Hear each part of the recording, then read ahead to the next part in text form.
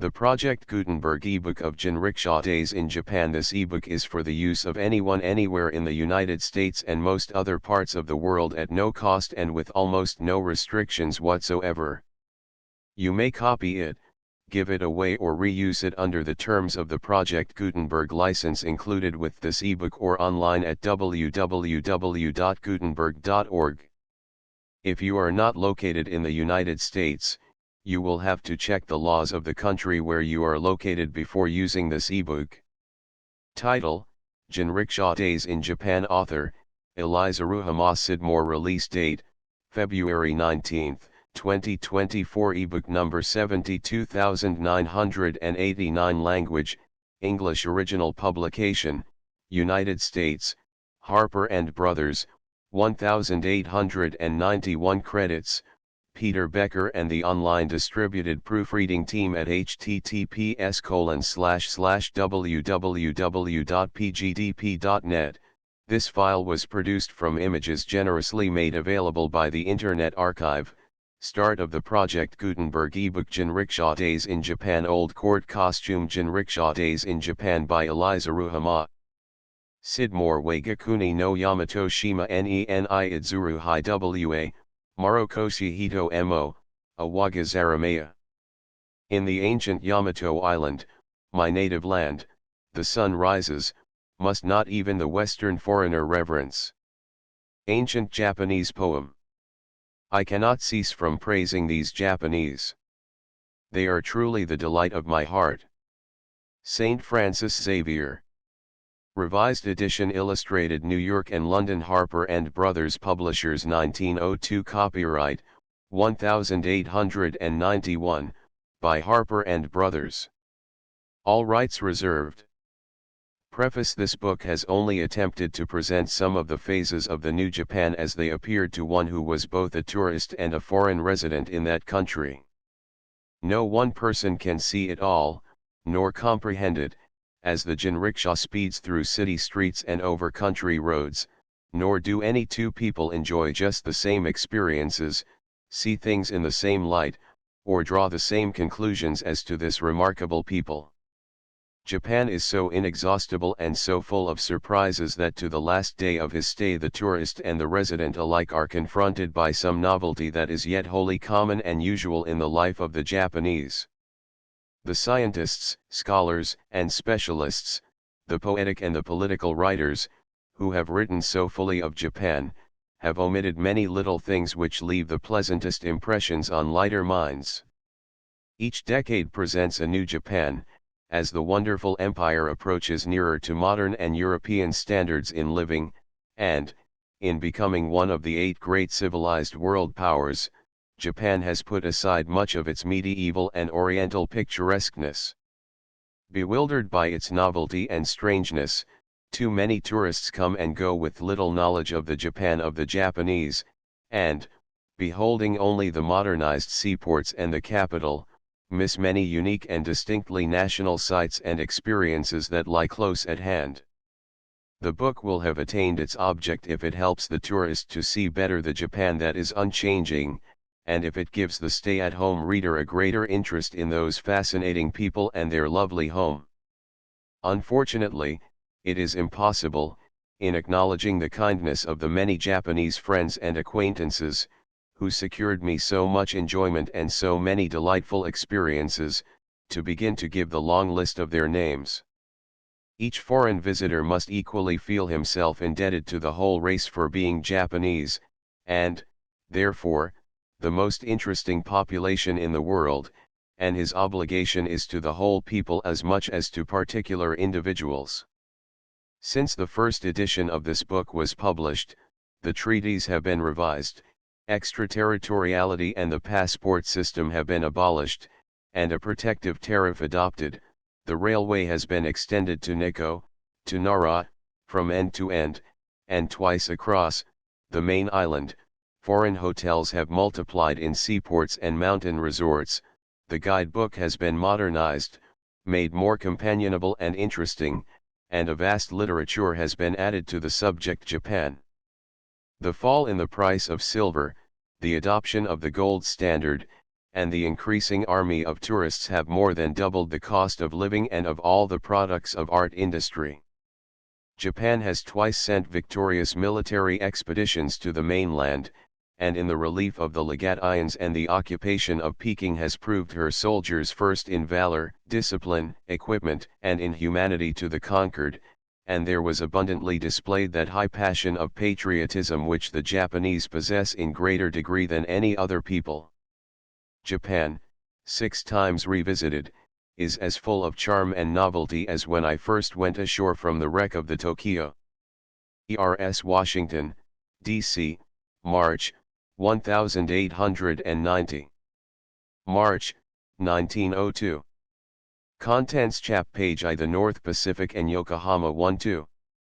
Yokohama 10-3. Yokohama continued 24. The environs of Yokohama 28 v Kamakura and Enoshima 38-6. Tokyo 43-7. Tokyo continued 53-8. Tokyo Flower Festival 65-9. Japanese Hospitalities 86x The Japanese Theater 96-11. The Imperial Family 111-12. Tokyo Palaces and Court 125-13. The Suburbs of Tokyo 134-14. A Trip to Nikko 140-15. Nikko 147-16. Kaiuzenji and Yamoto 162-17. The Ascent of Fujiyama 175-18. The Descent of Fujiyama 183-19. The Tokaido I 189XX. The Tokaido II 197XXI. Nagaya 206XXII. Lake Biwa and Kyoto 216XXIII. Kyoto Temples 226XXIV. The Monto Temples and the Daimonji 236XXV. The Palaces and Castle 244XXVI. Kyoto Silk Industry 255XXVII. Embroideries and Curios 267XXVII. Potteries and Paperwares 277XXIX. Golden Days 285XXX. Senk and the Merchant's Dinner 296XXXI. Through Uji to Nara 304XXXII. Nara 320XXXII. Osaka 331 Thursiv. Kobe and Arima 340XXXV. The Tea Trade 350-30. The Inland Sea and Nagasaki 358XXXVII. In the End 368 Index 377. Illustrations Page Old Court Costume Frontispiece Fujiyama 5 Japanese Children 17 at Kawawa 30 The Semis Cage 55 Poets Beneath the Plum Trees 67 Aoyano Tea House 71 Iris Gardens at Horikiri 75 at Kamiado 79 in Dangozi aka Street 82 Tea Blossoms 83 Chopsticks Figs 1 and 2 88 Chopsticks Fig 389 The Nissans at the Hoishijayaka 93 Matsuda, the Master of Chanoyu 94 Danjiro, the Great Actor 107 in the Palace Gardens 115 in the Palace Gardens 117 in the Palace Gardens 121 Plan of Emperors. Private Apartments 127 Imperial Sake Cup 129 Interior of the Iemitsu Temple 151 Gateway of the Ieyasu Temple 155 Farm Laborers and Pack Horse 163 Public Bathhouse at Yamoto 171 The Shoujo 213 The Great Pine Tree at Karasaki 219 The True Lovers Shrine at Kiyomidzu 231 The Throne of 1008 868 248 Cape Habutai 262 Chirimen 263 Ebisu Chirimen 264 Kinu Chirimen 265 Fukusa 270 Manji 272 Mitsu Tomoyi 273 in Namikawa's workroom 288 Picking T 305 in the Kajiga Temple grounds 317 Priestesses at Nara 324 Farm laborers 347 Jinrikisha Days in Japan Chapter I The North Pacific and Yokohama All the Orient is a surprise to the Occidental.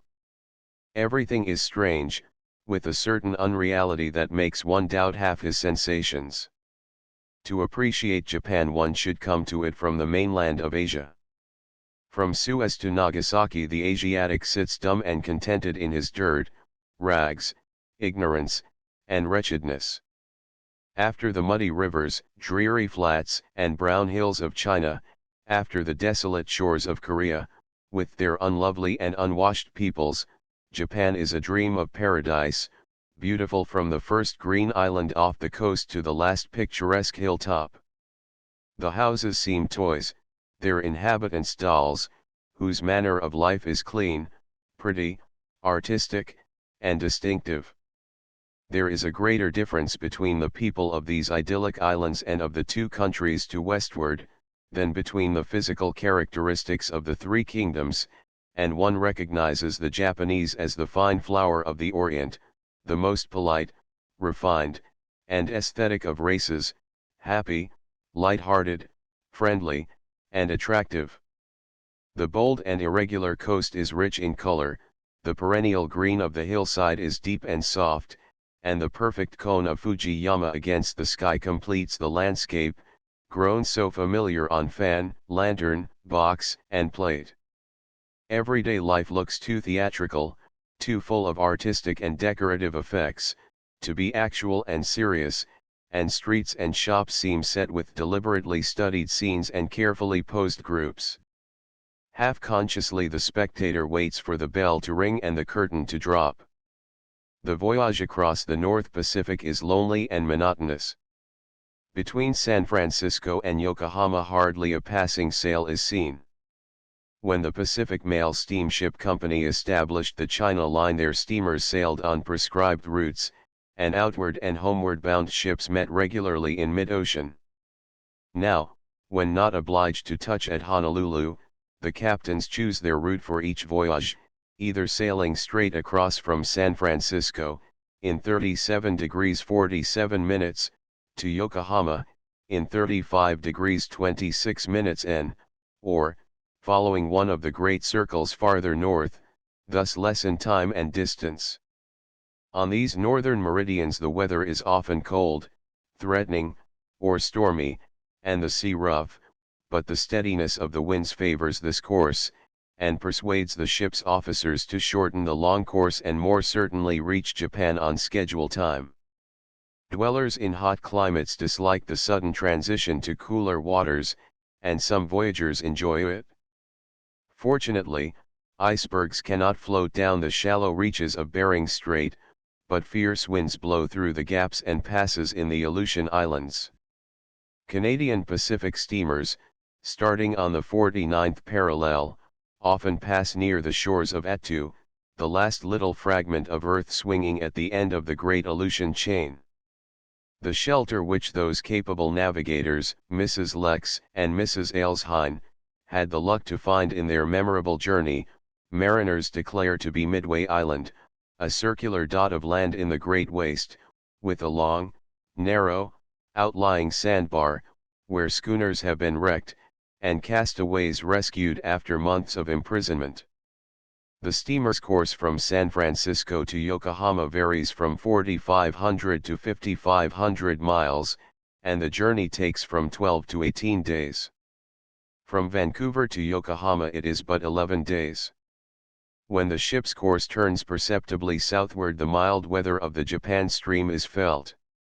In winter the first sign of land is a distant silver dot on the horizon, which in summer turns to blue or violet, and gradually enlarges into the tapering cone of Fuji, sloping upward in faultless lines from the water's edge.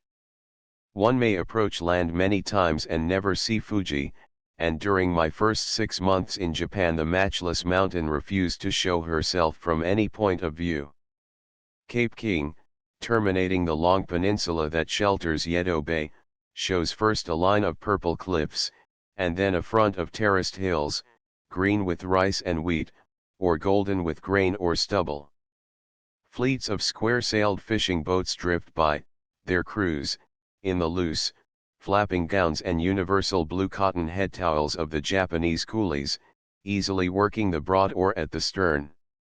At night Cape King's welcome beacon is succeeded by Kanansaki's lantern across the bay, Sagamai's bright light, then the myriad flashes of the Yokosuka Navy Yard, and last the red ball of the light ship, marking the edge of the shoal a mile outside the bund, or sea wall, of Yokohama.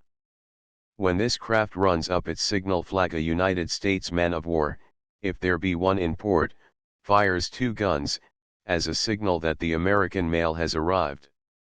Daylight reveals a succession of terraced hills, cleft by narrow green valleys and narrower ravines, little villages, their clusters of thatched roofs shaded by pine, palm, or bamboo, fishing boats always in the foreground, and sometimes Fuji clear-cut against the sky, its base lost now and then behind the overlapping hills. In summer Fuji's purple cone shows only ribbon stripes of white near its apex. For the rest of the year it is a silvery, shining vision, rivaled only by Mount Rainier, which, pale with eternal snows, rises from the dense forests of Puget Sound to glass itself in those green waters. Yokohama disappoints the traveler, after the splendid panorama of the bay. The Bund, or Sea Road, with its clubhouses, hotels, and residences fronting the water, is not oriental enough to be very picturesque. It is too European to be Japanese, and too Japanese to be European. The waterfront, which suffers by comparison with the massive stone buildings of Chinese ports, is, however, a creditable contrast to our untidy American docks and quays, notwithstanding the low-tiled roofs, blank fences, and hedges. The water life is vivid and spectacular. The fleet of black merchant steamers and white men of war, the ugly pink and red canal steamers, and the crowding brigs and barks, are far outnumbered by the fleet of sampans that instantly surround the arriving mail. Steam launches, serving as mail wagon and hotel omnibus, snort, puff, and whistle at the gangways before the buoy is reached, and voluble boatmen keep up a steady bzz, bzz, whiz, whiz, to the strokes of their crooked, wobbling oars as they scull in and out. 4,000 or 5,000 people live on the shipping in the harbor, and in ferrying this population to and fro and purveying to it the boatmen make their livelihood. Strict police regulations keep them safe and peaceable, and the harbor impositions of other countries are unknown. On many of these sampans the whole family abides, the women cooking over a handful of charcoal in a small box or bowl, the children playing in corners not occupied by passengers or freight. On gala days, when the shipping is decorated, the harbor is a beautiful sight, or when the salutes of the foreign fleets assembled at Yokohama are returned by the guns of the fort on Kanagawa Heights, and the air tingles with excitement. Since the annexation of the Philippines, the American Asiatic Fleet has been fully occupied in that archipelago, and the vessels seldom visit Yokohama, or remain for any time. The acquisition of Wei Highway gave the British fleet a northern station, and that, with the perpetual break-up and crisis in China, keeps those ships and the fleets of all nations closely to that coast. Nagasaki's coal mines make it the great port of naval call and supply in Japan. Fujiyama, a mole and protected harbor with stone docks, has been built with the money finally returned to Japan by the United States, after being shamefully withheld for a quarter of a century, as our share of the Shimonoseki Indemnity Fund. The outer harbor lies so open to the prevailing southeast winds that loading and unloading is often delayed for days, and landing by launches or sampans is a wet process. The bay is so shallow that a stiff wind quickly sends its waves breaking over the sea wall, to subside again in a few hours into a mirror-like calm. The harbor has had its great typhoons, but does not lie in the center of those dreaded circular storms that whirl up from the China seas. Deflected to eastward, the typhoon sends its siphon, or wet end, to fill the air with vapor and drizzle, and a smothering, mildewy, exhausting atmosphere.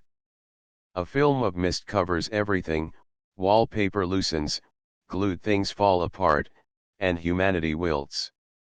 Yokohama has its divisions: the settlement, the bluff, and Japanese town, each of which is a considerable place by itself. The settlement, or region, originally set apart by the Japanese in 1858 for foreign merchants, was made by filling in a swampy valley opening to the bay.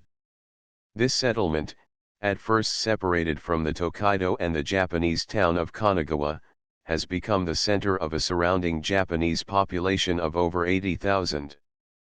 It is built up continuously to Kanagawa Bridge, 2 miles farther north, on the edge of a bold bluff, where the Tokaido, the East Sea Road leading up from Kyoto, reaches the bay. In diplomatic papers, Kanagawa is still recognized as the name of the great port on Yedo Bay, although the consulates, banks, hotels, clubs, and business streets are miles away.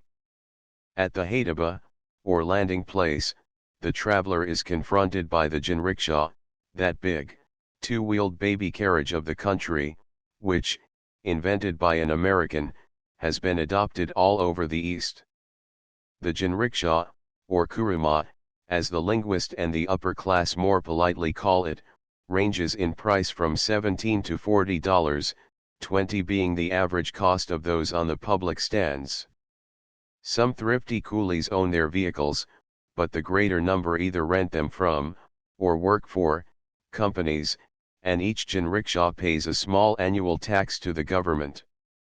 An unwritten rule of the road compels these carriages to follow one another in regulated single file. The oldest or most honored person rides at the head of the line, and only a boor would attempt to change the order of arrangement. Spinning down the Bund, at a tariff so moderate that the American can ride for a week for what he must pay in a day at home, one finds the jinrikisha to be a comfortable, flying armchair, a little private, portable throne. The coolie wears a loose coat and waistcoat, and tights of dark blue cotton, with straw sandals on his bare feet, and an inverted washbowl of straw covered with cotton on his head. When it rains he is converted into a prickly porcupine by his straw raincoat, or he dons a queer apron and cloak of oiled paper, and, pulling up the hood of the little carriage, ties a second apron of oiled paper across the knees of his fare. At night the shafts are ornamented with a paper lantern bearing his name and his license number, and these glowworm lights, flitting through the streets and country roads in the darkness, seem only another expression of the Japanese love of the picturesque. In the country, after dark, they call warnings of ruts, holes, breaks in the road, or coming crossways, and their cries, running from one to another down the line, are not unmusical. To this smiling, polite, and amiable little pony one says Heiaku. For hurry, abunayo. For take care, sukoshimate. For stop a little, and sorrow. For slowly. The last command is often needed when the coolie, leaning back at an acute angle to the shaft, dashes downhill at a rapid gait.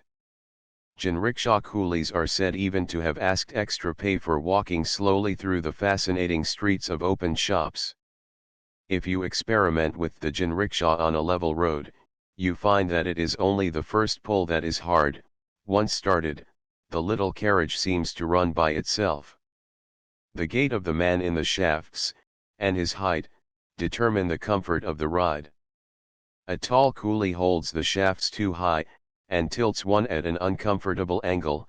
A very short man makes the best runner, and, with big toe curling upward, will trot along as regularly as a horse. As one looks down upon the bobbing creature below, a hat and 2 feet seem to constitute the whole motor. The werigi, or sandals, worn by these coolies are woven of rice straw, and cost less than 5 cents a pair. In the good old days they were much cheaper. Every village and farmhouse make them, and every shop sells them. In their manufacture the big toe is a great assistance, as this highly trained member catches and holds the strings while the hands weave. On country roads wrecks of old werigi lie scattered where the wearer stepped out of them and ran on, while ruts and mud holes are filled with them. For long tramps the foreigner finds the werigi and the tabi, or digitate stocking, much better than his own clumsy boots, and he ties them on as overshoes when he has rocky paths to climb. Coolies often dispense with werigi and wear heavy tabi, with a strip of the almost indestructible hechima fiber for the soles. The hechima is the gourd which furnishes the vegetable washrag, or loofah sponge of commerce. The snow-white cotton tabis of the better classes are made an important part of their costume. Those coolies who pull and push heavily loaded carts or drays keep up a hoarse chant, which corresponds to the chorus of sailors when hauling ropes. Hilda, Hoida, they seem to be crying, as they brace their feet for a hard pull, and the very sound of it exhausts the listener. In the old days people were nearly deafened with these street choruses, but their use is another of the hereditary customs that is fast dying out. In mountain districts one's chair-bearers wheeze out Jinrikisha, Jinrikisha, or Itosha, Itosha, as they climb the steepest paths, and they cannot keep step nor work vigorously without their chant. Chapter 2 Yokohama. The settlement is bounded by the creek, from whose opposite side many steep hill roads wind up to the bluff, where most of the foreigners have their houses.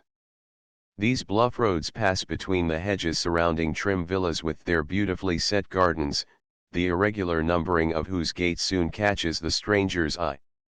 The first one built being number 1, the others were numbered in the order of their erection, so that high and low numerals are often side by side.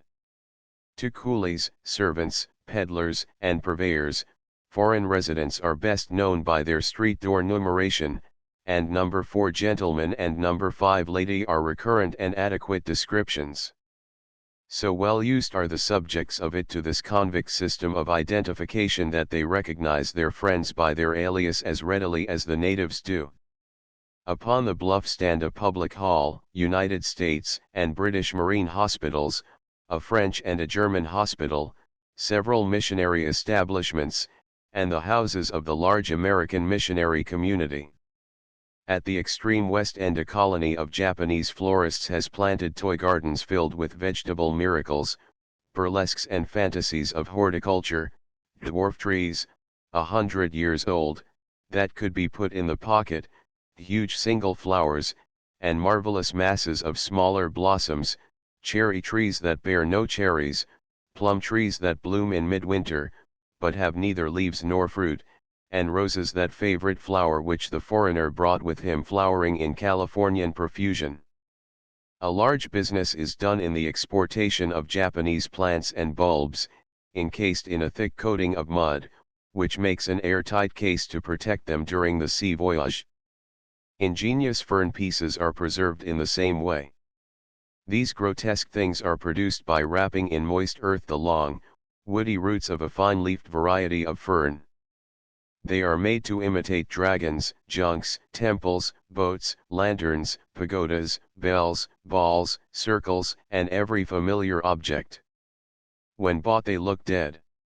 If hung for a few days in the warm sun, and occasionally dipped in water, they change into feathery, green objects that grow more and more beautiful, and are far more artistic than our one conventional hanging basket. The dwarf trees do not stand transportation well, as they either die or begin to grow rapidly. The Japanese are the foremost landscape gardeners in the world, as we Occidentals, who are still in that barbaric period where carpet gardening seems beautiful and desirable, shall in time discover.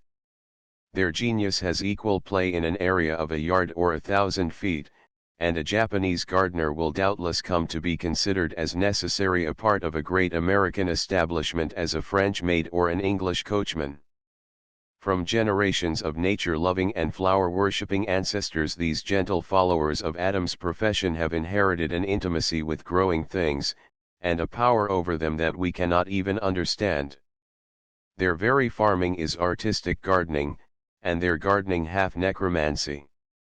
On high ground, beyond the bluff proper, stretches the racecourse, where spring and fall there are running races by short-legged, shock-headed ponies, brought from the Hokkaido, the northern island, or from China.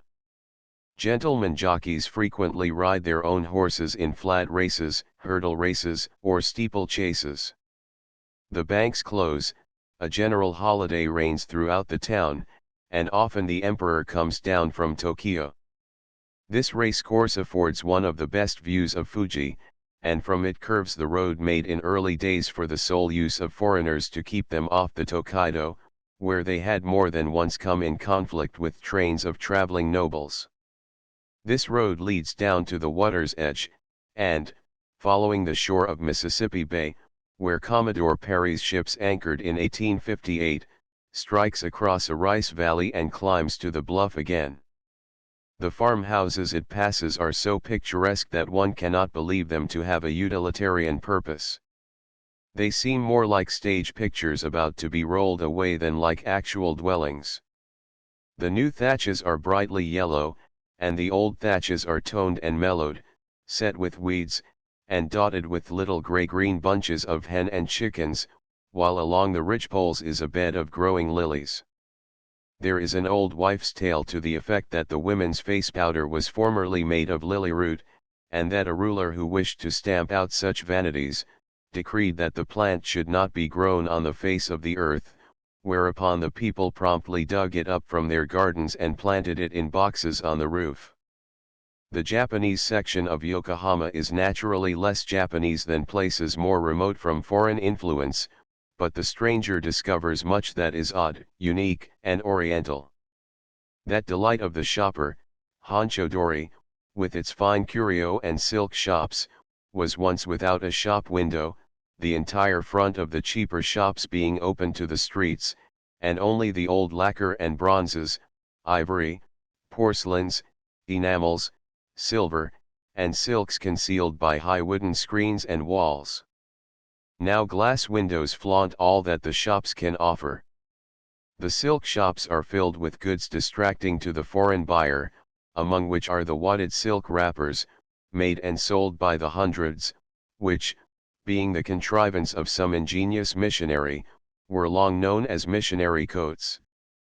Benton Dori, the bargain hunter's paradise, is a delightful quarter of a mile of open-fronted shops.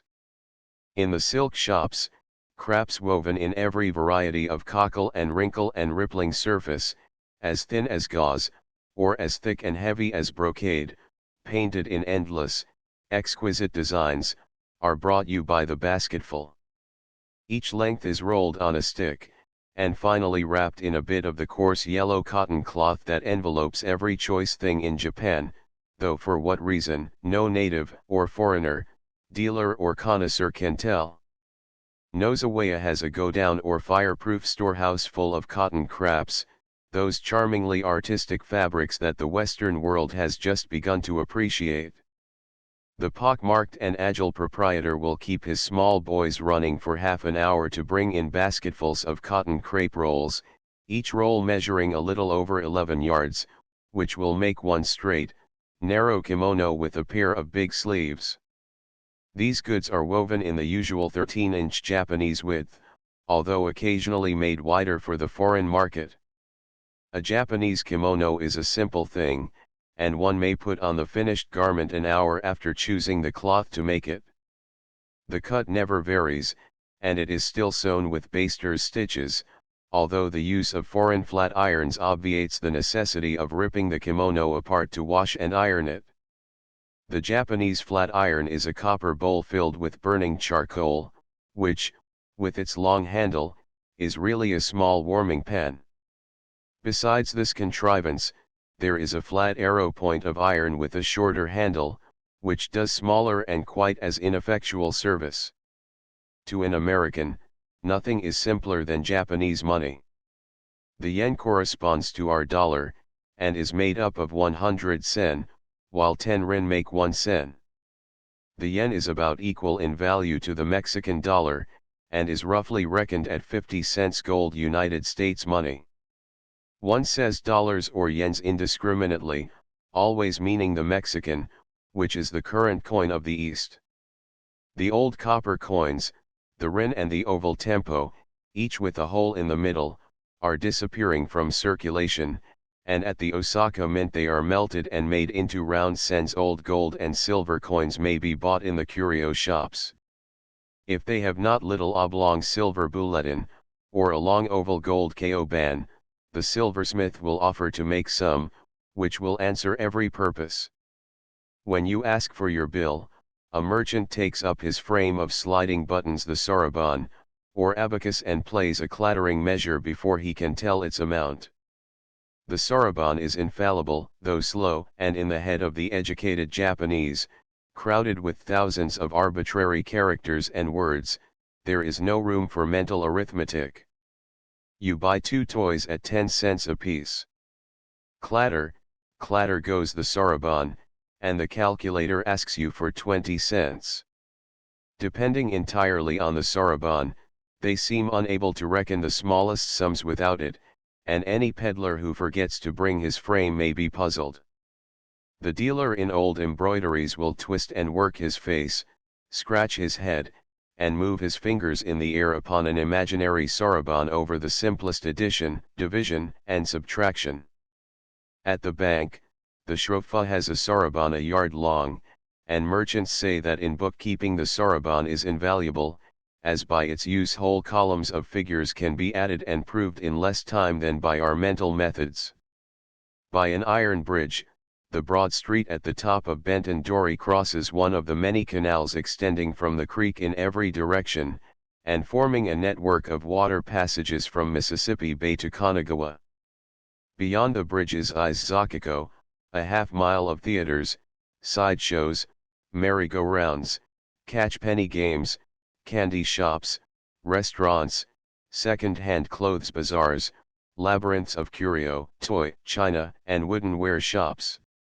Hundreds of perambulating restaurateurs trundle their little kitchens along, or swing them on a pole over their shoulders. Dealers in ice cream, so-called, abound, who will shave you a glass of ice, sprinkle it with sugar, and furnish a minute teaspoon with which to eat it. There are men who sell soba, a native vermicelli, eaten with pungent soy, and men who, for a penny, heat a big gridiron, and give a small boy a cup of batter and a cup of soy, with which he may cook and eat his own griddle cakes. There the people, the middle and lower classes, present themselves for study and admiration, and the spectator never wearies of the outside dramas and panoramas to be seen in this merry fair. Pretty as she is on a pictured fan, the living Japanese woman is far more satisfying to the aesthetic soul as she patters along on her wooden clogs or straw sandals.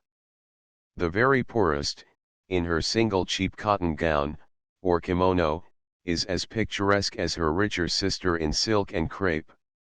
With heads elaborately dressed, and folds of gay crepe, or a glittering hairpin thrust in the smooth loops of blue-black hair, they seem always in gala array, and, rain or shine, never protect those elaborate coiffures with anything less ornamental than a paper umbrella, except in winter, when the zukin, a yard of dark crepe lined with a contrasting color, is thrown over the head, concealing the whole face save the eyes.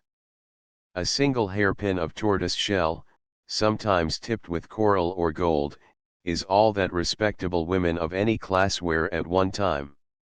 The heavily hairpinned women on cheap fans are not members of good society, and only children and dancing girls are seen in the fantastic flowers and trifles sold at 100 shops and booths in this and every street. The little children are the most characteristically Japanese of all Japanese sights. Babies are carried about tied to the mother's back, or to that of their small sisters.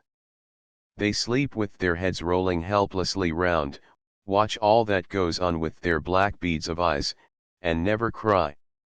Their shaven crowns and gay little kimonos, their wise, serene countenances, make them look like cabinet curios.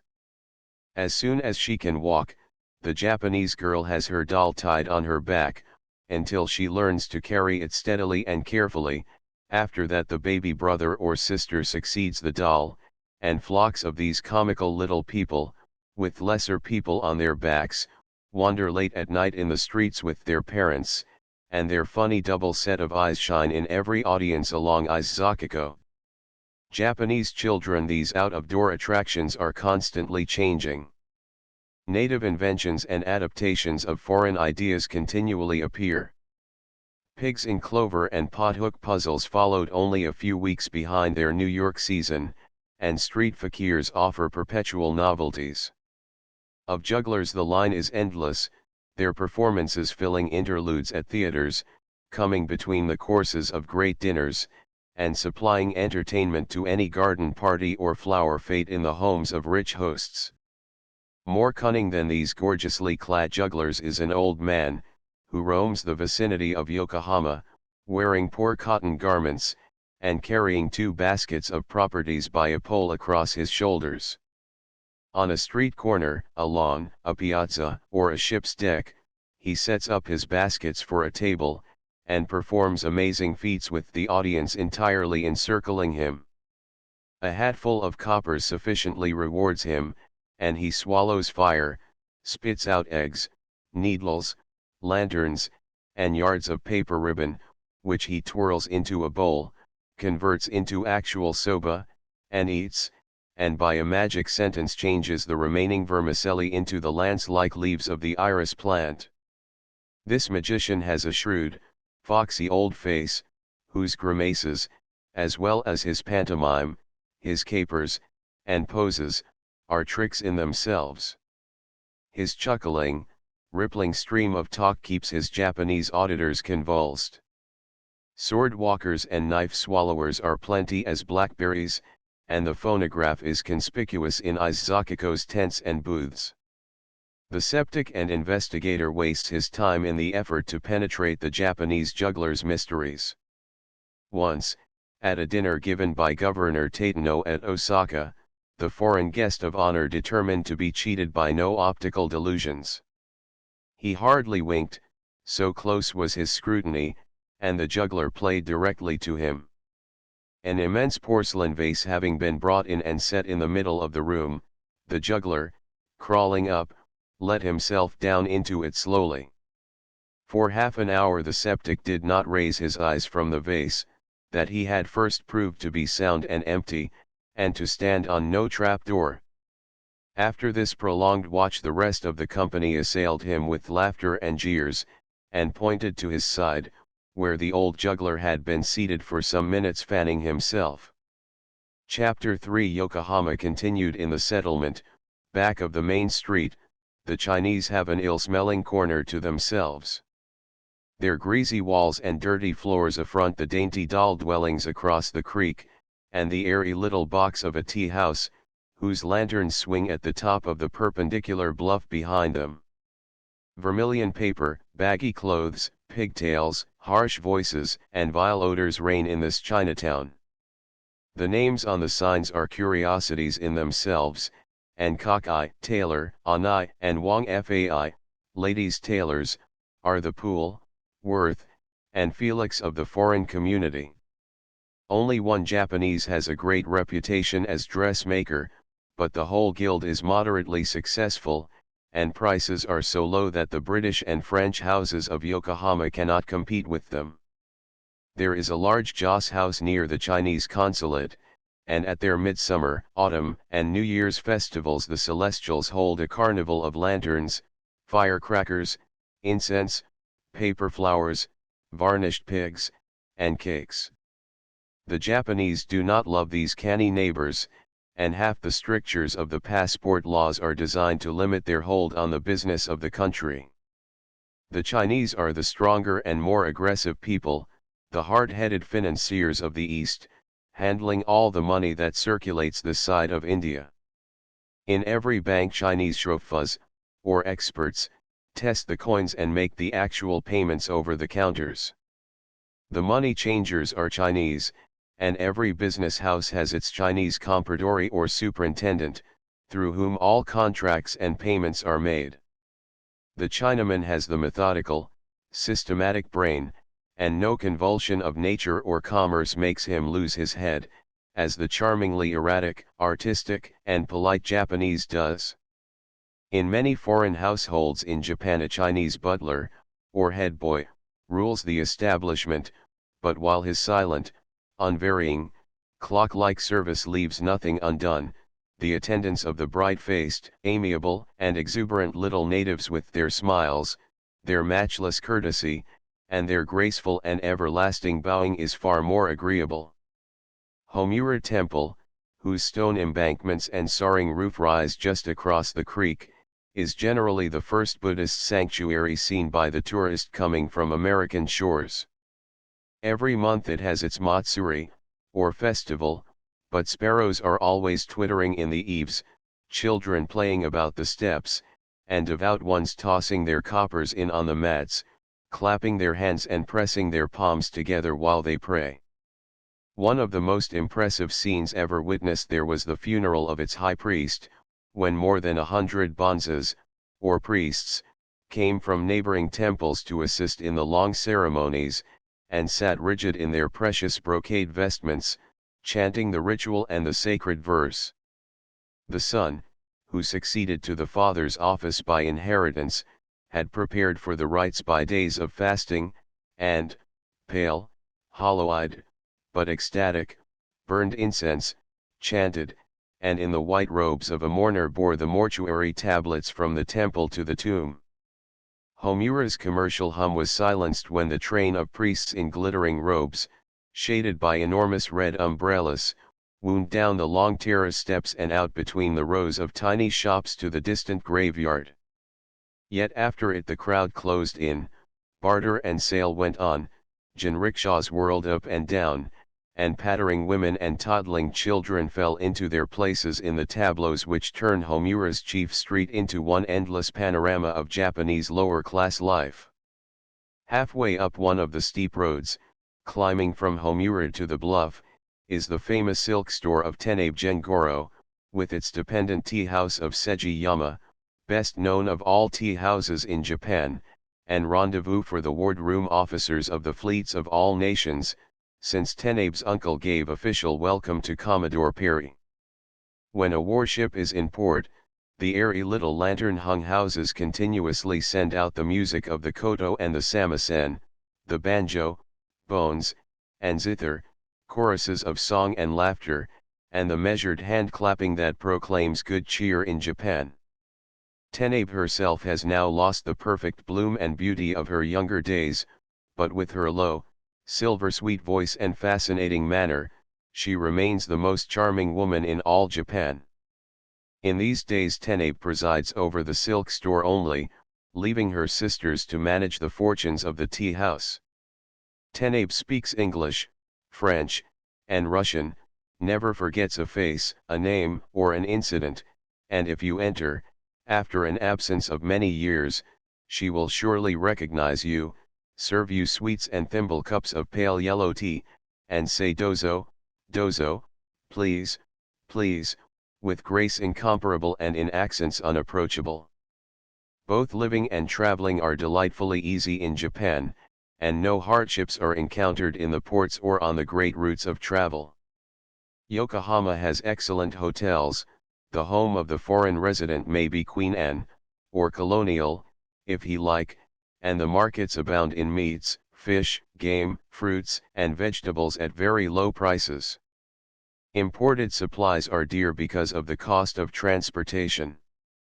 Besides the fruits of our climates, there are the biwa or loquat, and the delicious cake, or Japanese persimmon. Natural ice is brought from Hakodate, Artificial ice is made in all the ports, the Japanese being as fond of iced drinks as Americans. 3 daily English newspapers, weekly mails to London and New York, 3 great cable routes, electric lights, breweries, gas, and waterworks add utilitarian comfort to ideal picturesqueness. The summers are hot, but instead of our eccentric variations of temperature, the mercury stands at 80 degrees, 85 degrees, and 90 degrees from July to September. With the fresh monsoon blowing steadily, that heat is endurable, however, and the nights are comfortable. June and September are the 2 Nyubai, or rainy seasons, when everything is damp, clammy, sticky, and miserable. In May, heavy clothing is put away in sealed receptacles, even gloves being placed in airtight glass or tin, to preserve them from the ruinous mildew. While earthquakes are frequent, Japan enjoys the same immunity from thunderstorms as our Pacific coast. There is no servant problem, and housekeeping is a delight. Both Chinese and Japanese, though unfamiliar with Western ways, can be trained to surpass the best European domestics. Service so swift, noiseless, and perfect is elsewhere unknown. Indeed, cooks as well as butlers are adjusted to so grand a scale of living that their employers are served with almost too much formality and elaboration. The art of foreign cookery has been handed down from those exiled chefs who came out with the first envoys, to ensure them the one attainable solace of existence before the days of cables and regular steamships. There is a native cuisine of great excellence, and each legation or club chef has pupils, who pay for the privilege of studying under him, while the ordinary kitchener of the treaty ports is a more skillful functionary than the professional cook of American cities. Such cooks do their own marketing, furnish without complaint elaborate menus 3 times a day, serve a dinner party every night, and out of their monthly pay, ranging from 10 to 20 Mexican dollars, supply their own board and lodging. The brotherhood of cooks help each other in emergencies, and if suddenly called upon to feed twice the expected number of guests, any one of them will work miracles. He runs to one fellow craftsman to borrow an extra fish, to another to beg an entree, a salad, or a sweet, and helps himself to tableware as well. A bachelor host is often amazed at the fine linen, the array of silver, and the many courses set before him on the shortest notice, and learns afterwards that everything was gathered in from neighboring establishments. Elsewhere he may meet his own monogram or crest at the table. Bachelors keep house and entertain with less trouble and more comfort than anywhere else in the world. To these Sybarites, the boy, with his rustling kimono, is more than a second self, and the soft-voiced amas, or maids, are the delight of woman's existence. The musical language contributes not a little to the charm of these people, and the chattering servants seem often to be speaking Italian. After the Restoration many samurai, or warriors, were obliged to adopt household service.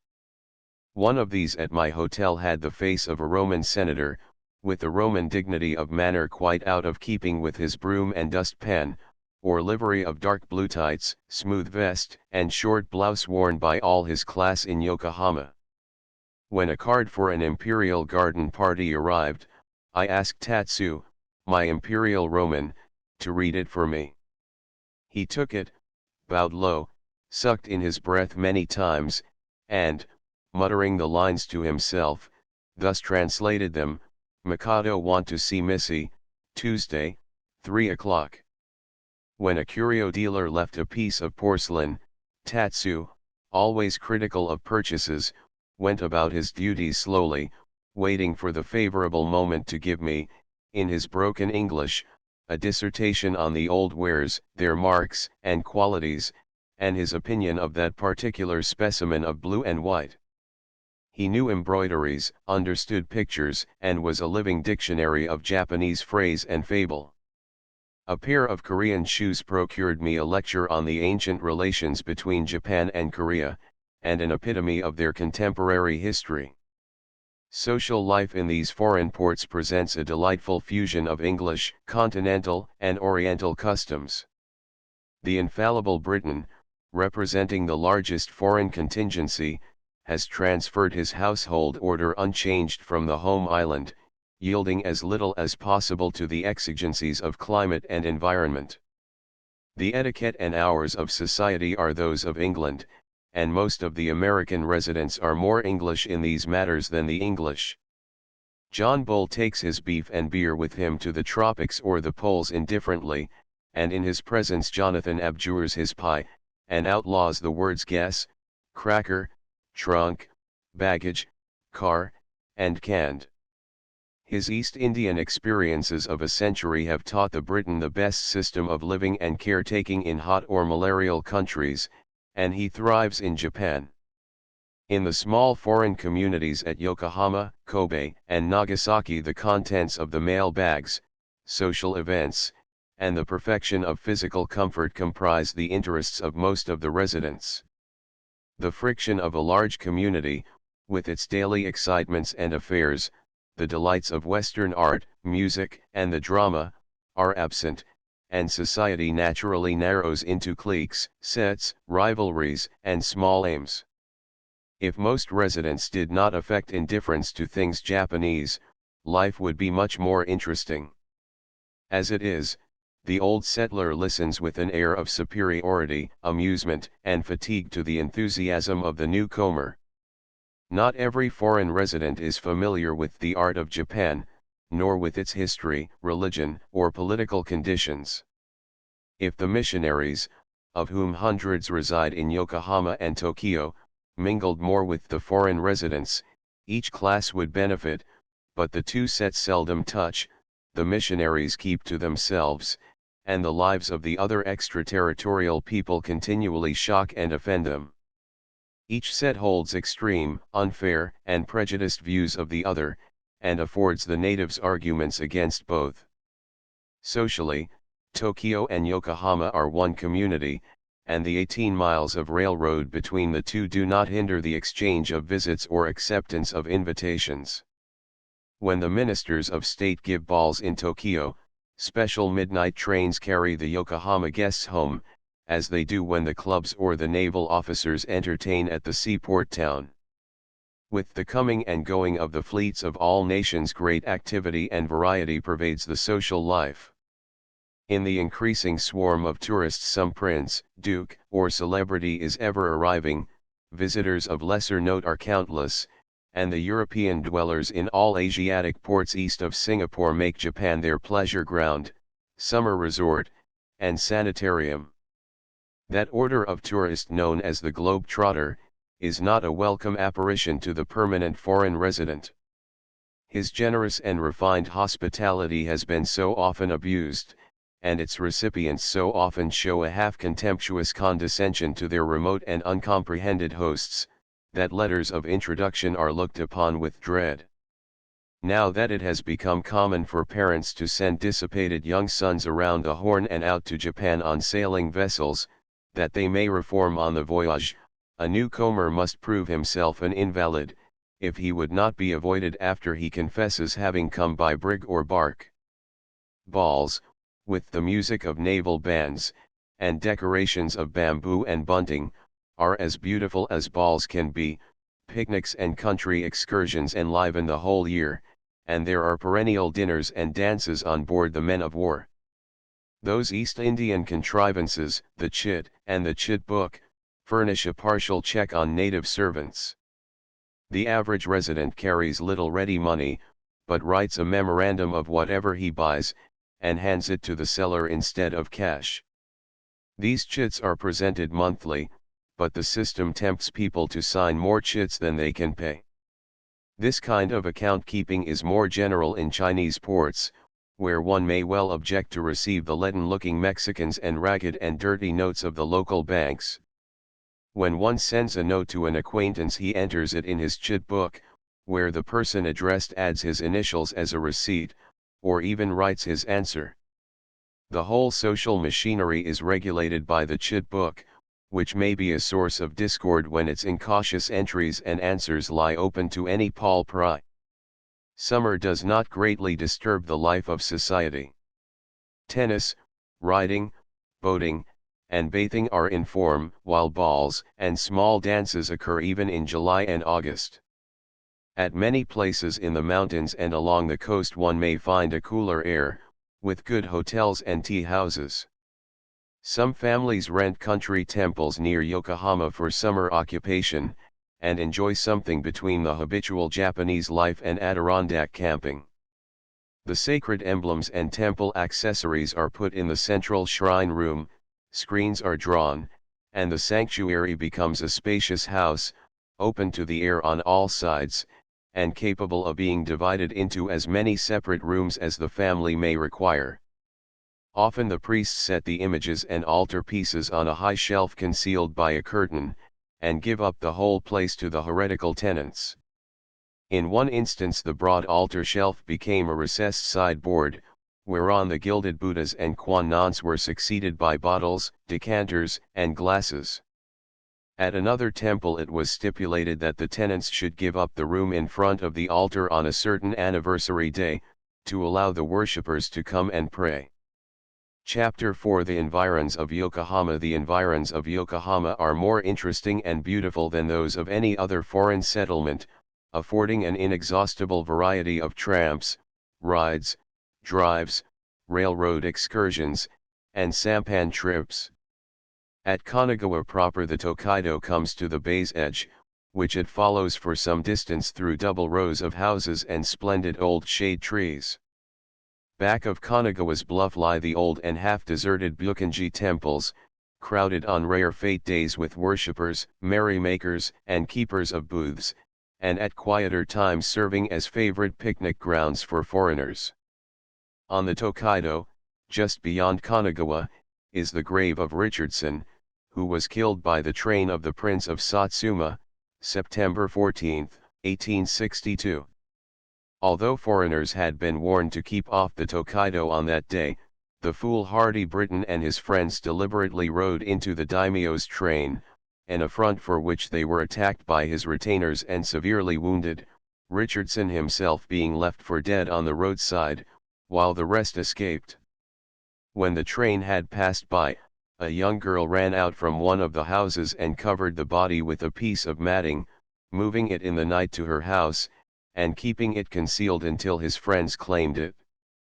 A memorial stone, inscribed with Japanese characters, marks the spot where Richardson fell. Since that time the kindly black-eyed Susan's tea house has been the favorite resort for foreigners on their afternoon rides and drives. Susan is a tall woman, with round eyes, aquiline nose, and a Roman countenance quite fit for a heroine. Riders call at her tea house for tea, rice, and eels, prawns, clams, peanuts, sponge cake, or beer, and insist upon seeing her. This Richardson affair cost the Japanese the bombardment of Kagoshima, and an indemnity of £125,000, but Susan did not share in the division of that sum. According to one version Susan's Strand is the spot where Taro of Urashima, the Rip Van Winkle of Japan, left his boat and nets, and, mounting a tortoise, rode away to the home of the Sea King, returning by the same tortoise to the same spot. On its sands he opened the box the Sea King had given him, and found himself veiled in a thin smoke, out of which he stepped an old man, whose parents had been dead 100 years. The fishermen listened to his strange tale, and carried him to their daimyo, and on fans, boxes, plates, vases, and fukuses Taro sits relating his wonderful tale to this day. 10 miles inland from Byokenji's temples is the little village of Kawawa, whose headman has a famous collection of chrysanthemums, the goal of many autumnal pilgrimages. This Kawawa collection has enjoyed its fame for many years, the owner devoting himself to it heart and soul, and knowing no cooling of ardor nor change of fancy. His great thatched house in a courtyard is reached through a black gateway at the top of a little hill, and the group of buildings within his black walls gives the place quite a feudal air.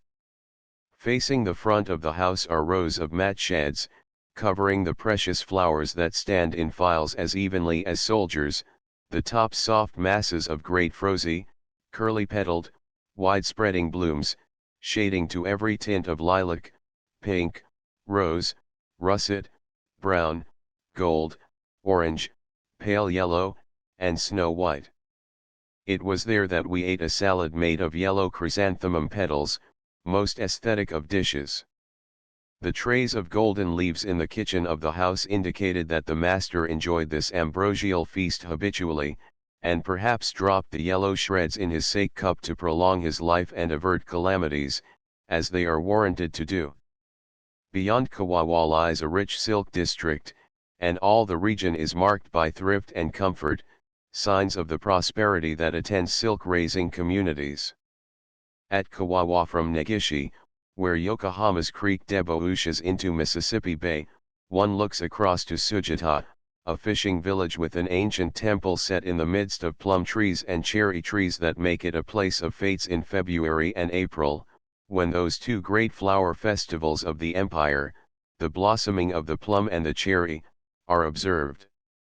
From the bluff above Sujita, at the end of the watery crescent, is a superb view of the bay and its countless sharp, green headlands. Wherever the view is fine, some Japanese family has encamped in a taipa, the least little mat shed of a house, furnished with a charcoal brazier, half a dozen teapots and cups, and a few low benches covered with the all-pervading red blanket. Their national passion for landscape and scenery draws the Japanese to places having fine prospects, and a thrifty woman, with her family of children, turns many a penny by means of her comfortable seat and good cheer for the wayfarer. Japan is the picnicker's own country, whether he be native or foreign. Everywhere, climbing the mountain tops, or crouching in the valleys, hidden in the innermost folds of the hills, or perched on the narrowest and remotest ledges overhanging the water, one finds the tea house, or its summer companion, the taipa, with its open sides and simmering kettle. Everywhere hot water, tea, rice, fruits, eggs, cups, plates, glasses, and corkscrews may be had. These things become so much a matter of course after a time, that the tourist must banish himself to China, to value, as they deserve, the clean Japanese tea house, and the view-commanding taipa with its simple comforts. Sujita's plum trees bud in January, and blossom as mild days and warm suns encourage, so that the last week of February finds the dead-looking branches clothed with clouds of starry white flowers.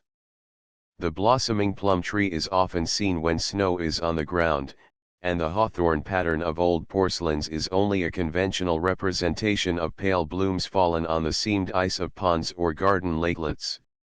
The plum is the poet's tree, and symbolic of long life, the snowy blossoms upon the gnarled, mossy, and unresponsive branches showing that a vital current still animates it, and the heart lives. At New Year's a dwarf plum is the ornament of every home, and to give one is to wish your friend length of days. Ume, the plum blossom, has a fresh, delicate, elusive, and peculiar fragrance, which in the warm sun and open air is almost intoxicating, but in a closed room becomes heavy and cloying. The blossoming of the plum tree is the first harbinger of spring, and to Sujita regularly every year go the court ladies, many princes and great officials to see those billows of bloom that lie under the bluff, and the pink and crimson clouds of trees before the old temple. During the rest of the year little heed is paid to Sujita's existence, and the small fishing village in the curve of the bay, with its green wall of bluffs, is as quiet as in the days when Commodore Perry's fleet anchored off it and Treaty Point acquired its name.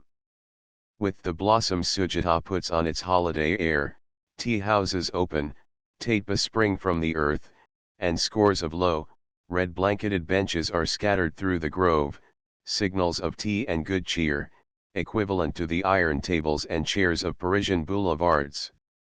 Strings of sampans float into shore, lines of jinrikishas file over the hills, zealous pilgrims come on foot, and horsemen trot down the long, hard beach. The tiny hamlet often has 1,000 visitors in a day, and the pretty little Nisans, or tea house maids, patter busily about with their trays of tea and solid food, welcoming and speeding the guests, and looking quaint, odd, and charming maidens that they are like so many tableaux vivants with their scant kimonos, voluminous sleeves, ornate coiffures, and pigeon toes. Notwithstanding the crowds, everything is decorous, quiet, and orderly, and no more refined pleasure exists than this Japanese beatitude of sitting lost in reverie and rapturous contemplation of a blossoming tree, or inditing a verse to Yuemi no Hana, and fastening the bit of paper to the branches. In this utopia the spring poem is never rejected, nor made the subject of cruel jokes. The winds fan it gently, it hangs conspicuous, it is read by him who runs, but it is not immortal, and the first heavy rain leaves it a wet and withered wreck, soon to fall to the ground and disappear. Just outside the temple door is a plum tree whose age is lost in legend. Its bent and crooked limbs and propped-up branches sustain a thick-massed pyramid of pale rose-pink. The outer boughs droop like a weeping willow, and their flowers seem to be slipping down them like rosy raindrops. Poets and peers, dreamers and plotters, coolies, fishermen, and the unspiritual foreigner, all admire this lovely tree, and its wide arms flutter with poems in its praise. All around the thatched roof of the old temple stand plum trees covered with fragrant blossoms, snow white, palest yellow, rose, or deep carnation red. The sheltering hill back of the temple is crowded with gravestones, tombs, tablets, and mossy Buddhas, sitting calm and impassive in tangles of grasses and vines under the shadow of ancient trees.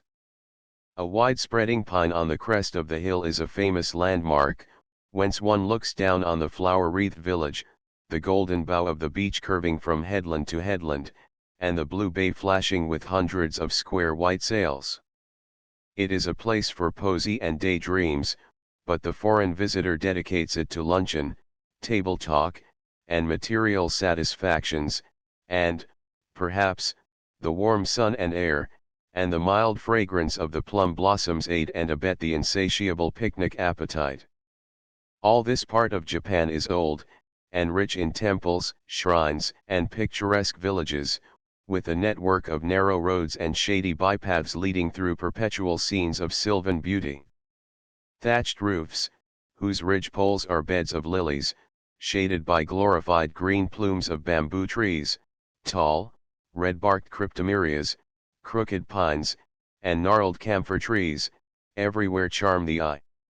Little red temples, approached through a line of picturesque torii, that skeleton gateway that makes a part of every Japanese view or picture, red shrines no larger than martin boxes, stone Buddhas, sitting cross-legged, chipped, broken-nosed, headless, and moss-grown, odd stone tablets and lanterns crowd the hedges and banks of the roadside, snuggle at the edges of groves, or stand in the corners of rice fields. Fair as the spring days are, when the universal green mantle of the earth is adorned with airy drifts of plum and cherry blossoms, the warm, mellow sunshine, glorious tints and clear bright air of autumn are even fairer. One may forget and forgive the Japanese summer for the sake of the weeks that follow, an Indian summer which often lasts without break for 4 months after the equinoctial storm.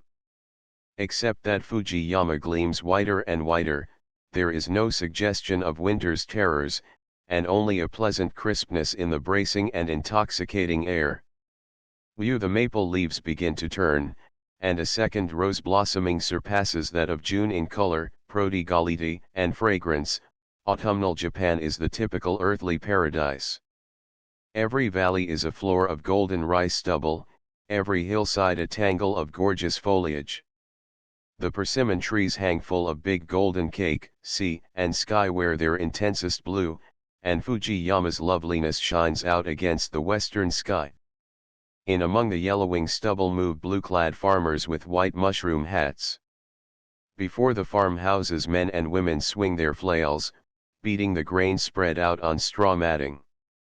The rice straw, whether bunched in pretty sheaves, tied across poles, like a New Year's fringe, or stacked in collars around the tree trunks, is always decorative. Meditative oxen, drawing a primitive plow made of a pointed stick, loosen the soil for the new planting, and tiny green wheat shoots, first of the 3 regular crops of the year, wait for the warm winter sun that opens the plum blossoms. Above and beyond Sujata is mine, a temple on a mountain top, with a background of dense pine forest, a foreground of bamboos, and an old priest, whose successful use of the moksha brings sufferers from long distances for treatment. A bridle path follows for several miles the knife edge of a ridge commanding noble views of sea and shore, of the blue Hakone Range, its great sentinel Oyama, and Fuji beyond. The high ridge of mine is the backbone of a great promontory running out into the sea, the Bay of Yedo on one side and Odawara Bay on the other. Square sails of unnumbered fishing boats fleck the blue horizon, and the view seaward is unbroken.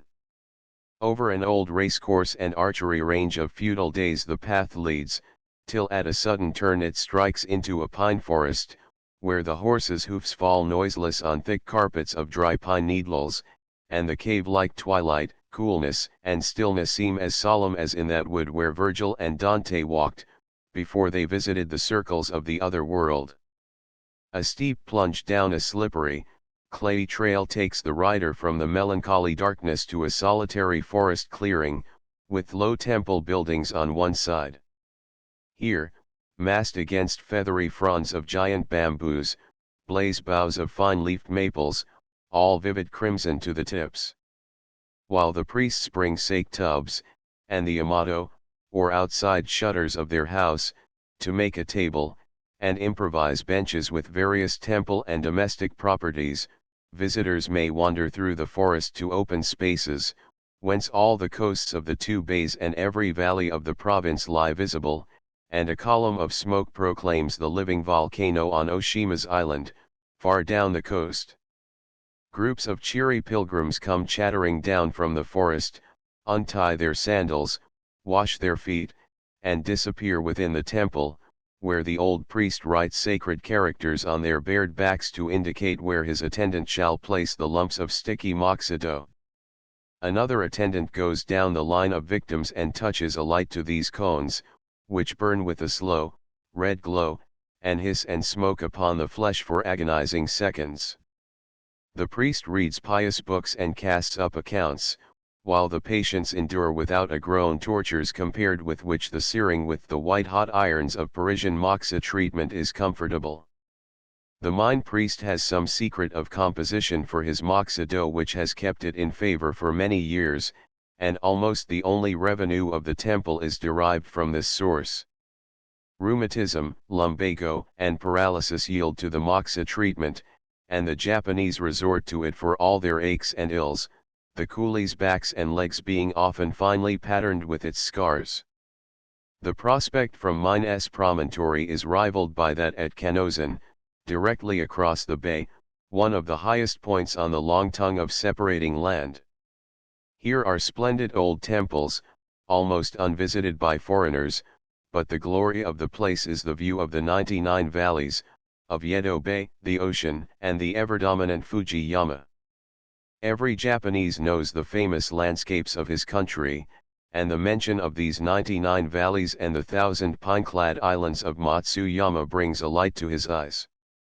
At Yokosuka, 15 miles below Yokohama, are the government arsenal, navy yard, and dry docks, with their fleets of warships that put to shame the American squadron in Asiatic waters. The Japanese government has both constructed and bought a navy, some vessels coming from Glasgow yards, and others having been built at these docks.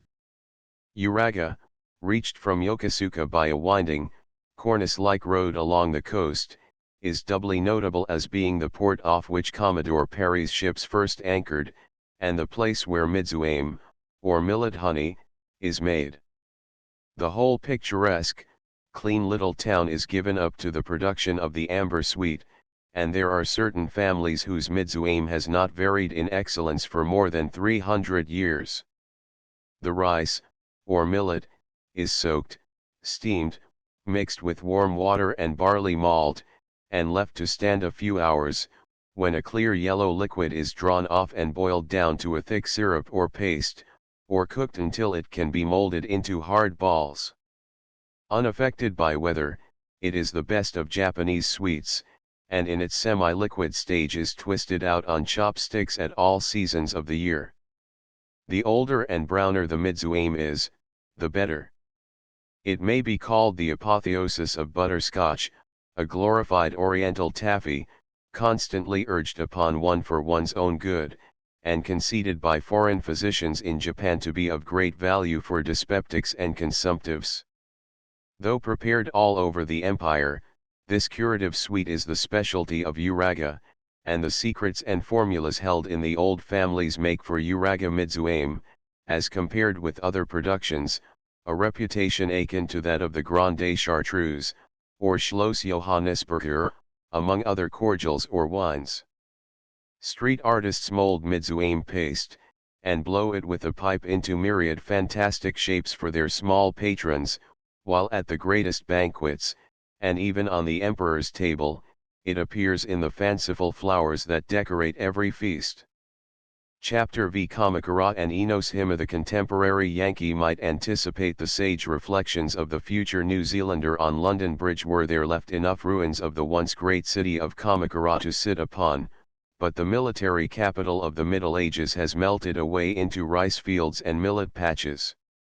One must wrestle seriously with the polysyllabic guidebook stories of the shoguns, regents, and heroes who made the glory of Kamakura, and attracted to it a population of 500,000, to repeople these lonely tracts with the splendid military pageants of which they were the scene. The plain of Kamakura is a semicircle, bounded by hills and facing the open Pacific, the surf pounding on its long yellow beach between two noble promontories. The Daibutsu, the great bronze image of Buddha, which has kept Kamakura from sinking entirely into obscurity during the centuries of its decay, stands in a tiny valley a half-mile back from the shore. The Light of Asia is seated on the lotus flower, his head bent forward in meditation, his thumbs joined, and his face wearing an expression of the most benignant calm. This is one of the few great showpieces in Japan that is badly placed and lacks a proper approach.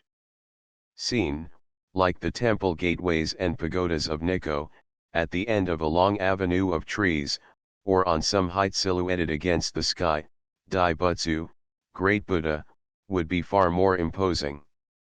Within the image is a temple 49 feet in height, and through an atmosphere thick with incense may be read the chalked names of ambitious tourists, who have evaded the priests and left their signatures on the irregular bronze walls. An alloy of tin and a little gold is mingled with the copper, and on the joined thumbs and hands, over which visitors climb to sit for their photographs, the bronze is polished enough to show its fine dark tint. The rest of the statue is dull and weather-stained, its rich incrustation disclosing the seams where the huge sections were welded together. A pretty landscape garden, banks of blossoming plum trees, and the usual leper at the gateway furnish the accustomed temple accessories, and Buddha broods and meditates serene in his quiet sanctuary. The photographic skill of the priest brings a good revenue to the temple, and a fund is being slowly raised for building a huge pavilion above the great deity, like that which stood there 300 years ago. During his 6 centuries of holy contemplation at Kamakura, Daibutsu has endured many disasters. Earthquakes have made him nod and sway on the lotus pedestal, and tidal waves have twice swept over and destroyed the sheltering temple, the great weight and thickness of the bronze keeping the statue itself unharmed. Kamakura is historic ground, and each shrine has its legends. The great temple of Hachiman, the god of war, remains but as a fragment of its former self, the building standing at the head of a high stone-embanked terrace, from which a broad avenue of trees runs straight to the sea, a mile and a half away. Here are the tomb of Yoritomo and the cave tombs of his faithful Satsuma and chosen daimyos, and the priests guard sacredly the sword of Yoritomo, that of Hachiman himself, the helmet of Ieyasu, and the bow of Ieyamitsu. In the spring, Kamakura is a delightful resort, on whose dazzling beach climate and weather are altogether different from those of Yokohama or Tokyo. In summertime, the steady south wind, or monsoon, blows straight from the ocean, and the pine grove between the hotel and shore is musical all day long with the pensive sough of its branches. In winter it is open and sunny, and the hot sea water baths, the charming walks and sails, the old temples and odd little villages, attract hosts of visitors. On bright spring mornings men, women, and children gather seaweed and spread it to dry on the sand, after which it is converted into food as delicate as our Iceland moss. Both farmers and fishermen glean this salty harvest, and after a storm, whole families collect the flotsam and jetsam of kelp and sea fronds. Bare-legged fisher maidens, with blue cotton kerchiefs tied over their heads, and baskets on their backs, roam along the shore, children dash in and out of the frothing waves, and babies roll contentedly in the sand, men and boys wade knee-deep in the water, and are drenched by the breakers all day long, with the mercury below 50 degrees, in spite of the warm, bright sun. Women separate the heaps of seaweed, and at intervals regale their dripping lords with cups of hot tea, bowls of rice, and shredded fish. It is all so gay and beautiful, every one is so merry and happy, that Kamakura life seems made up of rejoicing and abundance, with no darker side. The poor in Japan are very poor, getting comparative comfort out of smaller means than any other civilized people in the world. A few cotton garments serve for all seasons alike. The cold winds of winter nip their bare limbs and pierce their few thicknesses of cloth, and the fierce heat of summer torments them, but they endure these extremes with stoical good nature, and enjoy their lovely spring and autumn the more. A thatched roof, a straw mat, and a few cotton-wadded futons, or comforters, afford the Japanese laborer shelter, furniture, and bedding, while rice, millet, fish, and seaweed constitute his food. With 3 crops a year growing in his fields, the poor farmer supports his family on a patch of land 40 feet square, and with 360 varieties of food fish swimming in Japanese waters, the fisherman need not starve. Perfect cleanliness of person and surroundings is as much an accompaniment of poverty as of riches. Beyond Kamakura's golden bow lies another beach, the strand of Kataise, at the end of which rises Enoshima, the Mont Saint Michel of the Japanese coast.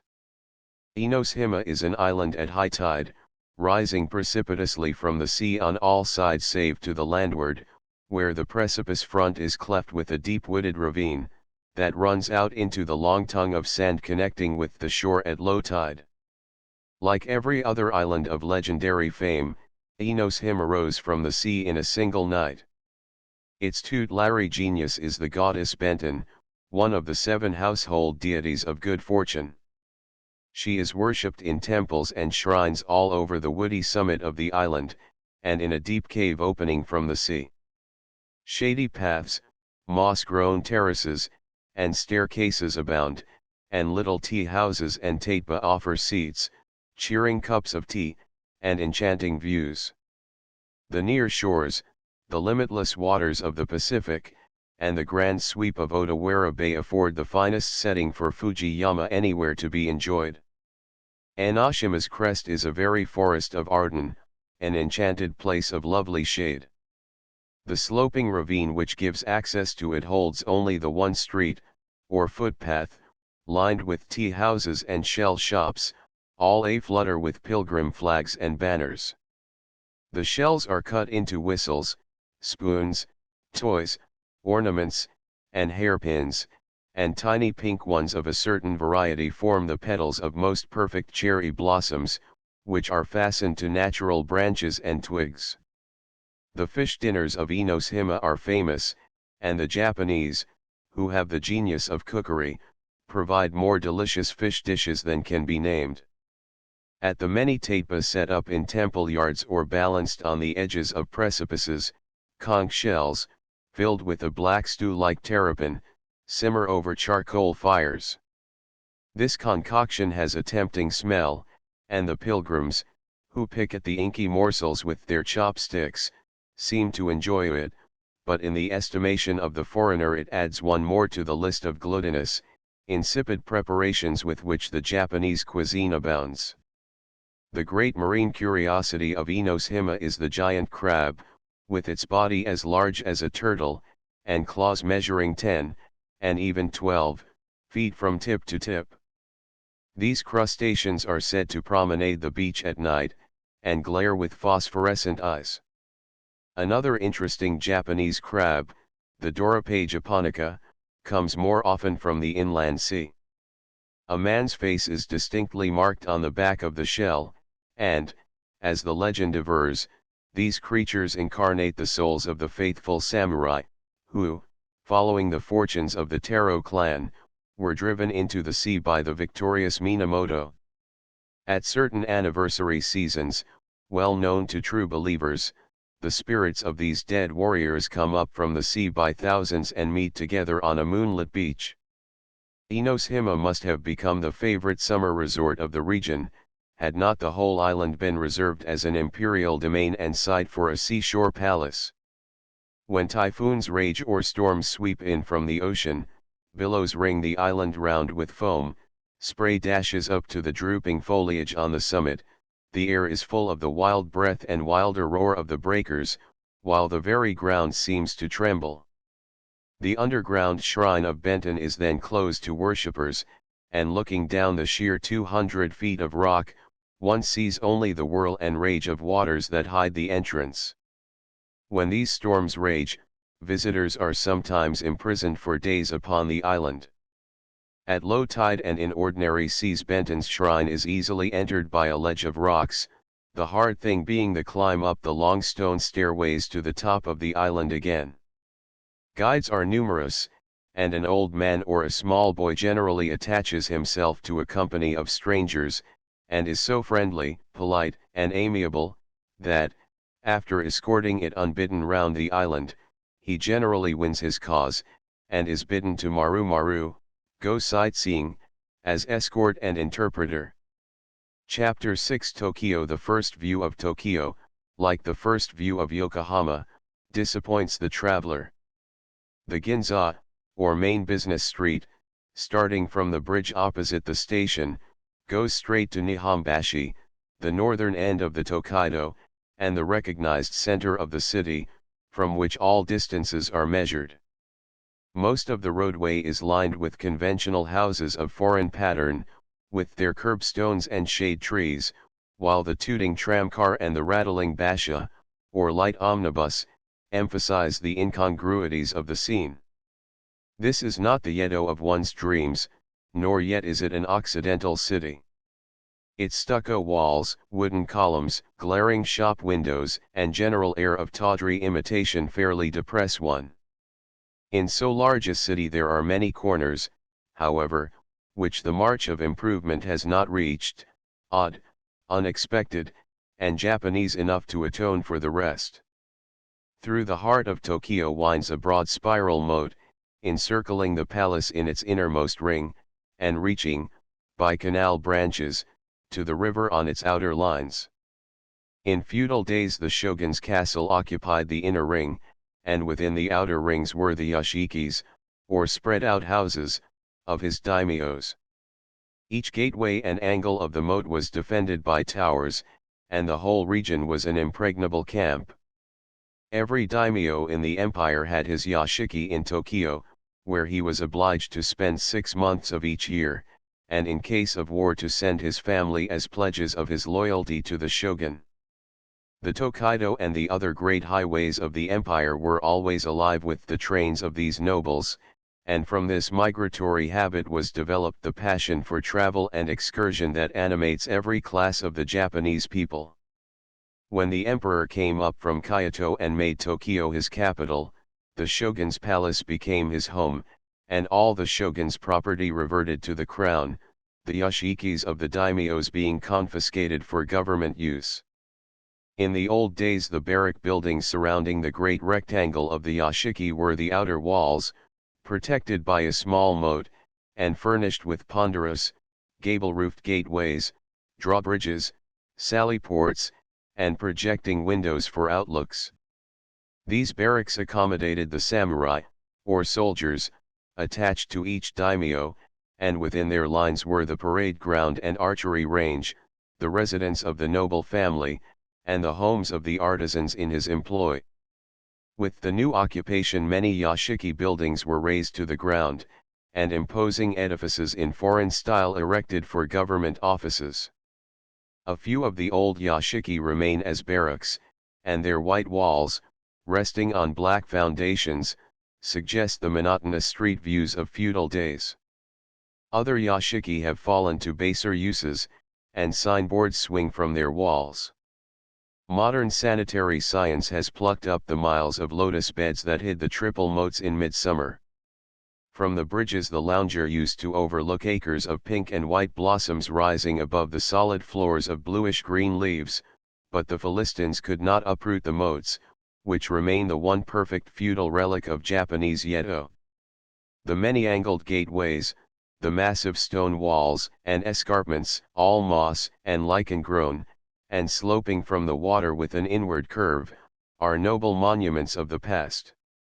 Every wall and embankment is crowned with crooked, twisted, creeping, century-old pines, that fling their gaunt arms wildly out, or seem to grope along the stones.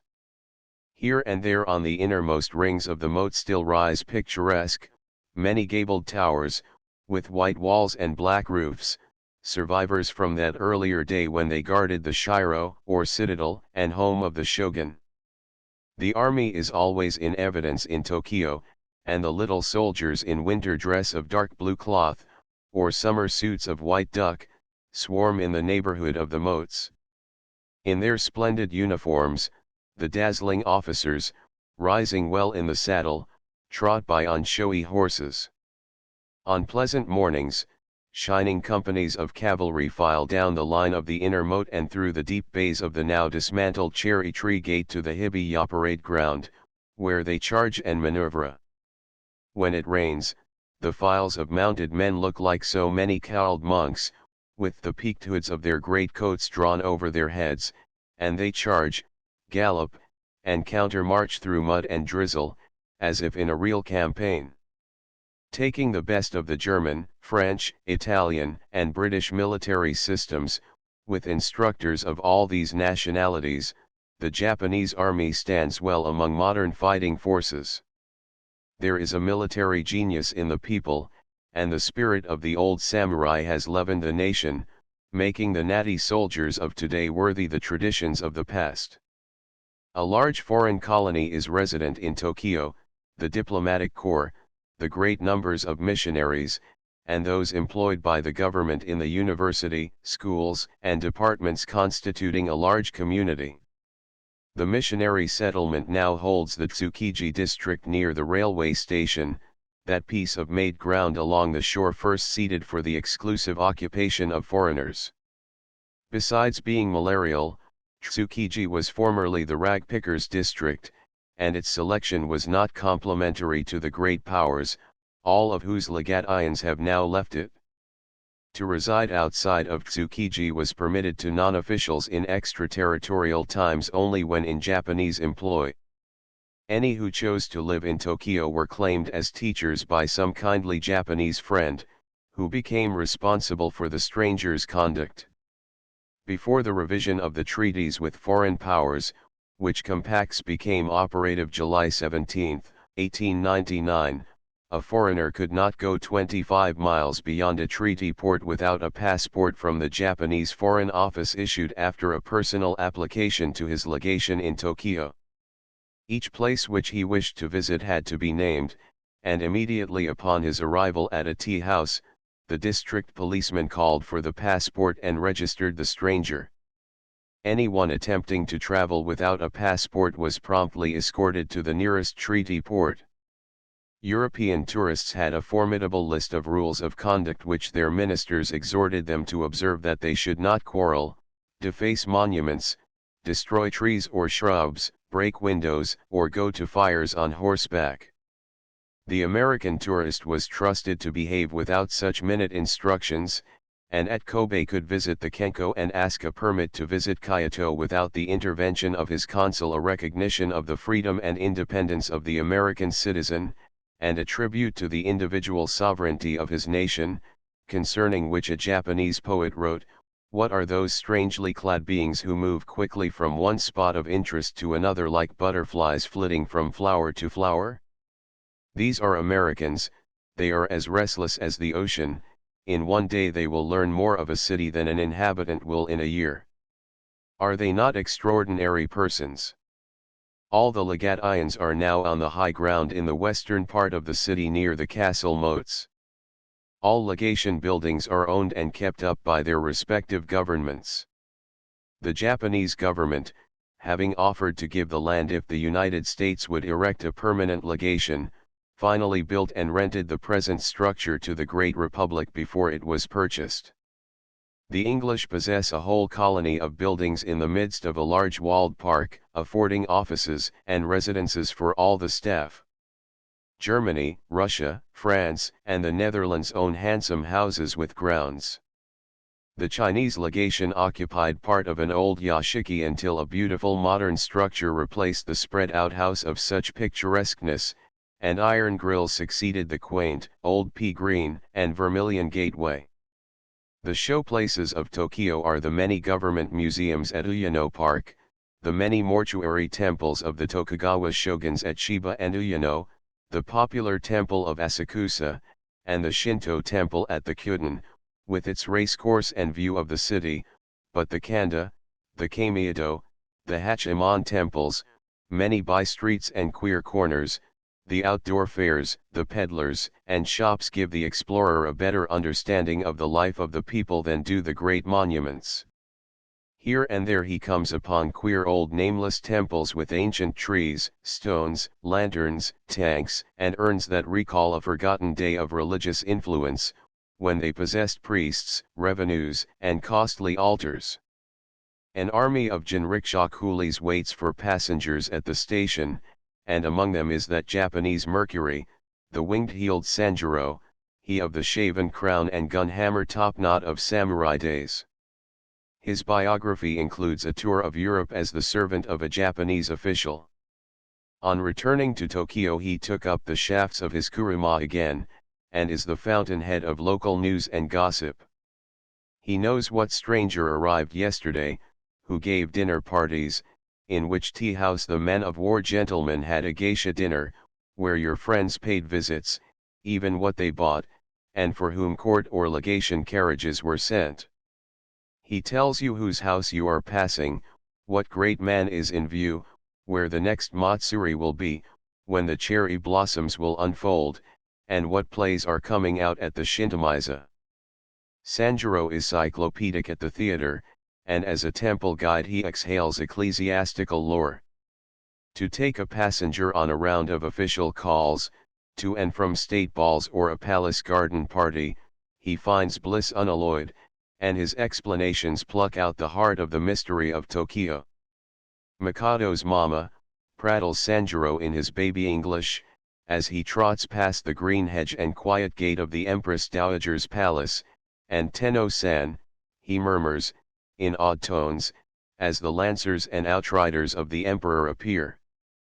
First, he carries the tourist to Shiba, the old monastery grounds that are now a public park. Under the shadow of century-old pines and cryptomerias stand the mortuary temples of the later shoguns, superb edifices ablaze with red and gold lacquer, and set with panels of carved wood, splendid in color and gilding, the gold trefoil of the Tokugawas shining on every ridgepole and gable. These temples and tombs are lesser copies of the magnificent shrines at Nikko, and but for those originals would be unique. On a rainy day, the green shadow and gloom, the cawing of the ravens that live in the old pine trees, and their slow flight, are solemn as death itself, and the solitude of the dripping avenues and courtyards, broken only by the droning priests at prayer, and the musical vibrations of some bell or sweet-voiced gong, invite a gentle melancholy. On such a day, the priests, interrupted in their statuesque repose, or their pensive occupation of sipping tea and whiffing tiny pipes in silent groups around a brazier, display to visitors the altars and ceilings and jeweled walls with painstaking minuteness, glad of one ripple of excitement and one legitimate fee. Led by a lean, one-toothed priest, you follow, stocking-footed, over lacquer floors to behold gold and bronze, lacquer and inlaying, carving and color, golden images sitting in golden shadows, enshrined among golden lotus flowers, and sacred emblems. In one temple the clear, soft tones of the bronze gong, a bowl 18 inches in diameter and a little less in depth, vibrate on the air for 3 full minutes before they die away. Up mossy stairways, between massive embankments, and through a shady grove, the priests' clogs scrape noisily to the hexagonal temple, where the ashes of Hitada, the Ni-Dai shogun, Ieyasu's son, lie in a great gold lacquer cylinder, the finest existing specimen of the lacquer of that great art age. The quiet of Shiba, the solemn background of giant trees, the deep shadows and green twilight of the groves, the hundreds of stone lanterns, the ponds of sacred lotus, the succession of dragon-guarded gateways, and carved and gorgeously colored walls, crowd the memory with lovely pictures. Near a hilltop pagoda commanding views of the bay and of Fuji, stands the taitba of a cheerful family, who bring the visitor a telescope and cups of cherry blossom tea. A colony of florists show gardens full of wonderful plants and dwarf trees, and then Sanjuro minces, I think more better we go see more temples, and we go, spinning past the giant Shiba gate and up the road to Adago-yama, a tiny temple on the edge of a precipitous hilltop, approached by men's stairs, an airline flight of broad steps, and women's stairs, curving by broken flights of easier slope. A leper, with scaly, white skin and hideous ulcers, extends his miserable hand for alms, and picturesque, white-clad pilgrims, with staff and bell, go up and down those breathless flights. The taitba, with their rows of lanterns, where the Nisans offer tea of salted cherry blossoms, that unfold again into perfect flowers in the bottom of the cup, overhang the precipice wall, and look down upon the Shiba quarter as upon a relief map. A breathless rush of 2 miles or more straight across the city, past flying shops, beside the tooting tramway and over bridges, and Sanjuro runs into Uyano Park, with its wide avenues, enormous trees, and half-hidden temple roofs. The ground slopes away steeply at the left, and at the foot of the hill lies a lotus lake of many acres that is a pool of blossoms in midsummer. A temple and a tiny tea house are on an island in the center, and around the lake the racecourse is overarched with cherry trees. Great torii mark the paths and stairs leading from the shore to the temples above. At Uyano are more tombs and more sanctuaries, avenues of lanterns, bells, and drinking fountains, and a black, bullet-marked gateway, where the Edo troops made their last stand before the Restoration. Near this gateway is the sturdy young tree planted by General Grant. Far back in the park stand the mortuary temples, splendid monuments of Tokugawa riches and power, though the most splendid, here as at Shiba, have been destroyed by fire. When the Tokyo Fine Arts Club holds one of its lone exhibitions in its Uyano Park house, Sanjuro is inexorable, deposits his fare at the doorway, shows the way to the ticket office, and insists upon his seeing the best work of the great artists. The noble club men contribute specimens from their collections of lacquer, porcelain, ivories, bronzes, and kakemonos. Behind glass doors hang kakemonos by the great artists, and Japanese visitors gaze with reverence on the masterpieces of the Kano and Tosa schools. The great art treasures of the empire are sequestrated in private houses and godowns, and to acquire familiarity with them, to undertake an art education in semi-annual installments by grace of the Fine Arts Club, is a discouraging endeavor. it would be more hopeful to seek the Boston Museum of Fine Arts, the British Museum, or Mr. Walters's Baltimore galleries, which contain an epitome of all Japanese art. At the Tokyo Club, however, works of Sosen and Hokusai, the two masters of the last century, are often exhibited. Sosen painted inimitable monkeys, and connoisseurs of today award him the tardy fame which his contemporaries failed to give. As a rule, foreigners prefer Hokusai to all other masters, and they search old bookshops in the hope of stumbling upon one of the innumerable books illustrated and sometimes engraved by this prolific genius. His genius never lacked recognition, and a century ago all feudal Yedo went wild over his New Year's cards, each one a characteristic and unique bit of landscape, caricature, or fantasy. His 14 volumes of mangue, or rough sketches, and his 100 views of Fuji are most celebrated, but wonderfully clever are his jokes, his giants, dwarfs, demons, goblins, and ghosts, and when he died, at the age of 90, he sighed that he could not live long enough to paint something which he should himself esteem. After the visit to the club, Sanjuro takes his patron to the tomb of Hokusai, in a nearby temple yard, and shows the brushes hung up by despairing and prayerful artists, who would follow his immortal methods. East of Uyano stands the great Asakusa Temple, shrine of one of the most famous of the 33 famous Kwan'nons of the empire, the great place of worship for the masses, and the center of a Vanity Fair unequaled elsewhere. Every street leading to the temple grounds is a bazaar and merry fair, and theaters, side shows, booths, and tents, and all the devices to entrap the idle and the pleasure-seeking, beset the pilgrim on his way to the sanctuary.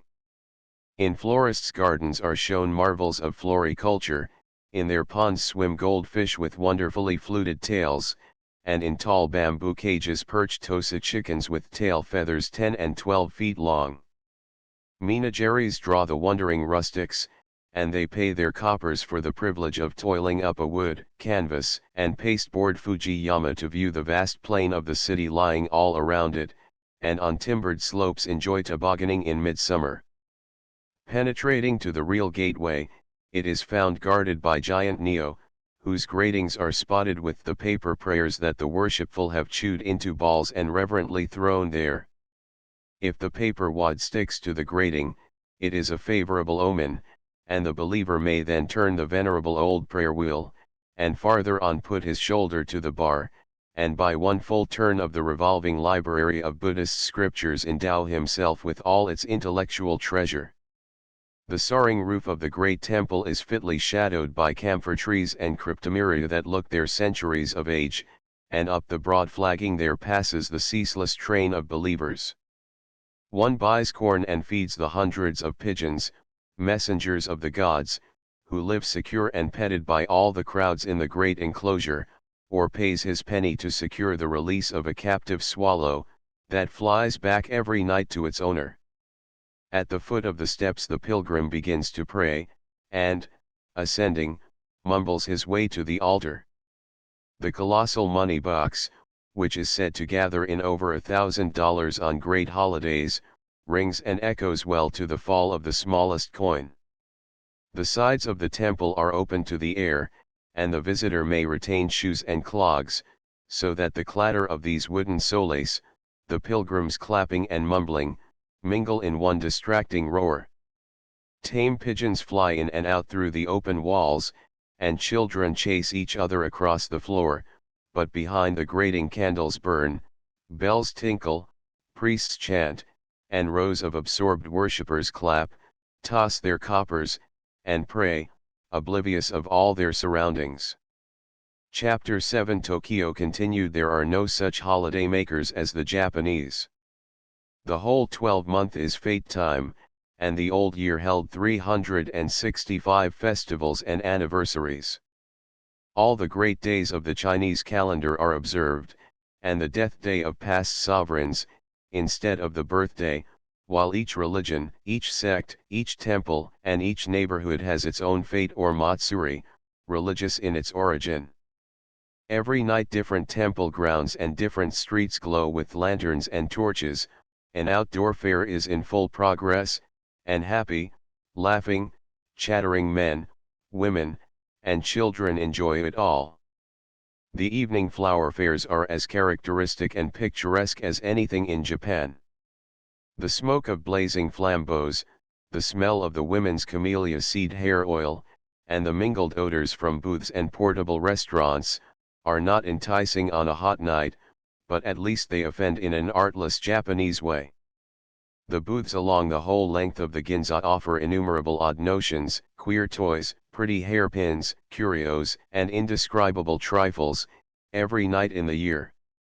The Japanese hairpin, by the by, is a dangerous vanity, the babies often twisting themselves into the range of its point, and the mothers impaling them on it in shaking them up higher on their backs and tightening the bands that hold them.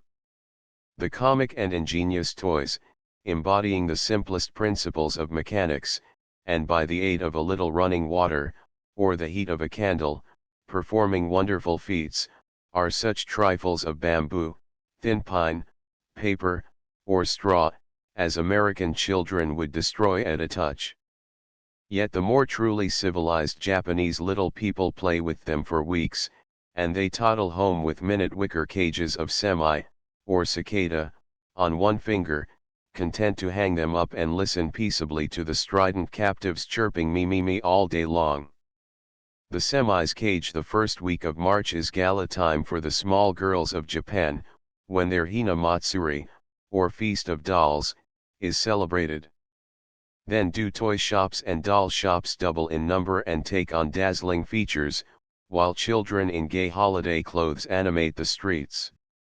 Little girls with hair elaborately dressed, tied with gold cords and bright crepe and gowns and girdles of the brightest colors, look like walking dolls themselves. The tiniest toddler is a quaint and comical figure in the same long gown and long sleeves as its mother, the gay-patterned kimono, the bright inner garments showing their edges here and there, and obis shot with gold threads, making them irresistible. Nothing could be gentler or sweeter than these Japanese children, and no place a more charming playground for them. In the houses of the rich the Dolls' Festival is second only to the New Year in its importance. The family don their richest clothing, and keep open house for the week. The choicest pictures and art treasures are displayed, and with these the hina or images that have been preserved from grandmother's and great-grandmother's time, handed down and added to with the arrival of each baby daughter. These dolls, representing the emperor, empress, nobles, and ladies of the old Kyoto court, are sometimes numbered by dozens, and are dressed in correct and expensive clothing. During the holiday the dolls are ranged in a row on a shelf like an altar or dais, and food and gifts are placed before them. The tiny lacquer tables, with their rice bowls, teapots, cups, plates, and trays, are miniature and exquisite likenesses of the family furnishings. Each doll has at least its own table and dishes, and often a full set of tableware, with which to entertain other dolls, and amazing prices have been paid for sets of gold and carved red lacquer dishes, or these Lilliputian sets in wonderful metal work. After the festival is over, the host of dolls and their belongings are put away until the next March, and when the beautiful images emerge from the storehouses after their long hiding they are as enchanting as if new. Nothing better illustrates inherent Japanese ideas of life and enjoyment, and gentleness of manners, than this bringing out of all the dolls for one long fete week in the year, and the handing them down from generation to generation. On the 5th day of the 5th month comes the boys' holiday. The outward sign is a tall pole surmounted with a ball of open basket work, from which hang the most natural-looking fish made of cloth or paper. Such a pole is set before every house in which a boy has been born during the year, or where there are young boys, and some patriarchal households display a group of poles and a school of carp flying in the air. These nobari, as the paper carp are called, are of course symbolic, the carp being one of the strongest fish, stemming currents, mounting waterfalls, and attaining a great age. Many of these nobari are 4 or 5 feet in length, and a hoop holding the mouth open lets them fill and float with as lifelike a motion as if they were flapping their fins in their own element. Indoors, images and toys are set out in state array: miniature warriors and wrestlers, spears, banners, and pennants, and all the decorative paraphernalia that once enriched a warrior's train. In all classes children's parties and picnics prevail. The schools are given up to outdoor exercises, and every sunny morning processions of youngsters file by, with banners and colored caps to distinguish them, and go to some park or parade ground for exercises, drills, and athletic games.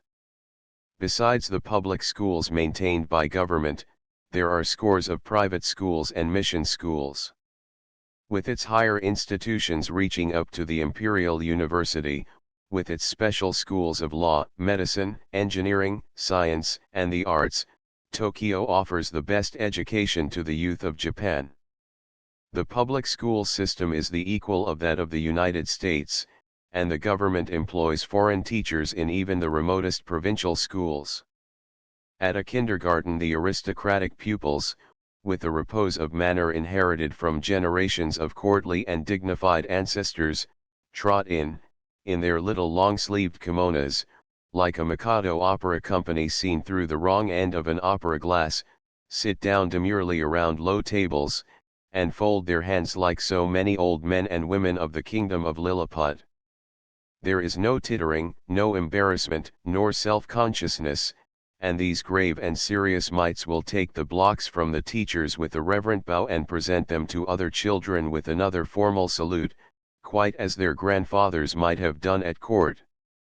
In some of the girls' schools the old Japanese methods are followed, and they are taught the traditional etiquette and the cha no yu, to embroider, to write poems, to arrange flowers, and to play the samisen.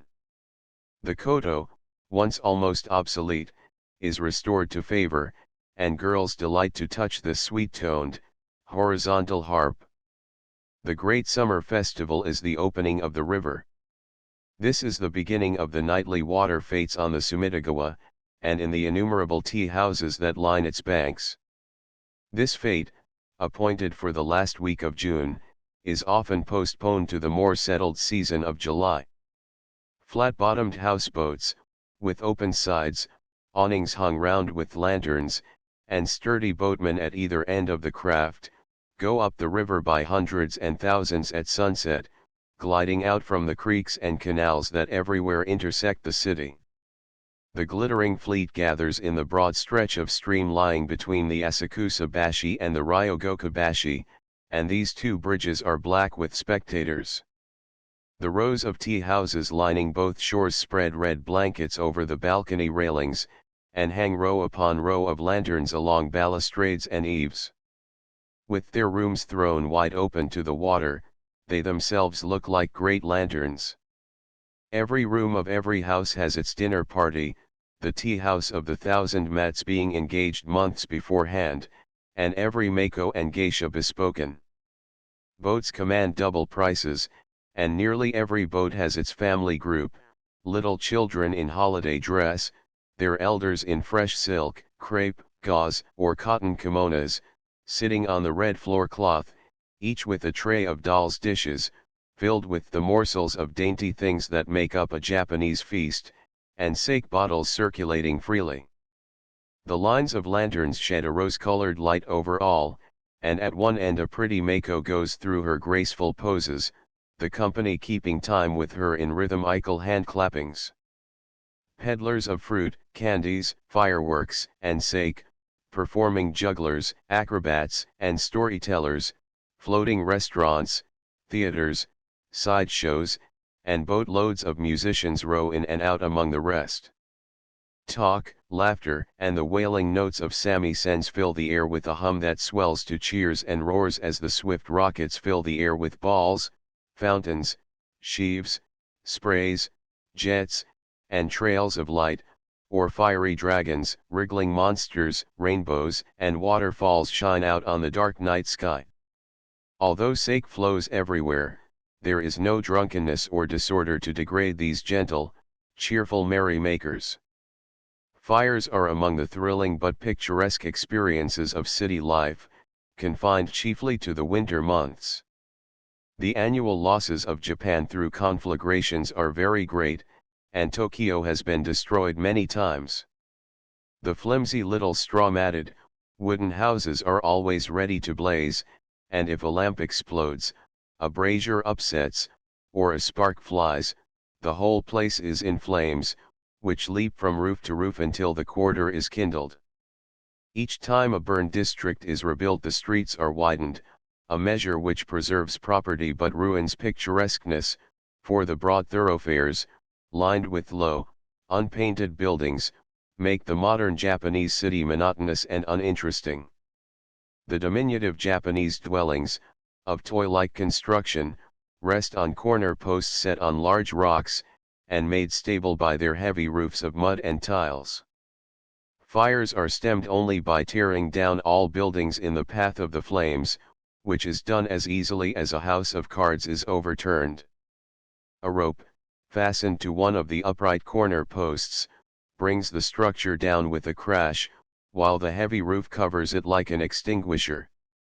The ordinary city house or shop may have 12 feet of frontage, and even a second story seldom raises the roof more than 15 feet from the ground.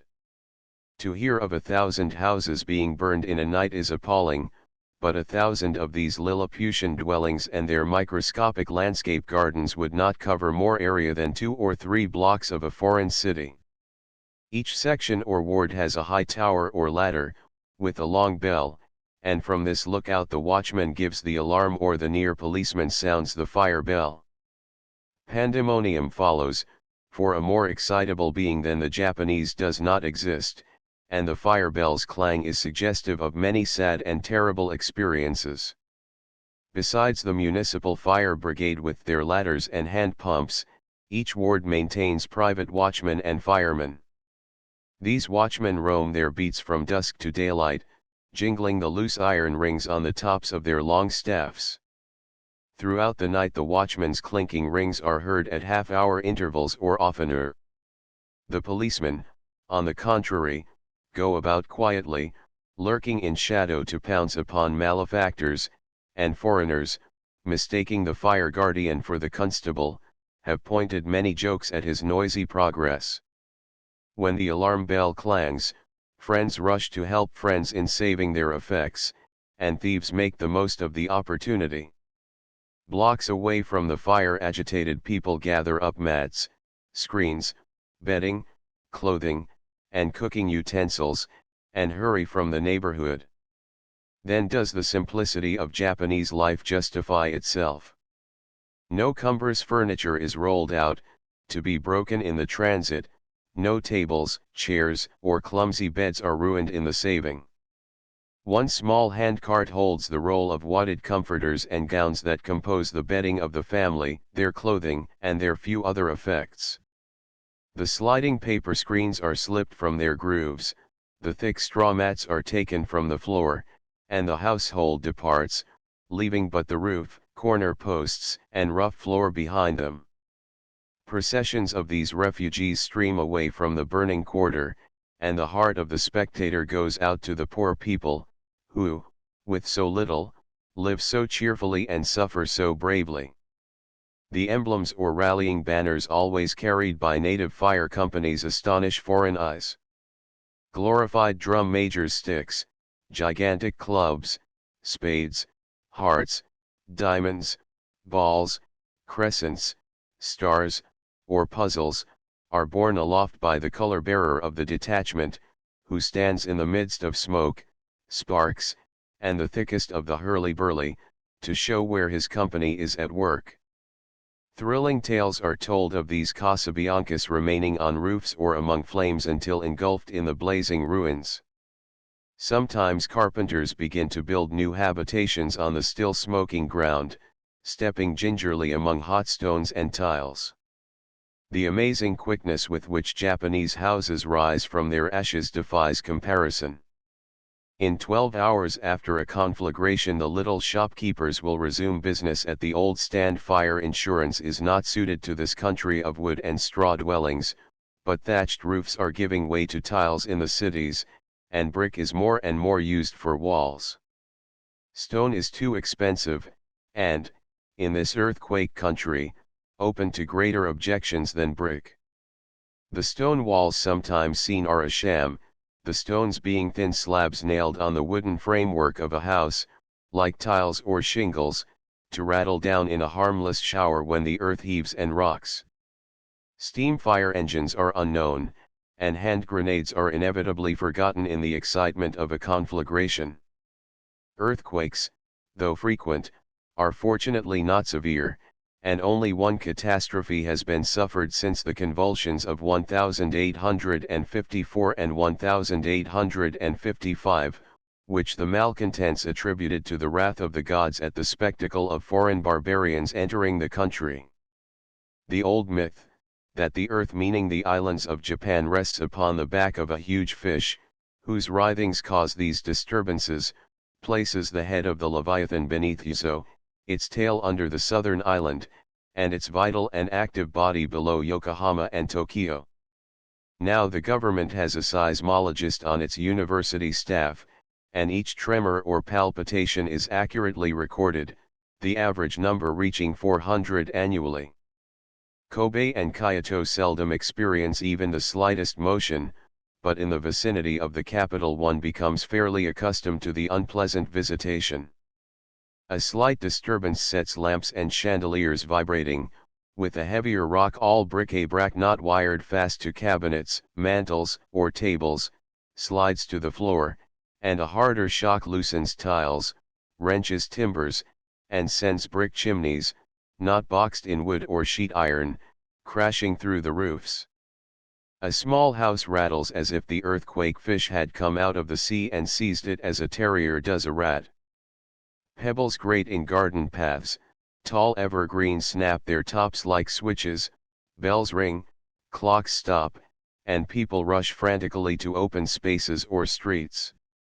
The Japanese seldom drink water, although they splash, dabble, or soak in it half the time, yet men who are working in moats or lotus ponds, grubbing out the old roots or stalks, and dripping wet to their waists and shoulders, will quit work on rainy days. In Yokohama harbor, coolies who load and unload lighters, and are in and out of water continually, often refuse to work when a shower begins, but a wet day brings a new aspect to the streets, and fair weather has no monopoly of picturesqueness. The unoccupied women with babies tied on their backs, an apparently large leisure class, are always gadding about the town with the aimless unconcern of hens, taking no account of the weather, and enjoying the open air regardless of the barometer. Children are equally indifferent, and jinrikisha coolies, although they draw the hoods and tie their passengers in snug and dry with oil paper or rubber aprons, trot along cheerfully, with their too scanty cotton garments more abbreviated than ever. They substitute for an umbrella a huge flat straw plate of a hat, and instead of putting on galoshes, they take off even their straw sandals and run barefooted, tying up the big toe with a bit of rag or wisp of straw, apparently by way of decoration. Those pedestrians who wish to be stately and dry-shod thrust their bare feet into a half-slipper arrangement of wood and oil paper, perched on two wooden rests 3 inches high, adding this cubit to their stature. When the raindrops patter, the shops are a delight, and the great silk bazaars of Ikagoya and Daimaru, the Louvre and Bone March of Tokyo, are as entertaining as a theater. Both occupy corners on great thoroughfares, and have waving curtains of black cloth, with crest and name in white, as the only wall or screen from the street. The one vast open room of the first story is revealed at a glance. The floor proper of this great apartment, raised 1.5 feet from the stone walk surrounding it, is covered with the usual straw mats, the uniform glistening surface extending more than 60 feet either way. Here and there salesmen and accountants, the bookkeepers being also cashiers, sit at low desks, where they keep their sorobands, money, and curious ledgers. There are no shelves nor counters, and in groups on the mat sit women with beautifully dressed hair, and men in sober silk garments, inspecting the heaps of rainbow fabrics strewn about them. Small boys bring out armloads and baskets of silks from the godowns, for no stock is ever in sight until the purchaser asks for it. It is etiquette for these small boys to hail and cheer the arriving and departing customer, and they drone out some nasal chorus. We once lifted the street curtain at Dai Marus on a rainy day to find the whole matted area deserted of customers. Immediately the battalion of small boys sprang to their feet, and, deafening us with a chanted canticle, hurried to the corner where a steaming bronze urn, various tea caddies, and a shelved box full of tea sets provide patrons with cups of amber-tinted nectar. For an hour these myrmidons ran to and fro, baskets were carried back and forth, and gold brocades supplied sunlight and rainbows for a gloomy day. All these precious brocades come in lengths of 4.5 yards for the broad obis or sashes that are one secret of her looks in the toilet of a Japanese woman. Those woven of silk alone are as thick as leather and soft as crepe, and the massed gold threads, while glistening like plates of chased metal, give stiffness but not hardness to the fabrics. When the woof threads are left in thick, shaggy loops on the underside, not cut away in any economical fashion, these are yeso nishikis, the choicest of all Japanese stuffs, and valued from $60 to $120 for the single obi length. The Nakadori is a half-mile long street of curio and second-hand shops, which just before the new year contain their best bargains, and no one can hold to the safety of his jinrikisha through that straight and narrow path, beset by every temptation of old porcelains, lacquer, and embroideries. Peddlers will gather from these shops and carry packs twice their own size, to spread their contents out in the room of a customer. Their wares are so tempting and cheap that the beholder cannot resist them, after a reformation of prices, and that peddler who comes twice has marked his victim for his own. On certain days of the week a rag fair is held on the Yanagiwara. Vendors in rows half a mile long sit under the willow trees on the canal bank, with neat piles of old clothing, scraps of cloth, and ornaments for sale. Between Shiba and the railway station is a rag alley, a petticoat lane of old clothing, but most of it is foreign and unpicturesque, even in the flying glimpses to be caught from a jinrikisha. In curio hunting the experienced buyer invariably replies takai, too much, to whatever price the dealer names.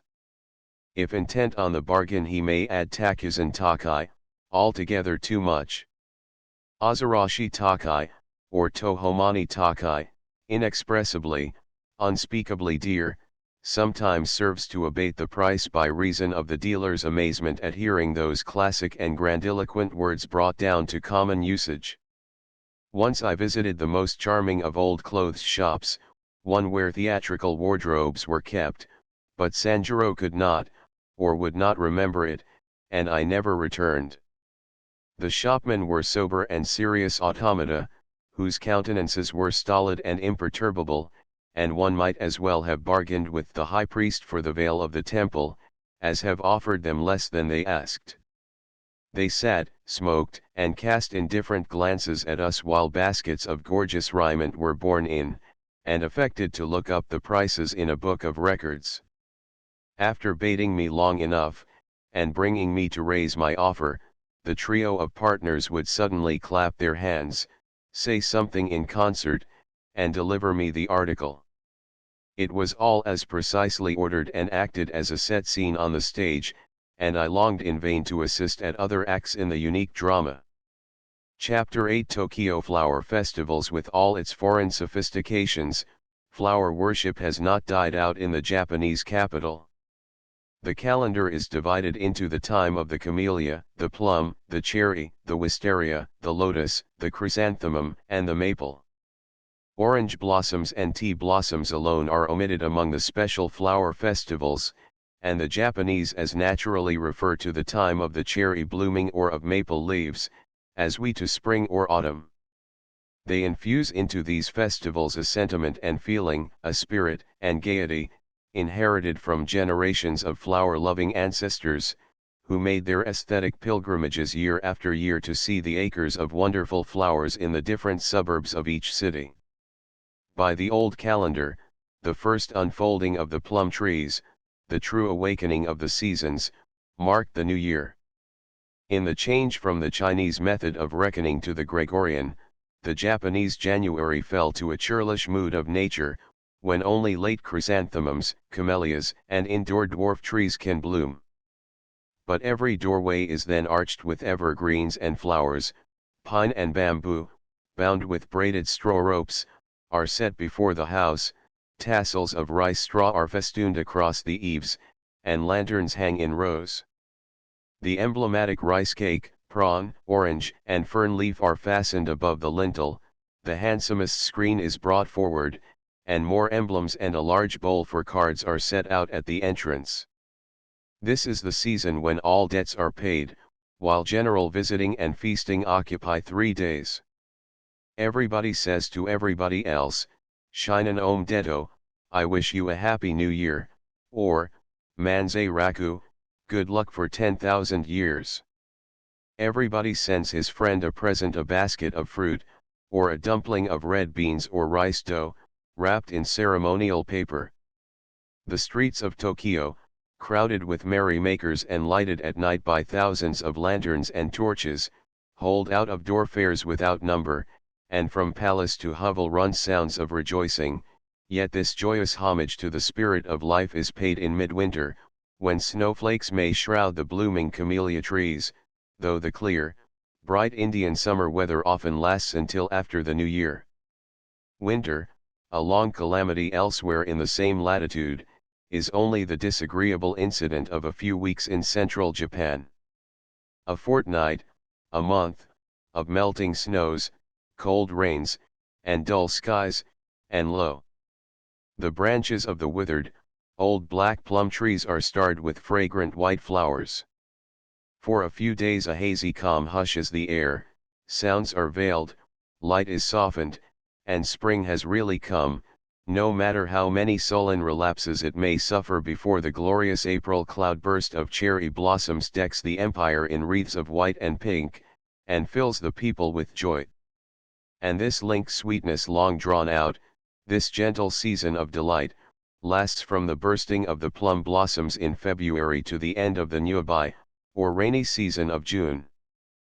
Poets beneath the plum trees beyond Kamiado's wisteria-bordered lake are ancient plum groves, whose trees old, gnarled, twisted, black, and lichen-covered, propped with poles and stone posts writhe and twist over the ground in contortions which explain their name, the guariobai, or the couchant dragon trees.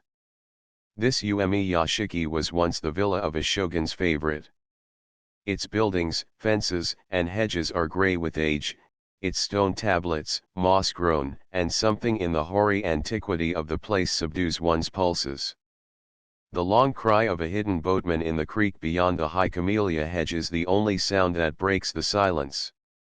People sit on the red-covered benches, women in soft-toned crapes walk under the strange skeleton shadows like moving figures of a dream, and children flash among the black trunks brilliant in their gay garb. Often one sees visionary old men sitting lost in reverie, and murmuring to themselves of Uemi no Hana, the plum blossom. They sip tea, they rap out the ashes from tiny pipes, and slipping a writing case from the girdle, unroll a scroll of paper and indite an ode or sonnet. Then, with radiant face and cheerful muttering, the ancient poet will slip his toes into his clogs and tie the little slip to the branches of the most charming tree. The well-bred spectators do not push upon the fluttering scroll, as my impetuous fellow countrymen would do, but with a decent dignity read and criticize the praises of the blossoms and the solemn stillness of the old yashiki. The veriest Gradgrind could not be indifferent to the poetic charm of the Japanese springtime, wherein the setting of the buds, their swelling, and the gradual unfolding of sakura, the cherry blossoms, are matters of great public concern, the native newspapers daily printing advance dispatches from the trees. Even more beautiful than the plum tree festival is the Tokyo celebration of the blossoming of the cherry, and gayer than the brilliant throngs are the marvelous trees. From the wild, indigenous dwarf seedling of the mountains have been developed countless varieties, culminating in that which bears the pink-tinged double blossoms as large as 100-leafed rose, covering every branch and twig with thick rosettes. A faint fragrance arises from these sheets of bloom, but the strange glare of pinkish light from their fair canopy dazzles and dizzies the beholder. The Cherry Blossom Sunday of Uyano Park is a holiday of the upper middle class. 1 week later, the double avenue of blossoming trees, lining the Myokojima for a mile along the river bank, invites the lower classes to a very different celebration from that of the decorous, well-dressed throng driving, walking, picnicking, and tea drinking under the famous trees. No warning to keep off the grass forbids their wandering at will over the great park, every foot of whose ground is historic, whose trees are ancient, whose avenues are broad and winding, and whose woods are as dark as the forest primeval. Temple bells softly boom, ravens croak, and happy voices fill the air. Not the Bois, the Cassine, or the theatre garden can vie with Uyano on this Blossom Sunday. Down every path and avenue are vistas of flowery trees, lofty and wide-spreading as vast oaks and elms, and through their snowy branches shine thousands of other snowy branches, or countless solitary trees gleaming against green backgrounds. The wide lotus lake below Uyano reflects the white wonder that encircles the racecourse, and the temple roofs on the tiny islands are smothered in pink branches. Under the great grove of cherry trees tea-house benches are set close, and there the people lunch and dine and sup, and though sake flows freely, the most confirmed drinker is only a little redder, a little happier, a little more loquacious than the rest. Tsars and Kaisers may well envy this oriental ruler, whose subjects gather by thousands, not to throw bombs and riot for bread or the division of property, but to fall in love with cherry trees, and write poems in their praise. At the cherry blossom season especially his inborn passion for flowers and landscapes shows itself in prince, poet, peasant, merchant, and coolie. Tattered beggars gaze entranced at the fairy trees, and princes and ministers of state go to visit the famous groves. Bulletins announce, quite as a matter of course, that Prince Sanjo or Count Ito has gone to Nara or Kyoto, a 3 days' journey, to see the blossoming trees, which is as if Bismarck or Gladstone should interrupt his cares of state to undertake a pilgrimage to a distant rose show. At Uyano Tea House later in the season the carefully tended trees in the palace grounds put forth their blossoms, and sovereign and courtiers hang poems on their branches, while the spring garden party gathers the whole court circle under the aisles of bloom in the palace grounds of Hamarikyu. Every citizen who has a garden gives an outdoor fete, and flower-bordered cards invite guests to see the native sakura, or the cerisiers of the diplomatic set. The celebration of the Myokojima, an avenue along the east bank of the Sumidagawa, lined for more than 2 miles with double rows of cherry trees, belongs to the lower 10,000. On Sunday, which is officially a day of rest, the water is dotted with hundreds of boats, and solemn little policemen keep the holiday makers moving along the shore. Friends recognize each other in the crowd by some distinctive article of clothing. One procession of jinrikishas will land a group with heads tied up in gaily figured towels all alike, or bits of figured cotton folded as collars around the necks of their kimonos. Boatloads of men, partly disguised by their queer head dresses, are sculled and pulled along the banks, shouting and singing, clapping and strumming the samisen, with an entire abandon that is the wonder and envy of the Anglo-Saxon. Every reveller has his sake gourd, or tiny tub slung over his shoulder, which he empties and refills, as long as his money and consciousness last. Every man offers friend, neighbor, and stranger a cup of the cheering spirit. One booth in 3 is a sake stand, and pyramids of straw-covered sake tubs stand before every tea house. This sake, or rice brandy, tastes and looks like the weakest sherry, although it scents the air with alcoholic fumes. Made everywhere in Japan, the sake distilled from the rice of the broad Osaka plain is most esteemed by connoisseurs for a peculiarly delicate flavor. As it is the one liquor that does not improve with age, the newest is the best, and is kept in wooden tubs closed with spigots, and drawn off into open-mouthed porcelain bottles, which are set in hot water if warm sake is desired. The Japanese drink it from little shallow porcelain or lacquer cups that hold barely a tablespoonful, but by repetition they imbibe pints. Its first effect is to loosen the tongue and limber the joints, its second to turn the whole body a flaming red. Myokojima's carnival rivals the Saturnalia of the ancients. This spring revel affords another resemblance between this aesthetic people and the old Romans, and one half expects to find a flower-crowned statue of Bacchus in some lovely little landscape garden beside the Myokojima. Men dance like satyrs, cup and gourd in hand, or, extending a hand, make orations to the crowd, natural actors, orators, and pantomimists every one of them. But, with all this intoxication, only glee and affection manifest themselves. No fighting, no rowdyism, no rough words accompany the spring Saturnalia, and the laughter is so infectious, the antics and figures so comical, that even sober people seem to have tasted of the insane cup. At night lanterns swing from all the rows of tea houses, booths, and ferry branches, and interminable Japanese dinners are eaten, with beautiful Mako and geisha posing and gliding, twanging the samisen and tsuizumi drums, their kimonos embroidered with cherry blossoms, hairpins, and coronals of blossoms set in the butterfly loops of blue-black hair. Then the rain comes, the petals fall, and those snowstorms not from the skies whiten the ground. Iris gardens at Horikiri for a week in June.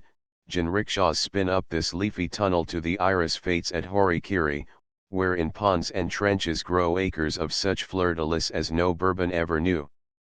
Compared with the cherry blossom carnival, this festival is a quiet and decorous garden party, where summer houses, hills, lakes, armies of royal flowers, and groups of visitors seem to be consciously arranging themselves for decorative effects. After the season opens, flower festivals crowd one another, and the miracles of Japanese floriculture presently exhaust the capacity of wonder.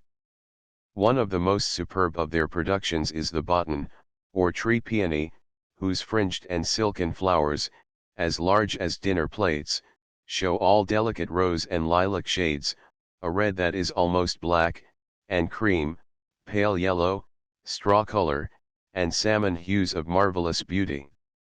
At the Ikegami temples, the Nichiren priests display with pride their botan, now 300 years old, whose solid trunk and wrinkled bark uphold a multitude of stately blossoms.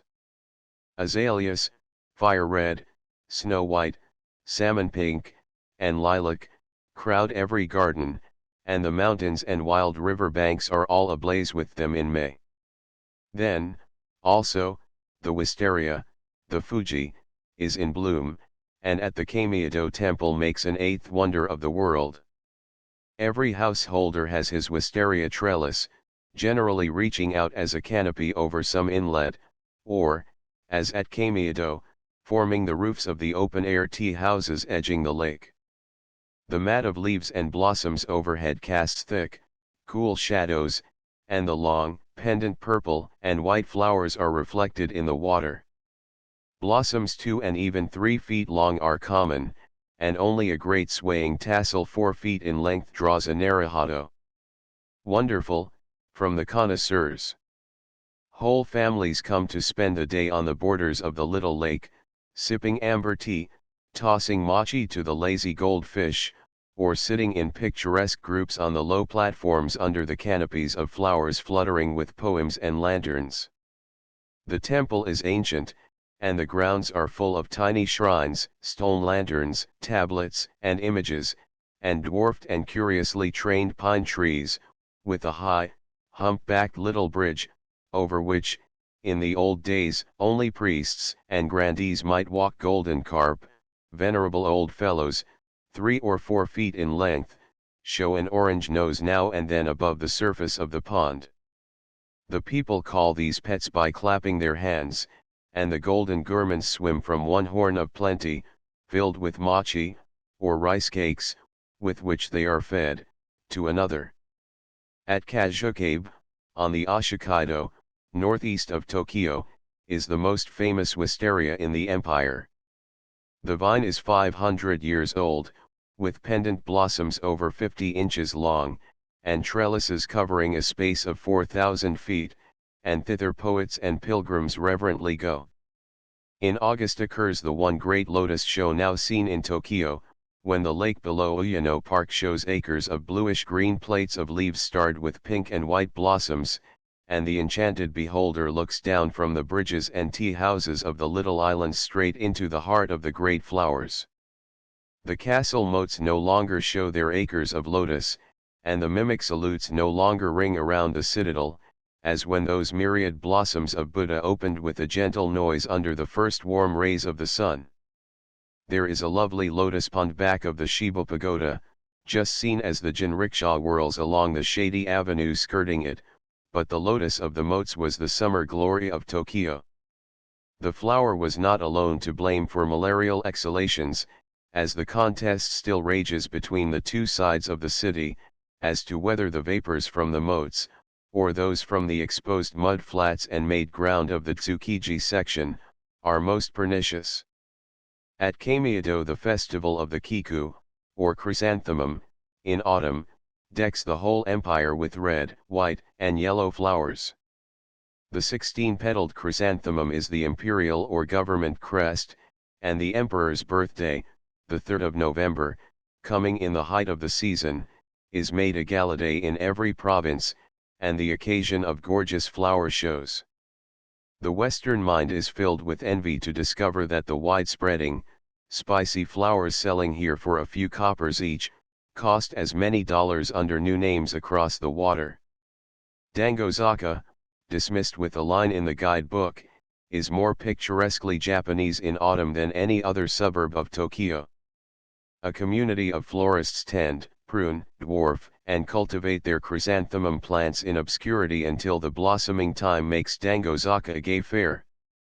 The unique productions of their gardens are set pieces of flowers on a gigantic scale. Under matted sheds, which are so many temporary stages without footlights, groups with life-sized figures are arranged, whose faces and hands are of wax or composition, but whose clothes, the accessories, and scenery are made of living flowers, trained so closely over a framework that the mechanism is not even suspected. The plants forming the flower pieces are taken up with all their roots, wrapped in straw and cloths, propped up inside the skeleton framework, and watered every day. The flowers, drawn to the outside and woven into place, produce a solid surface of color, and are shaded with the most natural effects. The tableaus represent scenes from history and legend, and from the latest plays, or even illustrate the last emotional crime of the day. Here are seen whole mountainsides of flowers, with waterfalls of white blossoms spreading into floral streams, and chrysanthemum women leading chrysanthemum horses, ridden by chrysanthemum men across chrysanthemum bridges. Gigantic flowers, microscopic flowers, plants of a single blossom, and single plants of 200 blossoms, have bamboo tents to themselves. Touters invite one to enter, proprietors chant the story of their pictures, and the sideshow, the juggler, the fakir, and the peddler make the bannered and lanterned lanes a gay and innocent babel. All classes visit Dangozaka, and wander together up and down its one steep street, and in and out of the maze of gardens, paying a copper or two at each gateway. Giants and saintly images 40 and 50 feet high are enshrined in mat pavilions as lofty as temples, and to these marvelous chrysanthemum creatures the phonograph has lately added its wonders. In Dangozi aka Street, the Japanese listen politely when foreigners tell that they have seen chrysanthemums just as large in America. Mere size is not all that they attempt, since these wizard gardeners can easily spread the petals to any diameter they fancy, grow the chrysanthemum on a stem 6 feet or 9 feet high as easily as dwarf it to a blooming mite 2 inches tall, growing in a thimble pot. Every season, some new fantasy in petals is presented, and the foliage of the chrysanthemum is as carefully considered as the blossom in Japan. With one question about the green leaves adorning the stem of the foreign chrysanthemum, Dangozaka people can silence the braggart barbarian, who usually has to admit that no one thinks of the foliage in the West, and that he himself never noticed it before. The unkempt foliage of Chinese and Occidental chrysanthemums would not be tolerated in a Japanese flower show, where the leaves of the plant must be distributed, the composition balanced according to the rules of flower arrangement that art beyond all arts, the last to be expounded to the Philistines, who consider the biggest bunch the best bouquet, and for a last barbaric touch introduce milliners' bows of aniline-dyed ribbons to their monstrosities in floral arrangement. The touch of Western vulgarization is complete when the poetic and descriptive names of Japanese chrysanthemums are changed to suit the Western taste. The lovely white frozen moonlight, Fuji snows, dashing spray, moonlit waves, and hoarfrost become the Mrs. John Smith or the Mrs. Peter Brown. The coolie, who draws the visitor's jinrikisha, is as voluble over the flowers as any of his patrons, and quite as discriminating an admirer. Instead of stopping to rest after his long pull to that hilly suburb, he follows his passenger, pointing out beauties and marvels, approving and exclaiming with contagious enthusiasm. Tea blossoms in November, with the brilliant maple leaves, the floral year ends. The coquette sends her lover a leaf or branch of maple to signify that, like it, her love has changed. Both the tea plant and camellia are in bloom, but there is no rejoicing in their honor, and flower worshippers count the weeks until the plum shall bloom again. Chapter 9 Japanese Hospitalities. Among Japanese virtues stands hospitality, but, until the adoption of foreign dress and customs by the court nobles, no Japanese allowed his wife to receive general visitors, or entertain mixed companies. The Japanese is, consequently, a born clubman, and makes the clubhouse a home. The Rokumakwan, or Tokyo Nobles Club, is the most distinguished of these corporations. Its president is an imperial prince, and its members are diplomats, nobles, officials, rich citizens, and resident foreigners. The exquisite houses and gardens of the smaller, purely Japanese clubs, are perfect specimens of native architecture, decoration, and landscape gardening. By an arrangement of sliding screens, the houses themselves may afford one large room or be divided into many small ones, besides the tiny boxes in which are celebrated the rites of cha no yu, or ceremonial tea. Their elaborate dinners, lasting for hours, with jugglers, dancers, and musicians between the courses, are very costly. Rich men display a Russian prodigality in entertaining, which was even greater in feudal times. A day or two after arriving in Japan, it was my good fortune to be a guest at one of these unique entertainments, given at the Koyokwan, or Maple Leaf Clubhouse, on the hillside above the Shiba temples. We arrived at 3 o'clock, and were met at the door by a group of pretty Nisans, or maids of the house, who, taking off our hats and shoes, led us, stocking-footed, down a shining corridor and upstairs to a long, low room, usually divided into 3 by screens of dull gold paper. One whole side of this beautiful apartment was open to the garden beyond a railed balcony of polished cedar, and the view, across the maple trees and dense groves of Shiba, to the waters of the bay was enchanting. The decorations of the clubhouse repeat the maples that fill the grounds. The wall screens are painted with delicate branches, the rama, or panels above the screens, are carved with them, and in the outer wall and balcony rail are leaf-shaped openings. The dresses of the pretty Nisans, the crepe cushions on the floor, the porcelain and lacquer dishes, the sake bottles and their carved stands, the fans and bonbons, all display the maple leaf. In the tokonoma, or raised recess where the flower vase and cake mono, or scroll picture, are displayed, and that small dais upon which the emperor would sit if he ever came to the house, hung a shadowy painting, with a single flower in a bronze vase. Before each guest were set the tabako bone, a tray holding a tiny hibachi with live coals lying in a cone of ashes, and a section of bamboo stem for an ash receiver. Then came the tea and sweetmeats, inevitable prelude to all good cheer. Next the Nisans set in front of each guest an ozan, or table, not 4 inches in height, on which stood a covered lacquered bowl containing the first course, a tiny cup of soy, or piquant bean sauce, in which to dip morsels of food, and a long envelope containing a pair of white pine chopsticks. The master of the feast broke apart his chopsticks, which were whittled in one piece and split apart for only half their length, to show that they were unused, and began a nimble play with them. In his fingers they were enchanted wands, and did his bidding promptly. In ours they wobbled, made X's in the air, and deposited morsels in our laps and upon the mats alternately. The Nisans giggled, and the host almost forgot his Japanese decorum, but the company patiently taught us how to brace one chopstick firmly in the angle of the thumb and against the third finger. That stick is immovable, and the other, held like a pen with the thumb and first and second fingers, plays upon it, holding and letting go with a sureness and lightness hardly attained with any other implements. The supreme test of one's skill is to lift and hold an egg, the round surface making a perfect balance and firm hold necessary, while too much force applied would cause disasters.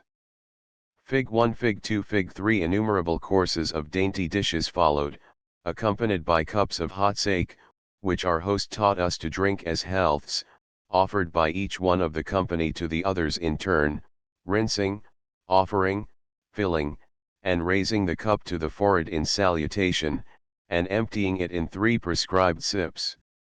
Custom even requires one to offer a health to the Nisans, which they receive with a modest and charming grace. Midway in the feast 3 charming girls in dark crepe kimonos, strewn with bright maple leaves, slipped the screens aside and knelt on the mats with the koto, samisen, and tsuizumi drum, on which they played a prelude of sad, slow airs. Then the gilded panels disclosed a troupe of dazzling maiko in soft blue kimonos brocaded with brilliant maple leaves and broad obis of gold brocade, the loops of their blue-black hair thrust full of golden flowers, and waving gold fans painted with gay maples. To the melancholy accompaniment of the geisha, they danced the song of the maple leaf in measures that were only a slow gliding and changing from one perfect pose to another. Watching these radiant creatures in their graceful movements, we were even deaf to the soft booming of the temple bells at the sunset hour, and the answering croak of the mighty ravens. These maiko and geisha, professional dancers and singers, are necessary to any entertainment, and are trained to amuse and charm the guests with their accomplishments, their wit and sparkling conversation, lending that attraction, brightness and charm to social life, which wives and daughters are permitted to do in the Occident. The maiko dances as soon as she is old enough to be taught the figures and to chant the poems which explain them, and when she begins to fade, she dons the sober attire of the geisha, and, sitting on the mats, plays the accompaniments for her successors and pupils. Until this modern era, the geisha were the most highly educated of Japanese women, and many of them made brilliant marriages. Long before the beautiful band had finished their poem and dance of the 4 seasons, twilight had fallen. Andons, or saucers of oil, burning on high stands inside square paper lantern frames, made Rembrandtesque effects. Everything was lost in shadow but the figures of the maiko moving over the shining mats. One tiny girl of 13, belonging to the house, slipped in and out with a bronze box and snuffers, and, kneeling before the andons, opened the paper doors to nip off bits of the wicks. The child, a miniature beauty, was grace itself, gentle and shy as a kitten, blushing and quaintly bowing when addressed. It was 6 hours after the entrance of the tobacco bones before the guests rose to depart. All the troop of maidens escorted us to the door, and after endless bows and farewells, sat on the mats in matchless tableaus, their sweet sayanaras ringing after us as our jinrikishas whirled us down the dark avenues of Shiba. Cha-no-yu might well be a religious rite, from the reverence with which it is regarded by the Japanese, and a knowledge of its forms is part of the education of a member of the highest classes. Masters teach its minute and tedious forms, and schools of Cha-no-yu, like the sects of a great faith, divide and differ. The Cha-no-yu ceremony is hedged round with the most awesome, elaborate, and exalted etiquette of any custom in polite Japanese life. Weddings or funerals are simple affairs by comparison. The Cha-no-yu is a complication of all social usages, and was perfected in the 16th century, when it was given its vogue by the shogun Hideyoshi. Before that it had been the diversion of imperial abbots, monarchs retired from business, and other idle and secluded occupants of the charming villas and monasteries around Kyoto. Hideyoshi, the Taiko, saw in its precise forms, endless rules, minutiae, and stilted conventionalities a means of keeping his daimyos from conspiracies and quarrels when they came together. It was an age of buckram and behavior, when solemnity constituted the first rule of politeness. Tea drinking was no trivial incident, and time evidently had no value. The daimyos soon invested the ceremony with so much luxury and extravagance that Hideyoshi issued sumptuary laws, and the greatest simplicity in accessories was enjoined. The bowls in which the tea was made had to be of the plainest earthenware, but the votaries evaded the edict by seeking out the oldest Chinese or Korean bowls, or those made by some celebrated potter. Tea rooms were restricted to a certain size 6 feet square, the entrance became a mere trap not 3 feet high, no servants were permitted to assist the host, and only 4 guests might take part in the 6-hour or all-day-long ceremony. The places of the guests on the mats, with relation to the host, the door, and the tokonoma, or recess, were strictly defined. Even the conversation was ordered, the objects in the tokonoma were to be asked about at certain times, and at certain other times the tea bowl and its accompaniments were gravely discussed. Not to speak of them at all would be as great an evidence of ill-breeding as to refer to them at the wrong time. The masters of Cha-no-yu were revered above scholars and poets. They became the friends and intimates of emperors and shoguns, were enriched and ennobled, and their descendants receive honors to this day. Of the great schools and methods, those of Senki, Yabunachi, and Musanakaji adhere most closely to the original forms. Their first great difference is in the use of the inward or the outward sweep of the hand in touching or lifting the utensils. Upon this distinction the dilettanti separated, and the variations of the many schools of today arose from the original disagreement. To get some insight into a curious phase of Japanese social life, I took lessons in Cha-no-yu of Matsuda, an eminent master of the art, presiding over the ceremonial tea rooms of the Hoishijayaka Clubhouse in Tokyo. There could be no more charming place in which to study the etiquette of tea drinking, and the master was one of those mellow, gentle, gracious men of old Japan, who are the perfect flower of generations of culture and refinement in that most aesthetic country of the world. In the afternoon and evening the Hoishijayaka, on the apex of Suno Hill, is the resort of the nobles, scholars, and literary men, who compose its membership, but in the morning hours, it is all dappled shadow and quiet. The master was much pleased at having 4 foreign pupils, and all the hillside took an interest in our visits. We followed the etiquette strictly, First taking off our shoes, for one would as soon think of walking hobnailed across a piano top, as of marring the polished woods of Japanese corridors, or the fine, soft mats of their rooms with heel marks, and sitting on our heels, as long as our unaccustomed and protesting muscles and tendons permitted. The Nisans at the Hoishijayaka first, bringing in the basket of selected charcoal, with its pretty twigs of charred azalea coated with lime. Matsuda replenished the fire in the square hearth in the floor, dusted the edges with an eagle's feather, and dropped incense on the coals. Then he placed the iron kettle, filled with fresh water from a porcelain jar, over the coals, and showed us how to fold the square of purple silk and wipe each article of the tea service, how to scald the bowl, and to rinse the bamboo whisk. For cha no yu, tea leaves are pounded to a fine powder, 1, 2, or 3 spoonfuls of this green flour being put in the bowl, as the guests may prefer a weak or a strong decoction. Boiling water is poured on the powder, and the mixture beaten to a froth with the bamboo whisk. This thick, green gruel, a real puree of tea, is drank as a loving cup in the yusu-cha ceremony, each one taking 3 sips, wiping the edge of the bowl, and passing it to his neighbor. The measures and sips are so exact that the last one drains the bowl. Made from the finest leaves, this beverage is so strong that a prolonged course of it would shatter any but Japanese nerves.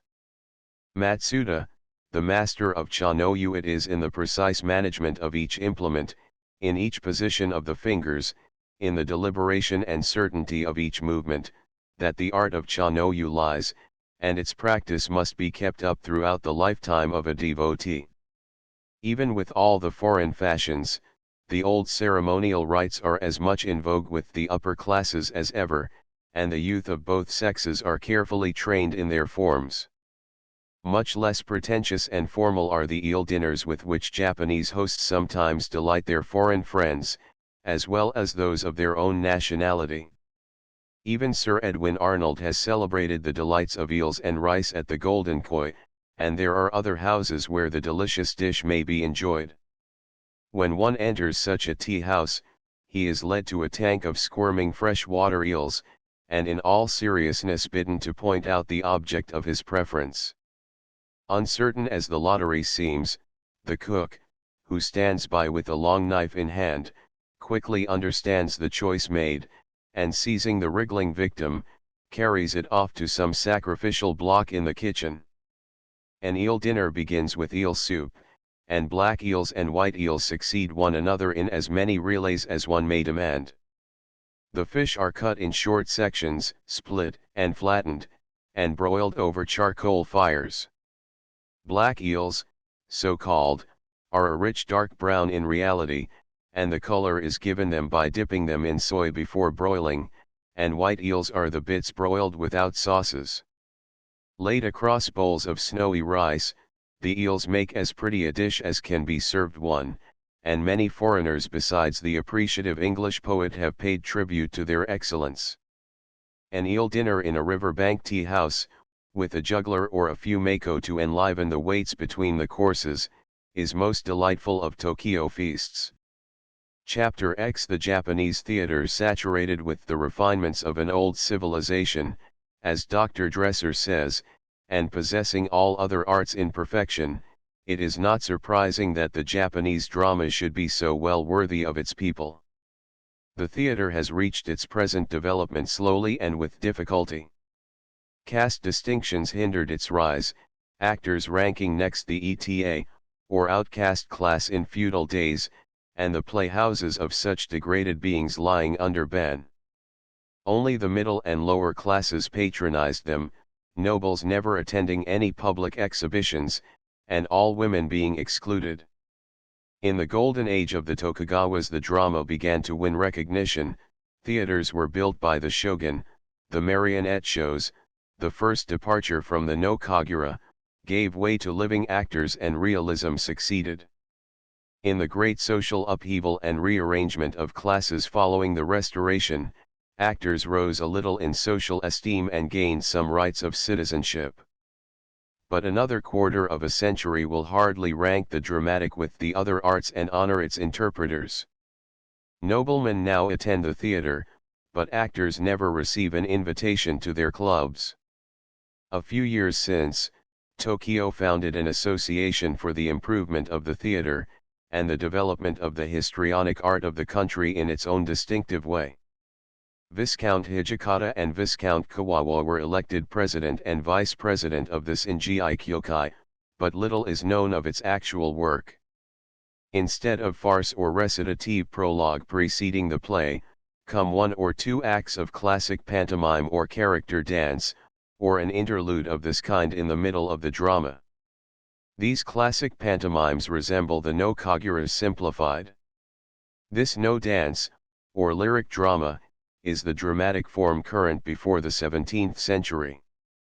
Bordering on the religious, it suggests the Greek drama, and the passion and miracle plays of medieval Europe. Originally, the no was the pantomime festival dance of the Shinto temples, fabled to have been first performed by Suzume before the cave of the sun goddess. The sacred dance is still a temple ceremonial, and the dances of the Shinto priestesses at Nikko and Nara are famous. In time the no became the entertainment of honor in the yashikis of the great, and princes and nobles took part in the solemn measures when greater princes were their guests. To the slow and stately movements of the dancers, and their play with fan and bells, dialogue was added, and an exaggeration of detail and etiquette. The no is wholly artificial, the movements of the actors being as stiff, stilted, and measured as the classic idiom in which the dialogue is spoken, and the ancient and obsolete ideographs which set forth the synopsis of the action. Confined to the yashikis and monasteries, the no was the entertainment of the upper classes, who alone could understand its involved and lofty diction and intricate symbolism. While the bare arguments of plays and dances are as familiar as fairy tales or folklore, only scholars of great attainments can read their actual lines, and the full translation of a no program for the Duke of Edinburgh, on his visit to Japan, busied the interpreters of the British legation for days, with the aid of all the old native poets and scholars in Tokyo. The no is a trilogy, occupying 4 or 5 hours of 3 successive days. The first set of scenes is to propitiate the gods, the second to terrify evil spirits and punish the wicked, and the third to glorify the good, beautiful, and pleasant. The dramatis personae are gods, goddesses, demons, priests, warriors, and heroes of early legend and history, and much of the action is allegorical. By a long gallery at the left the actors approach the elevated pavilion or platform of the stage, which is without curtain or scenery, and almost without properties. The audience sits upon the matted area surrounding the 3 sides of the stage. Flute, drum, and pipes play continuously, and a row of men in old ceremonial dress sit statuesque at one side of the stage, chanting and wailing the explanatory chorus throughout the performance. In the great scenes the actors wear masks of thin lacquered or gilded wood, and valuable collections of such ancient dance masks are preserved in temples and yashikis. The costuming is superb, the old brocade and cloth of gold garments showing the court costumes of centuries ago, and the great families and monasteries hold their ancient no costumes as chiefest treasures. The actors enter at a gate that outstruts the most exaggerated stage stride ever seen, the body held rigid as a statue, and the foot, never wholly lifted, sliding slowly along the polished floor. These buckram figures, moving with the solemnity of condemned men, utter their lines like automata, not a muscle nor an eyelash moving, nor a flicker of expression crossing the unmasked countenance. Their tones are unspeakably distressing, nasal, high-pitched, falsetto sounds, and many performers have ruined and lost their voices, and even burst blood vessels, in the long-continued, unnatural strain of their recitatives. The children who take part equal the oldest members in their gravity and woodenness. In some delightful scenes the demons, with hideous masks and abundant wigs of long, red silk hair, spread deliberate and conventional terror among the buckram grandees, and, stamping the stage wildly, leaping and whirling, relieve the long-drawn seriousness of the trilogy. It is only when the performers are without masks that the scene is recognized as intentionally a light and amusing farce, while the roars of the audience are elicited by stately, ponderous, and time-honored puns, and plays upon words that a foreigner cannot appreciate. Fine representations of the No may be seen at the Koyokwan Clubhouse in Tokyo, and in the audiences one beholds all the bureaucracy, the court circles, and a gathering of aristocratic families not elsewhere to be encountered. The existing theatre and the legitimate drama are not yet 3 centuries old, and the name Shive, meaning turf places, or grass plot, implies the same evolution from outdoor representations that the Occidental drama had. There is no Shakespeare, nor Corneille, nor, indeed, any famous dramatist, whose works survive from an earlier day, to align the stage with literature and make its history. Authorship is rarely connected with the plays, and authors' royalties are unknown. Many of the novels of Baku have been dramatized, but most often anonymously. Plays are usually written in the simpler hiragana, or running characters, in which light romances and books for women are written, and this fact alone shows the esteem in which dramatic literature is held. Incidents in history, lives of warriors, heroes, and saints furnish themes for the drama, and all the common legends and fairy tales are put upon the stage.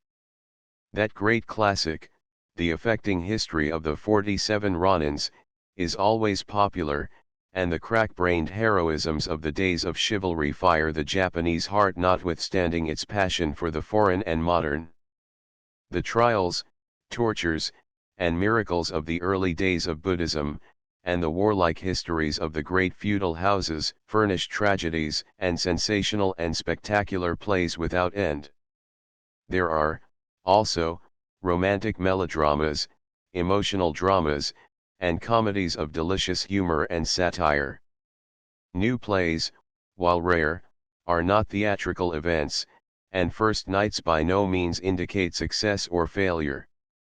The play is tried on the audience, changed, cut, and altered as actors, manager, scene painter, carpenter, and patrons desire, without consideration of the author's rights or feelings. I once asked a great star who had written his play. "I do not understand," said the tragedian, and a bystander explained that the manager had cut reports of a theft, a murder, and a shipwreck from a newspaper, and, discussing them with the star, evolved the outlines of a connected play and decided on the principal scenes and effects. A hack writer was then called in, who, under dictation, shaped the plot and divided it into scenes. The managerial council elaborated it further, allotting the parts, and the star then composed his lines to suit himself. In rehearsal the play was rounded, the diction altered, and each actor directed to write out his own part, after which a full transcript was made for the prompter. As to the authorship of the play of the 47 Ronins, he said, "That is our country's history. We all know the story of their lives and glorious deaths, and many novelists and poets have written of them. But who made it into a drama? Oh, every theater has its own way of representing the different scenes, although the great facts are historical and cannot be misrepresented, now that the Tokugawa's ban against the play is removed. Danjiro plays it in one way, and other actors have their versions, but none of them play it the same at every engagement, nor repeat just the same acts on every day of an engagement. With dramatic authorship so vague and uncertain, the origin or author of any play is far to seek. Revivals and rotations of the old favorites constitute a manager's idea of attractions, a new scene or two, a novel feature, and some local picture or allusion being enough to satisfy the most blasé patron. No accurate libretto nor printed book of the play can thus exist, but the illustrated programs give a pictorial outline of it, a veritable impressionist sketch, noting its salient features, and leaving all details to time and imagination. There are no dramatic unities, no 3-act or 5-act limitations, and no hampering laws of verse and rhythm. An orchestra and half-concealed chorus explains, heralds, and lauds the action, a survival of the no gradually disappearing with other things before the demand for shorter hours and briefer plays. Women do not appear on the Japanese stage, female parts being played by men, who often make these roles their specialty, cultivating and using their voices always in a thin, high falsetto. The makeup, the voices, gait, action, and manner of some of these actors are wonderful, and Jinrikisha, the greatest impersonator of female characters, when dressed for the part of some noble heroine, is an ideal beauty of the delicate, aristocratic type. Outside the great theaters, in plays and sideshow entertainments, that may be compared with our dime museums, a woman is occasionally found on the stage, and, a few years ago, a Tokyo manager amazed the town with the performances of a company made up entirely of women. In the interludes, where jugglers and acrobats entertain the audience, women are sometimes seen, and, in time, plays will be cast for both sexes, and female stars will shine. The infant prodigy is known to the Japanese stage, and in some wonderfully pretty and affecting scenes in the Ronins, little children utter their lines and go through their parts with great naturalness. The Great Theater of Tokyo is the Shintomiza, a long, gabled building, ornamented above the row of entrance doors by pictures of scenes from the play. The street is lined with tea houses, or restaurants, for a play is not a haphazard 2-hour after-dinner incident. A man goes for the day, carefully making up his theater party beforehand, the plays generally beginning at 11 o'clock in the morning, and ending at 8 or 9 in the evening. After a short run, the hours during which the great actors appear and the great stage effects are made become known, and the spectator may time his visit accordingly. It is bad form for a Japanese of position to go to the theater door, pay for a box, and enter it. He must send a servant, at least a day beforehand, to one of the tea houses near the theater to engage its attentions for the day, and through its agency secure a box. The tea house people are the ticket speculators in league with the box office. At the proper hour, the party assemble at the tea house, and give orders for the lunch, dinner, and frequent teas to be served during the day. The tea house attendants conduct them to their box, and at each intermission come to see what is wanted, bringing in at the dinner hour the large lacquer chow boxes with their courses of viands, that their patrons may dine comfortably where they sit. Everybody smokes, and each box has its little tobacco bone, with its cone of glowing coals to light the tiny pipes, the rat-tat of the pipes, as the ashes are knocked out, often making a chorus to the action. Theater buildings are light and flimsy wooden structures, with straw mats and matting everywhere. They are all alike a square auditorium with a sloping floor, a single low gallery, and a stage the full width of the house. The floor space is divided into so-called boxes by low railings, that serve as bridges for the occupants to pass in and out. Visitors always sit on the floor, each box being 6 feet square and designed for 4 people. The gallery has 1 row of boxes at either side, several rows facing the stage, and behind them a pen, where the multitude stand and listen, paying 1 or 2 coppers for each act. This gallery of the gods is called the deaf seat, but the deaf hear well enough to be vociferous. The theater-goer takes a check for his shoes, and racks hanging full of wooden clogs are the ornaments of the foyer. Within the building are booths for the sale of fruits, tea, sweets, tobacco, toys, hairpins, photographs of the stars, and other notions, so that a box party need not leave the house in pursuit of any creature comforts. The ventilation is too good, and the light and open construction invites wintry drafts. Charges are made in detail, and the following is one bill presented for a party of 7 at a Yokohama theater. No charge was made for the 2 family servants, who came and went at will. Admission, 7 persons, $98 box 1.60 carpeting, chairs, etc. 50 messenger hire 10 tea and confectionery 30 persimmons, figs and grapes 30 eels and rice, etc. 7 persons, 3.50 tea house 1.00 presents to servants $38.58 received payment, Fukuya. There is always a drop curtain, generally ornamented with a gigantic character or solitary symbol, and often nowadays covered with picturesque advertisements. Formerly, so much of the play was given by day that no footlights and few lamps were used. In those good old days a black-shrouded mute hovered about each actor after dark, holding out a candle at the end of a long stick to illuminate his features, that the audience might see the fine play of expression. With the adoption of kerosene the stage was sufficiently lighted, and the Shintomiza has a full row of footlights, while the use of electricity will soon be general. The black mutes act as supers throughout all plays where changes are made or properties maneuvered while the curtain is up. The actors enter the stage by 2 long, raised walks through the auditorium, so that they seem to come from without.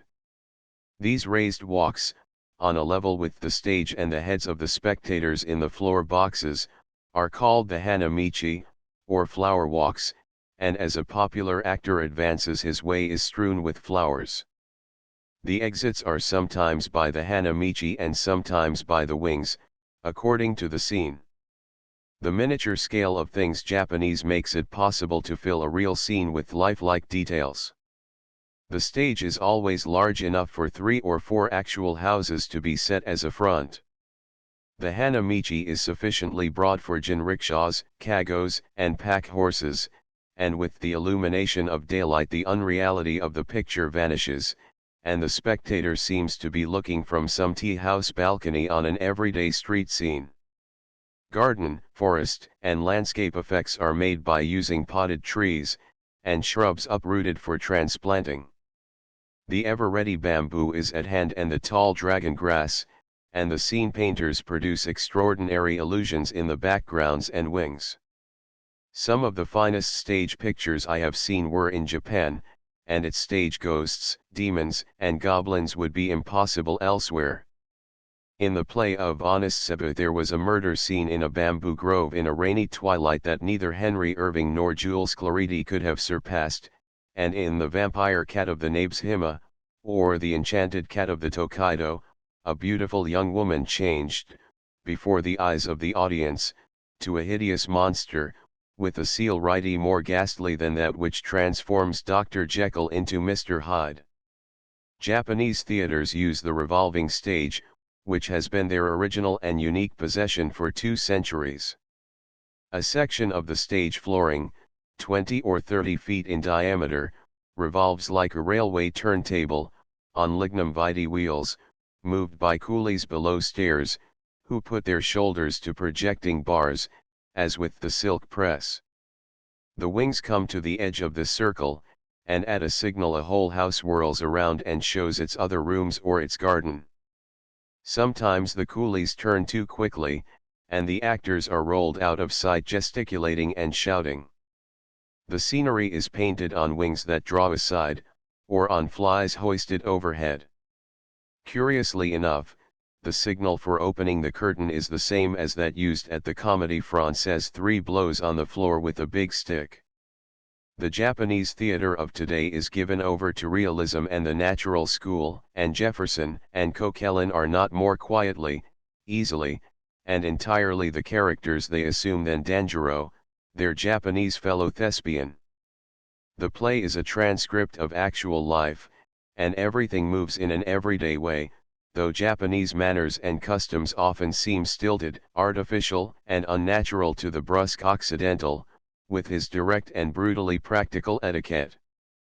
Pathos is always deep and long drawn out, and the last tear is extracted from the eyes of audiences quick to respond to emotional appeals. Tragedies are very tragic and murders very sanguinary.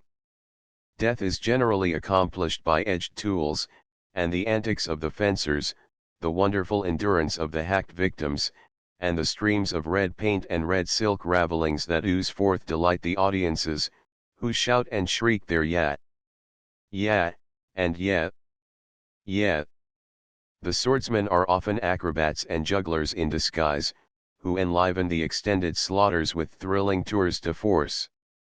Seppuku, the honorable death, or harakiri as it is most commonly known, is always received with breathless interest and wild applause, and the self-disemboweling of the hero, with a long-last oration, still seems to the Japanese something fine and heroic and the most complete revenge upon an insulting foe. The detail and minuteness with which everything is explained, and the endless etiquette and circumlocution, are thoroughly Japanese. Little is left to the imagination in their dramatic art, and an ordinary play has more subplots and characters than one of Dickens's novels. With the rapid adoption of new customs, the theater is becoming the only conserver of the old life and manners. If the Japanese stage has its blood and thunder and its tank drama, it has also its millinery play. The costumes alone are often worth going to see, and the managers announce the appearance of historic brocades and armor worthy of museums. Danjiro owns and wears a sacred coat of mail that belonged to one of the Ronins, and his appearance in it is the signal for the maddest applause. Such treasures of costume and of armor are bequeathed from father to son, and from retiring star to favorite pupil. As tokens of high approval, rich and noble patrons send to actors rare costumes, swords, pipes, and articles of personal use. Excited spectators even throw such tributes upon the stage.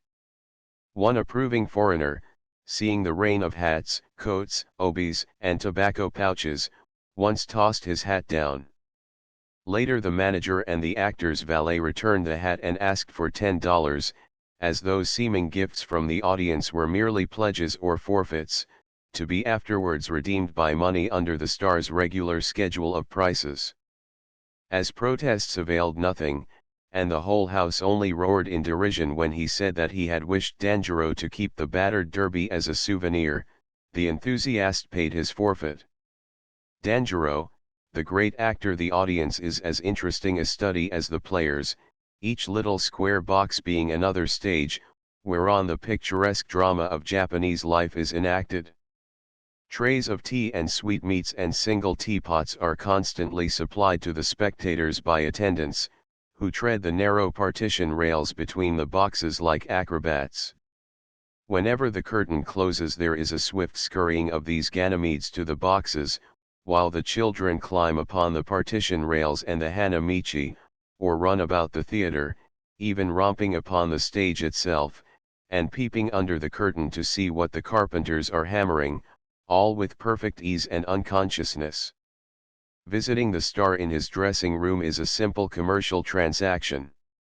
The actors make a fixed charge for receiving such visits, deriving a regular income from this source. Danjiro's dressing room is high up among the flies back of the Shintomiza stage, with a window looking down upon it, so that he needs no callboy. He often shouts down to the stage himself, and has the action of the play delayed or hastened, according to his toilet or his humors.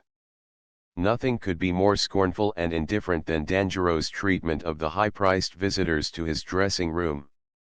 Fulsome flattery, if offered with the florid and elaborate Japanese forms, will mollify him, and the old fellow eighth idolized Danjiro in succession will finally offer tea, present a hairpin to a lady, or write an autograph on a fan in his most captivating stage daimyo manner. When making up for a part, the great actor sits on the mat before a large swinging mirror. Except for a character face little disguise is used, as daylight spoils its effect. 3 or 4 meek valets wait upon this spoiled and whimsical old autocrat, and the whole theater staff attends. The value of his wardrobe, kept in immense covered bamboo baskets, is very great, and its care a serious matter. Part of it was once stolen, and when the whole Tokyo police force succeeded in restoring it, Danjiro announced that he could never again wear what the touch of a thief had defiled. Jinrikisha, fourth of his name and line, and Sodanye, a cousin of Danjiro, equally prove the heredity of Japanese genius, and are favorites of the Tokyo public. Young actors pay the great stars for the privilege of joining their companies, and studying their methods. Danjiro is said to receive $3,000 from the Shintomiza Theater for the year or season, which lasts from early fall until after the cherry blossoms. His connection with the Shintomiza is like that of a sociétaire with the Comédie Française. Yet he plays in other Tokyo theaters, has filled engagements in other cities, and everywhere receives from perquisites, fees, and gifts more than the amount of his salary. The Japanese artist is fully aware of the aid ingenious advertising may lend to genius. Drawing room engagements do not yet contribute a part of the income of a great actor, but such a one was once brought to drink tea at a foreign house, and obligingly recited from his great roles, and through the interpreter, talked most interestingly to us of his art and stage business. In a few days the native newspapers, the vernacular press, as the British dailies term it, contained accounts of a great entertainment offered this favorite actor by some foreign residents, and the simple afternoon tea of 6 people was lost to view in the description of the elaborate banquet and attending crowd. The government exercises a certain censorship of the stage, as of the press, suppressing an obnoxious play, and arresting manager and company if necessary. No allusions to present political events are allowed, and the authorities permit the expression of no disturbing ideas. The Tokugawas exercised this censorship towards the play of the 47 Ronins, because its main argument and many of its scenes reflected too clearly the corrupt practices of the shogun's court.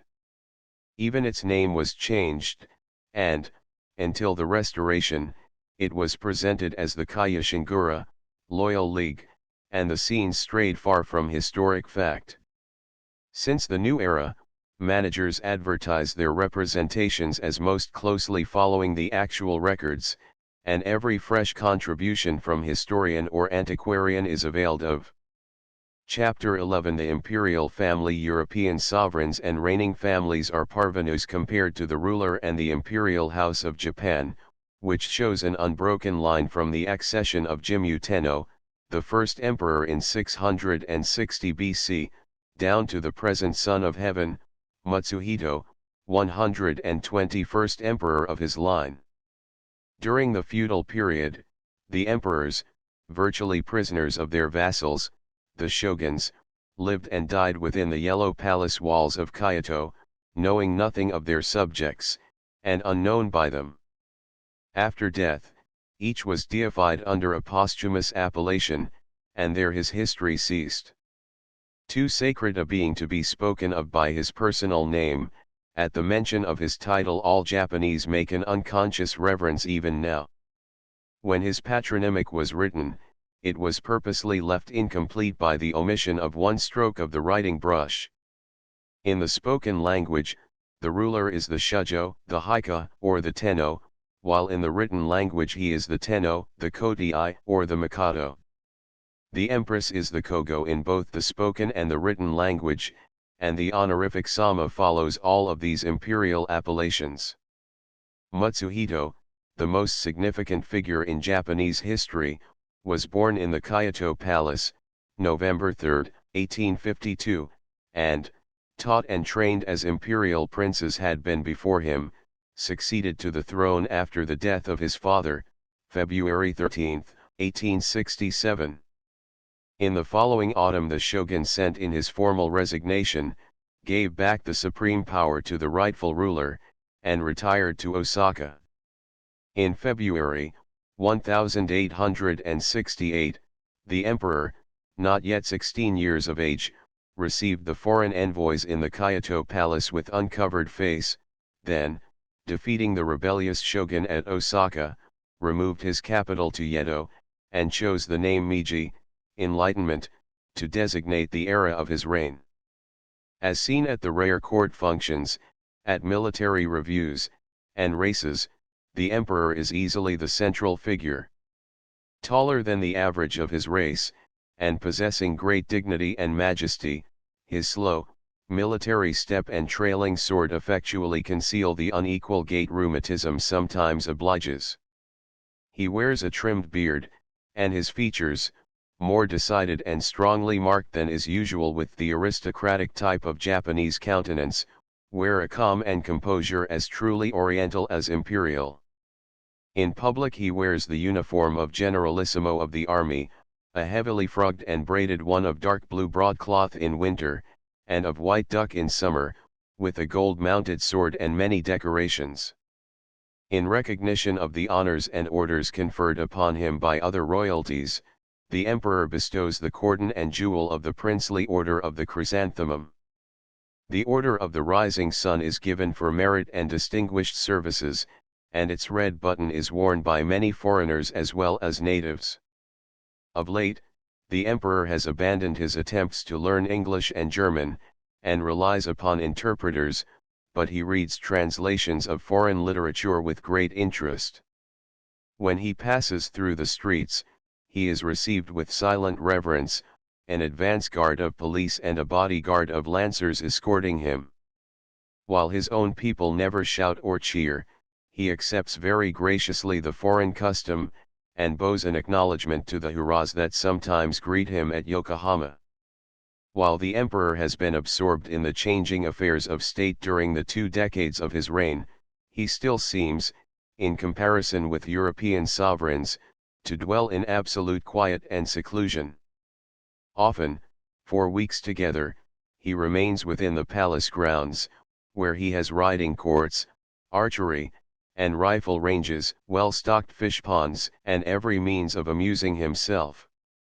Disliking the sea, he has no yacht, a chartered mail steamer or man of war carrying him to naval stations or new fortifications, when the railroad is impracticable. His mountain palaces and remote game preserves he never visits. Immediately after establishing his court at Yedo, the boy emperor returned to Kyoto to wed Haruko, daughter of Ichijo Takeda, a kyuj, or court noble of the highest rank. The marriage was solemnized by some Shinto ceremony within the temple of the palace, a ceremony so sacred and private that no Japanese even conjectures its form. The Empress Haruko, born May 29, 1850, was educated in the strictest conventions of old Japan, and taught only the Chinese classics, her own literature and poetic composition, the use of the koto, the forms of cha no yu, needlework, and the arrangement of flowers, a broad and most liberal education for a maiden even of high degree. Upon her marriage, an extraordinary life opened before the little empress, demanding a very unusual activity and study, courage, adaptiveness, and comprehension. She is poetic as well as practical, and her poems are not only traced on imperial screens and kakemono in autograph characters, but several of them have been set to music as well. Even now, Her Majesty is more delicately pretty than her younger sisters, although for years an invalid.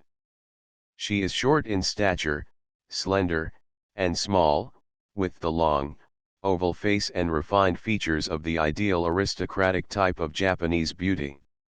At her marriage, she shaved her eyebrows, painted 2 shadowy suggestions of them high up on her forehead, and blackened her teeth, in accordance with Japanese custom, but after a few years, she ceased to disfigure herself in this way.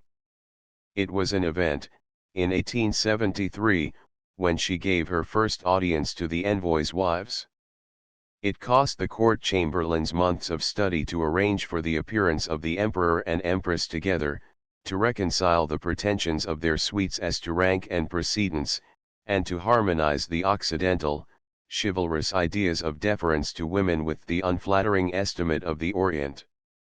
When, on the day of the declaration of the new constitution, February 11, 1890, the emperor and empress rode side by side in the same state carriage through the streets of Tokyo, and when, that night, he offered his arm to lead her to a twin armchair in the state dining hall.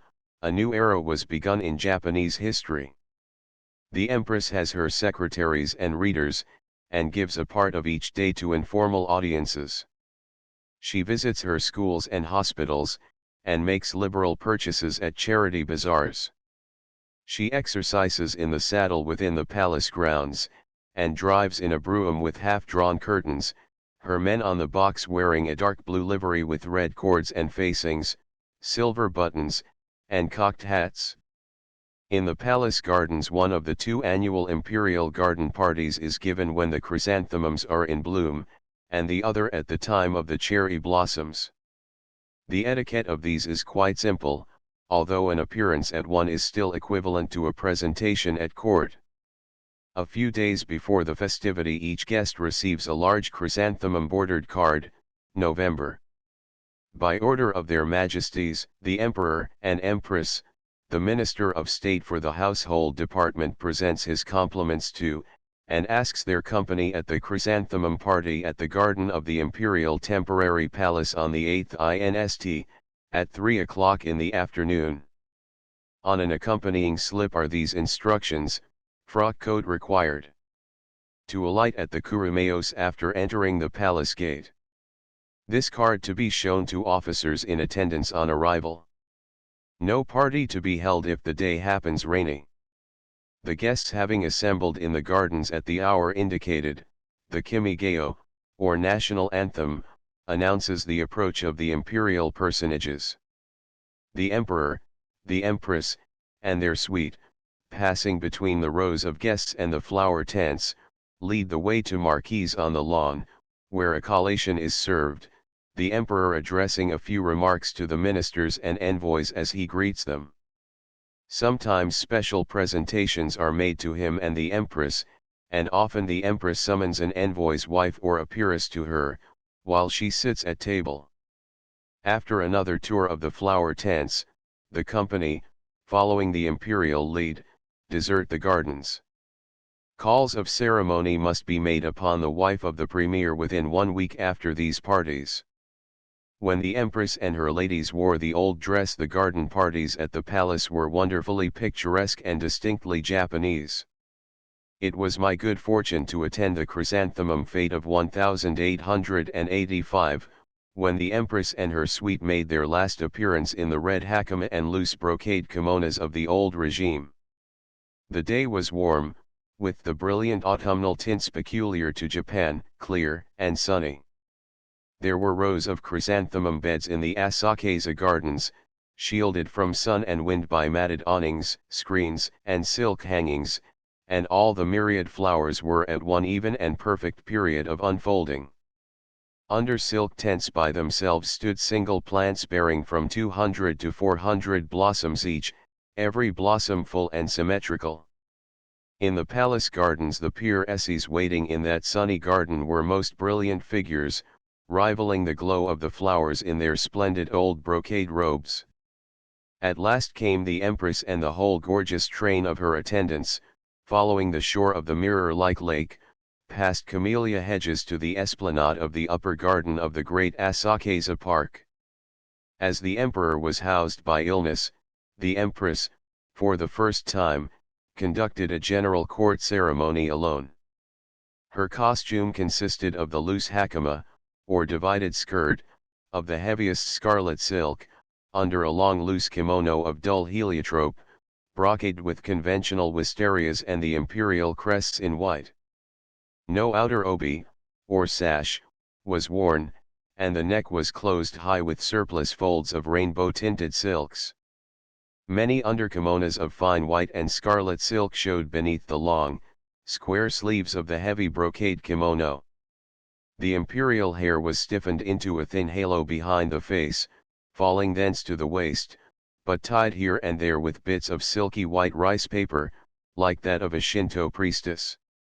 Above her forehead shone a little golden ornament in the shape of the ho-oh, or phoenix, and she carried a parasol and an old court fan of painted sticks of wood, wound with long cords of many-colored silks. The dignity and majesty of the little woman were most impressive. Every head bowed low, and when she had passed eyes were lifted to her reverently and admiringly. All the princesses and peeresses following her wore a similar costume, many of their brocade kimonos being stiffened with embroidery and gold thread, and making dazzling effects of color. When, in the brilliant sunset flush, the imperial train retraced its steps, its kaleidoscopic flashes of white and gold and color reflected in the still lake, and showing vividly as the ladies formed in a semicircle on the lawn, while the Empress withdrew to her apartments, there ended a series of pictures so beautiful that they seemed an illusion of the imagination. Before the following April Paris fashions had set in with great rigor, and all the soft, pink reflections from the clouds of cherry blossoms in the Hamarikya Palace garden could not give the groups of little women in dark, ugly, close-fitting gowns any likeness to the beautiful assemblages of other years. Gone were poetry and picturesqueness. Progress and felicity were come. Except for the costumes of the Chinese and Korean legatians, and that of the Chinese minister's wife, with its cap-like ornaments of filigree and pearls, and tiny jeweled slippers, nothing oriental or Asiatic in aspect remained to that court gathering. The Empress ordained and defended this change of dress in a famous court circular, whose chief argument seemed to be that the alteration from the sitting and kneeling etiquette of the Orient to the standing etiquette of the Occident required Western fashions for women as well as men. Every lover of the picturesque protested, but it was suspected that this manifesto was a shrewd political move of Count Ito's to convince the treaty powers that the Japanese do not differ from other civilized people. Should the sacrifice of the old life and the beautiful national dress help to secure for Japan a revision of the shameful and unjust treaties forced upon her from 1854 to 1858, and promote the political liberty and commercial prosperity of the country, the Empress's patriotic iconoclasm may be justified. In the palace gardens the sacredness of the imperial person long postponed Her Majesty's change of fashion, as no ignoble dressmaker could be allowed to touch her. Countess Ito, the clever wife of the premier, and leader of foreign fashions at court, was finally chosen as lay figure, to be fitted until a model could be made.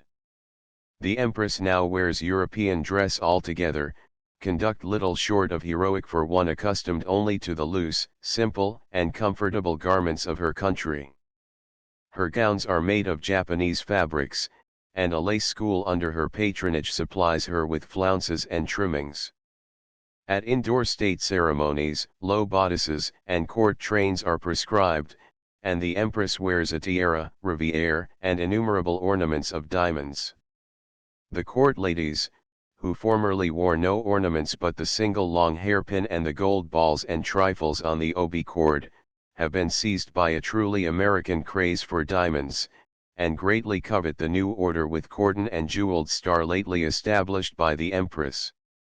In adopting the expensive foreign dress, court ladies ruthlessly sacrificed irreplaceable heirlooms of rich old brocades and embroideries.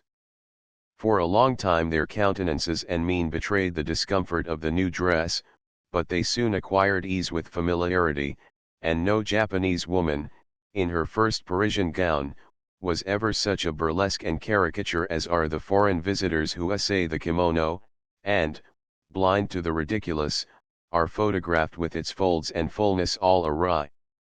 Only 2 foreign women have I ever seen who could wear Japanese dress gracefully in the Japanese way, with full regard to the meaning which each color, fold, pucker, and cord implies.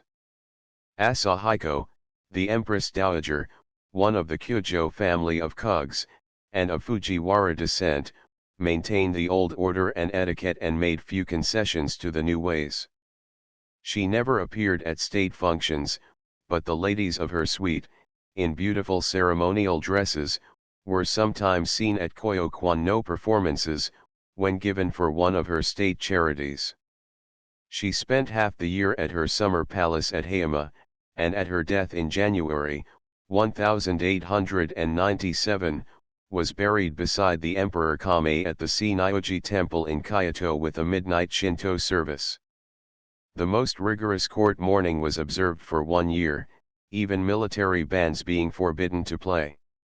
The Empress Dowager had nominal charge of the imperial nurseries in the Nakayama Yashiki, where the children of the emperor and his inferior wives remain until their 4th or 5th years.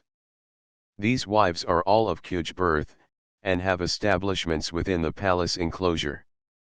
They are an oriental survival, of which little is said or definitely known, although they still have a fixed rank. The Empress Haruko has no children, and Prince Haru, the crown prince, is the son of the emperor and Madame Yanagiwara. 5 imperial princesses are living, but 10 imperial children have died.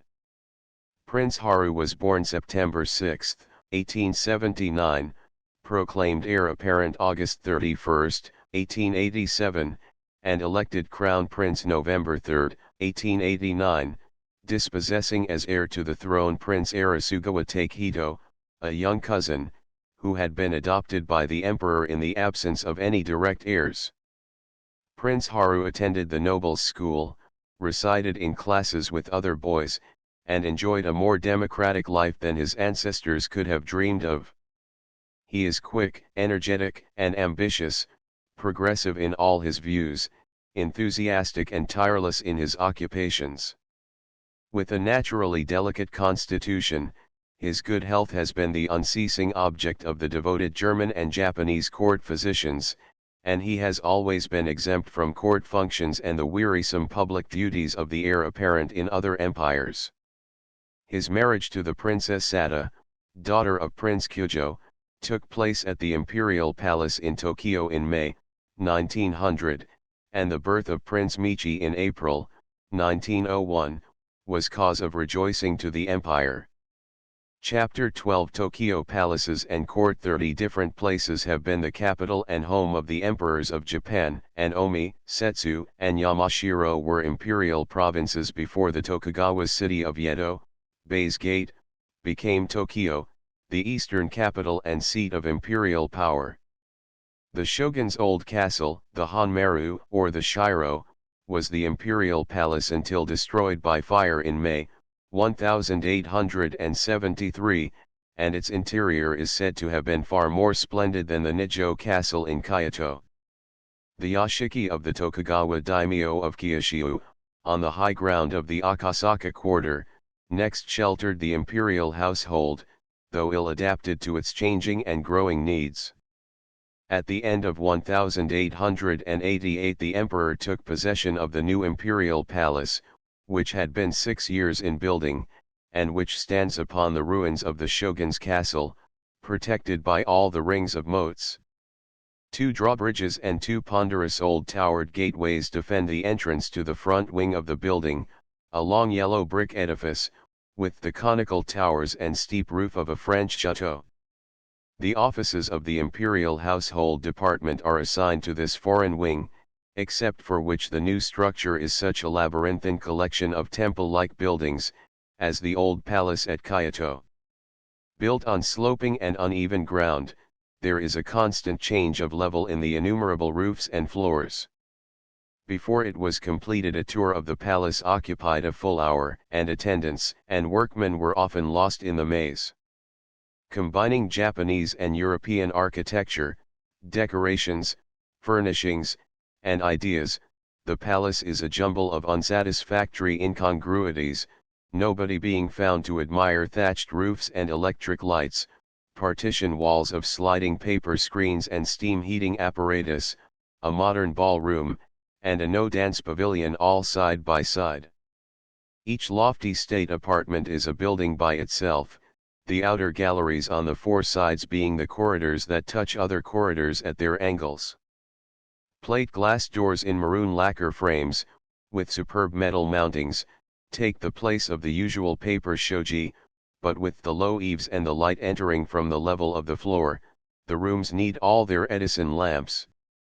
Unfortunately, the best examples of national decorative art are not preserved in this national palace. Only the richly paneled ceilings are at all Japanese or worthy their place. The famous embroidered ceiling and embroidered wainscoting in the great drawing room, and some makimonos in the private rooms, exhibit the best Kyoto needlework. This wonderful ceiling, costing $10,000, is paneled with yard squares of gold thread tapestry, upon which are embroidered crest-like circles of various flowers.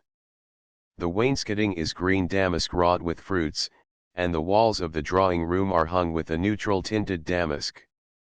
The beautiful Japanese woods and the marvelous Japanese carvers were set aside, that the steam factories of Hamburg might supply the cheap and ugly oak furniture of the banquet hall.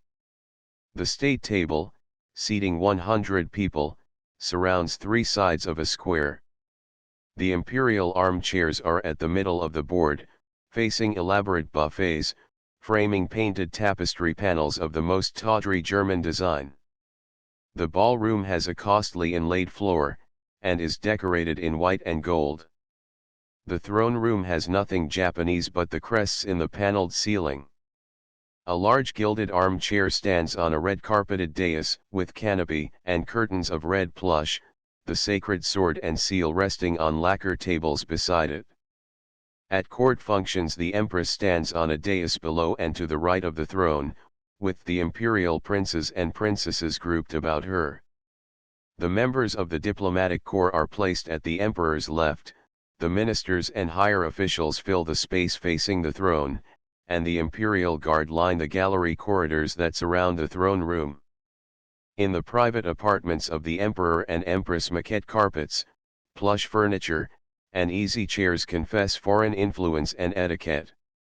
The old rules of the simplicity of a Shinto shrine in the sovereign's dwelling are observed in leaving all the woodwork unpainted, while wax candles and open grates replace the electric bulbs and gilded radiators of the official parts of the palace. Some of the private rooms display exquisite paneled and coffered ceilings of pure white pine, or the beautiful gray bogwood. Each suite has one room in pure Japanese style, and a tiny box for celebrating the rites of Cha-no-yu with a favored 4. The emperor's sleeping room is the same unlighted, unventilated dark closet which his ancestors used. This sleeping room is in the accompanying diagram, surrounded by rooms occupied at night by his attendants and guards. Above this floor is a suite of studies, libraries, and secretaries' rooms, all finished in the same exquisite woods, that show their natural grain and color. There is a separate suite of rooms for the emperor's toilet and wardrobe, a robing and disrobing room, and an exquisite Japanese bathroom with inlaid floor and walls. The sovereign uses the regular oval wooden tub of his people, which is filled from a well in the adjoining court by means of the primitive bucket and rope. The screens in these private rooms are undecorated, or at the most only flecked with gold leaf. From time to time, by special command, artists will decorate these, and squares of colored paper put here and there upon them invite the autograph poems of the tea-drinking improvisators. Somewhere in the recesses of the palace is a chapel or Shinto shrine, but the officials are very reticent concerning it. It is known that the mortuary tablets of the emperor's ancestors are there, simply high, or pieces of pine wood, upon which are written the posthumous names of the deceased rulers. Official bulletins often announce that a newly appointed minister of the cabinet, or a diplomatic officer about departing for his post is ordered to worship the cenotaphs in the imperial chapel, before an audience with the emperor. Presumably, such devotions are a form equivalent to the oath of allegiance in other countries.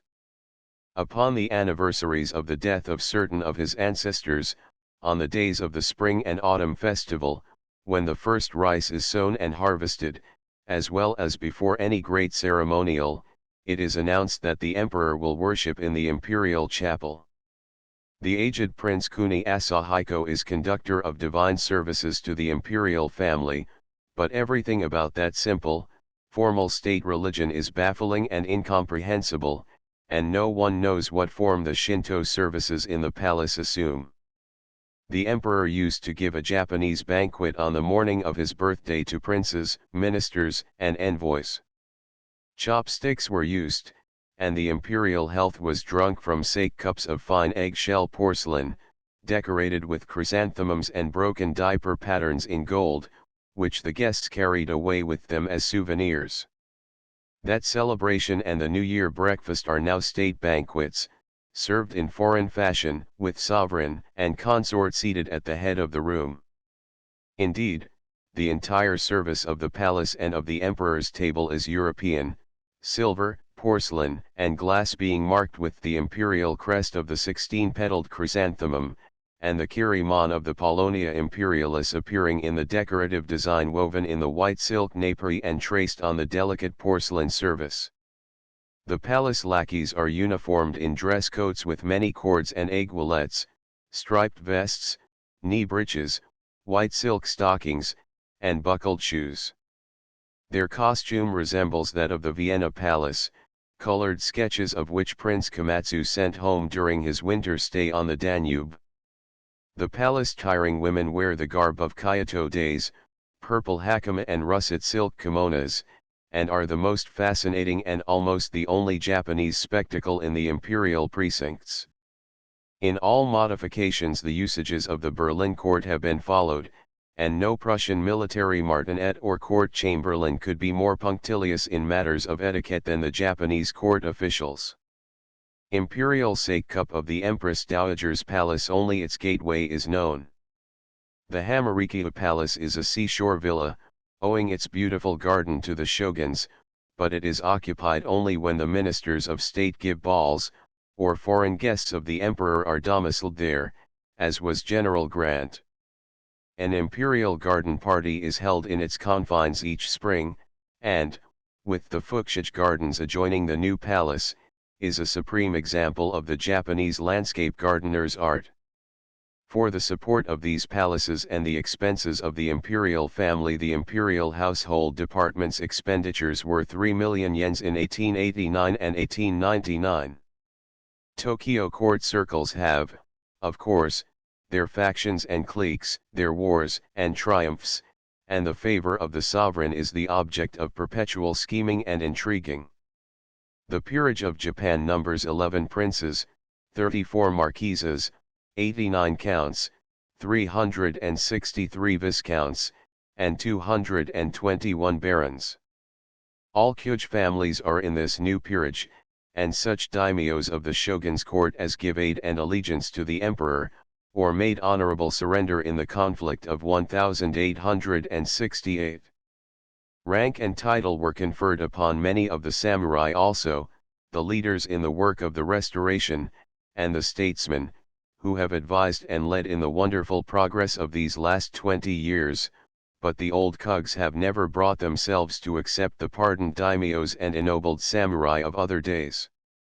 It is the Oriental version of the relations between the Faubourg Saint-Germain, the aristocracy of the empire, and the bureaucracy of the present French Republic. The imperial princes of the blood, all nearly related to the emperor, rank above the 10 created princes, who head the list of the nobility. 5 of these 10 princely houses are the old Gozek, the first 5 of the 155 Kyoge families comprising the old Kyoto court. With the Gozek, which includes the Ichijo, Kyojo, Takatsukasa, Nijo, and Konwoi families, rank, since 1883, the houses of Sanjo, Iwakura, Shimadzu, Mori, and Tokugawa, sharing with them the privilege of offering the bride to the heir apparent. The emperor visits personally at the houses of these 10 princes, and recently the Tokugawas entertained him with a fencing match and a no-dance in old style, the costumes and masks for which had been used at Tokugawa fetes for centuries.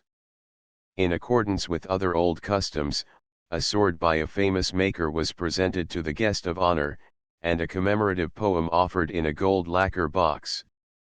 Yet the head of the Tokugawa house is a grandson of the shogun who first refused to treat with Commodore Perry, and son of Keiki, the arch-rebel and last of the shoguns, who for so long lived forgotten as a private citizen on a small estate near Shizuoka, keeping alive no faction, awaking no interest, attaining, in fact, a political nirvana.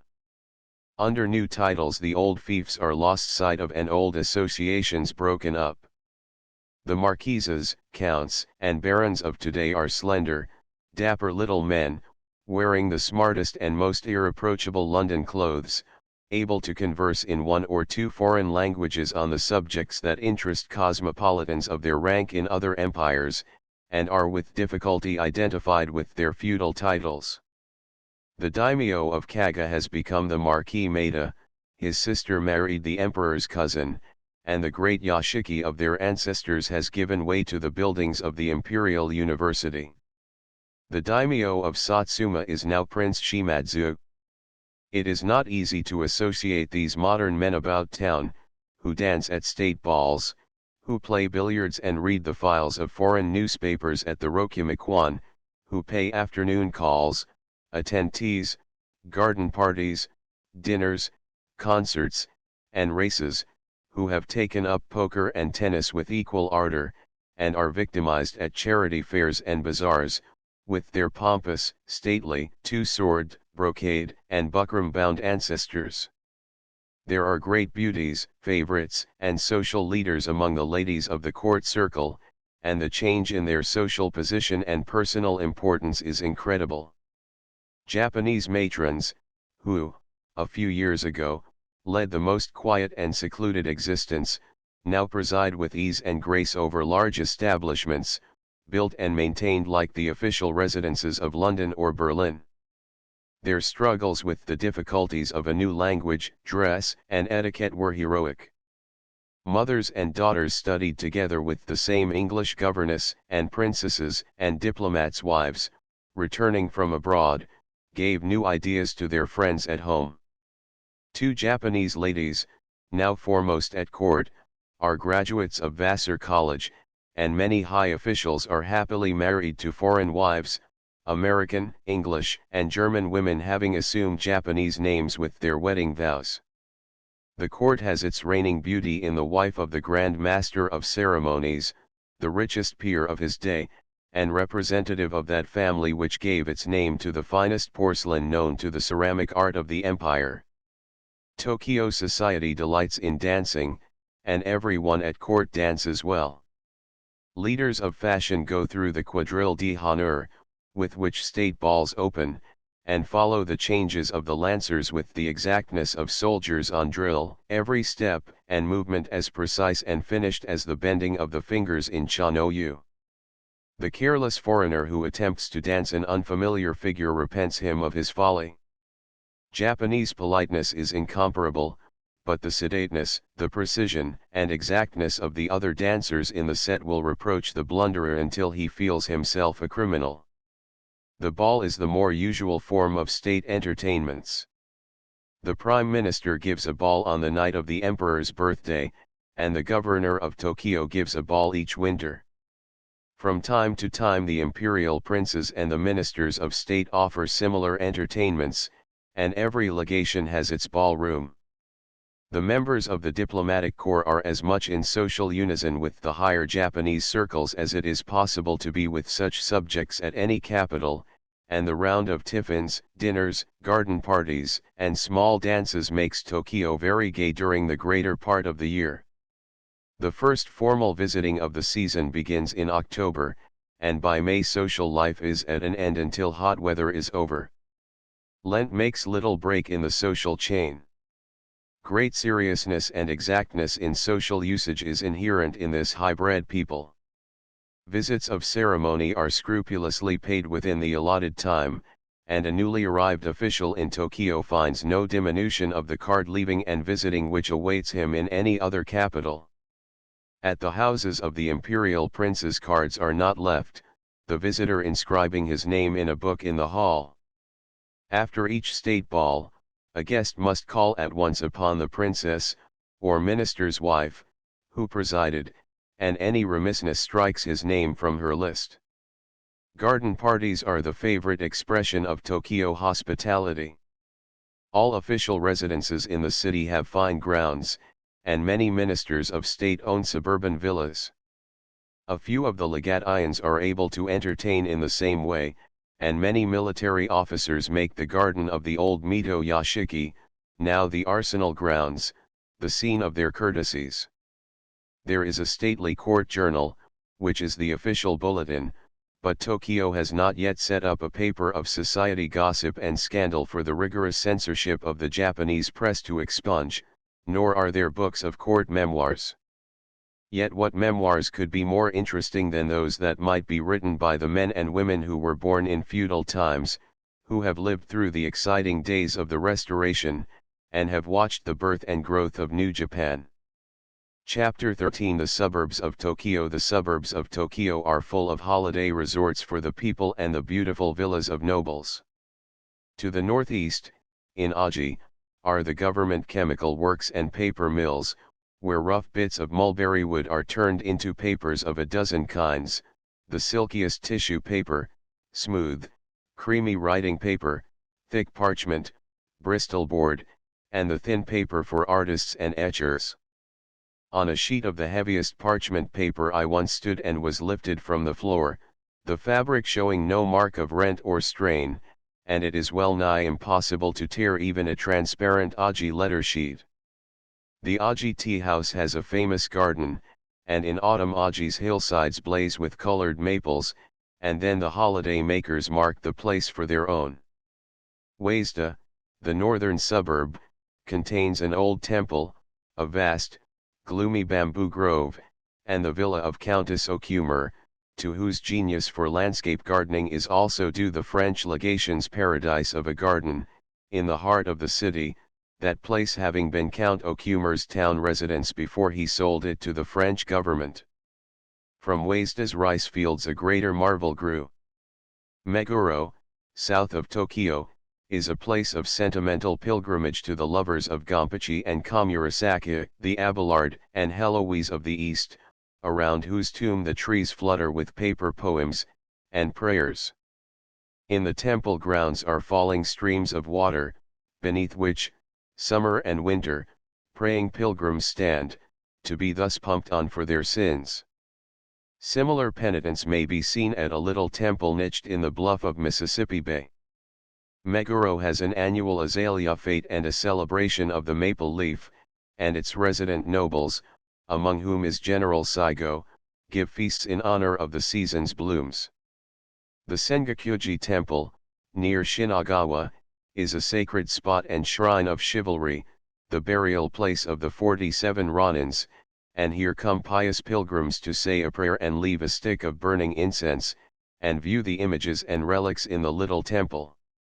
Near Omori, halfway between Yokohama and Tokyo, Professor Morse discovered the shell heaps of prehistoric man.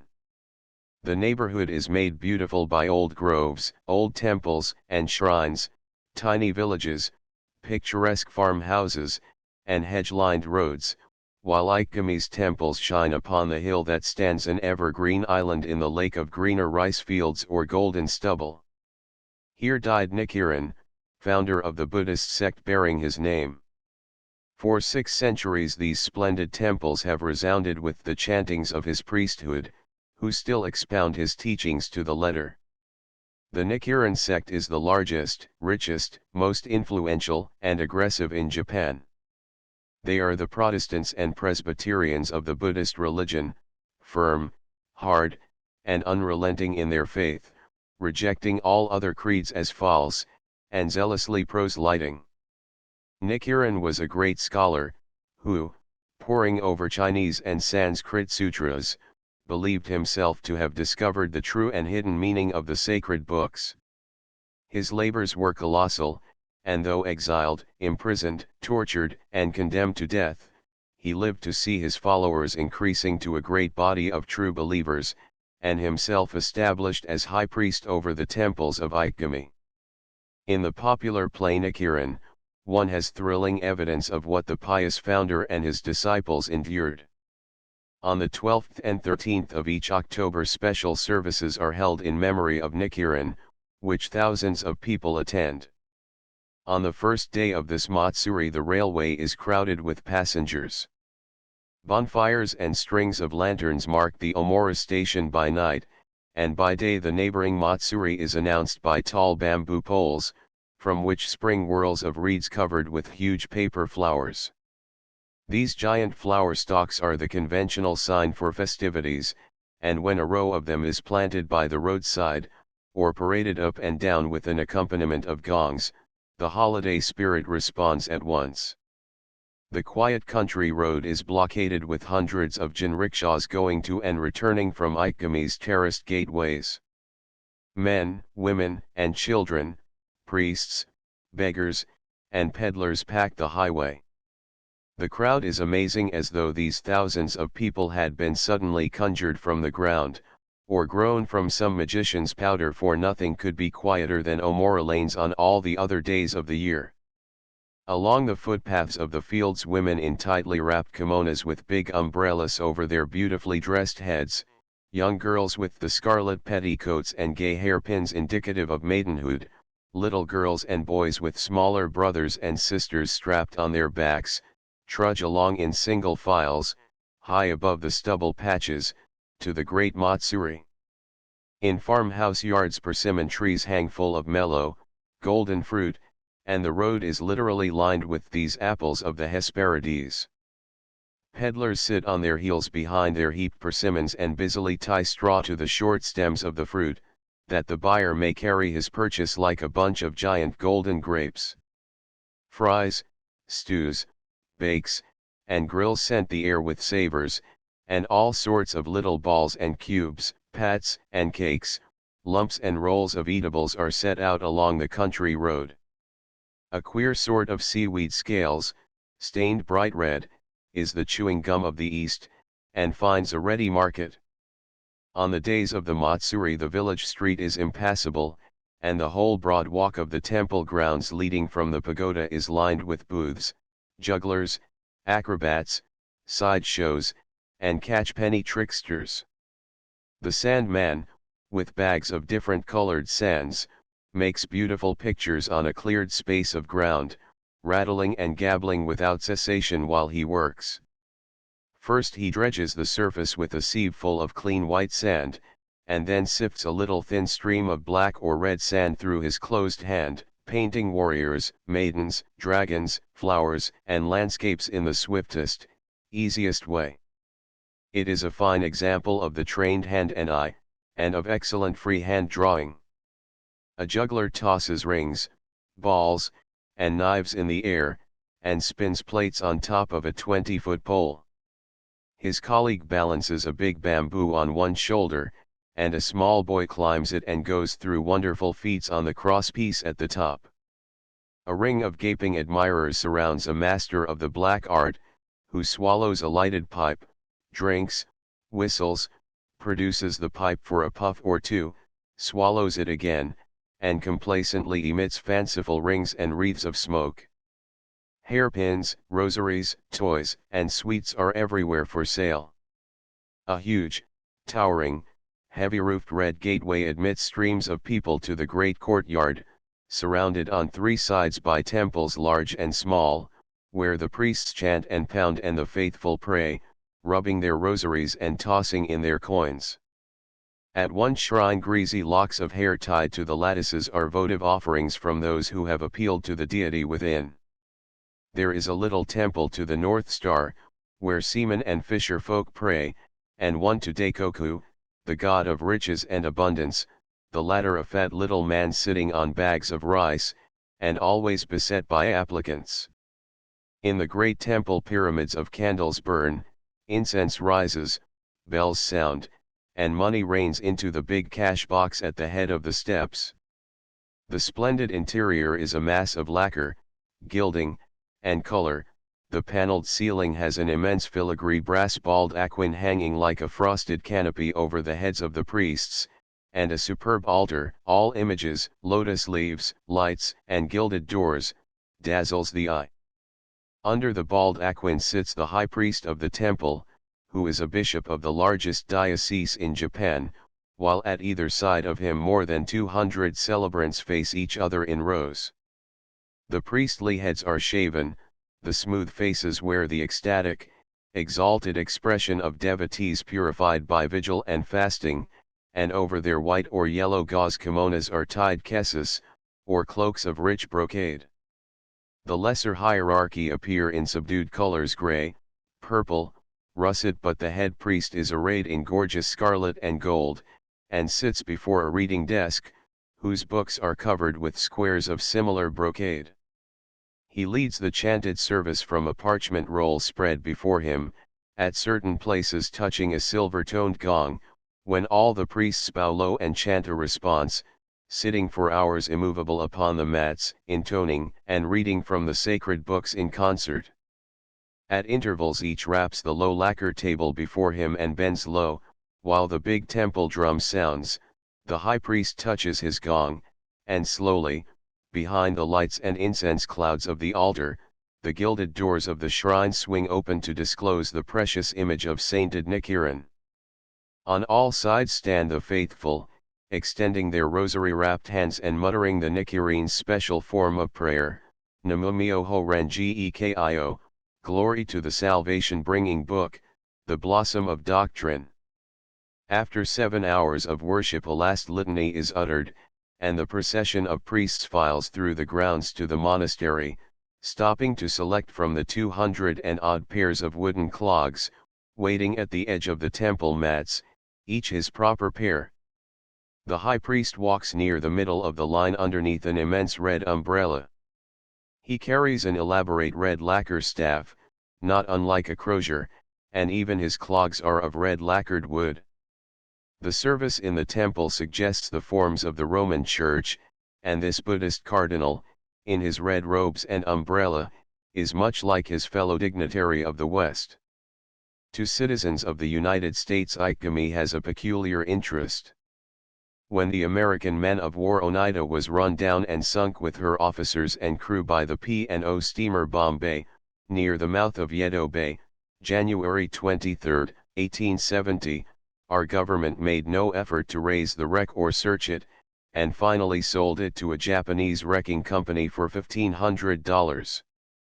The wreckers found many bones of the lost men among the ship's timbers, and when the work was entirely completed, with their voluntary contributions they erected a tablet in the Ikegami grounds to the memory of the dead, and celebrated there the impressive Buddhist Sigaki, Feast of Hungry Souls, in May, 1889. The great temple was in ceremonial array, 75 priests in their richest robes assisted at the Mass, and among the congregation were the American admiral and his officers, 100 men from the fleet, and one survivor of the solitary boat's crew that escaped from the Oneida. The scriptures were read, a service was chanted, the sutra repeated, incense burned, the symbolic lotus leaves cast before the altar, and after an address in English by Mr. Amino Mori explaining the Sigaki, the procession of priests walked to the tablet in the grounds to chant prayers and burn incense again.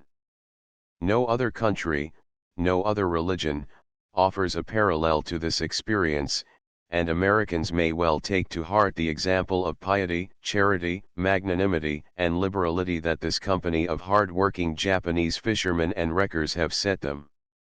Chapter 14: A trip to Nikko. The Nikko Mountains, 100 miles north of Tokyo, are the favorite summer resort of foreign residents and Tokyo officials. The railway now reaches Nikko, and one no longer travels for the last 25 miles in Jinrikisha over the most beautiful highway, leading through an unbroken avenue of overarching trees to the village of Hakiishi, or Nikko. On the very hottest day of the hottest week of August we packed our koris, the telescope baskets which constitute the Japanese trunk, and fled to the hills. Smoke and dust poured in at the car windows, the roof crackled in the sun, the green groves and luxuriant fields that we whirled through quivered with heat, and a chorus of grasshoppers and scissors grinders deafened us at every halt. At Utsunomiya it was a felicity to sit in the upper room of a tea house and dip our faces and hold our hands in basins of cool spring water, held for us by the sympathetic Nisans. They looked perfectly cool, fresh, and unruffled in their clean blue and white cotton kimonos, for the Japanese, like the Creoles, appear never to feel the heat of summer, and, indeed, to be wholly indifferent to any weather. The same placid Utsunomiya babies, whose little shaved heads bobbed around helplessly in the blaze of that midsummer sun, I have seen equally serene with their bare skulls reddening, uncovered, on the frostiest winter mornings.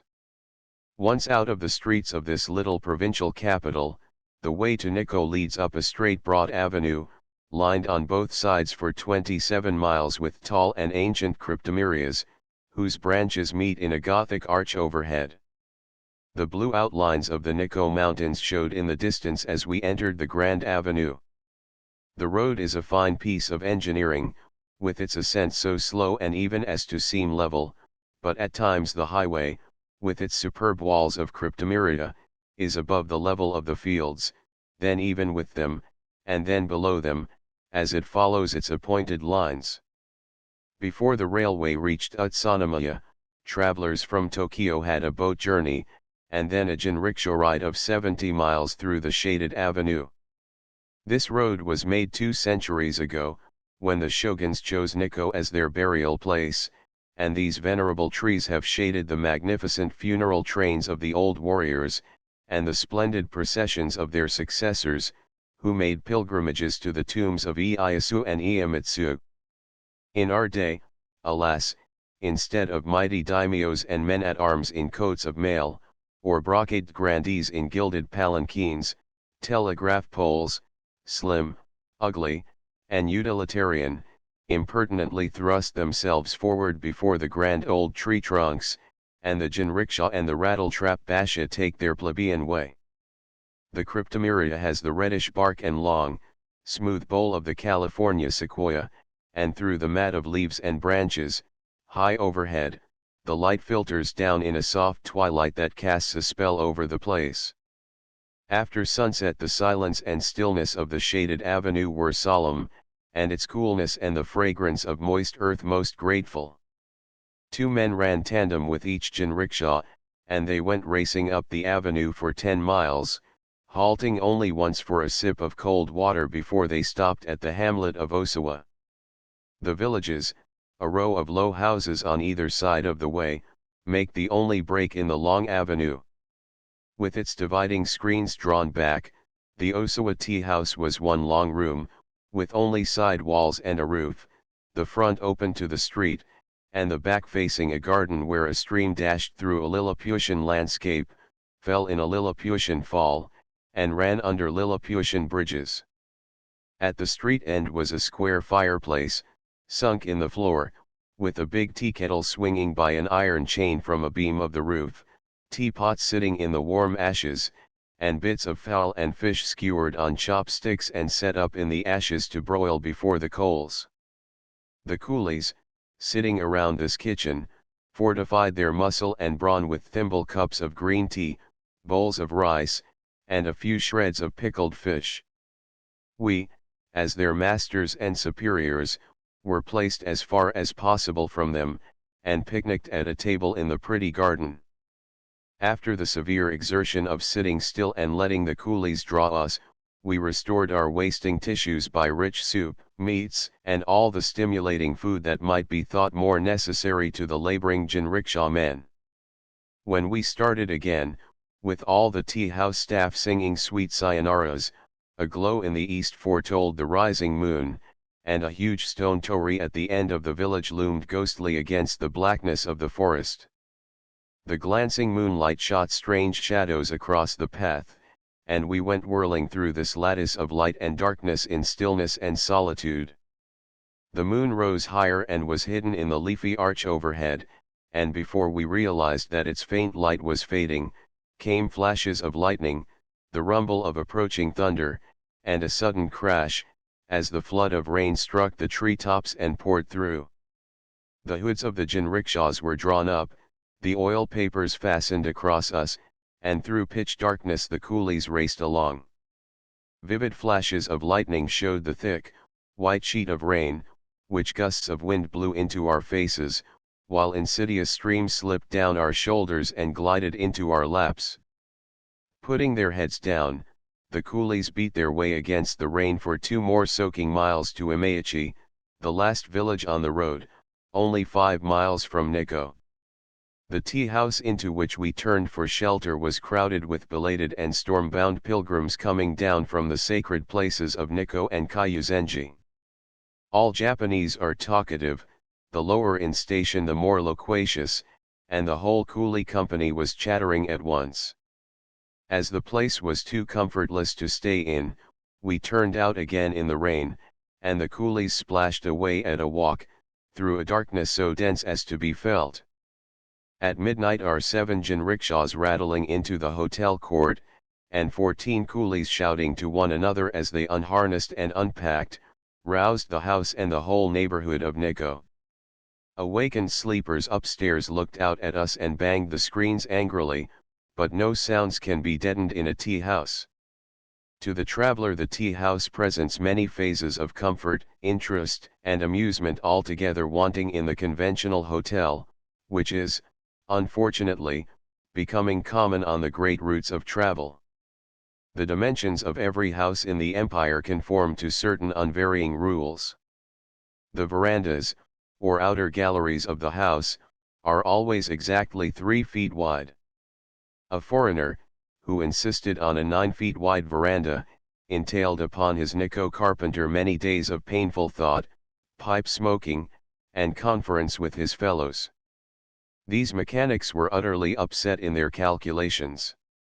They sawed the boards and beams too long or too short, and finally produced a very bad, un-Japanese piece of work. The floors of these galleries are polished to a wonderful smoothness and surface. They are not varnished, nor oiled, nor waxed, but every morning rubbed with a cloth wrung out of hot bath water which contains oily matter enough to give, in time, this peculiar luster. 3 years of daily rubbing with a hot cloth are required to give a satisfactory result, and every subsequent year adds to the richness of tone and polish, until old tea houses and temples disclose floors of common pine looking like rosewood, or 6th-century-old oak. The area of every room is some multiple of 3 feet, because the soft tatami, or floor mats, measure 6 feet in length by 3 in width. These are woven of common straw and rushes, faced with a closely wrought mat of rice straw. It is to save these tatami and the polished floors that shoes are left outside the house. The thick screens, ornamented with sketches or poems, that separate one room from another, are the fusuma, the screens shutting off the veranda, pretty lattice frames covered with rice paper that admit a peculiarly soft light to the rooms, are the shoji, and in their management is involved an elaborate etiquette. In opening or closing them, well-bred persons and trained servants kneel and use each thumb and finger with ordered precision, while it is possible to convey slight, contempt, and mortal insult in the manner of handling these sliding doors.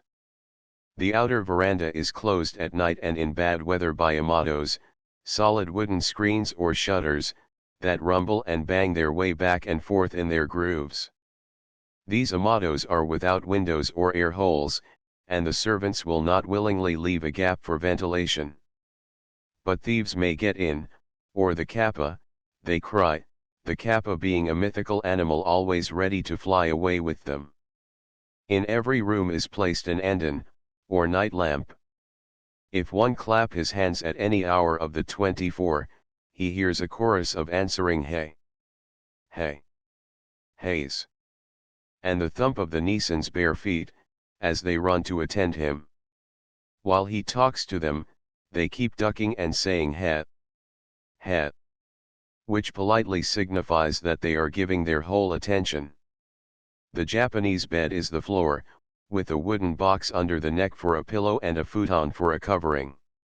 To the foreigner the Japanese landlord allows 5 or 6 futons, or cotton-wadded comforters, and they make a tolerable mattress, although not springy, and rather apt to be damp and musty.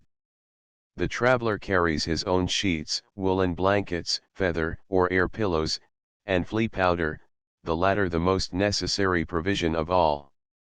The straw mats and the futons swarm with fleas, and without a liberal powdering, or, better, an anointing with oil of pennyroyal, it is impossible to sleep. These sleeping arrangements are not really comfortable, and, after the fatigue of walking and mountain climbing, stiffen the joints. By day the futons are placed in closets out of sight, or hung over the balconies to air, coming back damper than ever, if the servants forget to bring them in before sunset. The bedroom walls are the sliding paper screens, and if one's next neighbor be curious, he may slip the screen a little or poke a hole through the paper. A whisper or a pin drop travels from room to room, and an Anglo-Saxon snorer would rock the whole structure. At ordinary Japanese inns the charge for a day's accommodation ranges from a half-yen upward. A Japanese can get his lodgings and all his meals for about 30 cents, but foreigners are so clumsy, untidy, and destructive, and they demand so many unusual things, that they are charged the highest price, which includes lodging, bedding, and all the tea, rice, and hot water they may wish. All other things are extra.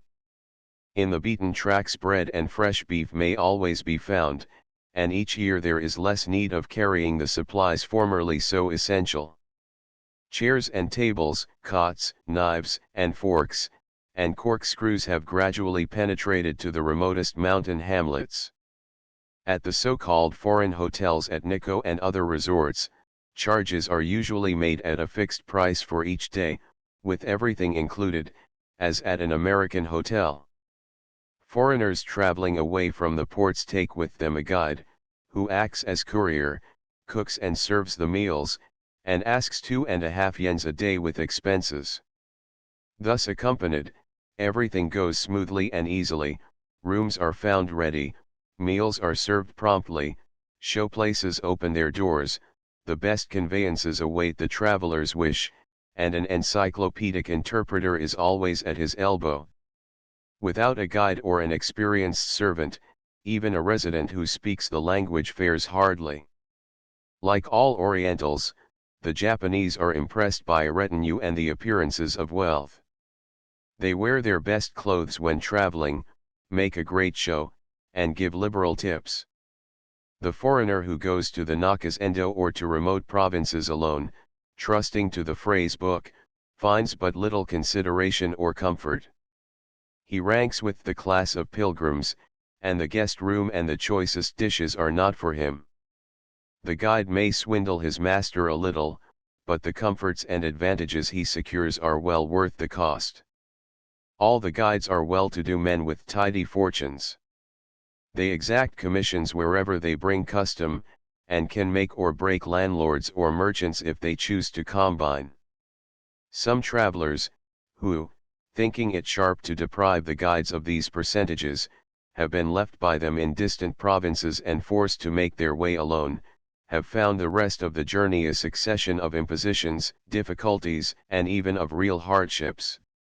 After engaging a guide and handing him the passport, the traveler has only to enjoy Japan and pay his bill at the end of the journey. The guides know more than the guidebook, and with ITO, made famous by Miss Bird, Nikko, and Kyoto, yielded to us many pleasures which we should otherwise have missed.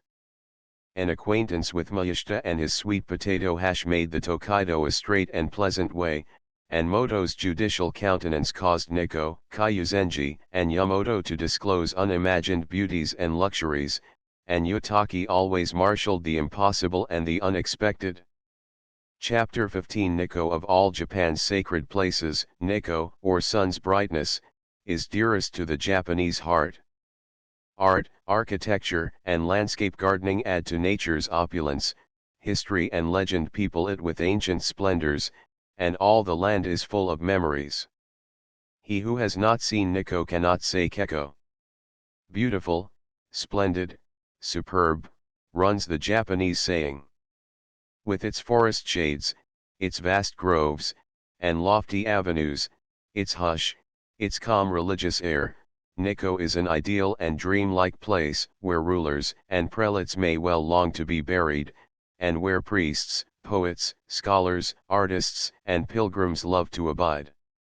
Each day of a whole summer has new charms, and Nikko's strange fascination but deepens with acquaintance. The one long street of Hakiishi, or Lower Nikko village, ends at the banks of the Daigawa, a roaring stream that courses down a narrow valley, walled at its upper end by the bold, blue bar of Nantai-san, the sacred mountain. Legend has peopled this valley of the Dayagawa with impossible beings, giants, fairies, demons, and monsters.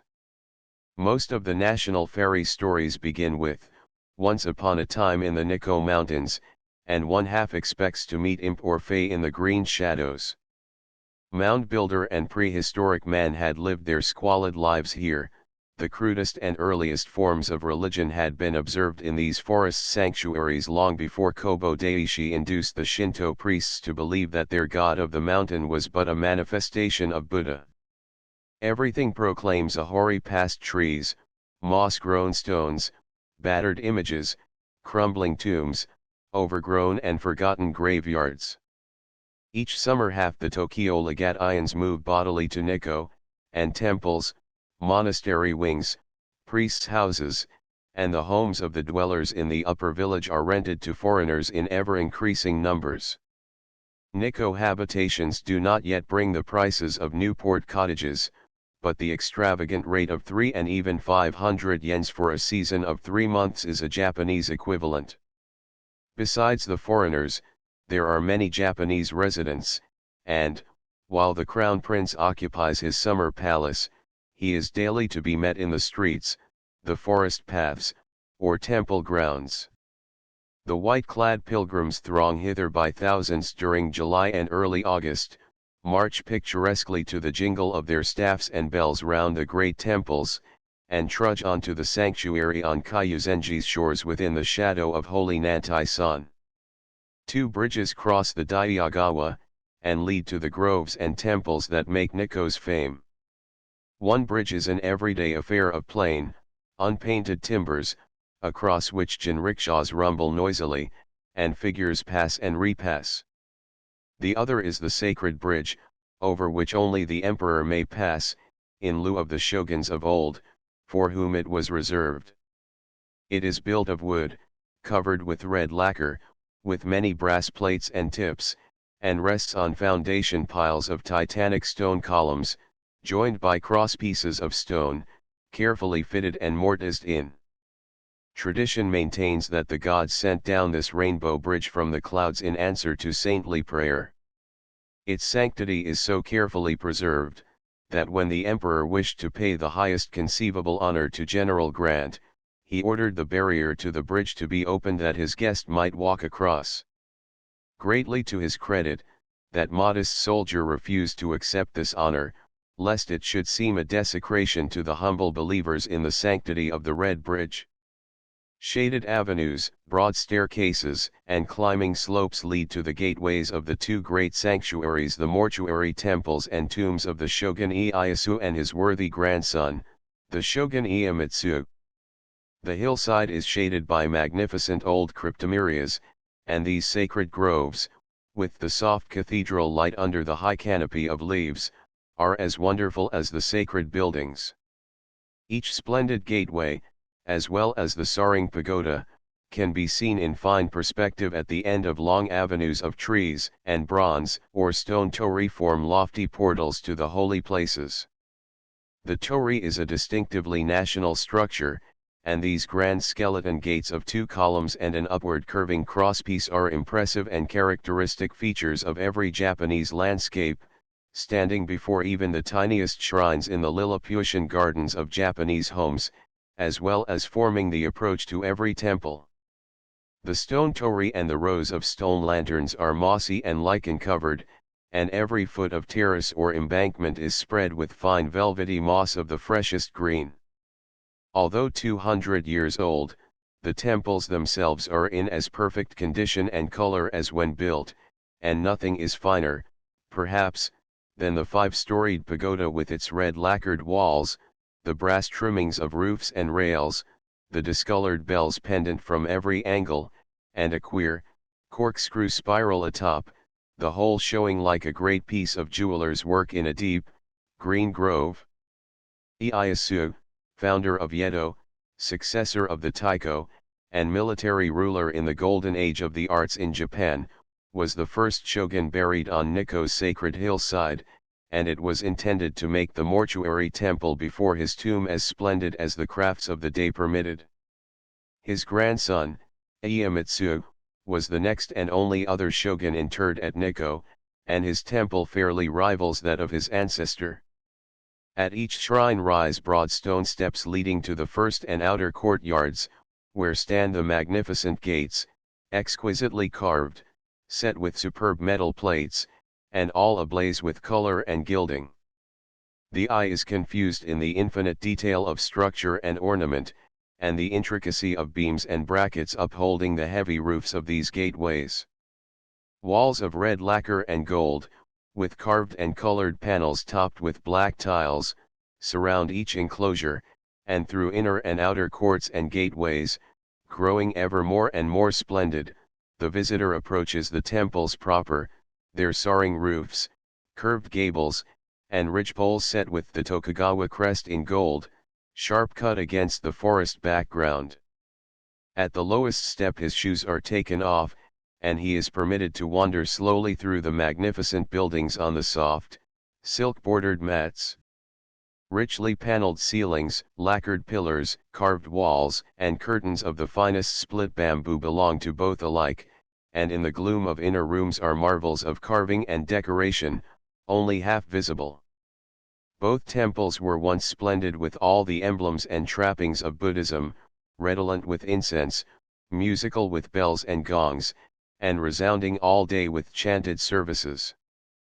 But after the Restoration, when the Shinto became the state religion and the emperor made a pilgrimage to Nikko, Ieyasu's temple was stripped of its splendid altar ornaments, banners, and symbols, and the simple mirror and bits of paper of the empty Shinto creed were substituted. In the dark chapel behind the first room there remains a large gong, whose dark bowl rests on a silken pad, and when softly struck fills the place with rising and falling, recurring and wavering, tones of sweetness for 5 whole minutes, while Ito stands with open watch and warning finger, and the priest bends low and drinks in the music with ecstatic countenance. Iemitsu's temple was spared, and there stand the rows of superb lacquered boxes containing the sacred writings. There, too, are the gilded images, golden lotus leaves, massive candlesticks, drums, gongs, banners, and pendant ornaments, besides the giant koros, breathing forth pale clouds of incense, that accompanied the rites of the grand old Buddhist faith. Interior of the Iemitsu temple. Each temple has a fine water tank in its outer court, an open pavilion, with solid corner posts supporting the heavy and ornate roof above the granite trough. Each basin is a single, huge block of stone, hollowed out and cut with such exactness that the water, welling up from the bottom, pours over the smooth edges so evenly as to give it the look of a cube of polished glass.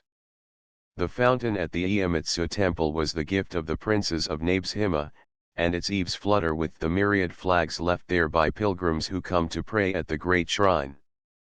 All about the temple grounds is heard the noise of rushing water, and the music and gurgle of these tiny streams, the rustle of the high branches, and the cawing of huge solitary rooks are the only sounds that break the stillness of the enchanted groves between the soft boomings of the morning and evening bells.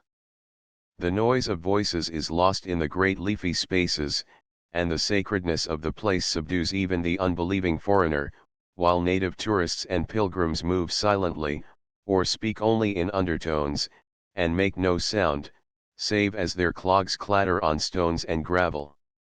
It is impossible to carry away more than a general and bewildered impression of the splendid walled and lanterned courts, the superb gateways, and the temples themselves, but certain details, upon which the guides insist, remain strangely clear in memory. Over the doors of the stable where the sacred white pony is kept are colored carvings representing groups of monkeys with eyes, or ears, or mouth covered with their paws, the signification being that one should neither see, hear, nor speak any evil. In one superbly carved gateway is a little medallion of 2 tigers, so cunningly studied and worked out that the curving grain and knots of the wood give all the softly shaded stripes of their velvet coats and an effect of thick fur. One section of a carved column in this gate is purposely placed upside down, the builder fearing to complete so perfect and marvelous a piece of workmanship. Above another gateway curls a comfortable sleeping cat, which is declared to wink when rain is coming, and this white cat has as great a fame as anything along the Daiyagawa. The strangest hierophant in Nikko is the priestess who dances at the temple of Ieyasu. She looks her 80 years of age, and is allowed a small temple to herself, where she sits, posed like an altar image, with a big money box on the sacred red steps before her, into which the pious and the curious toss their offerings. Then the priestess rises and solemnly walks a few steps this way, a few steps that way, poses before each change, shakes an elaborate sort of baby's rattle with the right hand, and gesticulates with an open fan in the left hand. The sedate walk to and fro, the movements of the rattle and fan constitute the dance, after which this aged Miriam sits down, bows her head to the mats, and resumes her statuesque pose. She wears a nun-like head-dress of white muslin, and a loose white garment without obi, over a red petticoat, the regular costume of the Shinto priestesses. She seems always amiable and ready to respond to a conciliatory coin, but the visitor wonders that the cool and shaded sanctuary in which she sits, with nearly the whole front wall making an open door, does not stiffen her aged joints with rheumatism and end her dancing days. Gateway of the Ieyasu temple, a green and mossy staircase, a greener and mossier balustraded walk, leads up and along the crest of the hill to the final knoll, atop of which stands the simple bronze urn containing the great shogun's body. A more still and solemn, a more peaceful and beautiful resting place could not be imagined, and the peculiar green twilight reigning under the closely set cryptomerias, with those long stretches of stone balustrades and embankments, which the forest has claimed for its own and clothed in a concealing mantle of the greenest moss, subdue the most frivolous beholder to silence and seriousness. On that velvety green stairway leading to Ieyasu's tomb I met, one day, a scholar of fine taste and great culture, a man of distinction in his native West. I am overwhelmed with the beauty and magnificence of all this, he said. I must concede the greatness of any religion that could provide and preserve this, and teach its followers to appreciate it. Afterwards, almost on the same step, a dear missionary friend stopped me, with eyes full of tears. Oh, she sighed, this fills me with sadness and sorrow. These emblems and monuments of heathenism. I see nothing beautiful or admirable in those wicked temples. They show me how hard it will be to uproot such heathen creeds. I wish I had not come.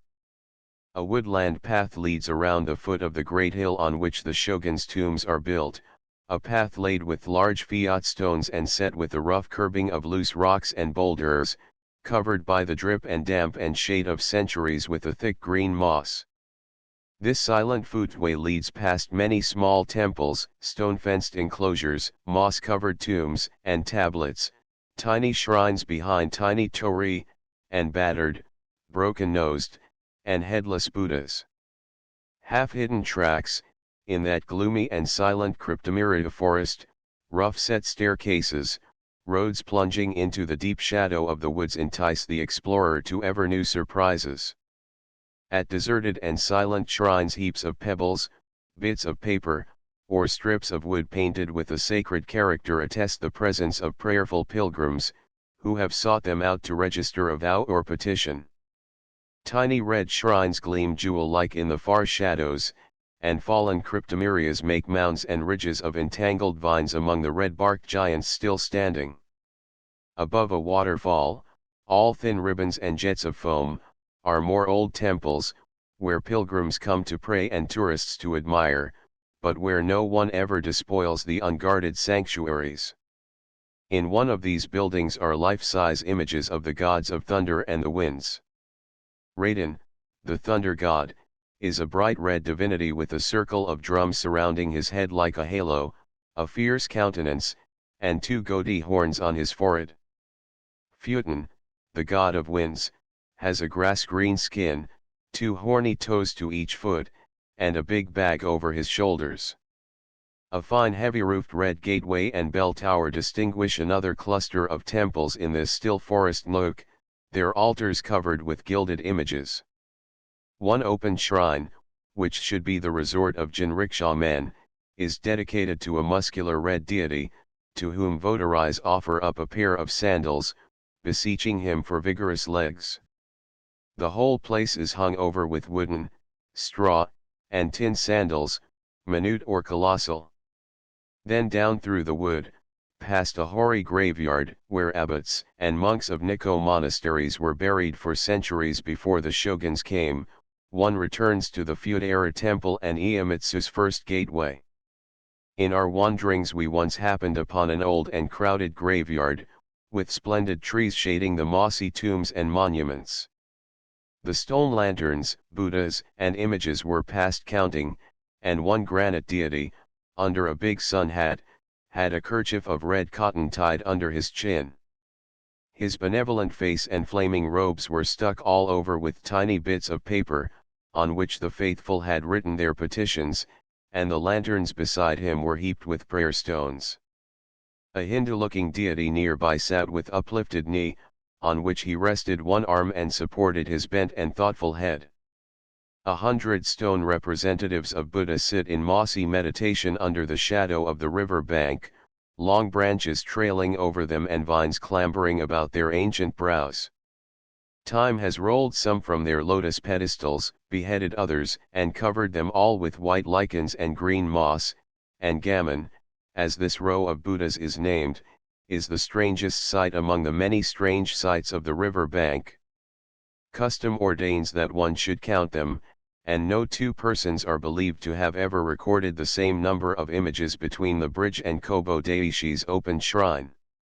There is an ETA village just below Nikko, peopled by these outcasts, who follow their despised calling of handling the carcasses of animals and dressing leather and furs.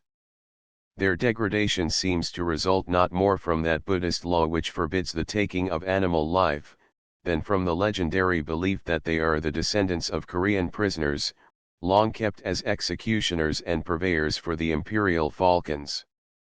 Colonies of Adas lived for centuries without part or lot in the lives of their high-caste neighbors. After the Restoration, the power of the great nobles was curtailed, and with the gradual freeing of the lower classes from the tyranny of caste the ETA became a citizen, protected by law. Prejudice still confines him to his own villages, but when he leaves them salt is no longer sprinkled on the spot where he stands to purify it.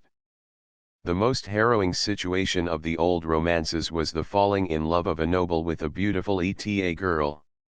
Now the ETA children attend the government schools on the same terms as their betters. But this liberality was of slow growth, and in one province, where the stiff-necked parents withdrew their children because of the presence of these pariahs, the governor entered himself as a pupil, sitting side by side with the little outcasts in the same classes, after which august demonstration of theoretical equality caste distinctions were allowed to fade. Nikko becomes a great curio mart each summer, the curios having, naturally, a religious caste, and bells, drums, gongs, incense burners, images, banners, brocade draperies, and priestly fans make a part of every peddler's pack, each thing, of course, being certified to have come from the sacred treasuries nearby. The souvenirs, which the most hardened tourist cannot resist buying, are the Nikko specialties of trays, cups, boxes, and teapots of carved and lacquered wood, and of curious roots, decorated with chrysanthemums or incised sketches of the sacred bridge. The Japanese eye sees possibilities in the most unpromising knot, and the Japanese hand hollows it into a casket, or fits it with the spout and handle that turn it into a teapot. All the village street is lined with these wooden ware shops, alternating with photograph and curio marts. Visitors to Nikko always buy its yuaki, a candy made of chestnuts and barley sugar, which comes in slabs an inch square and 6 inches long, wrapped in a dried bamboo sheath, and put in the dainty little wooden boxes which make Japanese purchases so attractive. It is like a dark brown fig paste, and has a flavor of marrons glacés and of maple sugar. Flocks of children, with babies on their backs, hover about the Yuaki shop in Upper Nikko, and if the tourist bestows a box on them, their comical bobs and courtesies, their funny way of touching the forehead with the gift during all the bowing, and the rapture with which they attack the bar of sweets express most eloquent thanks. When rain or fatigue prevented our making any outdoor excursions, the village street furnished us with an all-day occupation. A mossy and abandoned rice mill faced us across the road, with a tiny cascade dripping down from the leafy hill behind it, feeding its overshot wheel, and dropping by dwarf waterfalls to the side of the road, whence it ran down the slope to add its singing to the water chorus that makes all Nikko musical. Pack horses, farmers, pilgrims, and villagers went picturesquely by, each pedestrian tucking his kimono in his belt to shorten it, and holding a vast golden halo over his head in the shape of a flat, oil-paper rain umbrella.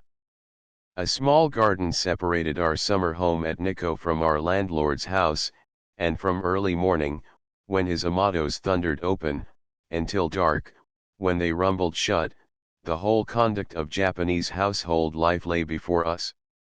Our neighbors came out of doors betimes. A bucket of water from a tiny cascade filled the broad, shallow copper wash basin, in which one by one they washed their faces. Meanwhile the kettle boiled over the charcoal fire, and some child ran down to a provision shop for a square slab of bean curd, which, with many cups of tea, a little rice, and shreds of pickled fish, composed their breakfast. Then the futons were hung over poles or lines to sun, the andons, pillows, and big green tents of mosquito nets put away, the tatami brushed off, and the little shop put in order for the day. The women washed and starched their gowns, pasting them down on flat boards to smooth and dry, sewed and mended, scrubbed and scoured in the narrow alcove of a kitchen all the morning, while the children trotted back and forth with buckets of water to sprinkle the garden, wash the stones, fill the bathtubs, and supply the kitchen. The rice, after being washed and rubbed in the cascade, was soaked for an hour and then poured into the furiously boiling rice pot.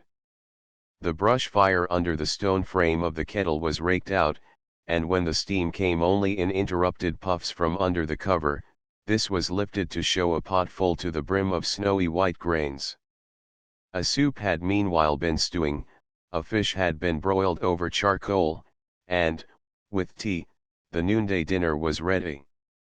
At some hour of the day offerings of rice and food were mysteriously placed on the steps of the tiny shrine to the fox god, chief ornament of the farther garden. Towards sundown came supper, and then the lighting of the lamps.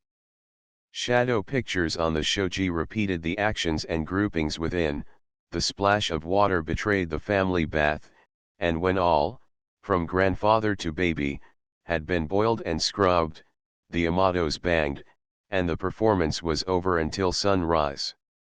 Chapter 16 Kyuzenji and Yamoto. The Inquisition should have been put in possession of the Japanese kago as a lesser punishment for heretics, so exquisite and insidious are its tortures. This kago is a shallow basket with a high back, slung from a pole carried on the shoulders of two men, and in the mountains and remote districts is the only means of travel, except by pack horses. The Japanese double their knees and sit on their feet with great dignity and apparent comfort, but the greater size of the foreigner, his stiff joints and higher head, prevent his fitting into the kago, nor is he much better off when he gets astride, dangling his long legs over the edges. Moreover, he not only knows that he looks ridiculous, but suffers the pangs of conscience for imposing his weight on two small coolies no larger than the 10-year-old boys of his own land. There are a few armchairs on poles, in which one may ride, like the Pope, or an idol in a procession, but the long poles, springing with the gait of four bearers, often make the passenger seasick. Farm laborers and pack horse. The pack horse, a slow-moving beast, has a keeper who pulls him along by a cord, his extended head and reluctant gait making that seem the only motive power. Horse and leader wear straw shoes, and new pairs are strung around the high saddle for reshoeing the beast every few miles. Iron horseshoes are confined to the capital and the large ports, and the village blacksmith is unknown. Pack horses wear a thick straw pad and a high saddle fashioned like a sawhorse, on which the rider sits aloft, so well forward that his feet hang over the creature's neck. This saddle is merely balanced, not girded on, and the animals are so sleepy, slow-footed, and stumbling, with a lurching, swinging gait like a camel's, that riding one is really a feat. From Nikko to Kyuzenji you must travel 8 miles by kago, pack horse, or jinrikisha, the road leading past rich fields of buckwheat, millet, rice, and potatoes, farmhouses with thatched roofs, wayside shrines and tea houses. The ascent of the 2,000 feet to the higher region of the lake is chiefly included in one 3-mile stretch, climbing by easy slopes and broad staircases to the high pass. At every few feet a stone step was built, or a tree trunk fastened with a forked stick and set with small stones. This stair building, done ages ago, has become a part of the mountain. At short distances the staircase enters a little clearing with a rustic tea house, or the usual taitba, built of poles, a few planks, branches or mats, and affording sufficient shelter for summer pilgrims and travelers. The keepers immediately put out cushions for guests on the edge of the platform that constitutes the floor of the one room, and bring the tray with its tiny teapot, thimble cups, and dish of barley sugar candies. For the refreshment one leaves a few coppers on the tray, and in mountain jaunts, where the traveler walks to escape the kago and spare the coolies, these tiny cups of pale yellow tea are very stimulating. Each taitba commands some particular view, and even the pilgrim who is tramping the provinces and living on a few cents a day, will be found inditing poems to the different waterfalls and gorges he looks down upon. The head of the pass affords a magnificent view of the valley 2,000 feet below, and presently the woodland path is following the border of the lake and comes out into the open of Kyuzenji village. Kyuzenji Lake, 3 miles wide and 8 miles long, is surrounded by steep and thickly wooded mountains, the great Nantai-san grandly soaring 9,000 feet above the sea, tapering regularly as a pyramid and forested to the summit. Nantai-san is a sacred mountain, a temple at its foot, shrines all along the ascent, and at the top an altar on which repentant murderers offer up their swords. Each August come hosts of pilgrims in white clothes and huge straw hats, with pieces of straw matting for raincoats bound across their shoulders, devout souls, who, after purification in the lake, pass under the torii, say a prayer in the temple, and painfully climb to the summit. Only at such fixed seasons may visitors ascend the mountain, each one paying 20 cents for the privilege of toiling up its endless flight of steps. With these fees the priests keep the underbrush trimmed and the path well cleared, and where the holy guardian unbars the gate and motions one upward, begins the flight of stone stairs that extend, with few breaks or zigzags, straight to the top. The whole way is strewn with the cast-off sandals of the season, and great heaps of the waraji of past years lie here and there. The pilgrims sleep in government barracks in the village, a few coppers securing a mat on the floor and the use of the common fireplace. Their vow to Nantai-san being accomplished, they make the half-circuit of the lake, to visit the hidden shrines and temples of the forest shores, and then trudge to Yamato for its hot sulfur baths and scenery, or home to their ripening rice fields. From across the water Kyuzenji village looks a small, yellow patch, lying between the unbroken green slope of Nantai-san and the Great Lake. Its 5 tea houses rise straight from the water's edge, each with a triple row of outer galleries overlooking it.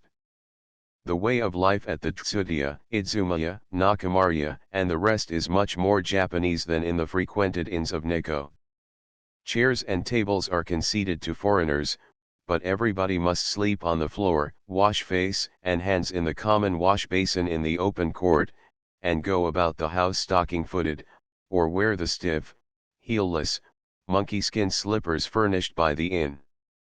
To call a servant one claps his palms, and a long-drawn hey announces that the rosy-cheeked mountain maid has heard, and the gentle swaying of the house proclaims that she is running up the stairs. The washing of rice, vegetables, fish, kitchen utensils, and family clothing goes on from the single plank of a pier running from the lowest floor of the house. Each inn has a similar pier, where sociable maidens chatter as they stir and wash the rice in bamboo baskets. The servants of the houses take the whole lake for wash hand basin and toothbrush cup, and the pier is a small stage, upon which these local companies play their unstudied parts. As the finest country walk in England is agreed to be that from Stratford to Warwick, so is the way from Kyozenji to Yamato the finest country walk in Japan, for its 8 miles of infinite variety.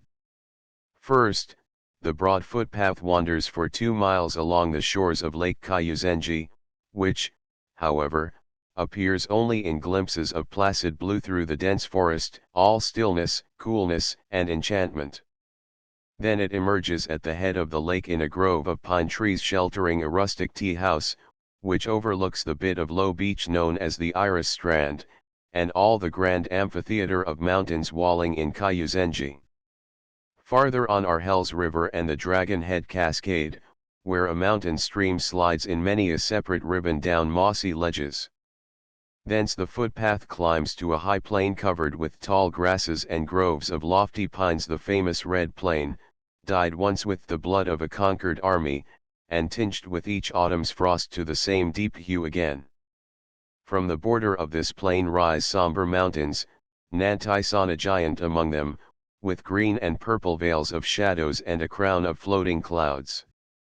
No sign of habitation or cultivation marks the high plain, which, with its loneliness and its scattered pines, is so much like the valleys of the high Sierras.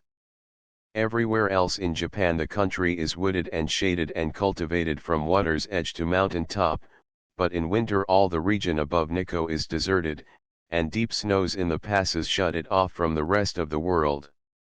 Tea houses close, the people flee to the valley for warmth, and only the coming of spring and the tourist restores it again. Even those wizards, the Japanese farmers, do not attempt to subdue these solitudes, whose wild beauty delights the whole people. Beyond this lonely plain the way climbs 700 feet along the face of a precipitous hill to the level of Yamato Lake, which there narrows to a few feet and slips down the rocks, a mass of foam, spray, and steam. The lake, small, uneven, walled by perpendicular mountain slopes and forests, is a still mirror of these superb heights, one of which, Shirane-san, is a slumbering volcano. Vaporous sulfur springs bubble through the hot crust of earth at the end of the lake, and boiling sulfur wells up, even in the bed of the lake itself, and clouds and heats the whole body of water so that no fish can live there. The 2 miles of winding forest path, between the fall at one end of Yamato Lake and the village of the same name at the opposite end, lead through an enchanted forest, a picturesque tangle of roots and rocks, covered with green moss, wound with vines, shaded with ferns, and overhung with evergreen branches. Yamato has 2 streets and a dozen tea houses, whose galleries are hung with red lanterns, as if in perpetual fate, and an atmosphere nearly all sulfur et hydrogen. One of the hot springs bubbles up at the entrance of the village, filling a tank about 10 feet square, covered by a roof resting on 4 corner pillars. The sides are all open to the air, and an Arcadian simplicity of bathing arrangements prevails. Citizens and sojourners stroll hither, because the site commands a view of the thoroughfare, remove and fold up their garments, and sit down in the pool. When sufficiently boiled, they cool off occasionally on the edge of the tank, and then drop into the pool again. If the company prove agreeable, the bath occupies hours. More open-air pavilions are at the end of the village, where more bronze figures boil and cool themselves in the same exoteric fashion. The public bath houses, that alternate with the tea houses in the village streets, have roofs and sides of solid wood, except the street front, which is open and curtainless, and within which men, women, and children meet in the hot water tanks, as at the marketplace or street corners in other countries. To a newcomer this extraordinary simplicity is startling, but if he stays long enough, he finds that the childlike innocence and unconcern of the people make a new code of the proprieties. These infantile views of the Japanese as to bathing make even the great pay little attention to the seclusion and inviolateness of the bathroom. In a high-class Japanese house, or at the best tea houses, this is an exquisitely artistic nook, with cement walls and floors, inlaid with fantastic stones and bits of porcelain. The oval tubs are of pine, bound with withes, and white with scouring. The doors are generally sliding paper screens without locks, and the wooden wall, or door, if there be one, is full of fantastic holes and tiny windows with no curtain. Often the bathhouse is a detached pavilion, to which you are expected to walk in a special bath gown, or yukata, meeting, on the way, household and guests, who are always ready for a friendly chat. Europeans can hardly make a Japanese servant understand that in their order of arrangements, the bath and the bathroom are for the use of one person at a time. The Japanese wooden tub is vastly better than the zinc coffins and marble sarcophagi in which we bathe. The wood keeps the water hotter and is pleasanter to the touch. One kind of tub has a tiny stove with a long pipe in one end, and with a mere handful of charcoal such a tub is filled with boiling water in the briefest time. Many bathers have lost their lives by the carbonic acid gas sent off by this ingenious contrivance. A Japanese hot bath is only a point or two from boiling. The natives bear this temperature without wincing, and will step from this scalding cauldron out of doors, smoking along the highway on a frosty day, like the man whom Dr. Griffiths describes. Our grave and statuesque landlord at Yamato, who sat like a Buddha behind his low table and held court with his minions, once appeared to us stalking home in the starlight with all his clothes on his arm.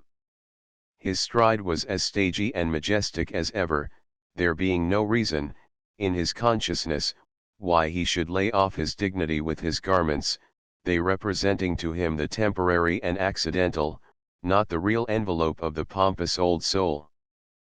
Public bathhouse at Yamato. At some of the great mineral springs there are now separate pools for men and women, in deference to foreign prejudice, but more than one generation will pass before promiscuous bathing is done away with. At all medicinal springs the baths are owned and managed by the government and are free to the people. Here at Yamato, men, women, and children walk into the one large room containing the pools, undress, lay their clothing in a little heap on the raised bench or platform running around the edge of the room, and step into the water, and, as has been said, no one sees any impropriety in this custom. Women sit or kneel on the edges of the pool, scouring themselves with bags of rice bran, and chattering with their friends in or out of the water.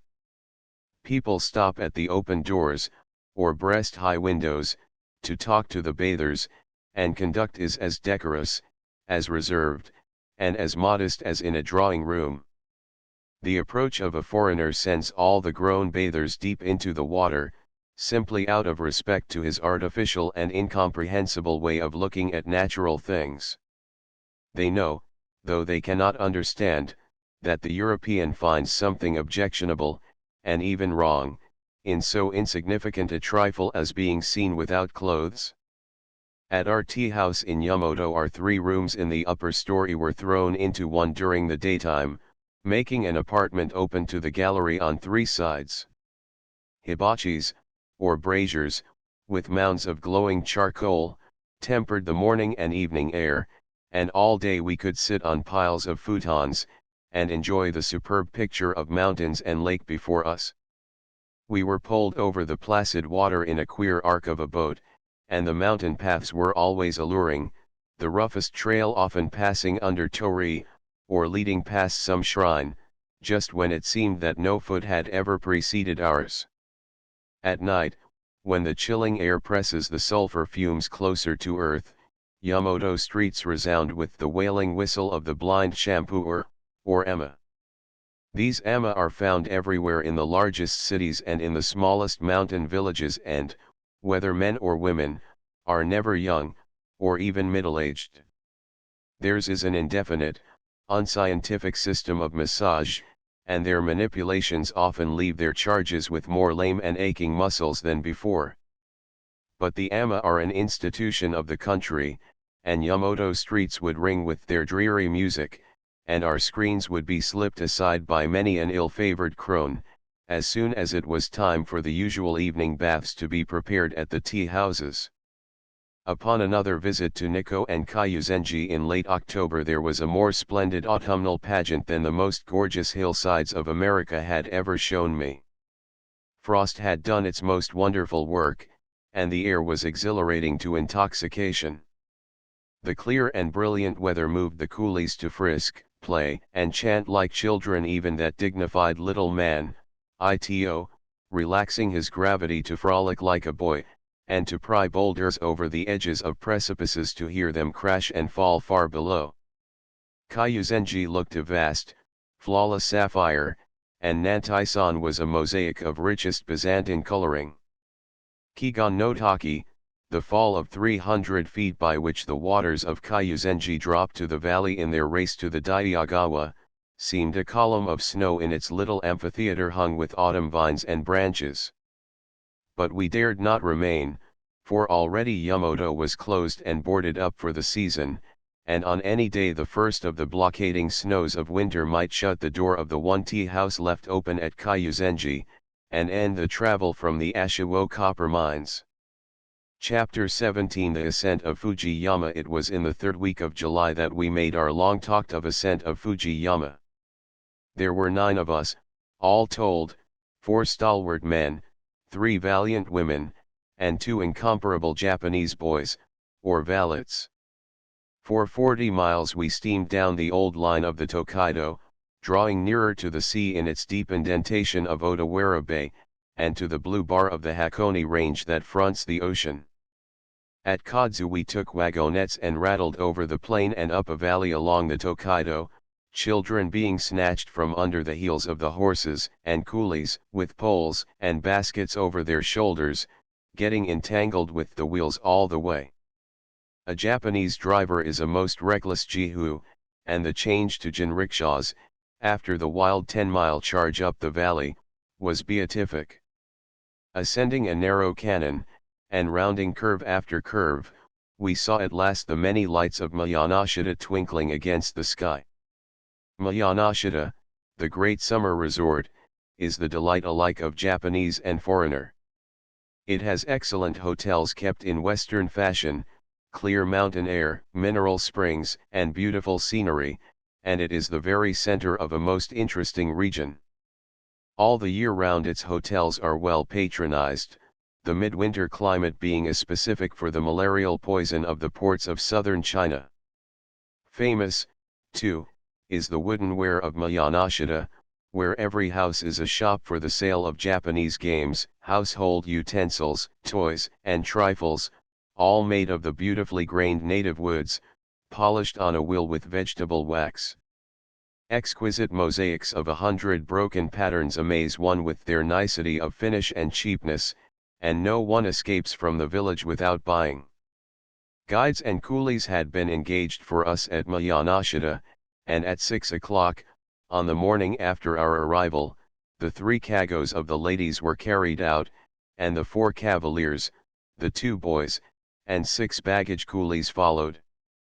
The broad path zigzagged upward to the narrow, knife-edge ride of the mountain range known as the Otamitage Pass. From its summit we looked back along the checkered green valley to Miyanoshita and Hakone Lake, with the Emperor's Island Palace. Looking forward across a checkered plain, we saw Fujiyama rise straight before us, its obstinate head still hidden in clouds. Dropping quickly to the level of the plain, we reached Gatemba, and, changing to jinrikishas, were whirled away to Subashiri, 6 miles distant. Trains of descending pilgrims and farmers, perched high on the backs of pack horses, smiled cheerfully at the procession of foreigners bound for Fuji, and at each rest house on the way women and children, petrified with astonishment, stood staring at us. Black cinders and blocks of lava announced the nearness of the volcano, and the road became an inky trail of coal dust through green fields. Banks of scoriae, like the heaps of coal dust around collieries, cropped out by the roadside, and the wheels ground noisily through the loose, coarse slag. The whole of Subashiri, crowding the picturesque street of a typical Japanese village, welcomed us. In the stream of running water, on either side of the broad highway danced, whirled, and spouted a legion of mechanical toys, some for the children's pleasure, and others turning the fly brushes hung over counters of cakes and sweetmeats.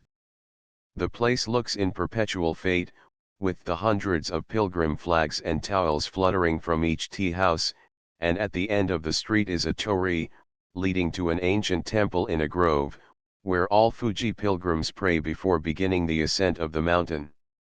In the light of the afternoon, the double row of thatched houses and the street full of bareheaded villagers looked like a well-painted stage scene. Meanwhile the sun sank, and in the last crimson glow of its fading the clouds rolled away, and Fuji's stately cone stood over us, its dark slopes turning to rose and violet in the changing light. We rose with the sun at 4 o'clock, looked at Fuji, all pink and lilac in the exquisite atmosphere of the morning, snatched a hasty breakfast and set off, the women in their kagos and the men on mettlesome steeds that soon took them out of sight along the broad cindery avenue leading to the base of the slanting mountain. In that clear light Fuji looked twice its 12,000 feet above the sea, and the thought of toiling on foot up the great slope was depressing. Instead of a 15-mile walk, it looked 50 miles at least. All along the forest avenue moss-grown stone posts mark the distance, and at one place are the remains of a stone wall and lantern-guarded gateway setting the limit of the mountain's holy ground. From that point the soil is sacred, although horses and kagos are allowed to go a mile farther to a mat shed station, known as Umagayeshi, turn-back horse. Thence the great Fuji sweeps continuously upward, and a tall torii at the head of the stone staircase marks the beginning of the actual ascent, the holy ground on which only sandaled feet may tread. In the mat shed the kagos were stored for a 2 days' rest, luggage was divided and tied on the backs of the coolies, who were as gaily fringed as Indians on the warpath, with the many pairs of straw sandals tied at their waists and hanging from their packs. The coarse cinders cut through boot soles so quickly that foreigners tie on these waraji to protect their shoes, allowing 8 pairs of the queer galoshes for the ascent and descent of Fuji. From Umagayeshi, the path goes up through woods and stunted underbrush and on over bare cinder and lava, pursuing the even slope of the mountain without dip or zigzag to break the steady climb. 3 small Shinto temples in the woods invite pilgrims to pray, pay tribute, and have their staff and garments marked with a sacred seal. Beyond these temples, 10 rest houses, or stations, stand at even distances along the path, the first, or number 1, at the edge of the woods, and the 10th at the summit. Priests and station keepers open their season late in June, before the snow is gone, and close in September. In the midsummer weeks the whole mountainside is musical with the tinkling bells and staffs of lines of white-clad pilgrims. Notwithstanding their picturesqueness, these devotees are objectionable companions, as they fill tea houses and mountain stations, devour everything eatable, like swarms of locusts, and bear about with them certain smaller pilgrims that make life a burden to him who follows after. Nearly 30,000 pilgrims annually ascend Fuji-yama. These pious palmers are chiefly from the agricultural class, and they form mutual pilgrimage associations, paying small annual dues, from the sum of which each member in turn has his expenses defrayed. They travel in groups, each man furnished with his bit of straw matting for bed, raincoat, or shelter. They carry, also, cotton towels marked with the crest of their pilgrim society, to be hung, after using, at temple water tanks, or as advertisements of their presence at the tea houses which they patronize. At each new shrine they visit, the priests stamp their white clothing with the red seal of the temple. Fuji-yama is invested with legends, which these pilgrims unquestioningly accept. It is said to have risen up in a single night 2,000 years ago, when a Great Depression appeared to the southward, which the waters of Lake Biwa immediately filled. For 1,000 years pilgrims have toiled up the weary path to pray at the highest shrine and to supplicate the sun at dawn. Fuji-san, the goddess of the mountain, hated, it is said, her own sex, and stories of devils, who seize women and fly off into the air with them, still deter all but the most emancipated Japanese women from making the ascent. It was after Fuji-san had quarreled with all the other gods that she set up this lofty mountain of her own, where she might live alone and in peace. No horse's foot is allowed to fall on the steep approaches to her cloudy throne, and even the sand and cinders are so sacred, that whatever dust is carried down on the pilgrim's feet by day is miraculously returned by night. Even to dream of the peerless mountain is a promise of good fortune, and Fuji, with the circling storks and the ascending dragon, symbolizes success in life and triumph over obstacles. Until the year 1500, Fuji wore a perpetual smoke wreath, and every century saw a great eruption. The last, in 1707, continued for a month, and threw out the loose cinders, ashes, and lumps of baked red clay that still cover the mountain. Ashes were carried 50 miles, damming a river in their path, covering the plain at its base 6 feet deep with cinders, and forming an excrescence on the north side, which still mars the perfect symmetry of the cone.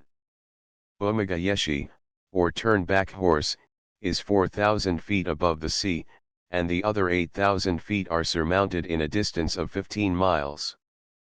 We desired to reach Station 8 by 4 o'clock, either to sleep there until 3 o'clock the next morning, or to push on to the 10th and last station, rest there, and see the sun rise, from the doorway of that summit rest house. Our two Colorado mountaineers had faced the slope like chamois, and were leaping the rocks walling the first station, before the female contingent had left the torii. Of the 15 coolies accompanying us, 3 were assigned to each woman, with orders to take her to the top if they had to carry her pick-a-back. After an established Fuji fashion, one coolie went first with a rope fastened around the climber's waist, while another pushed her forward. Aided still further by tall bamboo staffs, we were literally hauled and boosted up the mountain, with only the personal responsibility of lifting our feet out of the ashes. For the first 3 or 4 miles, the path led through a dense, green bower, carpeted with vines, and starred with wild flowers and great patches of wild strawberries. Scaling moss-covered log steps, we passed through temples with goei, or prayer papers, hanging from the gates and doors, and bare Shinto altars within. At one shrine, the sound of our approaching footsteps was the signal for blasts from a conch shell horn and thumps on the hanging drum, and the priests, in their purple and white gowns and black pasteboard hats, gave us a cheerful welcome, and many cups of hot barley tea. At our request, they stamped our clothing with big red characters, the sacred seal or crest of that holy station, and sold us the regulation pilgrim staff, branded with the temple mark. The old priest, to dazzle us with his acquirements, and to show his familiarity with foreign customs, glibly placed the price of the alpenstock at centants. The forest ended as suddenly as if one had stepped from a doorway, and a sloping dump of bare lava and cinders stretched upward endlessly, the whole cone visible, touched with scudding bits of thin white clouds. Every dike and seam of lava between the forest edge and the summit was clearly seen, and the square blocks of rest houses, though miles away, stood out on the great ash heap as if one could touch them. It was apparent that the walk would be merely a matter of perseverance.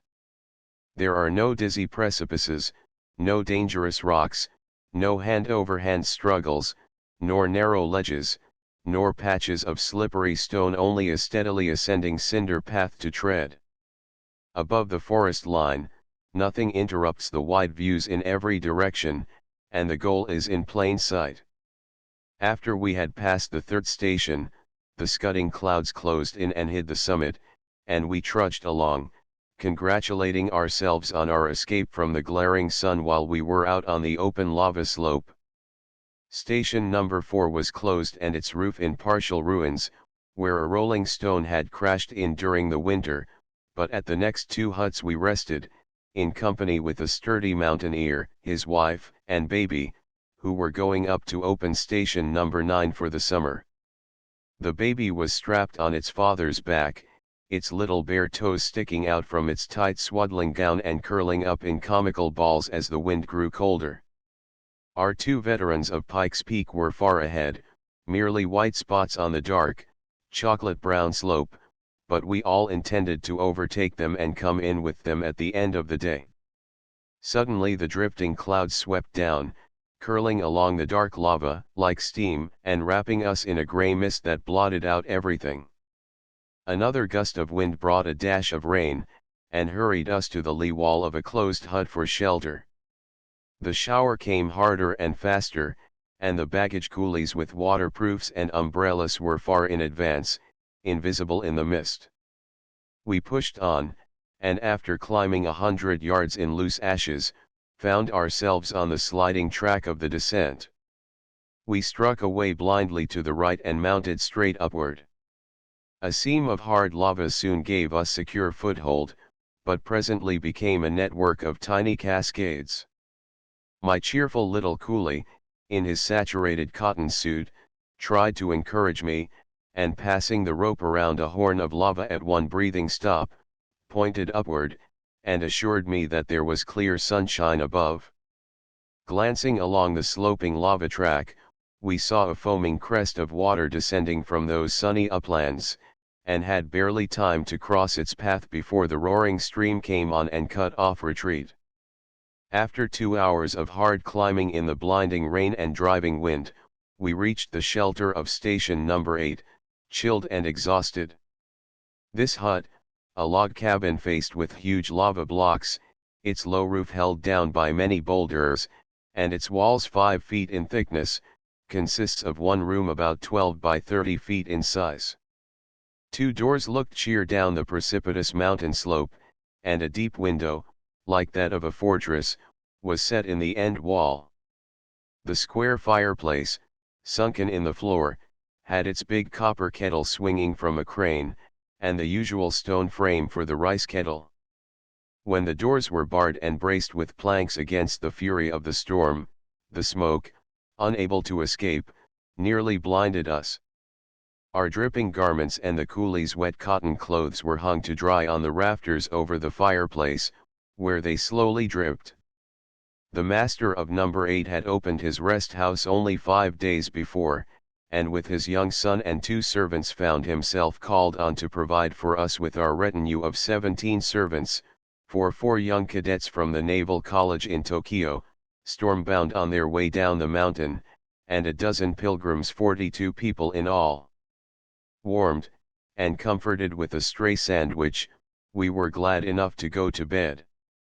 Each of us received 2 futons, one of which made the mattress and the other the covering, while basket lids served for pillows.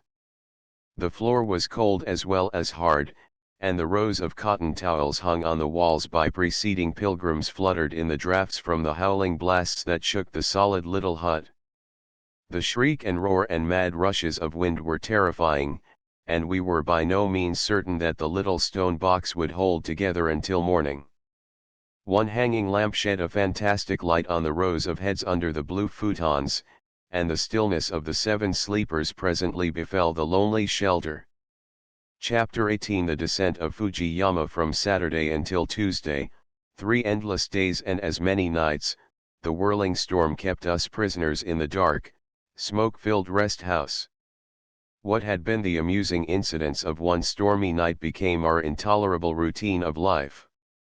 Escape was impossible, even for the hardy mountaineers and pilgrims at the other end of the hut, and to unbar the door for a momentary outlook threatened the demolition of the shelter. A tempest at sea was not more awful in its fury, but our ears became finally accustomed to the roar and hiss of the wind, and the persistent blows it dealt the structure.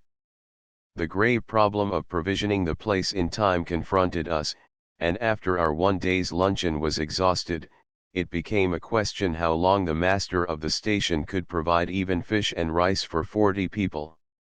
The two boys, or valets, brought by their Sybarite masters, like all Japanese servants out of their grooves, were utterly helpless, and lay supine in their corners, covered, head and all, with futons.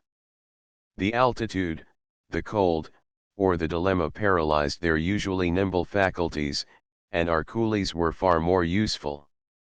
We could not stand upright under the heavy beams of the roof, and as the floor planks had been taken up here and there to brace the doors with, walking was difficult in that dark abode. While we grew impatient in our cage, the 4 little naval cadets sat, or lay, quietly in their futons, hour after hour, talking as cheerfully as if the sun were shining, their prospects hopeful, and their summer suits of white duck designed for the 8th station's phenomenal climate. Throughout our incarceration the coolies dozed and waked under their futons, sitting up only long enough to eat, or play some childish game, and dropping back to reckon how much per diem would accrue to them without an equivalent of work. When we found that the smoky fireplace offered some warmth, we sat around the sunken box with our feet in the ashes and handkerchiefs to our eyes to keep out the blinding smoke. In that intimate circle we learned the cook's secrets, and watched him shaving off his billets of dried fish with a plane, stewing them with mushrooms and seasoning with soy and sake. This compound we found so good that our flattered landlord brought out hot sake and insisted on an exchange of healths. We noticed that in the midst of this hospitality he went and made some offering or other at his little household altar, and, writing something in a book, returned more benign and friendly than ever.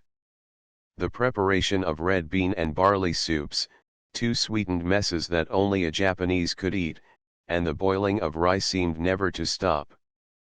Twice a day the big copper cauldron was set on its stone frame half full of boiling water. When it bubbled most furiously over a brushwood fire, a basketful of freshly washed and soaked rice was poured in. In a half hour the cauldron was filled to the top with the full, snowy grains, ready for the chopsticks of the waiting company.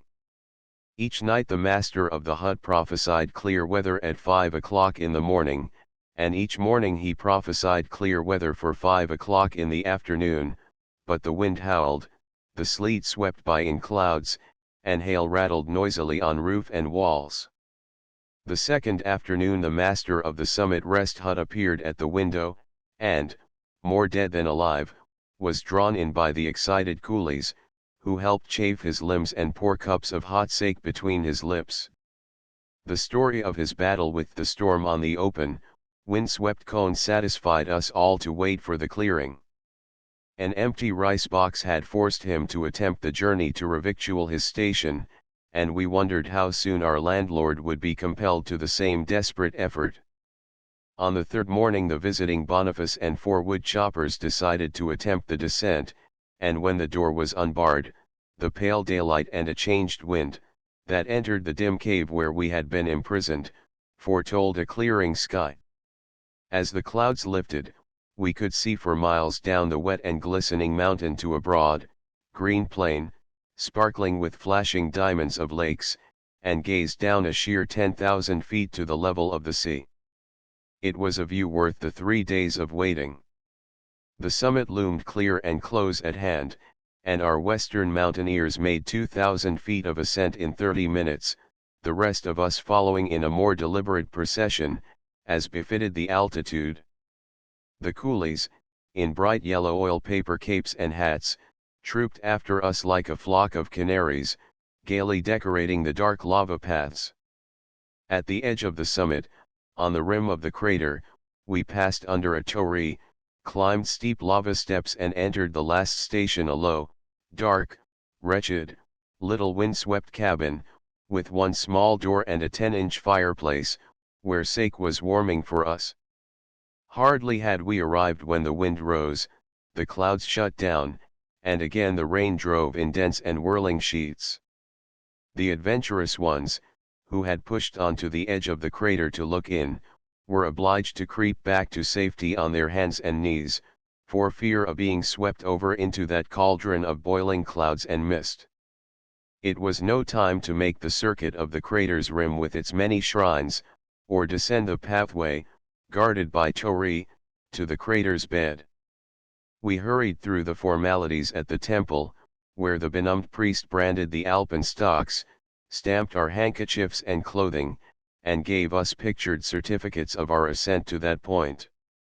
Then began a wild sliding and plunging down a chute of loose cinders to station number 8, where the landlord produced a book and read our 3 days' board bill from a record of many pages.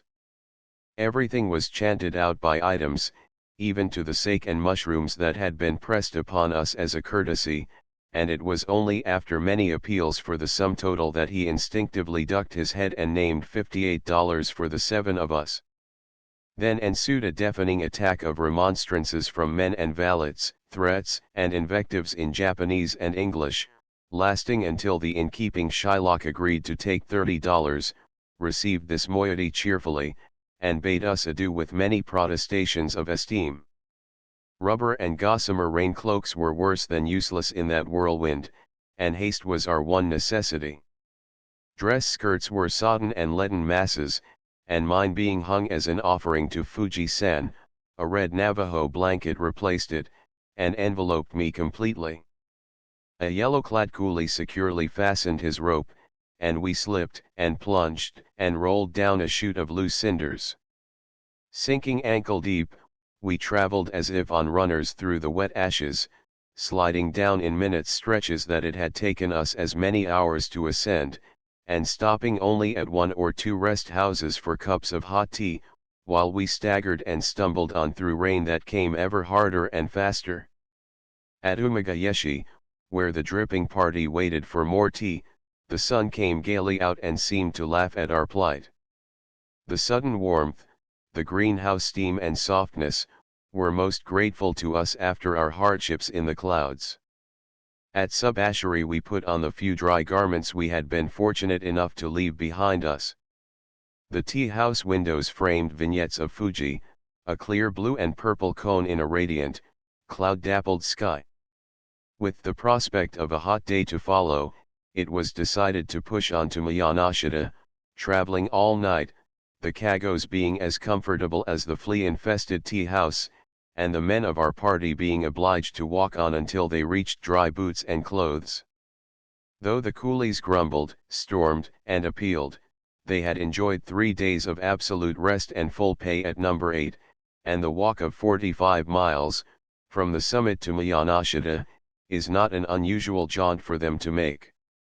At Gatemba's tea house we found our companions in misfortune, the little midshipmen whom we joined in feasting on what the house could offer.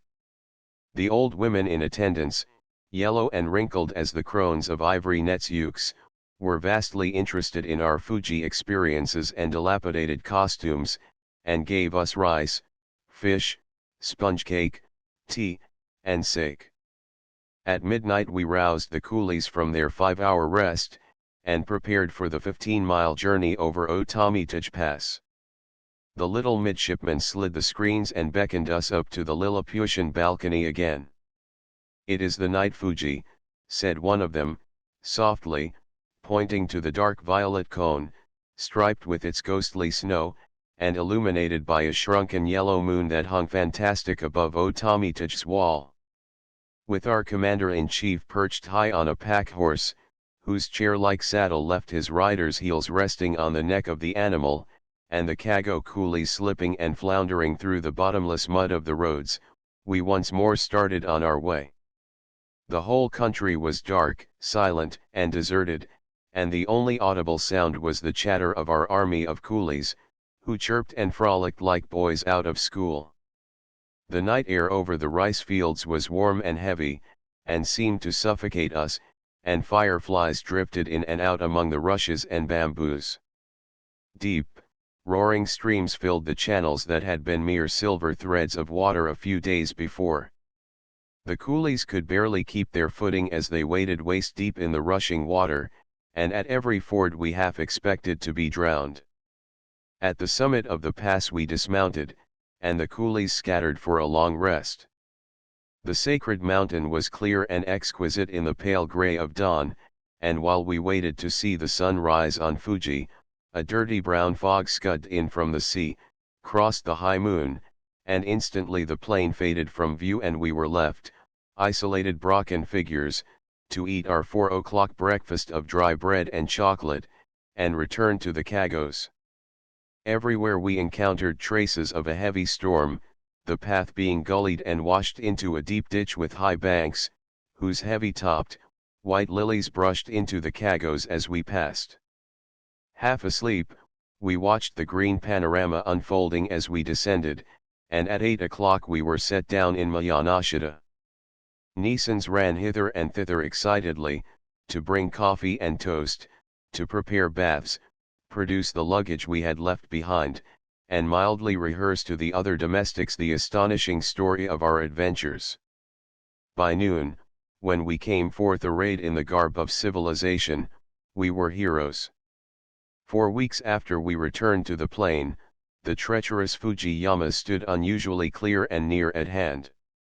The summer Fuji, its dark brown slopes only touched with a fine line or two of snow, is less beautiful than the winter Fuji, with its glistening crown, and our Mount Rainier, whose snows are eternal, whose wooded slopes shadow the dark green waters of Puget Sound, is lovelier still. But though we have the more glorious mountain, the snow, the rocks, the forest, we have not the people instinct with love of poetry and nature, we have not the race refinement, and the race traditions, that would make of it another Fuji, invested with the light of dream and legend, dear and near to every heart. Chapter 19 The Tokaido I As the Kago gave way to the Jinrikisha, the Jinrikisha disappears before the steam engine, which reduces a Ri to a Cho, and extends the empire of the commonplace. The first railroads, built by English engineers and equipped with English rolling stock, have been copied by the Japanese engineers, who have directed the later works. The Tokaido Railway Line, built from both ends, put Tokyo and Kyoto within 24 hours of each other. The 40 miles of railroad between Yokohama and Kodzu were completed in 1887, bringing Mayanashita, a long day's journey distant, within 3 hours of the great seaport. The long tunnels and difficult country around Fuji-yama, and the expensive engineering work at each river delayed the opening of the whole line until 1889. Before the Iron Horse had cleared all picturesqueness from the region, 3 of us made the jinriksha journey down the Tokaido. The Tokaido having been the great post road and highway of the empire for centuries, with daimyos and their trains constantly traveling between the two capitals, its villages and towns were most important, and each supplied accommodations for every class of travelers. All the world knew the names of the 53 post stations on the route, and there is a common game, which consists in quickly repeating them in their order backward or forward. As the railroad touched or left them, some of the towns grew, others dwindled, and new places sprang up. Each village used to have its one special occupation, and to ride down the Tokaido was to behold in succession the various industries of the empire.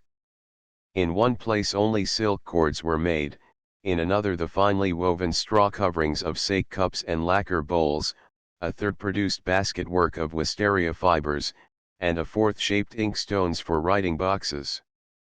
Increased trade and steam communication have interfered with these local monopolies, and one town is fast becoming like another in its industrial displays. May is one of the best months for such overland trips in Japan, as the weather is perfect, pilgrims and fleas are not yet on the road, and the rainy season is distant. The whole country is like a garden, with its fresh spring crops, and the long, shaded avenue of trees is everywhere touched with flaming azaleas and banks of snowy blackberry blossoms. The tea house and the tatpa everywhere invite one to rest and watch the unique processions of the highway, and away from foreign settlements much of the old Japan is left. Tea is everywhere in evidence in May. It is being picked in the fields, carted along the roads, sold, sorted, and packed in every town, while charming Nissans with trays of tiny cups fairly line the road. From Mayanashida's comfortable hotel, the two foreign women and the Japanese guide started on the first stage of the Tokaido trip in pole chairs, carried by 4 coolies each. The Dana-san, or master of the party, scorning such effeminate devices, strode ahead with an alpenstock, a pith helmet, and russet shoes, while the provision box and general luggage, filling a kago, followed after us. We were soon up the hill in a bamboo-shaded lane, and then out over the grassy uplands to the lake of Hakone. The singing coolies strode along, keeping even step on the breathless ascents, past the sulphur baths of Ashinoyo and to the Hakone Buddha, a giant bas-relief of Amida sculptured on the face of a wall of rock niched among the hills. The lonely Buddha occupies a fit place for a contemplative deity, summer suns scorching and winter snows drifting over the stony face unhindered. A heap of pebbles in Buddha's lap is the register of pilgrims' prayers. At Hakone village, a single street of thatched houses bordering the shore of Hakone Lake, the narrow footpath over the hills joins the true Tokaido, a stone-paved highway shaded by double rows of ancient trees, a forest aisle recalling, for a brief journey, the avenue to Nikko. The chrysanthemum-crested gates of the Emperor's Island Palace were fast shut, and Fuji's cone peeped over the shoulders of encircling mountains, and reflected its image in the almost bottomless lake, an ancient crater, whose fires are forever extinguished. Here we tied straw sandals over our shoes and tried to walk along the smooth flat stones of the Tokaido, but soon submitted to be carried again up the ascent to Hakone Pass, which looks southward over a broad valley to the ocean. Pack horses, with their clumsy feet tied in straw shoes, were led by blue-bloused peasants, their heads wrapped in the inevitable blue and white cotton towel, along the stony road, that has been worn smooth and slippery by the straw-covered feet of generations of men and horses. From the Fuji no terrace for viewing Fuji, in the village of Yamanaka, we looked sheer down to the plain of Mishima and saw, almost beneath us, the town that would mark the end of our day's journey. The villages of Sasabara and Mitsuya have each a single row of houses on either side of the road replacing the shade trees of the Tokaido, and, like all Japanese villages, they overflow with children, to whom Ijin-san, the foreigner, is still a marvel. Mishima is a busy, prosperous little town, with a gay main street and shops overflowing with straw hats, baskets, matting, raincoats, umbrellas, tourist and pilgrim necessities. Shops for the sale of foreign goods are numerous, and besides the familiar cases of DeVoe's brilliant oil for Japan, 150 degrees test, American trade is advertised by pictures of the Waterbury watch, and long-hanging signs declaring the merits of the American timekeepers sold at 3 yen apiece. Even the chief of the Jinrikisha men, who came to make the bargain for wheeling us down the Tokaido, pulled out such a watch to tell us the time of day. Mishima's best tea house, where daimyos rested in the olden time, is a most perfect specimen of Japanese architecture, full of darkly shining woods, fantastic windows, and tiny courts. In one of our rooms the tokonoma held a cake-mono, with a poem written on it in giant characters, and 3 tall pink peonies springing from an exquisite bronze vase. In another, smiled a wooden image of old Hokoro Kojin, one of the household gods of luck, and on a low lacquer table rested a large lacquer box containing a roll of writing paper, the ink box, and brushes. These, with the soft mats, a few silk cushions, a tea tray, and tobacco bone, were all that the rooms contained, until our incongruous bags and bundles marred their exquisite simplicity. The landlord, with many bows and embarrassed chucklings, greeted us there, and presented a most superb, long-stemmed Jacqueminot rose, whose fragrance soon filled the whole place. When we went out for a walk, all Mishima joined us, and with a following of 200 children and half as many elders, we turned into the grounds of an old temple shaded by immense trees and protected by an ancient moat. The brigade clattered after us across the stone bridge of a great lotus pond, where the golden carp are as large and as old as the mossy-backed patriarchs at Fontainebleau and Potsdam, and snapped and fought for the rice cakes we threw them as if it were their first feast. Farther in the temple grounds, gorgeously colored cocks with trailing tails, and pretty pigeons are kept as messengers of the gods, and a toothless old man makes a slender living by selling popped beans to feed them. Prayers for rain offered up at this temple always prevail, and we had barely returned to the tea house before a soaking storm set in and restricted us to our inn for entertainment. The large matted room, or space at the front of the tea house, was at once office, hall, vestibule, pantry, and storeroom. At one side opened a stone-floored kitchen with rows of little stone braziers for charcoal fires, on which something was always steaming and sputtering. Chief cook, under-cooks, and gay little maids pattered around on their clogs, their sleeves tied up, hoisting water from the well, and setting out trays with the various dishes of a Japanese dinner. There is no general dining room, nor any fixed hour for meals in a Japanese inn. At any moment, day or night, the guest may clap his hands and order his food, which is brought to his room on a tray and set on the floor, or on the uzan, a table about 4 inches high. Rice is boiled in quantities large enough to last for 1, or even 2 days. It is heated over when wanted, or hot tea is poured over the cold rice after it is served. Our guide cooked all our food, laid our high table with its proper furnishings, and was assisted by the Nisans in carrying things up and down the stairs. In a small room opening from the office, 2 girls were sorting the landlord's new tea just brought in from the country. They sat before a large table raised only a few inches from the floor, and, from a heap of the fragrant leaves at one end, scattered little handfuls thinly over the lacquer top. With their deft fingers they slid to one side the smallest and finest leaves from the tips of the new shoots of the plant, and to the other side the larger and coarser growth, doing it all so quickly and surely that it was a pleasure to watch them.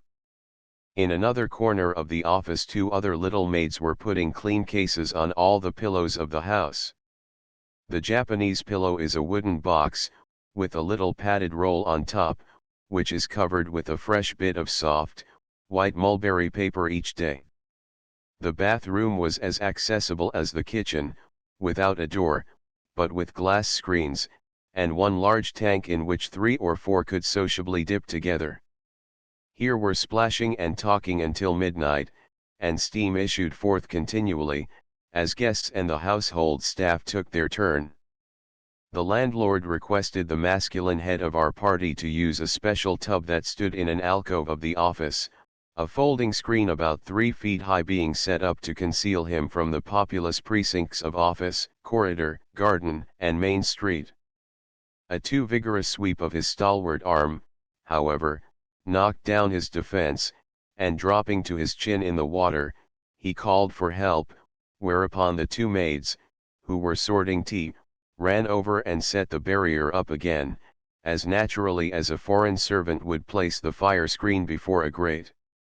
In old Tokaido days the home bathtub was often set beside the doorstep, that bathers might lose nothing that was going on. Government regulations and stern policemen have interfered with this primitive innocency, except in the most remote districts, and these Oriental Arcadians are obliged to wear certain prescribed fig leaves, although they curtail them as much as possible in warm weather, and dispense with them when beating out wheat ears in their own farmyards, and treading the rice mill indoors. Privacy is unknown to the lower classes, and in warm weather their whole life is lived out of doors.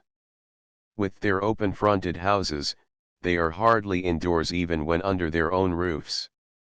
On pleasant mornings women wash and cook, mend, spin, reel, and set up the threads for the loom on the open roadside, and often bring the clumsy wooden loom out of doors, throwing the bobbins back and forth, while keeping an eye on their neighbors' doings and the traveling public. One runs past miles of such groups along the Tokaido, and the human interest is never wanting in any landscape picture. From Mishima southward the country is most beautiful, Fujiyama standing at the end of the broad valley with the spurs of its foothills running down to the sea. This Yoshiwara plain is one wide wheat field, golden in Maytime with its first crop, and the Tokaido's line marked with rows of picturesque pine trees rising from low embankments brilliant with blooming bushes. In the villages each little thatched house is fenced with braided reeds, enclosing a few peonies, iris beds, and inevitable chrysanthemum plants. The children, with smaller children on their backs, chase, tumble, and play, cage fireflies, and braid cylinders and hexagonal puzzles of wheat straws, and in sunshine or in rain, indifferently stroll along the road in the aimless, uncertain way of chickens. Beyond the poor, unfragrant town of Yoshiwara, a creaking, springing bridge leaped the torrent of a river fed by Fuji's snows and clouds. In the good old days, when the traveler sat on a small square platform, carried high above the shoulders of four men, to be ferried over, these bearers often stopped in the most dangerous place to extort more pay which was never refused. Above the river bank the road climbs a ridge, traverses the tiniest of rice valleys, and then follows the ocean cliffs for hours. This Corniche road, overhanging the sea, presents a succession of pictures framed by the arching branches of ancient pine trees, and the long Pacific rollers, pounding on the beach and rocks, fill the air with their loud song. At sunset we came to the old monastery of Kayama Idara, high on the terraced front of a bold cliff. Climbing to a gateway and bell tower worthy of a fortress, we roused the priests from their calm meditations. An active young brother in a white gown flew to show us the famous garden with its palm trees and azaleas reflected in a tiny lake, a small waterfall descending musically from the high mountain wall of foliage behind it. Superbly decorated rooms, where shoguns and daimyos used to rest from their journeys, look out on this green shade. The main temple is a lofty chamber with stone flooring and gorgeous altar, shady, quiet, and cool, and a corner of the temple yard has been filled by pious givers with hundreds upon hundreds of stone Buddhas, encrusted with moss and lichens, and pasted bits of paper prayers. All through those first provinces around Fuji the garden fences, made of bamboo, rushes, twigs, or coarse straw, are braided, interlaced, woven and tied in ingenious devices, the fashion and pattern often changing completely in a few hours' ride. This region is the happy hunting ground of the artist and photographer, where everything is so beautiful, so picturesque, and so artistic that even the blades of grass and ears of millet compose, and every pine tree is a cake-mono study.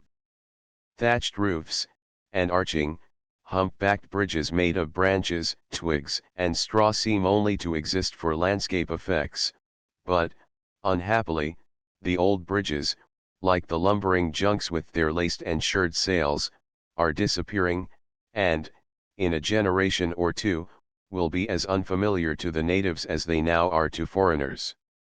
Chapter XX The Tokaido too great once was Shizuoka, which now is only a busy commercial town of an agricultural province. The old castle has been razed, its martial quadrangle is a wheat field, and the massive walls, the creeping and overhanging pine trees and deep moats are the only feudal relics.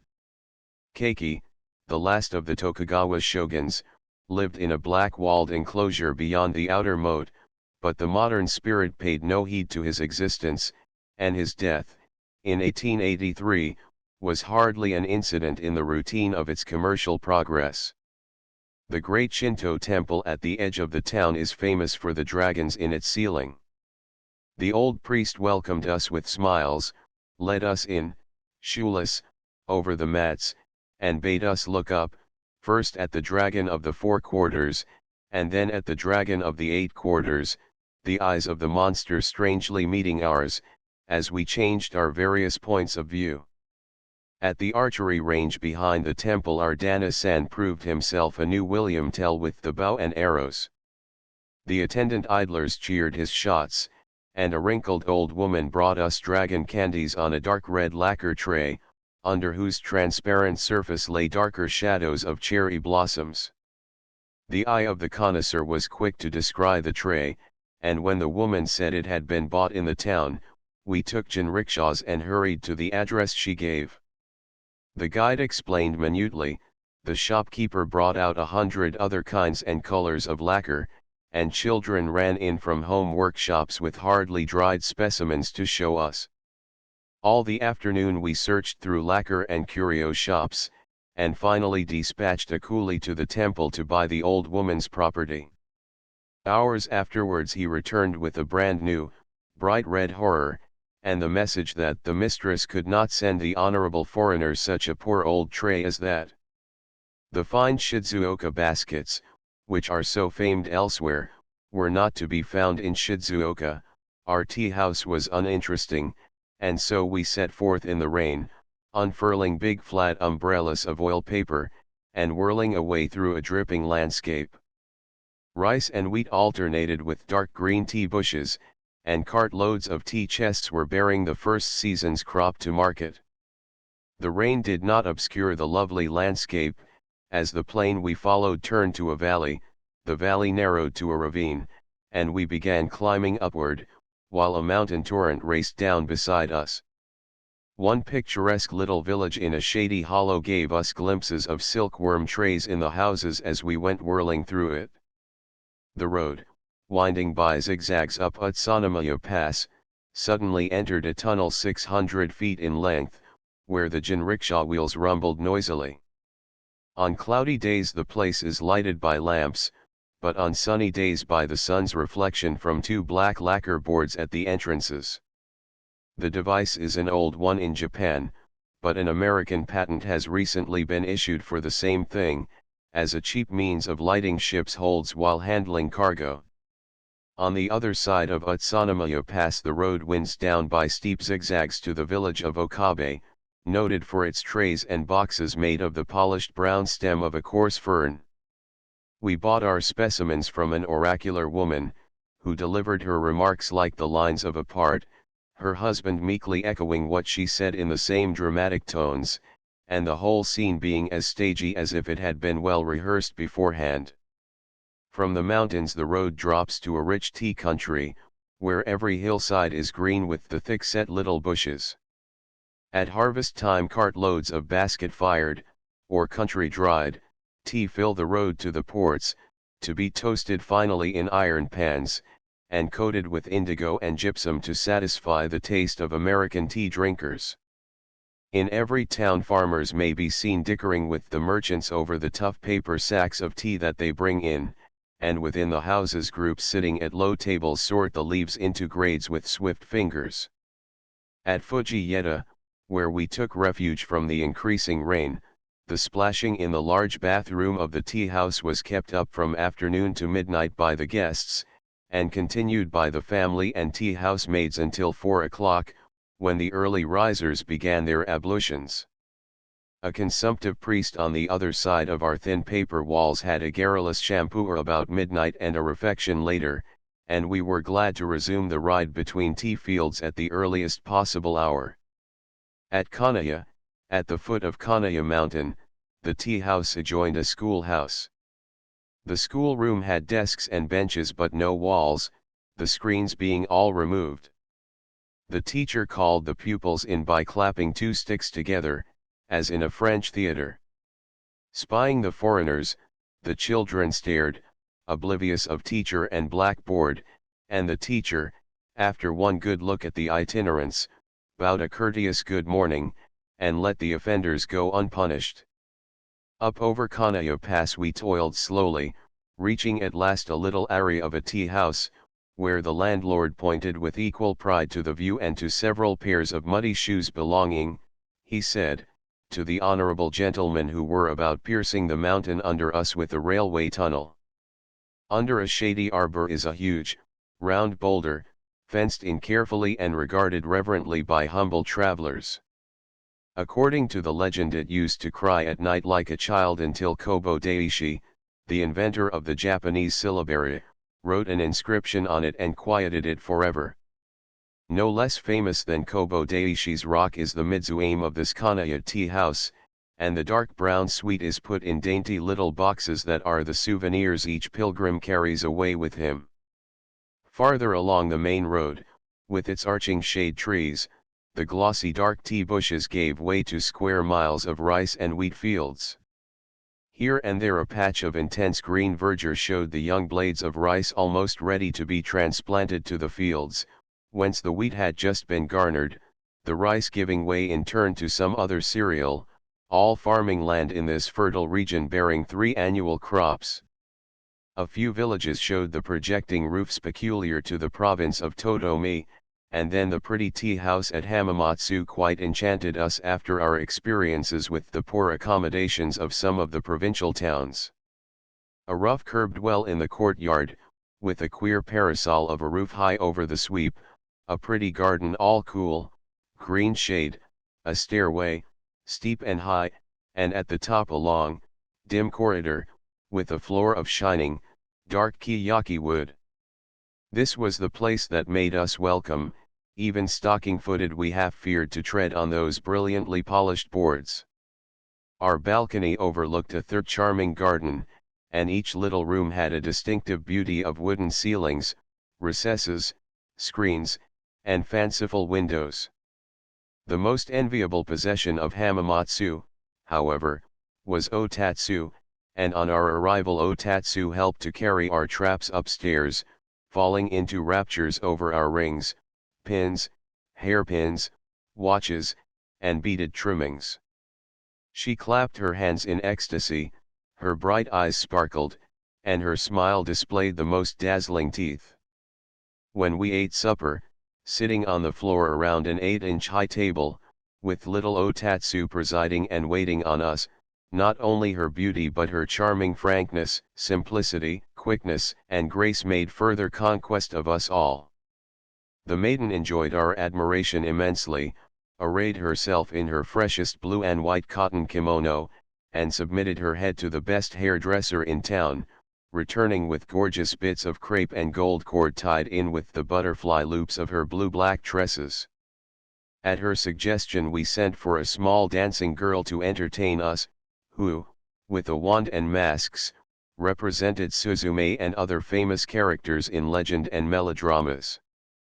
When we left Hamamatsu, affectionate little Otatsu begged me to send her my photograph, and lest I should not have understood her excited flow of Japanese sentences, illuminated, however, by her great pleading eyes, she ran off, and, coming back, slipped up to me and held out a cheap, colored picture of some foreign beauty in the costume of 1865. When at last we rode away from the tea house, Otatsu followed my jinrikisha for a long way, holding my hand, with tears in her lovely eyes, and her last sayonara broke in a sob. A hard shell road winds down to the shores of Hamana Lake and across its long viaduct. The jinrikishas run, as if on rubber tires, for nearly 3 miles over an embankment crossing the middle of the Great Lake, which at one side admits the curling breakers of the Great Pacific. Until a few years ago this mountain-walled pool was protected from the ocean by a broad sand ridge, which an earthquake shook down, letting in the salt waters. The Tokaido Railroad crosses the lake on a high embankment, which was sodded and covered with a latticework of straw bundles, while seed was sown in the crevices more than a year before the road could be used. The whole railroad, as we saw in passing its completed sections, is solidly built with stone foundations and stone ballast, and intended to last for centuries. The Japanese seldom hurry the making of public works, and even a railroad does not inspire them with any feverish activity. Not until the last detail and station house was finished was the line opened for travel, and following so nearly the route of the old Tokaido, through the most fertile and picturesque part of central Japan, it keeps always in sight Fujiyama or the ocean. In the course of the afternoon plantations of mulberry trees came in sight. Loads of mulberry branches and twigs were being hauled into the villages and sold by weight, the rearers of silkworms buying the leaves and paper makers the stems for the sake of the inside bark. Climbing to one high plateau, we rested at a little rustic shed of a tea house, commanding a superb view down a great ragged ravine to the line of foam breaking at its boulder-strewn entrance, and so on to the limitless ocean. One of the jinrikisha coolies preceded us to the benches on the overhanging balcony, and, kindly pointing out the special beauties of the scene, took off his garments and spread them out on the rail in the matter-of-fact, unconscious way of true Japanese innocence and simplicity of mind. The guidebook calls the stretch of country beyond that high-perched tea house a waste region, but nothing could be more beautiful than the long ride through pine forest and belts of scrub pine on that uncultivated plateau, always overlooking the ocean. At one point a temple to the goddess Kwannon is niched among towering rocks at the base of a narrow cliff, on whose summit a colossal statue of the deity stands high against the sky. For more than a century this bronze goddess of mercy has been the object of pious pilgrimages, the pilgrims clapping their hands and bowing in prayer to all the 33 Kwannons cut in the face of the solid rock base on which Our Lady of Pity stands. We reached the long, dull town of Toyohashi at dusk, to find the large tea house crowded with travelers. 2 rooms looking out upon a sultry high-walled garden were given us, and for dining room a tiny alcove of a place on one of the middle courts. This room was so small and close that we had to leave the screens open, though the corridor led to the large bathroom, where half a dozen people splashed and chattered noisily and gentlemen with their clothes on their arms went back and forth before our door as if before the life class of an art school. The noise of the bathers was kept up gaily, until long after midnight, and no one in the tea house seemed to be sleeping. By 4 o'clock in the morning such a coughing, blowing, and sputtering began in the court beside my room that I finally slid the screens and looked out. At least a dozen lodgers were brushing their teeth in the picturesque little quadrangle of rocks, bamboos, and palms, and bathing face and hands in the large stone and bronze urns that we had supposed to be ornamental only. Later, the gravel was covered with scores of the wooden sticks of toothbrushes, beaten out into a tassel of fibers at one end, and with many boxes emptied of the coarse, gritty tooth powder which the Japanese use so freely. The last day of our long jinrikisha ride was warm, the sun glared on a white, dusty road, and the country was flat and uninteresting. Each little town and village seemed duller than the other. Wheat and rape were being harvested and spread to dry, and in the farmyards men and women were hatcheling, beating out the grain with flails, and winnowing it in the primitive way by pouring it down from a flat scoop basket held high overhead. Nobody wore any clothes to speak of, and the whole population turned out to watch the amazing spectacle of foreigners standing spellbound until our jinrikishas had gone by. At Arimatsu village we passed through a street of shops where the curiously dyed cotton goods peculiar to the place are sold. For several hundred years all Arimatsu has been tying knots down the lengths of cotton, twisting it in skeins, and wrapping it regularly with a double-dyed indigo thread, and then, by immersion in boiling water, dyeing the fabric in curious lines and star-spotted patterns. A more clumsy and primitive way of dyeing could not be imagined in this day of steam looms and roller printing, but Arimatsu keeps it up and prospers. At sunset we saw the towers of Nagaya Castle in the distance, and after crossing the broad plain of ripening rape and wheat, the coolies sped through the town at a fearful pace and deposited us, dazed, dusted, and weary, at the door of the Shirokan-do, to enjoy the beautiful rooms just kindly vacated by Prince Bernard, of Saxe-Weimar.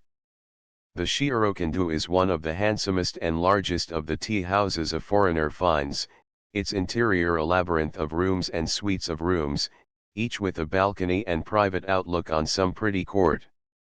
The walls, the screens, recesses, ceilings, and balcony rails afford studies and models of the best Japanese interior decorations. The samasen's wail and a clapping chorus announced that a great dinner was going on, and in the broader corridors there was a passing and repassing of people arrayed in hotel kimonos. As the wise traveler carries little baggage, the tea houses furnish their customers with yukatas, or plain cotton kimonos, to put on after the bath and wear at night.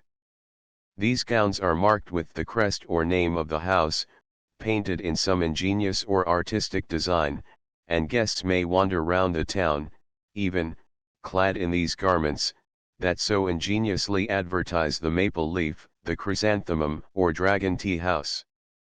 All guides, and servants particularly, enjoy wearing these hotel robes, and travelers who dislike to splash their own clothing march to the bath ungarmented, assuming the house gowns in the corridor after their dip.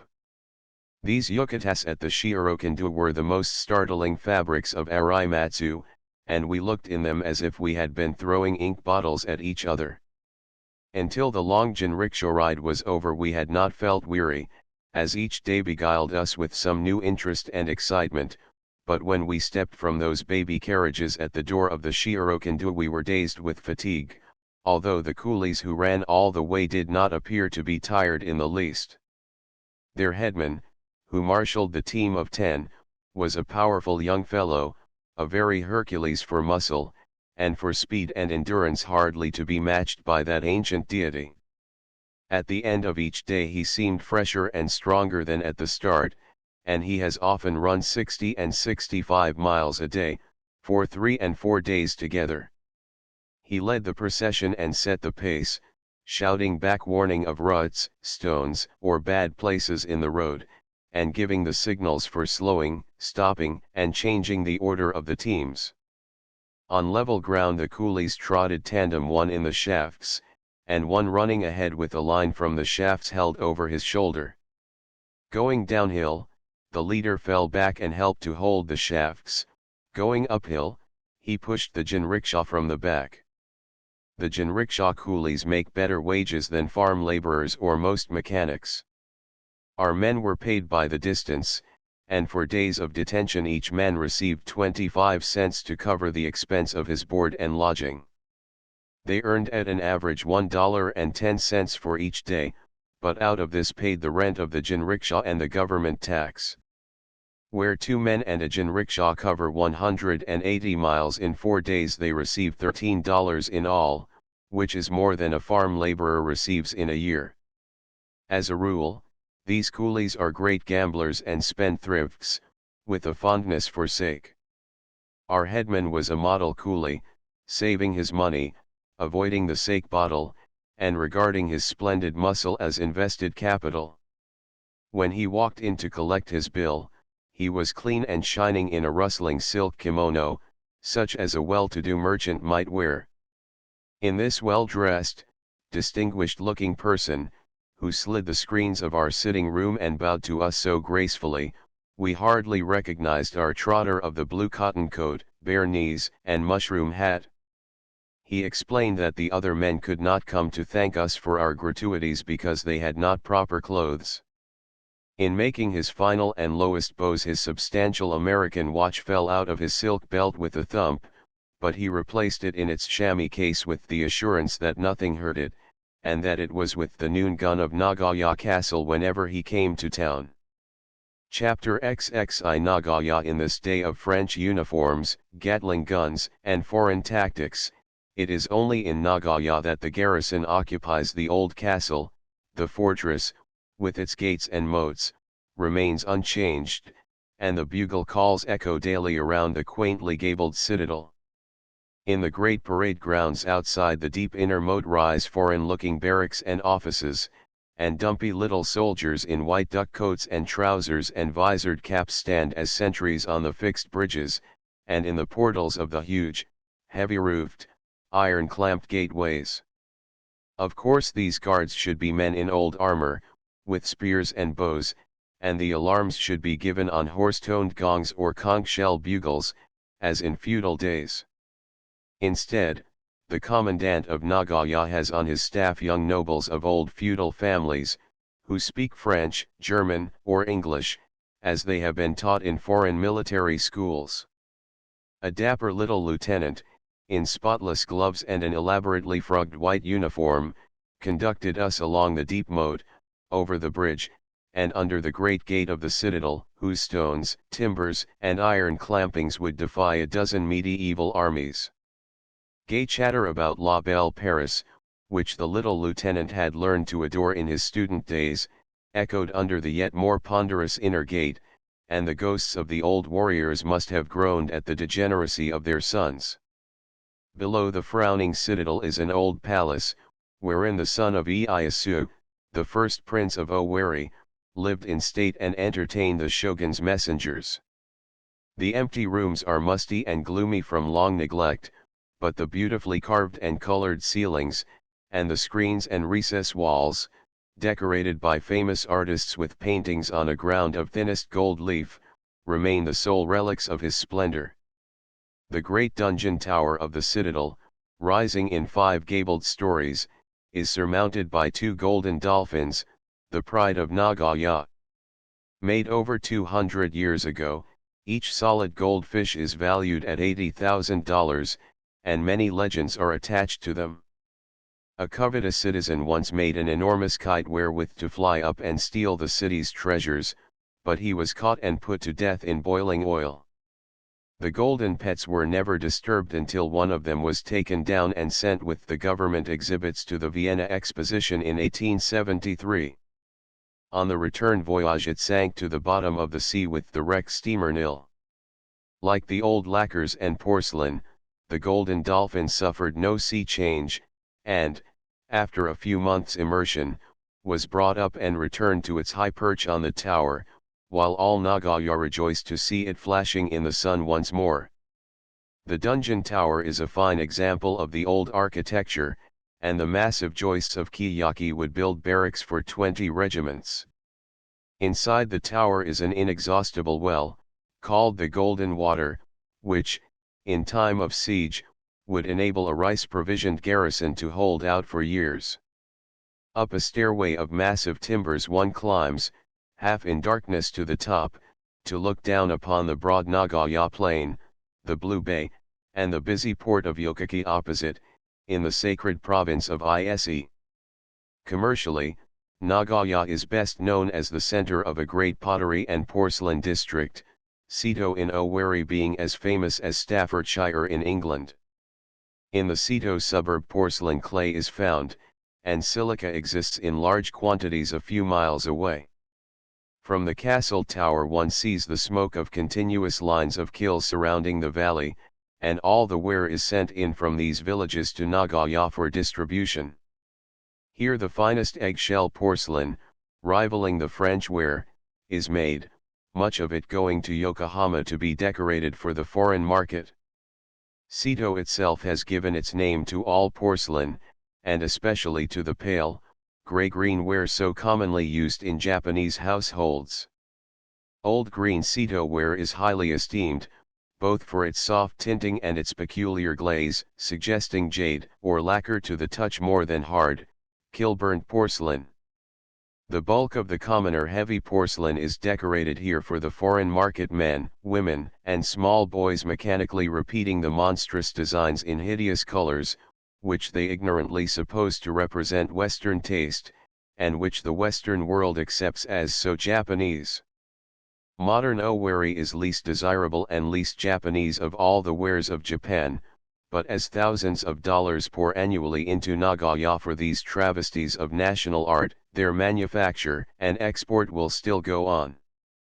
Recently the Seto potteries have been turning out large tea caddies, with double or pierced covers, by tens of thousands, daubing them with the discordant colors of cheap foreign mineral paints. Across the ocean they are called Japanese rose jars, although the rose was unknown in Japan until the entrance of foreigners, and the rose jar and the potpourri it contains would greatly astonish a Japanese.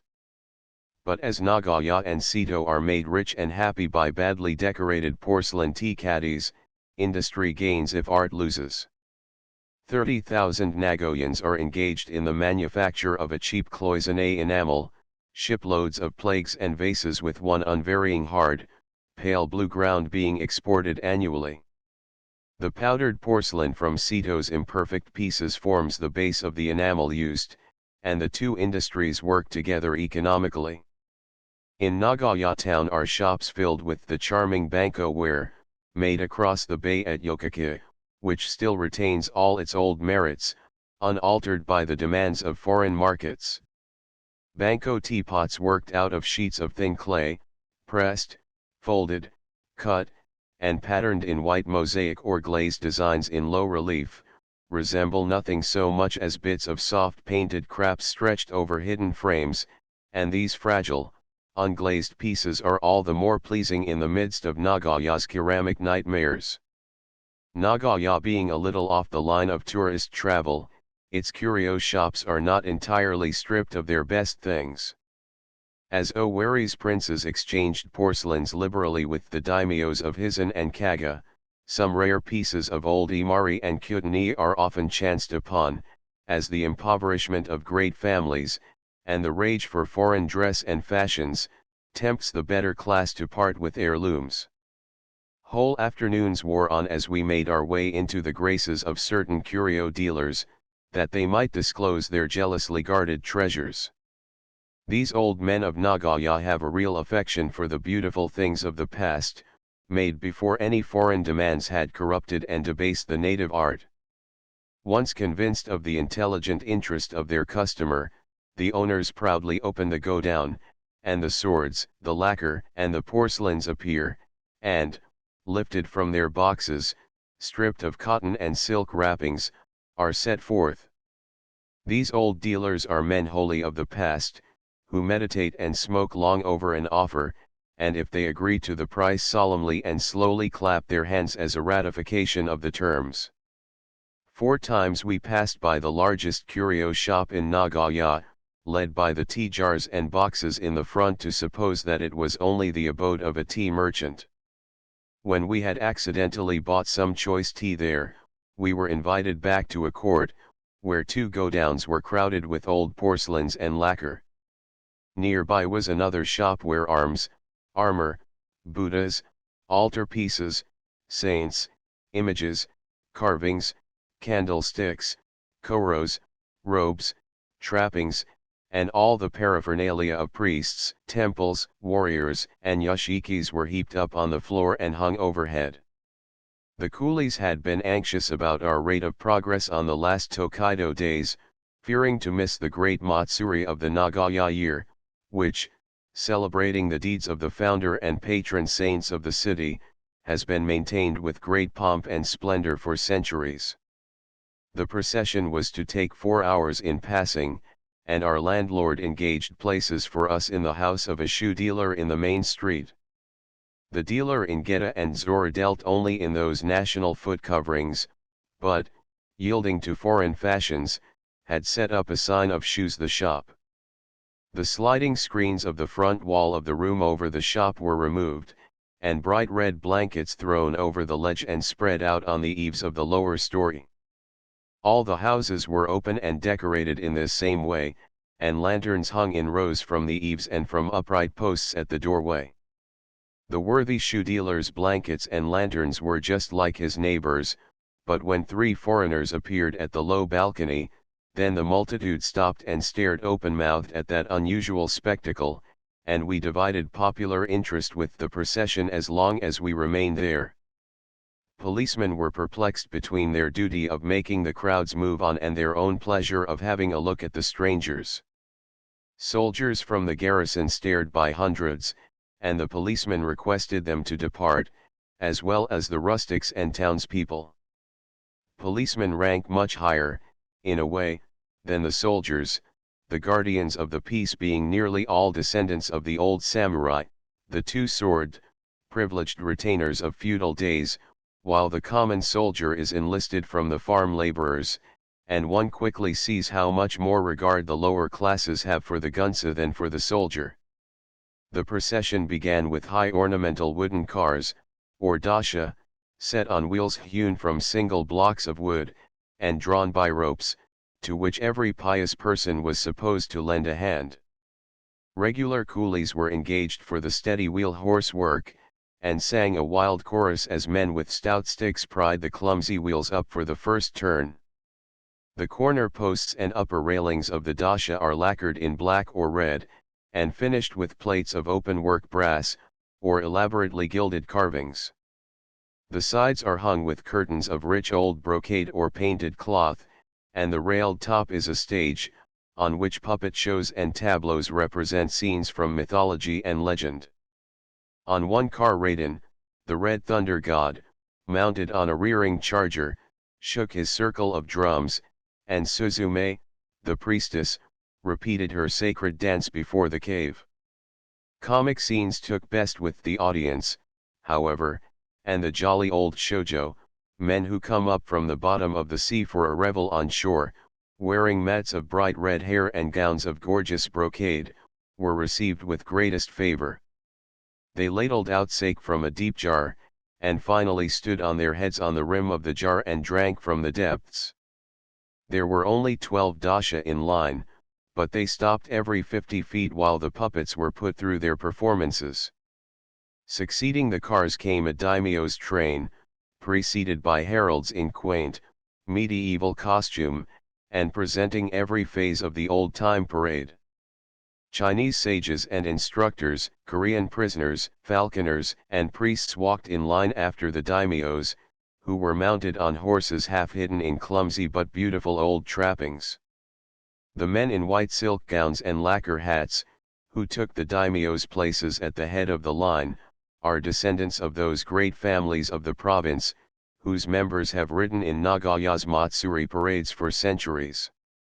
After them came an endless line of men in armor, the suits of mail being either heirlooms of the wearers or provided from the rich stores of such things owned by the temple. The armor surpassed the treasures of curio shops, and the dents and cuts in the cuirasses and helmets attested their antiquity.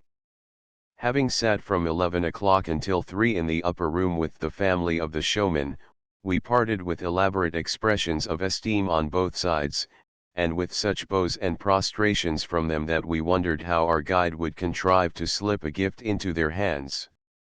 The shoujo Nagayameko and geisha are celebrated throughout Japan for their beauty, grace, and taste in dress, and a geisha dinner is as much a property of Nagaya as the golden dolphins of the old castle. At ours we engaged 2 geisha to sing and play, and 4 makos to dance in their richest costumes. As the guests were Japanese, the feast was made a foreign dinner of as many courses as our guide and magician, Mayashita, could conjure from Nagaya's markets and the Shirokandu's kitchen. Our 3 friends rustled in early, clad in ceremonial silk gowns, each with his family crest marked in tiny white circles on the backs and sleeves of his haori, or coat. At every praise of Nagaya, which the interpreter repeated to them on our behalf, they rose from their high chairs and bowed profoundly. At table the play of the knife and fork was as difficult to them as the chopsticks had once been for us, but they carried themselves through the ordeal with dignity and grace, and heroically ate of all the dishes passed them. Towards the end of the dinner a gorgeous parakeet of a child appeared on our open balcony. Her kimono was pale blue crepe, painted and embroidered with a wealth of chrysanthemums of different colors. Her obi, of the heaviest crinkled red crepe, had flights of gray and white storks all over its drooping loops, and the neck fold was red crepe woven with a shimmer of gold thread. Her face was white with rice powder, and her hair, dressed in fantastic loops and puffs, was tied with bits of red crepe and gold cord, and set with a whole diadem of silver chrysanthemums. She came forward smiling with the most charming mixture of childlike shyness and maidenly self-possession, becoming as much interested in our curious foreign dresses as we in her splendid attire. Presently, against the background of the night, appeared another dazzling figure, Oikato, the most bewitching and popular Mako of the day in Nagoya. She, too, was radiant in gorgeously painted crepe, a red and gold striped obi, and a crown of silver flowers. Oikato had the long, narrow eyes, the deeply fringed lids, the nose and contour of face of Egyptian women. Her hand and arm were exquisite, but it was her soft voice, her dreamy smile, and slowly lifted eyelids that led us captive. Oikato-san and the tiny Mako fluttered about the table, filling glasses, nibbling sweetmeats, answering questions, and accepting our frank admiration with grace incomparable. Two more brilliantly dressed beauties entered, and with them the two geisha and their instruments. One of the geisha, Osuwo-san, was still a beauty, who entered with a quiet, languid grace and dignity, and whose marvelous black eyes had magic in them.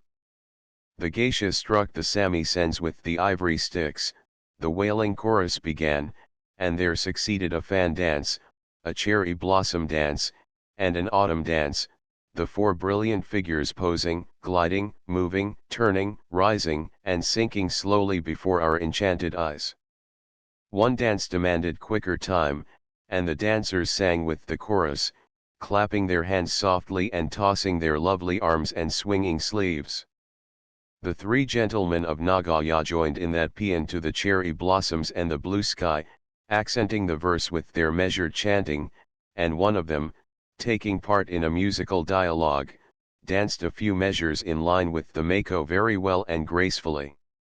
The closing dance, a veritable jig, with whirls and jumps, rapid hand clapping, and chanting by the Mako, ended in the dancers suddenly throwing themselves forward on their hands and standing on their heads, their feet against the screens.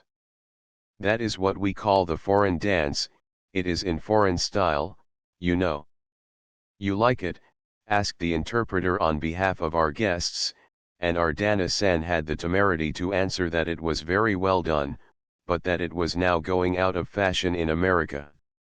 After the 7 dances, the Mako stood in a picturesque row against the balcony rail and fanned themselves until supper was brought in for them and set on low tables, whereon were placed many cups and bowls and tiny plates, with the absurd bits and dolls portions that constitute a Japanese feast.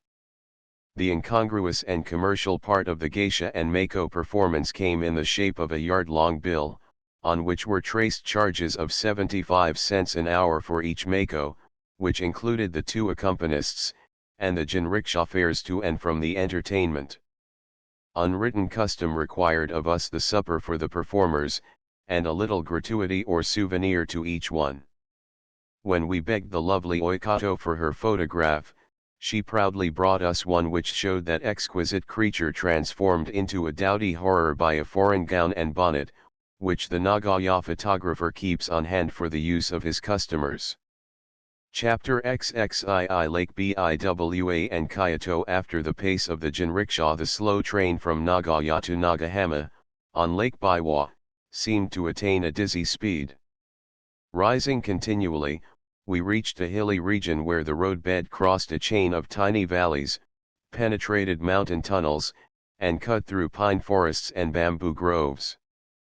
At Nagahama we rested in a lakeside tatpa, content with the glorious view, and in no way eager to search for its famous cave crabs. Lake Biwa, with long, wooded slopes running down to the shore, and mountains barring all the horizon, with smooth water and a blue sky, offers 60 miles of charming sail. Little thatched roof villages, and the wide sweeping gables of temples show here and there in the solitude of pines, and the crest of one high promontory is girt with the white walls of Hakone Castle. Many legends belong to this medieval fortress, the scene of so many famous events, whose last daimyo was murdered in Tokyo by disaffected followers, soon after he negotiated, as prime minister, the treaties of 1858. At Atsu, at the lower end of the lake, the splendid old temple of Maidara and its monastery on the heights command the town and lake, and the soldiers' memorial column overlooks the 8 great sights of Lake Biwa, which are painted on half the fans, kakemonos, and screens of Japan. One of these 8 wonders is Maidara, with its long and lofty avenues, the green twilight of its primeval groves, its yellow, moat walls and frowning gateways that hide in the enchanted forest, its ancient shrines, its terraces, and lichen-covered bell tower, home of the legend of Bankei and his bell. Bankei was a muscular priest who lived on Mount Hyazen overlooking the lake. The other priests coveted the splendid bell of Maidara, which had been presented by the ruler of the kingdom of women living at the bottom of Lake Biwa to hide Sato for valiantly slaying a giant centipede that had frightened these ladies of the lake by its forays.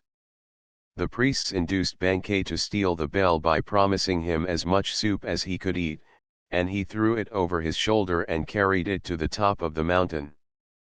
But its silvery tongue kept crying, "I want to return," and the priests threw it down the mountainside, over which it rolled, receiving many dents and scratches, to its old bell tower.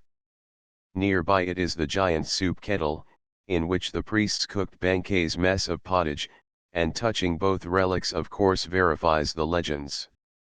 At the end of the monastery groves are large barracks, and troops of the chubby-faced, boyish-looking soldiers are always strolling through the arching avenues of the still old forest. The greatest sight of Biwa, and one of the wonders of Japan, is the old pine tree of Karasaki, which has stood for 300 years on a little headland a couple of miles above Atsuo, with a tiny village and a Shinto temple all its own. Its trunk is over 4 feet in diameter, and, at a height of 15 feet, its boughs are trained laterally and supported by posts, so that it looks like a banyan tree. The branches, twisted, bent, and looped like writhing dragons, cover more than an acre of ground with their canopy. The tips of the boughs reach far out over the water, and the sensitive Japanese hear a peculiar music in the sifting of the raindrops through the foliage into the lake. High up in the tree is a tiny shrine, and the pilgrims clap their hands and stand with clasped palms, turning their faces upward as they pray. A heavy stone wall protects the Sylvan patriarch from the washing of storms and floods. Under the branches a legion of small villagers, intimating by pantomime their desire to dive for pennies, untied their belts and dropped their solitary cotton garments as unconcernedly as one might take off hat or gloves. They frolicked and capered in the water as much at home as fishes and as loath to leave it. Fleeing from this body of 2 attached followers, we were whirled down the road to Atsu to eat the famous Biwa trout, passing on the way a woman, who sat at ease in her bathtub by her own doorstep, calmly scrubbing herself with a bag of rice bran, and contemplating her neighbors, the road, and the lake scenery the while.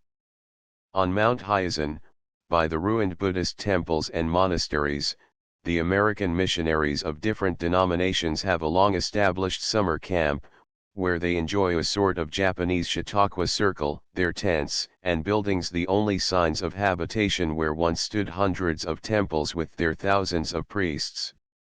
The great pine tree at Karasaki from the old temple of Ishiyama, east of Atsuo, is seen the famous Sita Bridge and Awatsuo, where the lake takes on a wondrous silvery sheen when the sun shines and the wind blows, these being 3 more of the famous sights of Biwa.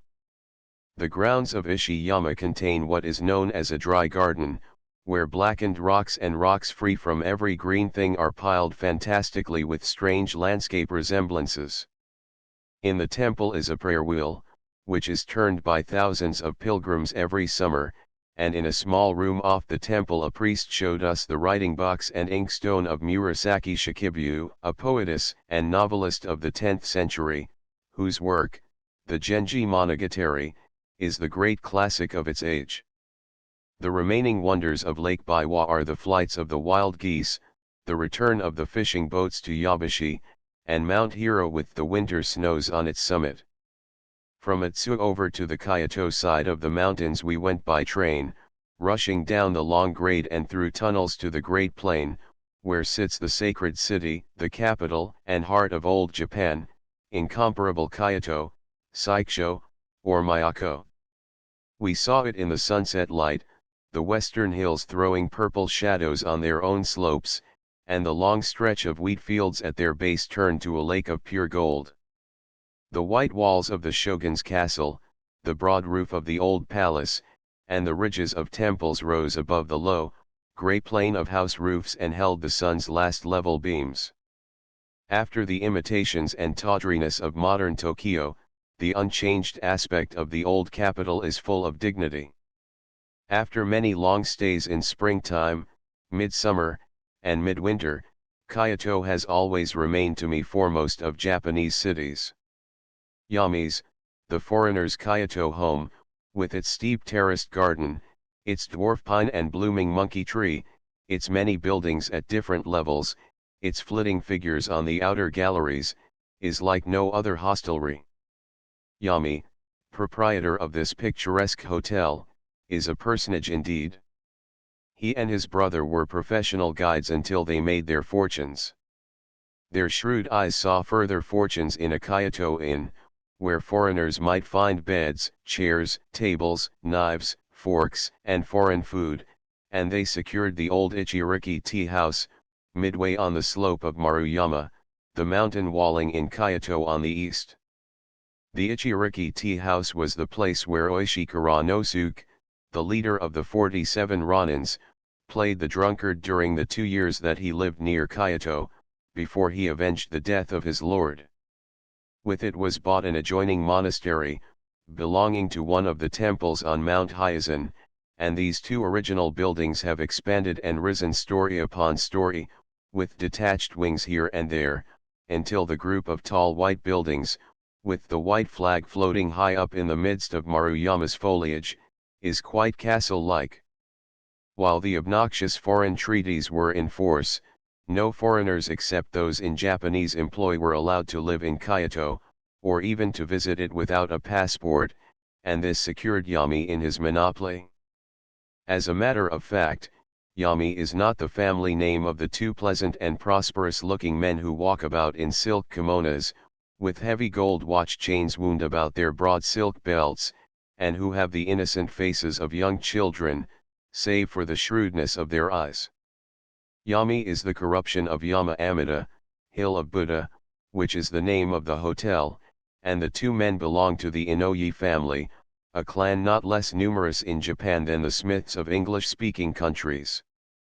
In parts of the house one finds relics of monastery days in dim old screens of fine workmanship, and there is a stone-floored kitchen, vast as a temple, with cooks serious as priests, wielding strange sacrificial knives, and who, in midsummer, wear an apron only, apparently as a professional badge rather than as a garment.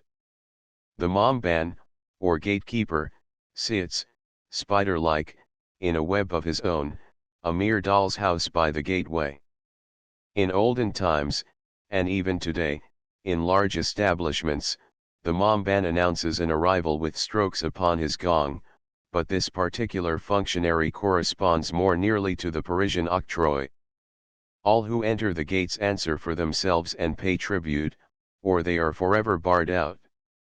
Even coolies disgorge their blackmail to the colony of fleet-footed brethren who hold a valuable monopoly at Yami's gate, and in guilds and labor organizations the Orient is ages older and wiser than the Occident. All of Maruyama's slope is holy ground and pleasure ground. Tea houses and bath houses are scattered in between the great temples, and prayer gongs and pious hand-clapping are heard in unison with samisens and revelers' songs.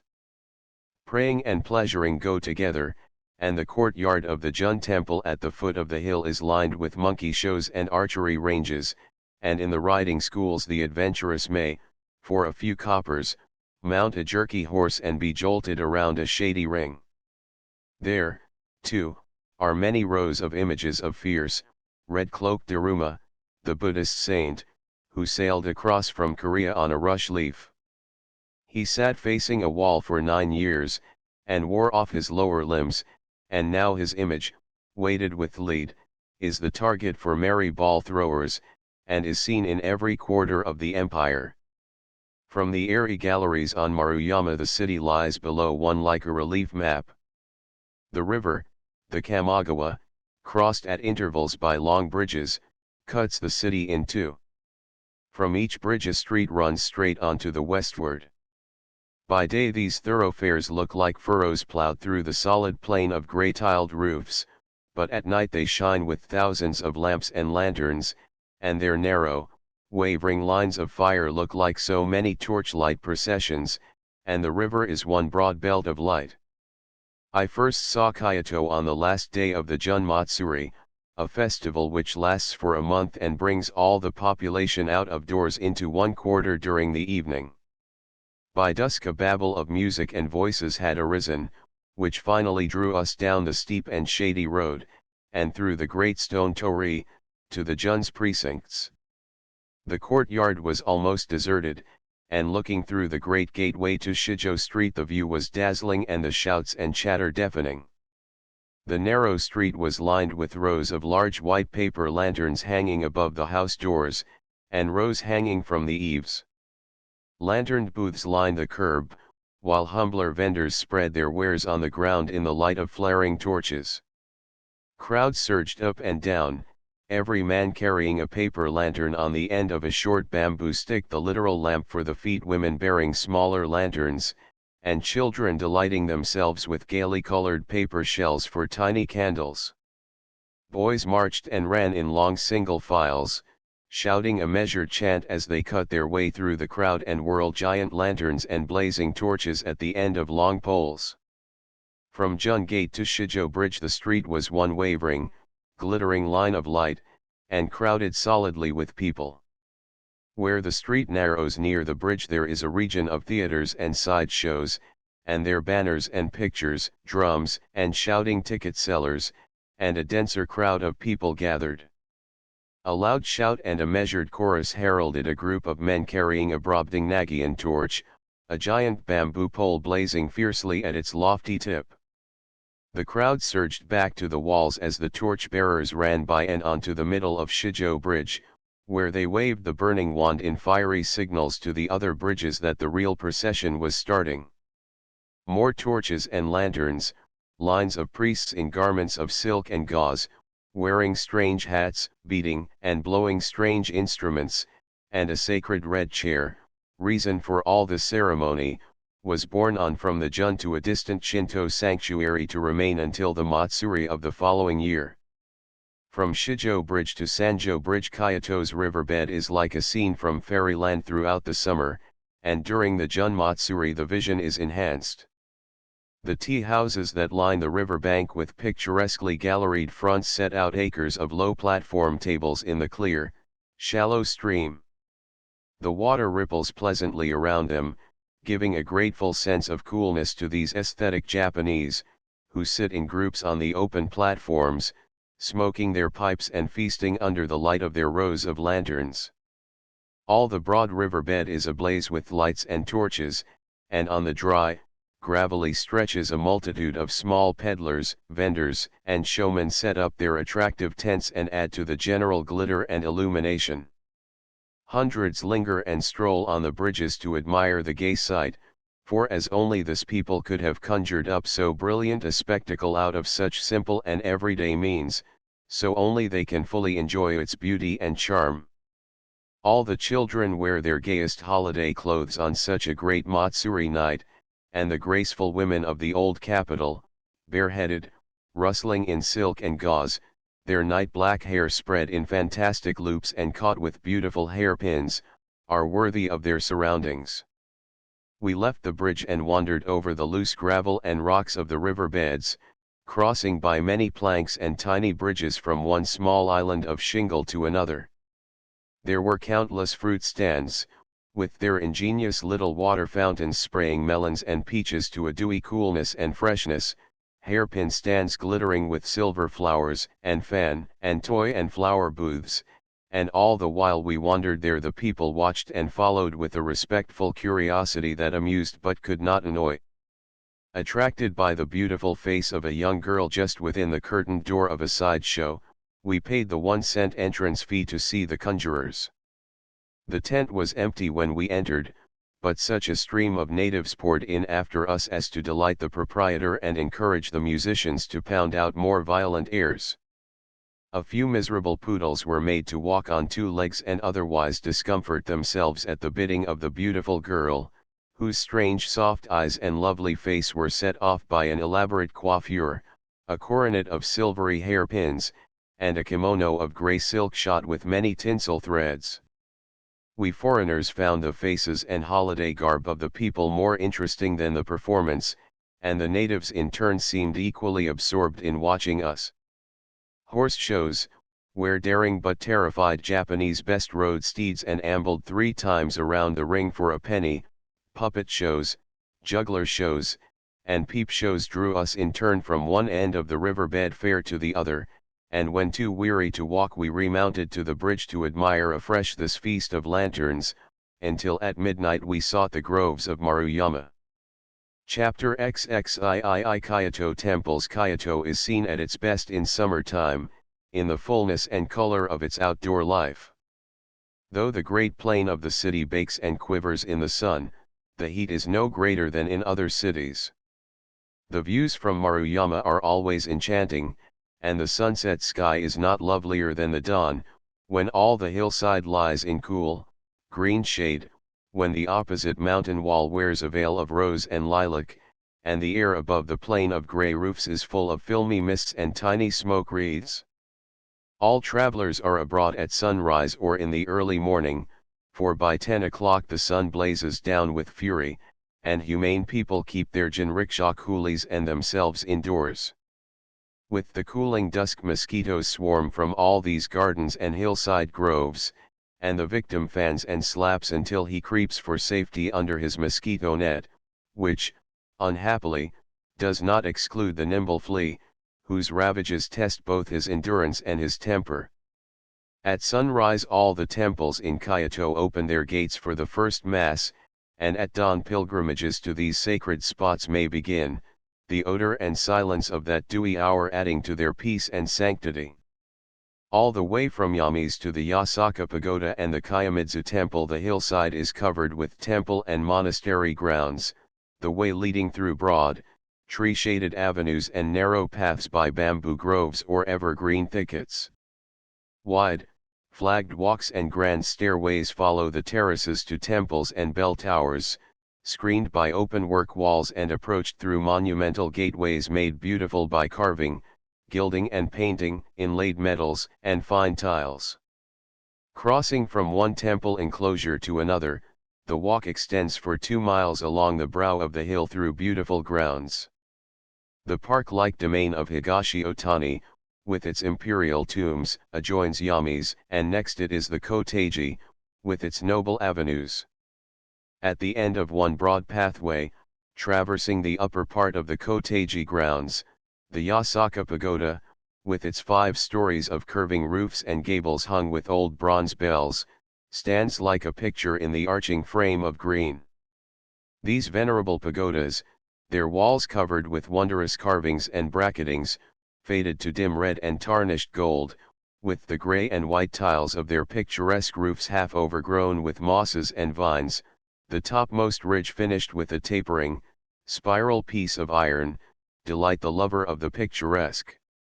Yasaka's cracked and tongueless bells have long ceased to swing and ring with every breeze, but they give an airy and fantastic touch to the fine old structure. The pagoda dates from the 6th century, and for 1200 years its 4 altars have heard the prayers of faithful Buddhists. The early light gilds its eastern wall, and the rich sunset makes of it a palace of the imagination.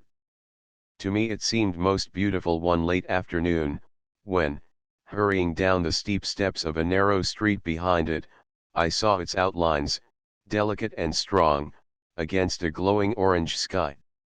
All about the pagoda and the neighboring slopes of Kiyomidzu are potteries and shops for the sale of the cheap porcelain and earthenware that pilgrims and visitors are prone to buy on their way to and from the temples. The eminence is known as Teapot Hill, and the long, steep street leading from Gojo Bridge to the Kiyomidzu gates is lined on either side of its hilly half-mile with china shops.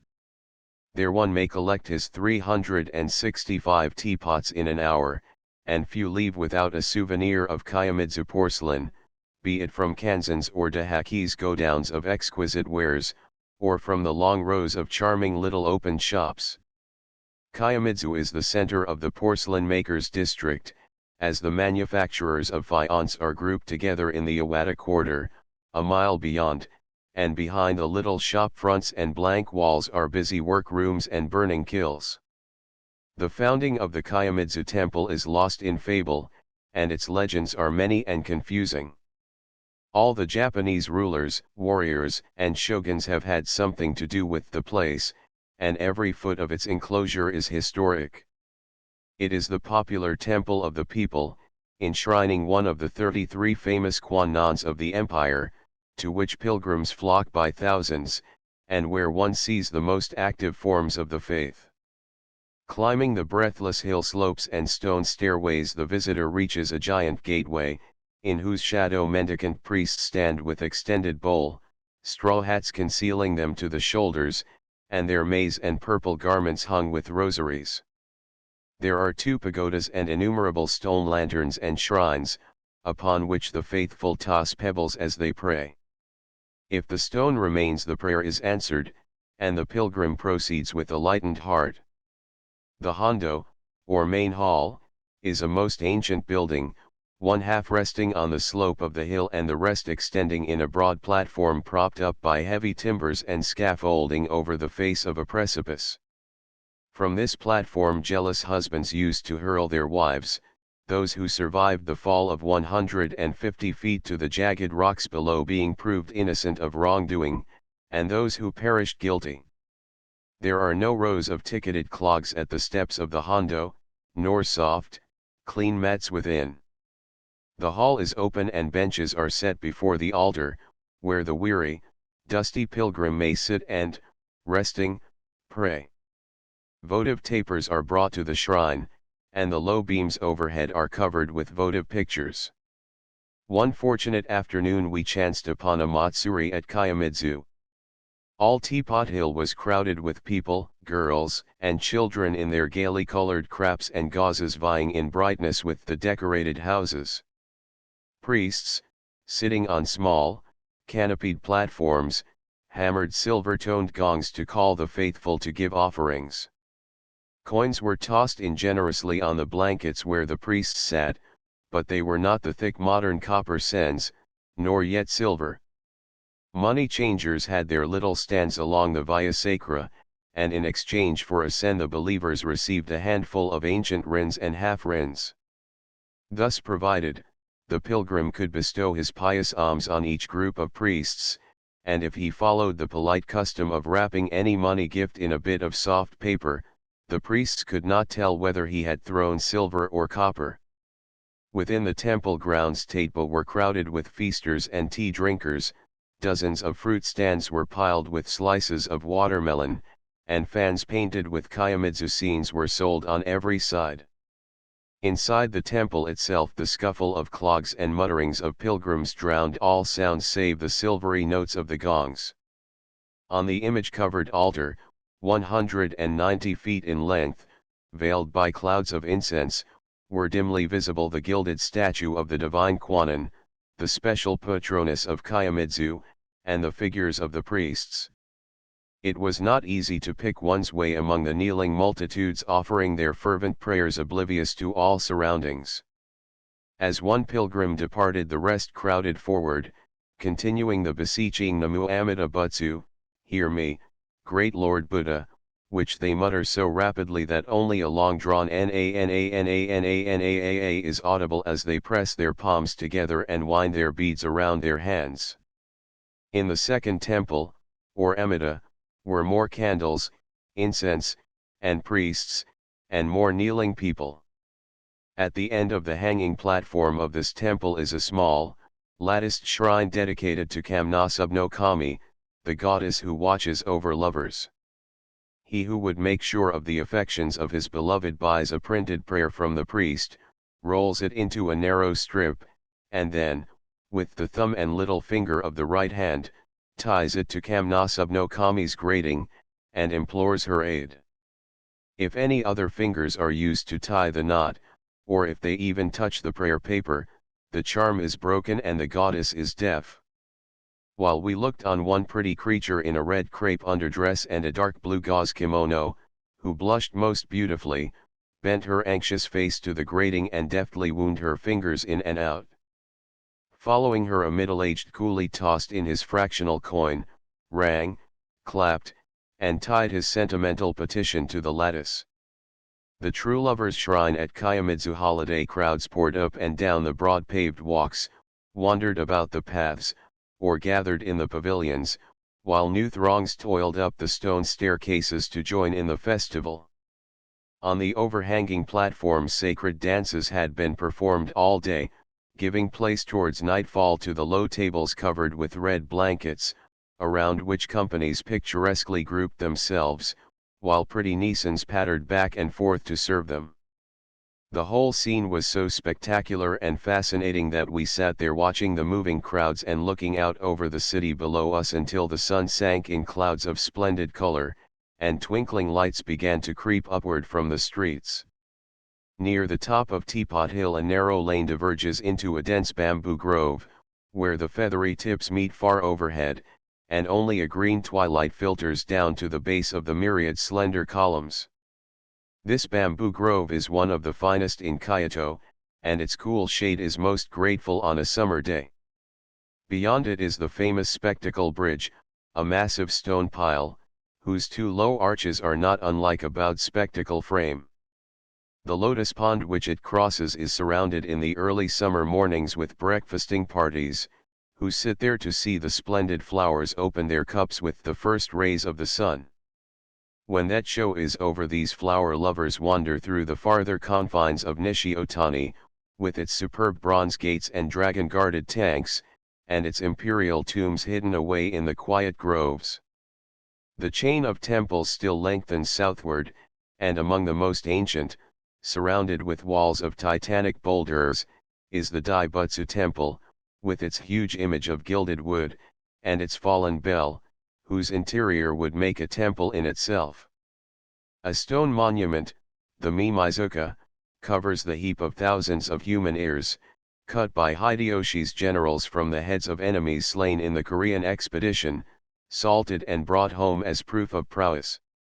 Last is the Sanji Yusang Endo, or Hall of the 33,000 Buddhas, which, with its rows and rows of tall gilded statues, is a curious place, but less like a sanctuary than a wholesale warehouse of sacred images. Northward from Yami's the chain of temples extends along the leafy hillside, first among them being the great Chioin Sanctuary, one of the largest, oldest, and richest in Kyoto. Its colossal gateway, its long avenues, great stone embankments, terraces, staircases, and groves of ancient trees proclaim its age and endless honors. Stretching over surrounding acres run the yellow walls of its monastery grounds and priests' houses. The Chioin's altar is a mass of carved and gilded ornaments surrounding a massive golden shrine, while the ceiling and walls of the vast interior are hardly less splendid. Occasional worshippers kneel in the vast matted hall muttering their prayers, but usually only a solitary old priest is seen industriously hammering at a drum, shaped like a huge, round sleigh bell. From 5 o'clock in the morning until the temple closes at 4 in the afternoon the hard, mechanical thunk never stops. A nice old woman, who must be a professional mender, judging by her incessant patching and darning of blue cotton garments, takes care of the shoes while visitors roam through the temple stocking-footed, and proudly does she point out, among the bracketed eaves, the sun umbrella which the great builder of the temple purposely left there.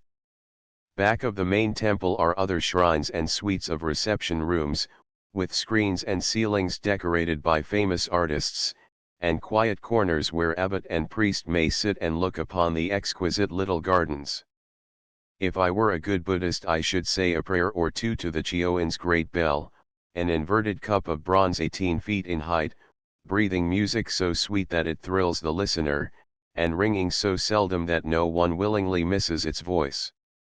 This bell hangs by itself in a shady place at the top of a long stone staircase, and is struck from the outside by a swinging wooden beam that brings out soft reverberations without jar or clang. This huge hammer is unchained on rare days of the month at the sunrise hour, and in the stillness of dawn one cannot tell whence the sound comes. It is in the whole air, under one's feet, or tingling and beating within one's body, while yet the ear seems to drink in the very ecstasy of sound. About Nanjenji's lofty gateway are clustering tea bushes, and between its ancient shrine, its tombs, and picturesque bell tower modern engineering has brought the aqueduct from Lake Biwa, the long tunnel emerging from the hillside back of the buildings. Further on are Iakando, with its lotus lake and verdant cemetery, Nyakuaji's pretty garden and cascade, and Shishigatama, Shiniodo, and Yashida, each with its distinctive charm and interest. The way from these sacred places, passing through the potter's district of Awada, and coming suddenly out on a level of rice fields, with Kurodani's pagoda and grove rising like an island from their midst, has been likened to the abrupt transportation from Rome to the Campagna. Kurodani is a beautiful old sanctuary, and the steep hill on which stands its great pagoda is an ideal Buddhist burial ground. Tombs, stone tablets, and lanterns, and hundreds of images of Buddha, in stone and bronze, crowd against each other, and some priest or pilgrim, ever picturesque, is always moving up or down the broad grey staircase. Chapter XXIV The Monto temples and the Daimonji. As an evidence of the vitality of their faith, the Monto Buddhists point to their great new temple in the southern part of the city. This Higashi Hongwanji, Eastern Temple, was 8 years in building, at an enormous cost, and is the largest temple in Japan.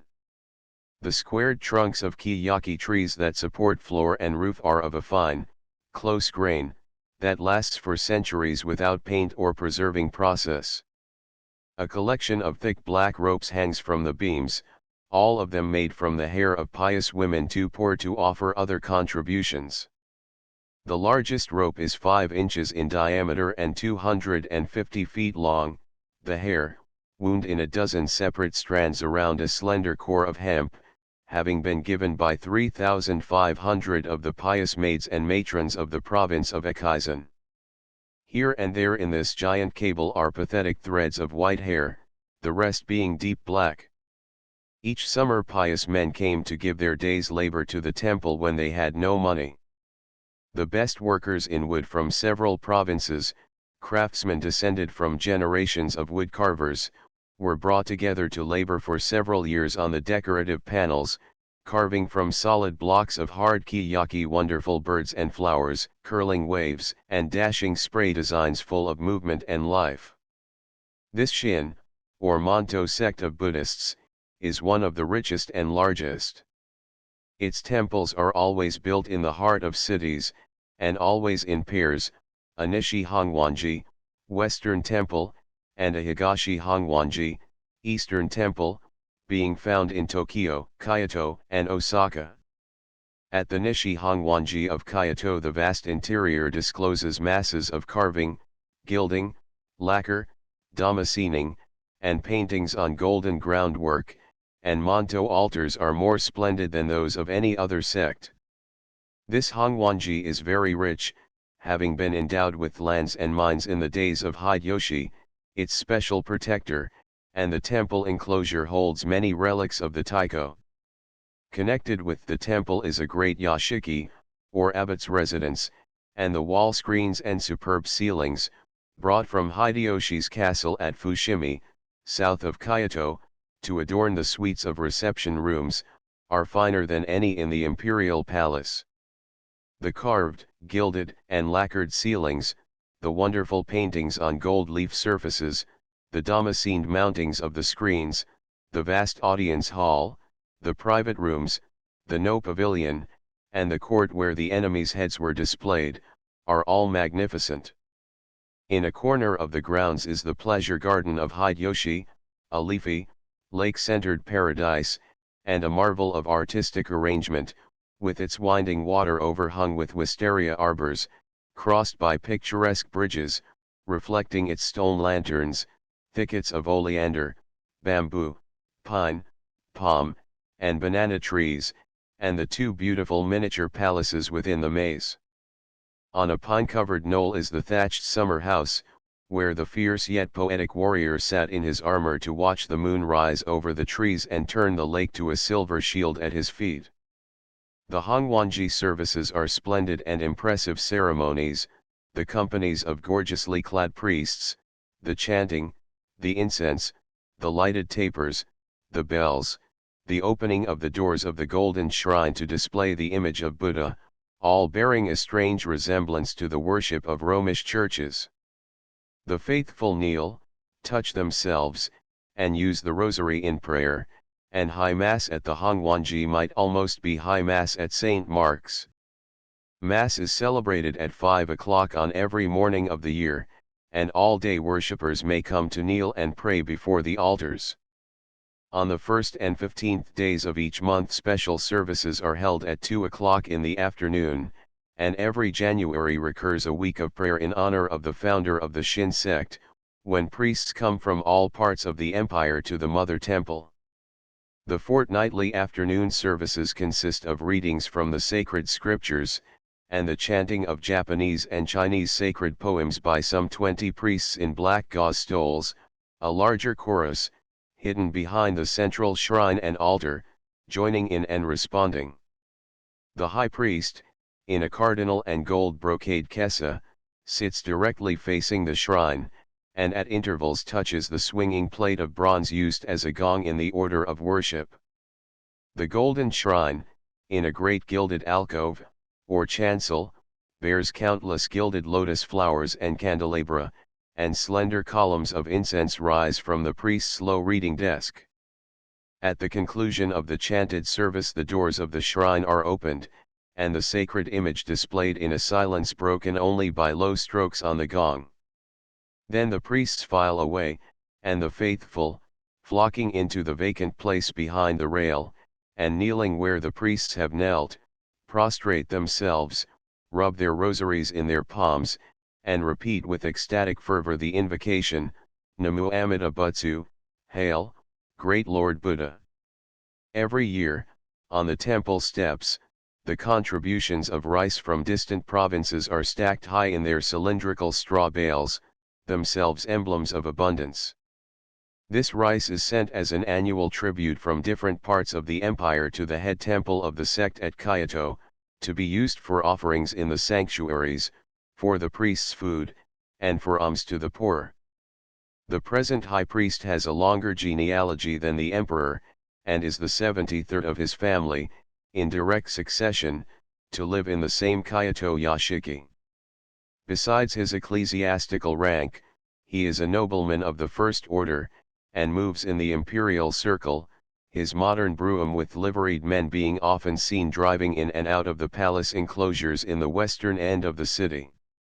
Besides his temple services, he directs the large college which the Hongwanji maintains for the education of young men for the priesthood and for advanced philosophical studies for lay students. In its library is a vast literature of Buddhism, the scrolls of silk and paper in boxes of priceless gold lacquer facing the neatly bound volumes of Sinnett, Sir Edwin Arnold, and other foreign writers. The college employs teachers of all European languages, and intends to send missionary workers to European countries. One of the priestly instructors, Mr. Akamatsu, spent several years in England, and has made comparative religions his great study. This admirable scholar is an admirable talker as well, and every student of Buddhism in Japan is referred to his vast stores of information. The breadth and liberality of Mr. Akamatsu's views are shown in his belief in the brotherhood of all religions, their likeness and their convergence towards that far-off, divine event, towards which the whole creation moves. It was he who drew up and translated that new canon of his faith, which introduced passages from the Sermon on the Mount, and who explained that these contained exactly the Buddhist tenets.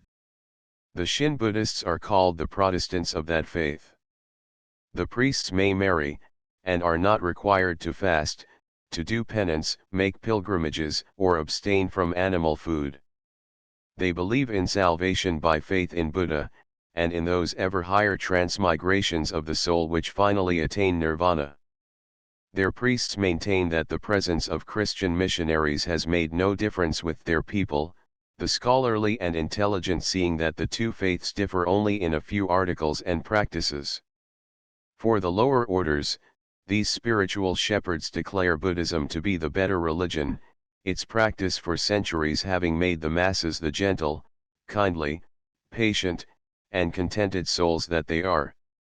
One priest, sent to Europe to study the effects of Christianity, reported that vice, crime, and misery were greater there than in Japan, and that the belief of the West seemed less able to repress those evils than the belief of the East. These Monto priests, too, express broad views about the reciprocity of nations and the fair exchange of missionaries. Now that English clergymen and thinkers study Buddhism in the monasteries of Ceylon, avowing their acceptance of the articles with much sacred ceremony, Monto apostles may yet preach to the people of England and America. However this may be, the priests do not fear the proselyting labors of the Dashisha teachers in Kyoto, and speak warmly of its good works, and particularly of its hospital and training school for nurses. In 1885 the first American missionaries came to Kyoto, and as the sacred city is beyond the treaty limits, the college and hospital are maintained under the name of the Dashisha Company, and the foreigners engaged in the work are ostensibly in Japanese employ. Back of the Christian Japanese, who stands as president of this company, are the rich mission boards, which furnish the money, and direct its expenditure and the method of work. Each teacher in the Dashisha school is really a missionary, and outside the classroom carries on active evangelical work. School buildings, hospital, and residences for the foreign teachers all front on the high yellow walls of the imperial palace grounds, significant testimony to the changes that have come, the barriers and prejudices that have given way. The school is crowded to its furthest capacity, the hospital is besieged, and physicians overworked. The teachers claim that all the students are Christians, that the new religion is spreading, and that the people are most anxious to know about it. While they do not affirm that Buddhism and the old religions are dying, the success of their work sustains their conviction. They have erected substantial brick buildings and comfortable dwellings, and have a general air of permanency. The Dashisha was fortunate in its founders and first corps of instructors and the records they made, so that, when disasters overtook it, that prestige prevailed, and after unhappy dissensions the Dashisha returned to its original purposes and lines, and the schools and hospital continue their excellent work. Of foreign missions in Japan there are the French Catholic, Russian Greek, English and Canadian workers belonging to both established church and dissenting sects, while the foreign mission boards of the United States have more than 300 agents and teachers in Japan, nearly all of whom have families. Meanwhile, 191,968 Shinto temples, 101,085 Shinto priests, and the whole influence of the government encourages the state religion, of which the emperor is the visible head. There are 72,039 Buddhist temples, and 109,922 Buddhist priests and 13,922 students proclaim that faith, while pilgrims to the 33 famous Kwanons of the empire do not lessen in number. A large fraction of the people profess no religion whatever, among whom are many of the younger generation of nobles, who, having studied and lived abroad, have adopted materialism, atheism, or agnosticism, like other foreign fashions. When an American devotee of theosophy expounded his occult science in a round of temple addresses he aroused a polite interest, but caused no excitement and attracted no body of followers. A Unitarian agent enjoyed greatest favor among the highest circles of the capital, his system of higher philosophy appealing strongly to those cultivated thinkers and men of letters. The common people, like the ignorant of other races, do not at all comprehend the religion they do profess, observing its forms as a habit or a matter of blind convention, and celebrating its events with ceremonies and decorations, festivals and anniversaries, whose significance they cannot explain. Japanese streets suddenly blossom out with flags and lanterns at every doorway and along miles of eaves, and if you ask a shopkeeper what this rejoicing means, he will reply, "Wakarimasen," or "Shirimasen, I do not know."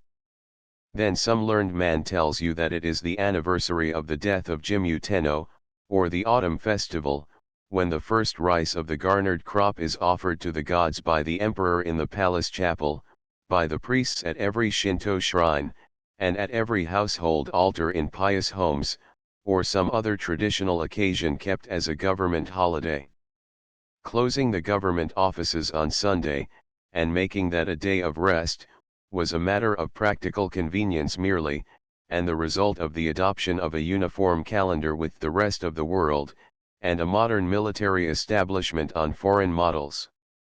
One of the festivals of a religious character which is understood by the people, and is, perhaps, the most remarkable of all Kyoto's great summer illuminations, is that of the Daimonji, at the end of the Bon Matsuri, or Festival of the Dead.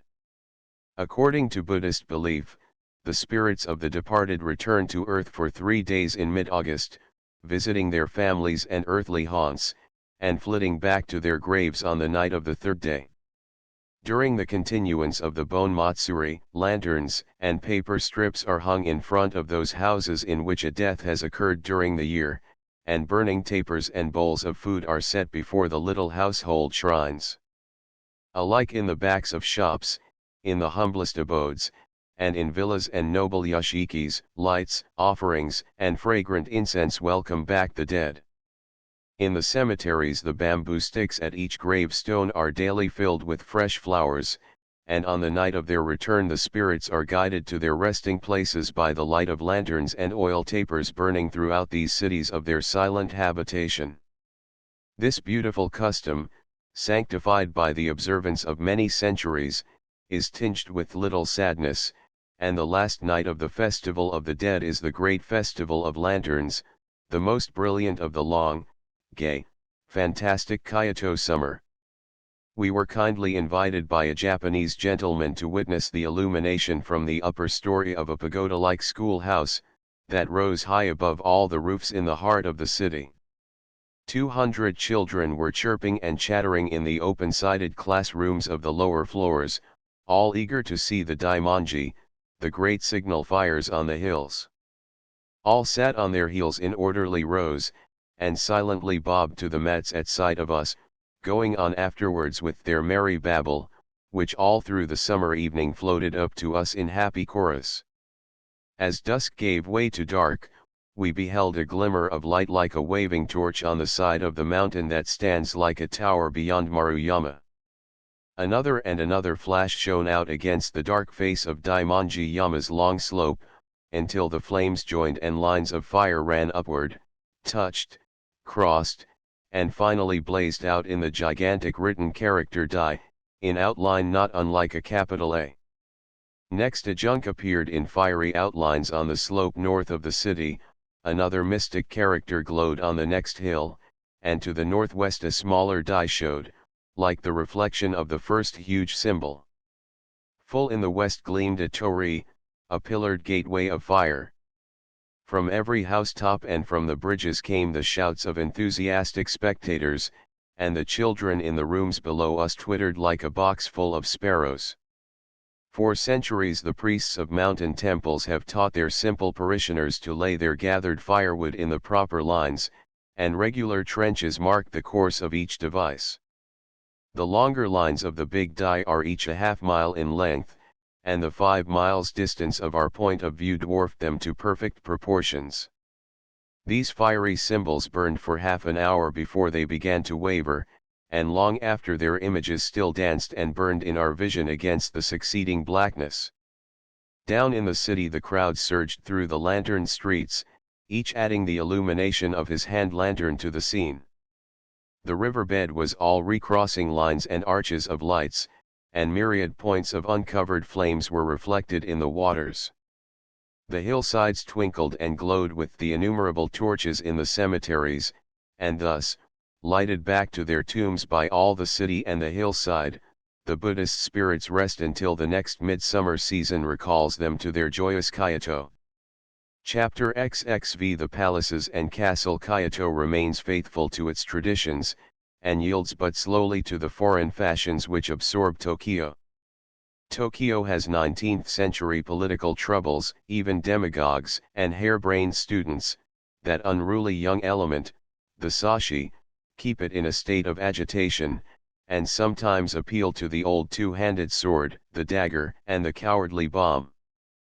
But Kyoto, devoted to its old order, maintains the reign of peace, while the arts flourish.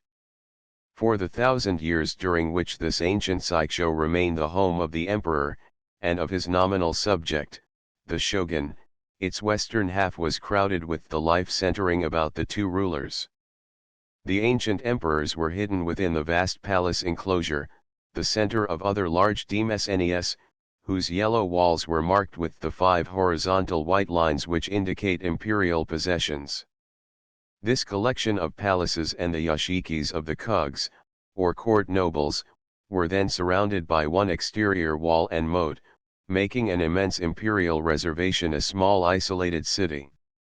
Within a few years this exterior wall has been destroyed, streets have been opened, and much of the space has been turned into a public park. The imperial palace buildings cover 10 acres of ground, and are surrounded by 26 acres of ornamental park. In each of the 4 yellow outer walls is a richly roofed and gabled gateway, as stately as a temple, the ends of the beams, the ridges, and eaves decorated with golden chrysanthemum crests. The great gate, opened only for the emperor and his train, and through whose central passage only the sacred being himself may be borne, faces south, as does the throne, in accordance with the old superstitions of the East. The evil influences always threatening from the northeast are guarded against by many temples beyond that side of the palace. In these days of departed greatness only the Daidokuro-mon, the august kitchen gate, a fine gabled structure in the western wall, is used. After the visitor presents the elaborate official permit, obtained by his legation from the Imperial Household Department of Tokyo, and stamped after a personal inspection of the holder by the Kyoto Bureau of that department, there is much running to and fro of ancient officials, much restamping and recording, before he is led through the precinct by an attendant. Even with this guarantee, the severe and stately old guardians, in their ancient dress and tonsure, seem to look on the intruder with suspicion. The Japanese gasho is not exactly translated by the word palace, and is merely a greater yashiki, or spread-out house, constituting the sovereign's residence. This gasho consists of so many separate roofed, one-story wooden buildings as to make a small village. Each room, or suite of rooms, occupies a distinct building, its outside gallery or veranda forming the corridor, and its sliding screens the inner walls. Each building has the great sweeping roof of a temple, the belief in the divinity of the emperor, and his headship of the Shinto faith, requiring that his actual dwelling should be a temple, rigidly simple as a Shinto shrine, with thatched roof and unpainted woods. These clustered houses are the survival of the old nomad camps of Asia, as the upward curving gables of the roof are a permanent form of their sagging tent tops. The palace has suffered from many fires, the last occurring in 1854, but each rebuilding has followed the original models, and the gasho looks just as it did centuries ago. The same straw mats, open charcoal braziers, and loose saucers of oil in paper lamp frames, inviting a conflagration there as in the humblest Japanese home. The walk around the outer galleries and connecting corridors takes half an hour, and one must go stocking-footed, or in the curious slippers furnished by the guardians. In summer the recessed and sunless apartments are cool and dim, but winter makes them bitterly cold and forlorn. Except for 2 thrones, there is nothing to be called furniture in the palace. The silk-bordered mats of the floor, the paintings on the sliding screens, the fine metal plates on all the woodwork, the irregularly shelved recesses, quaint windows, curious lattices, and richly paneled ceilings constitute its adornments. All the wonderful cake manos, vases, and curios were stored in godowns when the emperor left Kyoto, and the seals have not since been broken.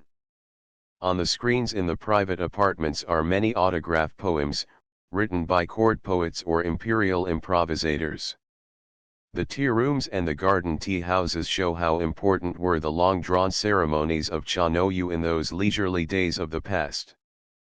The courts surrounding the state apartments are sanded quadrangles, their surfaces scratched over in fine patterns by the gardener's bamboo rakes for the easy detection of strange footprints. In the courtyard before the old audience hall a cherry tree, a wild orange tree, and a sacred bamboo, all emblematic, grow at either side of the broad steps. In the middle of the wide, temple-like apartment commanding this court stands the sacred white throne of past centuries, a square tent or canopy of white silk, with rich red borders at the edges of the overlapping curtains.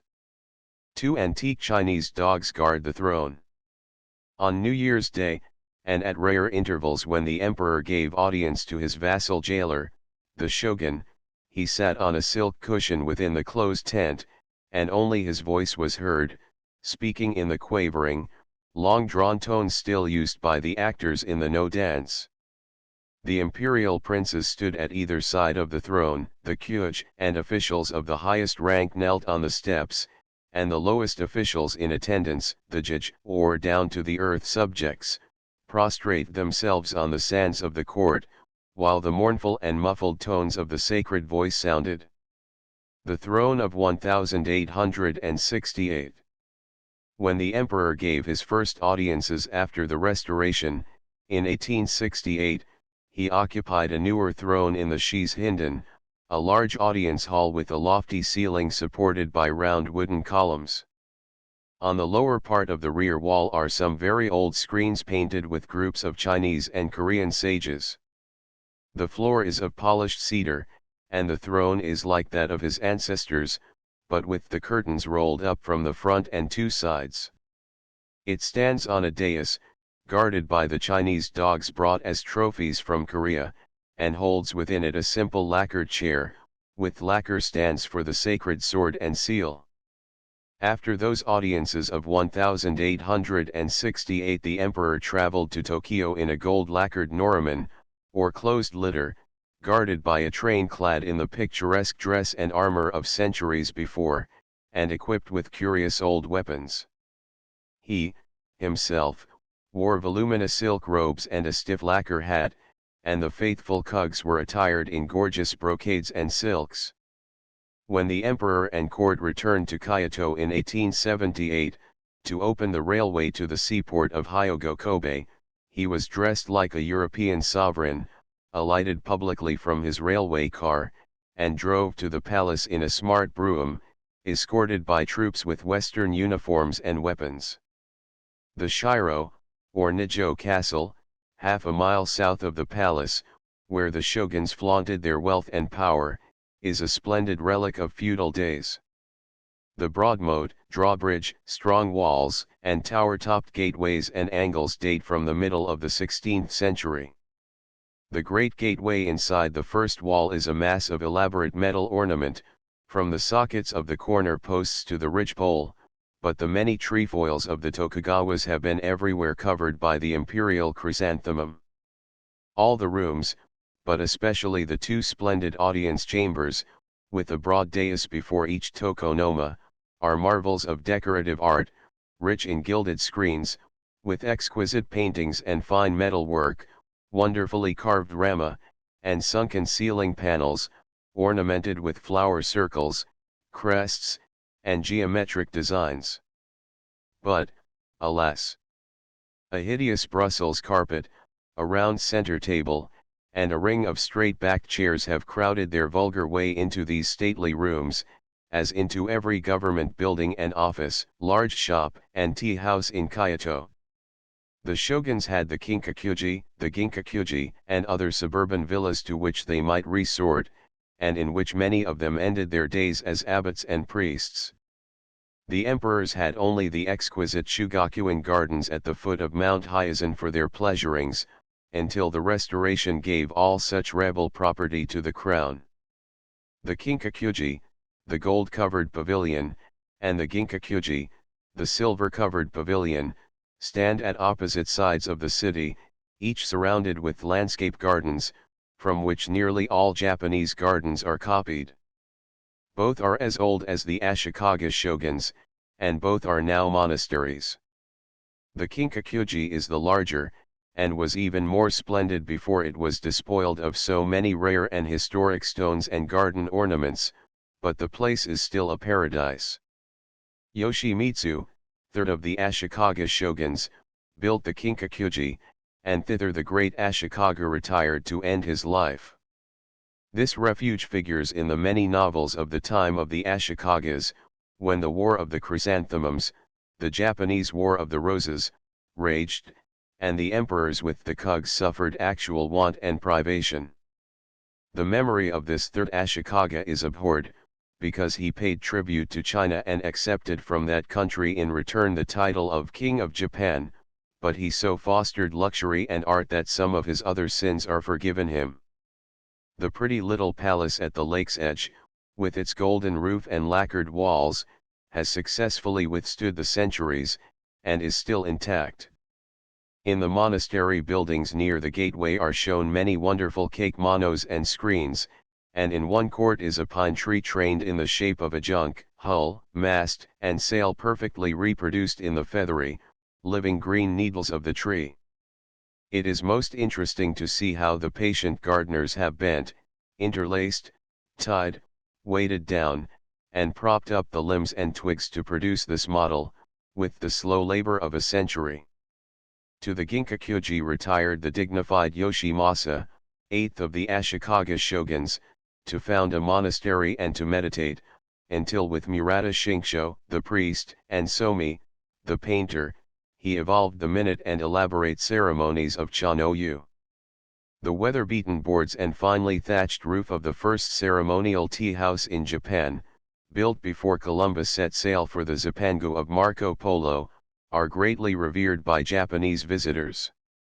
Beautiful is the way to the ginkakuji, past the high walls and gateways of monasteries, past the towering gates of countless temples, up their long shaded avenues, and on by bamboo groves and terraced rice fields.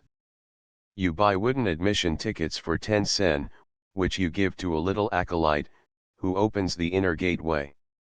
This Jisayabon-san, small priest, might have been 12 years old, but looked not more than 5 when I first knew him, and from shaven head to sandaled foot he was a Buddhist priest in miniature.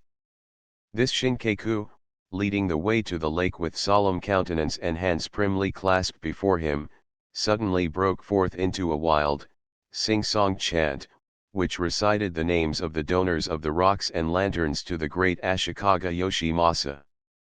He made us take off our shoes and creep up the steep and ancient stairway of the ginkakuji to see a blackened and venerable image of Amida. Morning, noon, and night service is said before the altar in the little old temple by the lake, and this small priest burns incense, passes the sacred books, and assists the wrinkled and aged priests in the observances of the Zen sect of Buddhists. Back of the monastery buildings is a lotus pond, where the great pink flower cups fill the air with perfume, and every morning are set fresh before Buddha's shrine. Going westward from Kyoto, the traveler crosses rice fields, skirts a long bamboo hedge, and comes to the summer palace of Katsura no Miya, a relic of the Taiko's days. An aunt of the emperor occupied it until her recent decease, and to that is probably due its perfect preservation. An ancient samurai with shaven crown and silken garments receives, with a dozen bows, the handful of official papers that constitute a permit to visit the imperial domain. Dropping his shoes at the steps, the visitor wanders through a labyrinth of little rooms, each exquisite, simple, and charming, with its golden screens and gold-flecked ceilings. The irregularly shelved recesses, the chigai dana of each room, the rama, the lattices, and windows, are perfect models of Japanese taste and art, and the taiko's crest is wrought in silver, gold, and bronze on all the mountings, and is painted and carved everywhere. The open rooms look upon a lovely garden, and paths of flat-topped stones lead through the tiny wilderness of lake, forest, thicket, and stream, over old stone bridges, stained and lichen-covered, to picturesque tea-houses and pavilions, overhanging the lake. Stone Buddhas and stone pagodas stand in shadowy places, and stone lanterns under dwarf pine trees are reflected in the curve of every tiny bay. It is an ideal Japanese garden, with the dew of a midsummer morning on all the spider webs, and only the low note of the grasshoppers to break the stillness. Although all tourists spend a day in shooting the rapids of the Oigawa, it seems to me a waste of precious Kyoto time and a performance out of harmony with the spirit of the place, although in May the blooming azaleas cause that wild and narrow canon to blaze with color. The flat-bottomed boats dart through the 7-mile gorge and dash from one peril of shipwreck to another, just saved by a dexterous touch of the boatman's poles, which fit into holes in the rocks that they themselves have worn. The flooring of the boats is so thin as to rise and fall with the pressure of the water, in a way that seems at first most alarming. The passage ends at Arashiyama, a steep hill clothed with pine, maple, and cherry trees, which in cherry blossom time, or in autumn, is the great resort of all Kyoto, whose pleasurings there form the theme of half the geisha songs and the accompanying dances. From the tea house on the opposite bank the abrupt mountainside shows a mat of densest foliage. A torii at the river's edge, stone steps and lines of lanterns lead to a temple on the summit, and down through the forest float the soft, slow beats of a temple bell. The tea house is famous for its fish dinners, where tai, fresh from the cool, green river, are cooked as only the Japanese can cook them, and the lily bulbs, rice sandwiches, omelets, and sponge cake are so good that the place is always crowded. Katsura no Miya is just below Arashiyama, and after one morning spent in the little palace, with its restful shade and stillness, our half-naked coolies ran with us through the glaring sunlight to the tea-house beside the cool waters of the Oigawa. They barely waited for us to step out of the jinrikishas before they plunged, laughing and frolicking, down the bank and leaped into the river, splashing and swimming there like so many frogs. They had run 10 miles that morning, half of the way under a baking sun, the perspiration streaming from their bodies, and they plunged into the river as they were, taking off their one cotton garment and washing it, while they cooled themselves in the rushing waters. Then, lying down quite uncovered in their own quarters of the tea house, they ate watermelon and cucumber, drank tea, and smoked, until they dropped asleep in the scorching noonday of a cholera summer. In the late afternoon, when it was time to begin the long ride back to Maruyama, they limped out to us, lame and stiff in every joint and muscle, coughing and croaking like ravens. We felt that they must die in the shafts, but exercise soon relieved the cramped and stiffened limbs, and they trotted on as nimbly as ever over the hills to Kyoto. The coolie and his ways are matters of much interest to foreigners, but after a time one ceases to be amazed at their endurance or their recklessness. After the most violent exercise, Ninsaku, the coolie, will take off his one superfluous garment and sit in summer ease in his decorated skin. Back, breast, arms, and thighs are often covered with elaborate tattooed pictures in blue, red, and black on the raw umber ground. His philosophy of dress is a simple one. When the weather is too hot to wear clothes they are left off, and a wisp of straw for the feet, a loincloth, and a huge flat hat, a yard in diameter, weighing less than a feather, are enough for him. When there is no money to buy raiment he tattoos himself with gorgeous pictures, which he would never hide were there not watchful policemen and government laws to compel him into some scanty covering. The diet of these coolies seems wholly insufficient for the tremendous labor they perform, rice, pickled fish, fermented radish, and green tea affording the thin nutriment of working days. Yet the most splendid specimens of physical health are reared and kept in prize-fighting condition on what would reduce a foreigner to invalidism in a week. I remember that while resting one hot morning under Shinyodo's great gateway, my coolie, who by an unusually early start had been interrupted in his breakfast of one green apple, asked for some tea money. I watched the hungry pony while he treated his companions to a substantial repast of tea and watermelon. Strengthened and recuperated, he came back, shouldered camera and tripod, and as he walked down the hot flagging, complacently picked his teeth with the sharp point of one tripod stick, a toothpick 4 feet long. Chapter XXVI Kyoto Silk Industry. Kyoto remains the home of the arts, although no longer the seat of government. For centuries it ministered to the luxury of the two courts, which gathered together and encouraged hosts of artists and artisans, whose descendants live and work in the old home. Kyoto silks and crafts, Kyoto fans, porcelains, bronzes, lacquer, carvings, and embroideries preserve their quality and fame, and are dearer and better than any other. Silk is the most valuable article of export which Japan produces, and raw silk to the value of 30 millions of yens goes annually to foreign consumers, while the home market buys nearly 7 millions of yens worth of manufactured fabrics. The Nishijin quarter of Kyoto and the Josho district, northwest of Tokyo, are the great silk centers of Japan, and any silk merchant, fingering a crepe gown, will tell instantly which of the rival districts produced it. Recently Kofu, west of Tokyo, and Hakaiji, 20 miles south, have become important centers of manufacture as well. The silk market has its fluctuations, its panics, and its daily quotations by cable, but raw silk has so inherent a value that it is a good collateral security at any bank, and the silk broker is as well established and important a personage in the mercantile world of the Orient as the stockbroker in the Occident. Next to specie or gems, silk is the most valuable of commodities in proportion to its bulk, the cargo of a single steamer often representing a value of $2 million in gold. The United States is the greatest consumer of Japan's raw silk. In 1875, 53 bales only of raw silk and cocoons were shipped to America. In 1878 there were 2,336 bales, in 1887 some 16,864 bales, and in 1901 the export of raw silk to America amounted to 47,662 bales. Our share of the raw silk is nearly all consigned to Patterson, N.J.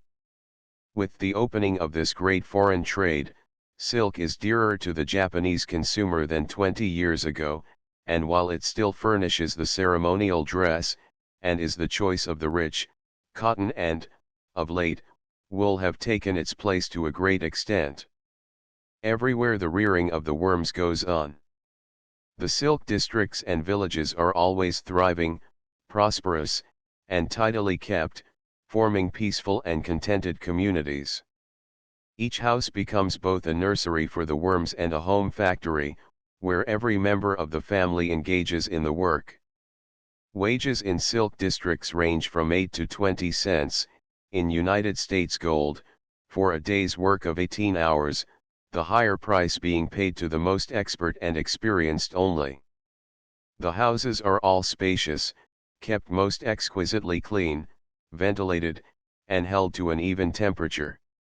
Sheets of paper coated with eggs, and looking like so much sandpaper, will in a few days fill the waiting trays with tiny white worms. The mulberry leaves have to be chopped as fine as dust for these newcomers, which are daily lifted to fresh trays by means of chopsticks, the fingers being too rough and strong for such delicate handlings. For a week at a time the tiny gluttons crawl and eat, then take a day and night of sleep, maintaining this routine for 5 weeks, when, having grown large enough, they begin to wind themselves up in cocoons. Then the cauldron of boiling water and the whirling reel change the yellow balls into great skeins of shining silk, ready to be twisted, tied, and woven either at home or across the seas. Compressed into bales of a pickle's weight, or 133½ pounds, the raw silk finds its way to market, or, woven in hand looms in the usual 13-inch Japanese widths, or in wider measures for the foreign trade, it is again sold by weight, the mome being the unit. 120 mome are equal to 1 pound. 25 yards of fine white handkerchief silk weigh from 150 to 200 mome, and 100 mome of such silk varies in price from $6 to $7. Gold. Steam looms are fast supplanting the old hand machines in Nishijan and Josho. The government sent men to study the methods in use at Lyons and bring back machinery, and now there are filatures and factories in all the silk districts. Private corporations are following the government example. At the Kwanjioba no Shokoba, the first exhibition of foreign machines, with instruction in their use, was given. Today the lively clatter of the jacquard loom is heard above the slow, droning noise of the hand loom behind Nishijan's miles of blank walls. Slowly the weavers are abandoning the rude loom, which was probably in use, like gunpowder, at an age when Europeans clothed themselves in skins and lived in caves, and the singing drawboy is descending from his high perch, where he has so long been lifting the alternating handful of threads that make the pattern. In a tour of the Nishijan factories, one scorching August day, we saw many of these primitive hand looms, with half-clad weavers tossing the shuttles of silk and gold thread, their skin shining with the heat like polished bronze, and marked all over with the scars of moxa cones. Everywhere were gathered books upon books filled with samples of superb brocades, many of them more than a century old. Everywhere we were regaled with sweets and thimble cups of lukewarm amber tea, that seemed harmless as water, but murdered sleep. Everywhere we found a new garden more enchanting than the last, and everywhere the way in which workroom and kitchen, living room and sales room were combined, women, children, family, workmen, and servants were ruled over by the master of the home and factory, offered a curious study in political economy and patriarchal government. Until the emperor, and finally the empress and court ladies abandoned the national dress, the court weaver of brocade remained a considerable personage, for he and his ancestors had been both tailors and dressmakers to those august personages. We visited the beautiful garden and lantern-hung verandas of this artistic dictator, and sipped tea, fanned the while by attentive maids, while the stout, dignified, and prosperous head of the ancient house and our Japanese official escort conversed. Afterwards we were shown the books of brocade and silks manufactured for the imperial family and court. The gorgeousness of some of these, especially the blazing red brocade, stiff with pure gold thread and covered with huge designs of the imperial chrysanthemum, or the Polonia crest of the emperor's family, fairly dazzled us. We saw the pattern of the old emperor's ceremonial robes, and patterns designed by past empresses for their regal attire. Several of these were of a pure golden yellow, woven with many gold threads, one design half covered with fine, skeleton bamboos on the shimmering, sunshiny ground. The splendid fabrics that bear the imperial crest may be woven only for the reigning family, and their furniture coverings, draperies, and carriage linings are as carefully made and guarded as banknote paper. Squares of thickest red silk, wrought with a single gold chrysanthemum, are woven for the Foreign Office, as cases for state papers and envoys' credentials. Rolls of the finest white silk were ready to be made into undergarments for the emperor, who, never wearing such articles twice, obliges his tailor to keep a large supply ready, and these garments that have once touched the sacred person are highly treasured by loyal subjects. The weaver exhibited flaming silks covered with huge peonies, or fine maple leaves, or circles of writhing dragons, which the outside million may buy if they choose, but not a 16-petaled chrysanthemum are they privileged to obtain from him in any way. In discussing the changeableness of the American taste, Kobayashi and his staff wondered that the mass of our people did not care for silks that would wear forever, rather than for the cheap fancies of the moment.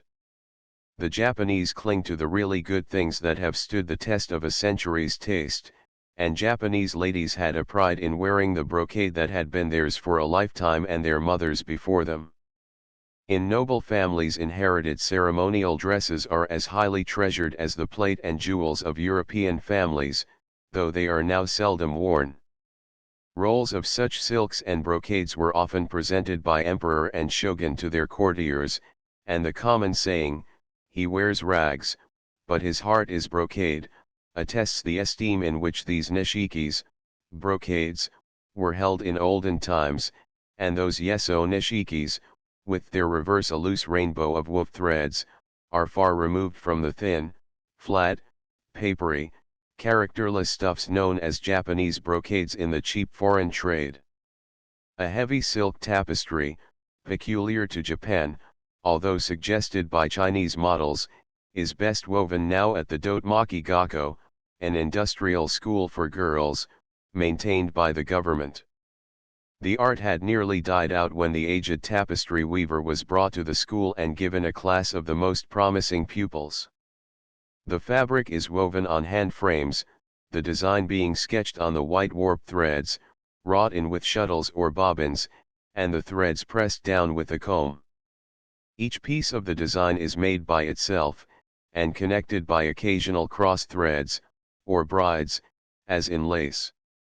The fabric is not dear, considering its superior beauty and durability, as compared to the moth-inviting tapestries of the Gobelins and Beauvais, and conventional and classic designs are still followed, the old dyes used, and gold thread lavishly interwoven. The gold thread employed in weaving brocades and tapestries is either a fine thread wound with gold foil, a strip of tough paper coated with gold dust, or threads wound with common gold paper. The fineness and quality of the gold affect the cost of any material into which it enters, and in ordering a fabric or a piece of embroidery one stipulates closely as to the gold thread employed. The fine gold wires of Russian brocades are very rarely used, because of their greater cost. The manufacture of gold thread is an open secret, and women are often seen at work in the streets, stretching and twisting the fine golden filaments in lengths of 20 and 30 feet. The old dyers were as much masters of their craft as the old weavers, and in trying to match the colors in a piece of yeso nishiki, I once went the round of Paris shops and dressmakers' establishments in vain.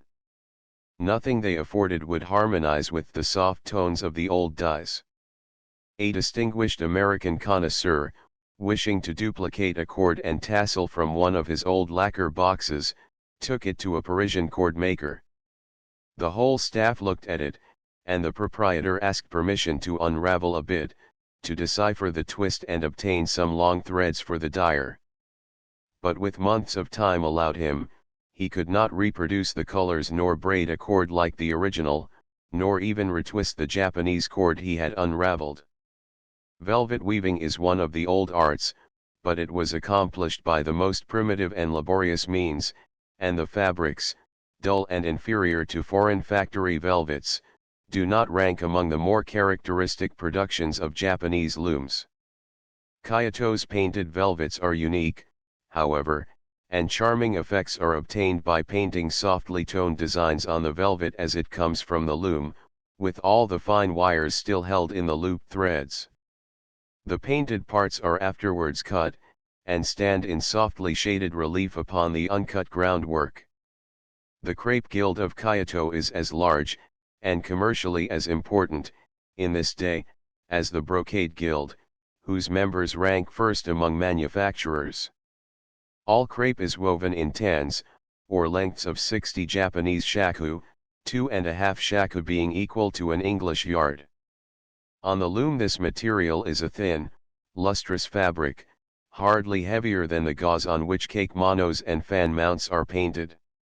It is so smooth and glossy that one cannot discover the smoother warp and twisted woof threads, alternately tight and loose, which give it its crinkly surface. When finished, the web is plunged into a vat of boiling water, which shrinks the threads and ensures the wrinkled and lustreless surface. Once dried, the tans are tied like skeins, and lying in heaps, look like so much unbleached muslin. Crepe must be dyed in the piece, and stretched, while damp, by bracing it across with innumerable strips of bowed bamboo.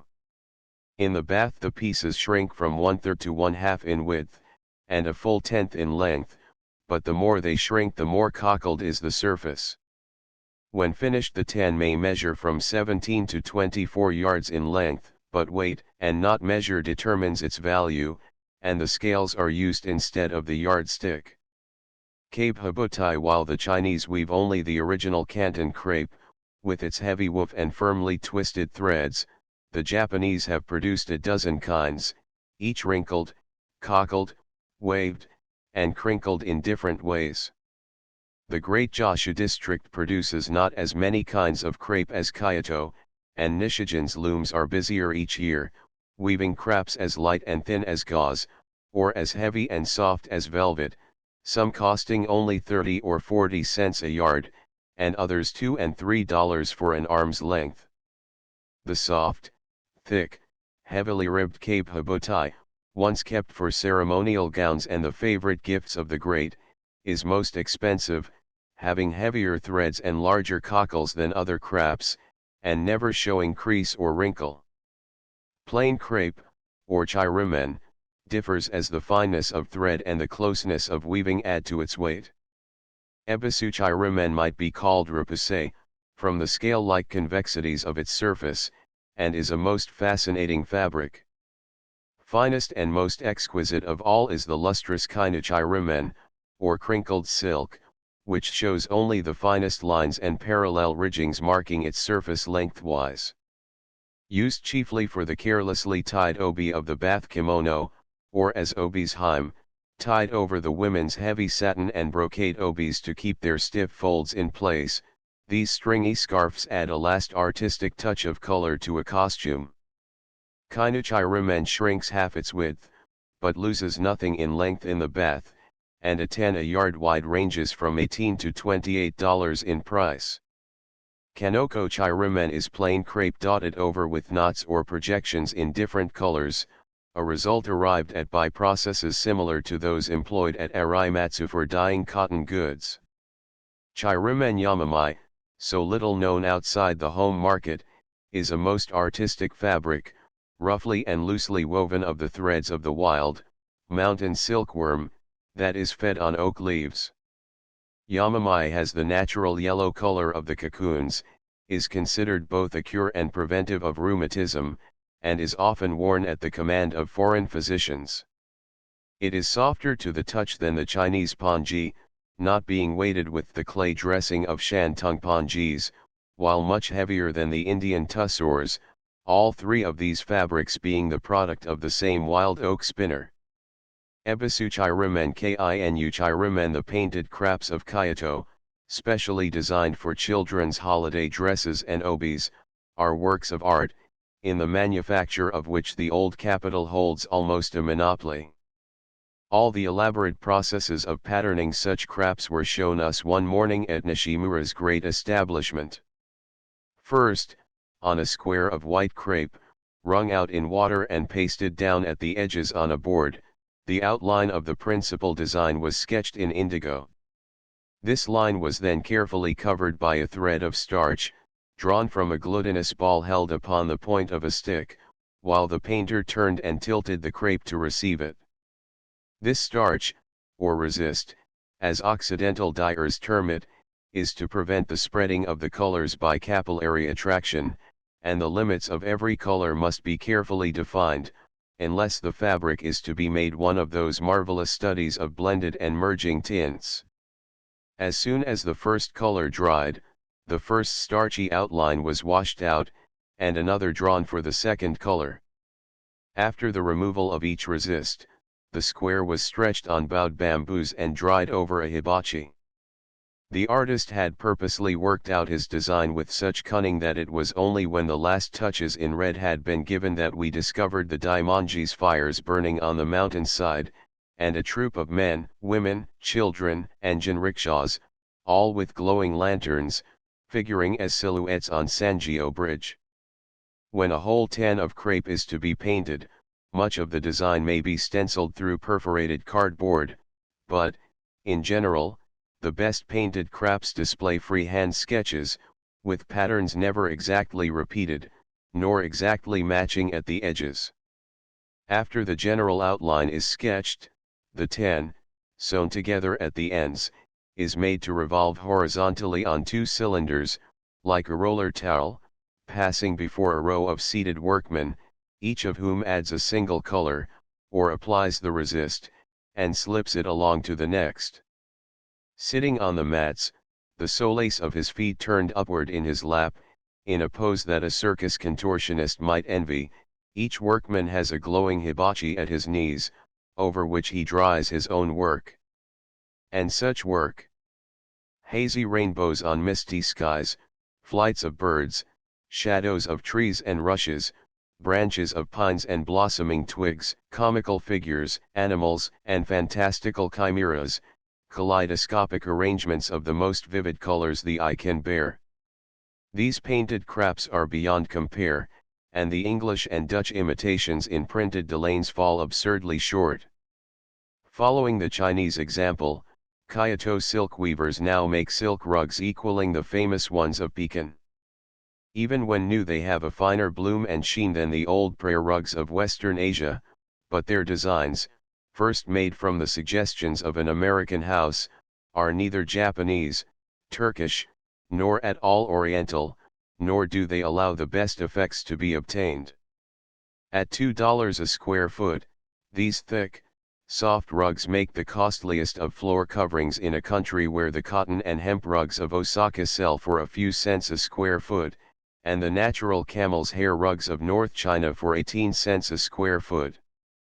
Chapter XXVII Embroideries and Curios. Their range of stitches, their ingenious methods and combinations, and the variety of effects attained with the needle and a few strands of colored silk, easily place the Japanese first among all embroiderers. Although China taught them to embroider, they far surpass the Chinese in design, color, and artistic qualities, while they attain a minute and mechanical exactness equal to the soulless, expressionless precision of the best Chinese work. They can simulate the hair and fur of animals, the plumage of birds, the hard scales of fishes and dragons, the bloom on fruit, the dew on flowers, the muscles of bodies, tiny faces and hands, the patterned folds of drapery, the clear reflection of lacquer, the glaze of porcelains, and the patina of bronzes in a way impossible to any but the Japanese hand and needle. Sometimes they cover the whole groundwork with couched designs in a heavy knotted silk, and this peculiar embroidery has the name of Kinden Nuitsuke. With floss silk, with twisted silks, with French knots, and with gold and silver thread, couched down with different colored silks, with silk threads couched, and with concealed couchings, a needleworker attains every color effect of the painter, nor does the embroiderer disdain to use the brush, or to powder and spatter his designs with gold, nor to encroach upon the plastic art by his wonderful modeling of raised surfaces, rivaling the sculptor with his counterfeit faces. His invention and ingenuity are inexhaustible, and the modern craftsmen preserve all the skill of their ancestors. The oldest existing piece of Japanese needlework is the mandala of a nun, kept at Taiyama Temple in Yamato, which is certainly of the 8th century, although legend ascribes it to the divine Kwannon. Pieces of equal antiquity, doubtless, are in the sealed godowns of Nara temples, but very little is known of them. The latest triumphs of the art, pieces showing the limit of the needle's possibilities, are the ornamental panels and make-mono executed for the Tokyo Palace, and other work by the same artists exhibited at Paris in 1889. This exhibition work was executed under imperial command at Nishimura's, the largest silk shop in Kyoto, a place to which every visitor is piloted forthwith.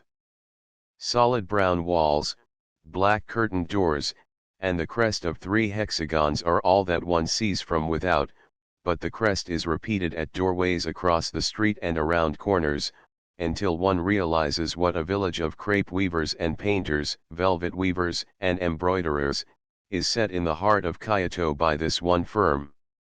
The master of the 3 hexagons has taken innumerable medals, gold, silver, and bronze, at home and abroad, and, in response to every invitation to make a national exhibit, government commands are sent him at Kyoto. The blank outer walls and common entrance, the bare rooms with 2 or 3 accountants sitting before low desks, do not indicate the treasures of godown and showroom that lie beyond.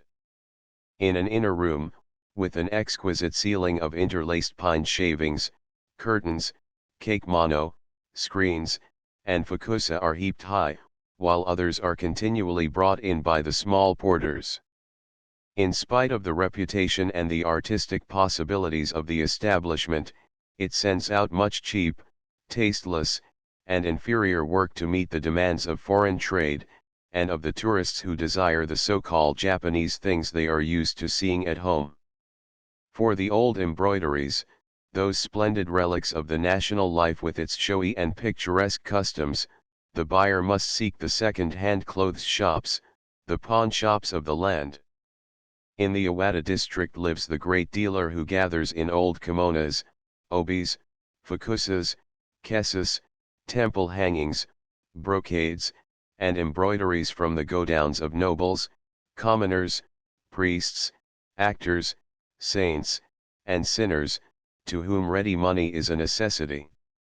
Geishas and actors, with the extravagant habits of their kind, are often forced to part with their wardrobes, and the second-hand shops are half filled with beautiful and purely Japanese things which they have sacrificed. When I first beheld my uncle of Iwata, his was a dark, ill-smelling, old CLO shop, with 2 bushy-headed, poorly dressed attendants. Gilbert and Sullivan unwittingly made his fortune, and the old dealer could not at first understand why the foreign buyers, hitherto indifferent, should suddenly crowd his dingy rooms, empty his godowns, and keep his men busy collecting a new stock. 3 years after my first visit there was a large, new building with high heaped shelves, replacing the dirty old house and its questionable bales tied up in blue cotton, and horribly suggestive of smallpox, cholera, and other contagions. Prices had trebled and were advancing steadily, with far less embarrassment of choice in the stock than formerly. The gorgeous kimonos of actors and geishas offered at such shops far outnumber those richly wrought gowns worn by women of rank at holiday times and at the palace, and most of the showy and gorgeously decorative gowns displayed in Western drawing rooms have questionable histories. Even the stores of no-dance costumes have been drawn upon, and choice old brocades are rarer now than good old embroideries. The priest's kesa, or cloak, a symbolic patchwork of many pieces, and the squares and bits from temple tables, for a long time offered exquisite bits of meshed gold thread and colors, and on the back of such pieces one often found poems, sacred verses, and fervent vows, written by the pious ones who had made offerings of them to the temples.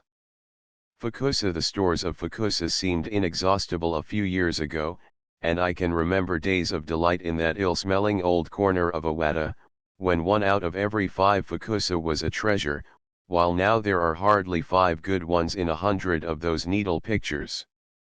The finest work was lavished on these squares of satin or crepe, which former etiquette demanded to have laid over the boxes containing gifts or notes, both box and fukusa to be duly admired and returned to the sender. These ceremonial cloths were part of the trousseau of every bride of high degree, and old families possess them by scores. The nicest etiquette ordered the choice of the fukusa, and the season, the gift, the giver, and the receiver were considered in selecting the particular wrapping. The greatest artists have made designs for them, and a few celebrated ones, bearing Hokusai's signature, are owned by European collectors. The crests of the feudal families become familiar to one from their constant repetition on fukusas. Numberless Japanese legends, and symbols as well, constantly reappear, and no two are ever exactly alike in design or execution, however often one may see the same subject treated.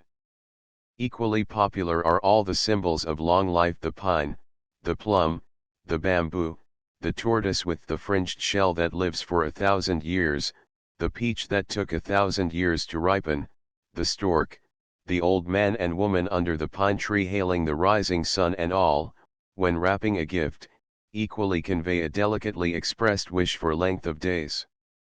The fierce old saints and disciples, who with their dragons and tigers live on old Satsuma's surfaces, keep company with the sages who rode through the air on storks, tortoises, or carp, or stand unrolling sacred scrolls beneath bamboo groves. And the 7 household gods of luck, the blessed Shishifukujin, are on the fukusa as well.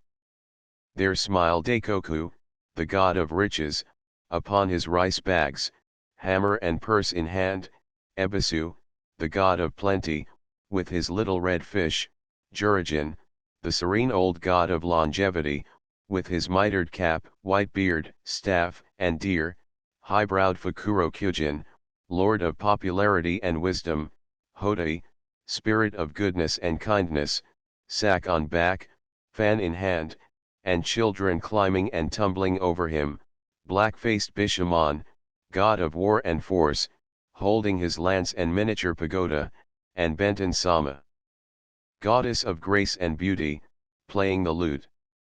Takara Bune, the good luck ship, the New Year's junk, with dragon beak and silken sail, bearing rich gifts from the unknown land, is another favorite subject.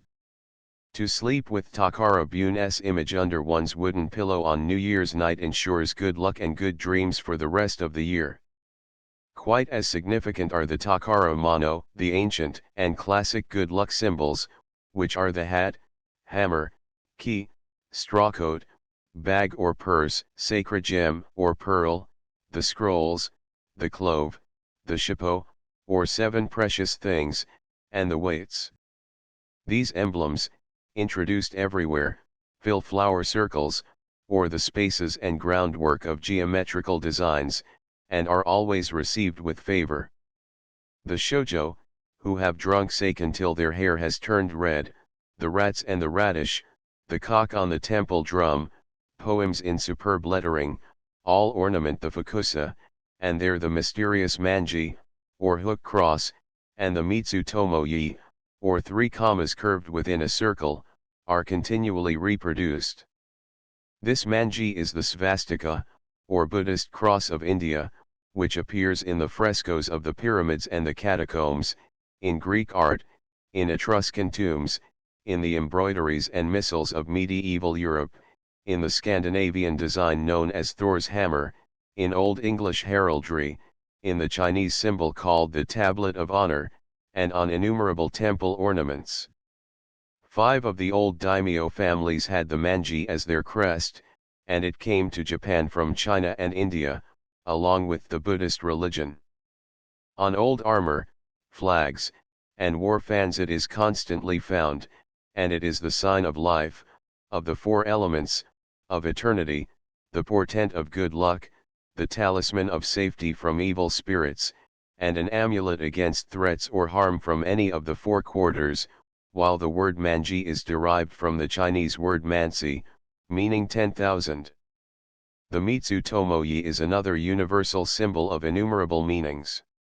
It occurs on the crests of 8 daimyo families, on temple drums, lanterns, the ends of tiles, and on daikoku's mallet.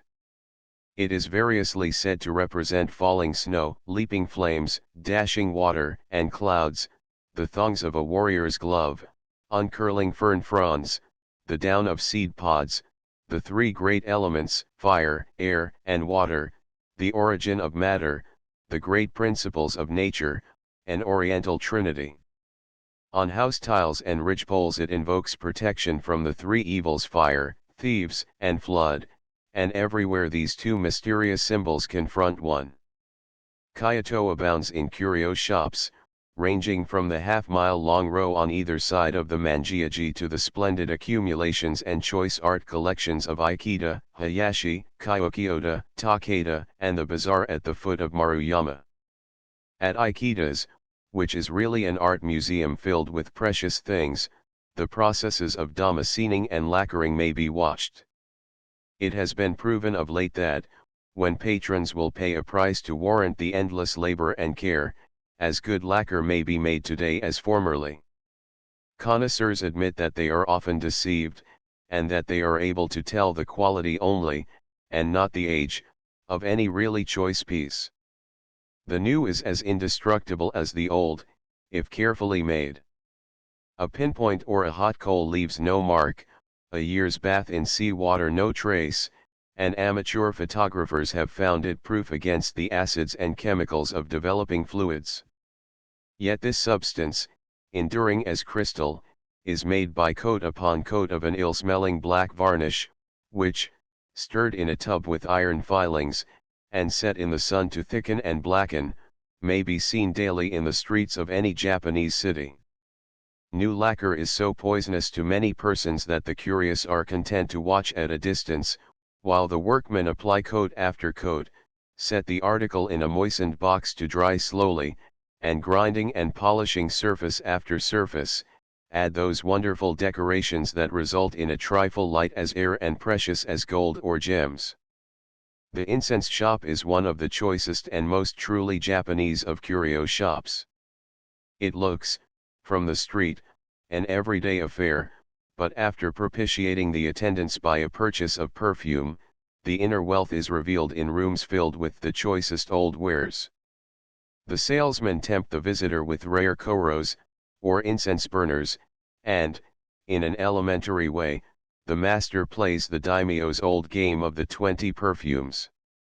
He sprinkles on the hibachi's glowing coals some little black morsels in the shape of leaves, blossoms, or characters, scattering green particles, brown particles, and grayish ones, and showing the ignorant alien how to catch the ascending column of pale blue smoke in the bent hand, close the fingers upon it, and convey it to the nose.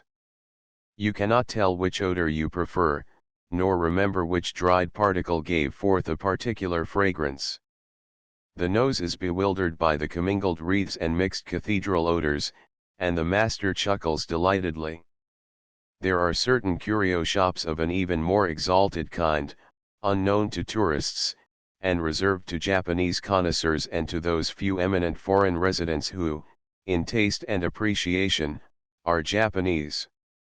There, little tea jars, ancient tea bowls, and ornaments for the ink box delight those to the manner born, and command great prices, and there one sees the precious iron pots of Ryabando lifted from brocade bags, and ancient pieces of wrought and inlaid bronze and iron, old helmets and swords, such as are to be found nowhere else. Tokyo and Osaka rival the Kyoto makers of the finer modern metal work, all three cities having been equal capitals and centers of wealth and luxury in the feudal days, when the armorer was the warrior's right hand. The descendants of the ancient metal workers of Kyoto still labor at the old forges, and marvels of art, as well as of patient labor, come from the various workshops of the town. Both old and new designs are employed to beautify new combinations of metals, but at the present day the metal worker's art expends itself on trifling things. Instead of adorning armor and weapons and fashioning their exquisite ornaments, the artist's taste and skill must be lavished on vases, plaques, incense burners, hibachis, water pots, and flower stands, and the countless cheap trifles and specimens of bijouterie made for exportation. In the coloring, cutting, and inlaying of bronze the Japanese are unrivaled, but for the great metal work of the empire the student of native art must visit private collections and the treasures of the great curio shops. Feudal life invested swords and armor with their high estate, and gave the armorer his rank. The fine temper of the old blades has long challenged European admiration, and the sword guards, the knife handles, and the minute ornaments of the hilt are beyond compare. Sentiment, legend, and poetry glorify the sword, and the Edict of 1871, which forbade their use as weapons, increased their value as relics, and brought thousands of them into the curio market. In rich and noble families they have always been treasured, but collections of fine blades are found in other countries as well, and the names of Muramasa and Masamune and the Myochin family are as well known as that of Benvenuto Cellini to connoisseurs of metalwork anywhere. In the earlier uncommercial times little distinction was recognized in the comparative value of metals. Their fitness for the purpose required, and the effectiveness of their tints and tones for carrying out ornamental designs, were what the artist considered. One metal was as easily wrought by him as another. Iron was like clay in his competent hands, and he molded, cut, and hammered as he willed, using copper, gold, silver, iron, tin, zinc, lead, and antimony simply as pigments, and combining them as a painter would his colors. The well-known shivwichi, or mixed copper and silver, and shakudo, or mixed iron, copper, and gold, are only general names for the great range of tints and tones, shading from tawniest yellow to darkest brown and a purple black, and from silver white to the darkest steely gray. Silver and gold were inlaid with iron, the harder metal upon the softer, and solid lumps of gold, silver, and lead are found encrusted in bronze in a way to defy all known laws of the fusion of metals. While good and even marvelous work is still done, the old spirit is gone, and the objects of today seem almost unworthy the art lavished on them. The magic mirror is still manufactured in Kyoto, and although the tourist is often assured that it does not exist, innumerable specimens prove that the face of a common polished steel mirror, of good quality, will reflect the same design as that raised in relief on its back. With small mirrors 10 inches in diameter, as with the largest, in their elaborate lacquered cases, one may throw, with a ray of sunlight, a clear-cut image on wall or ceiling.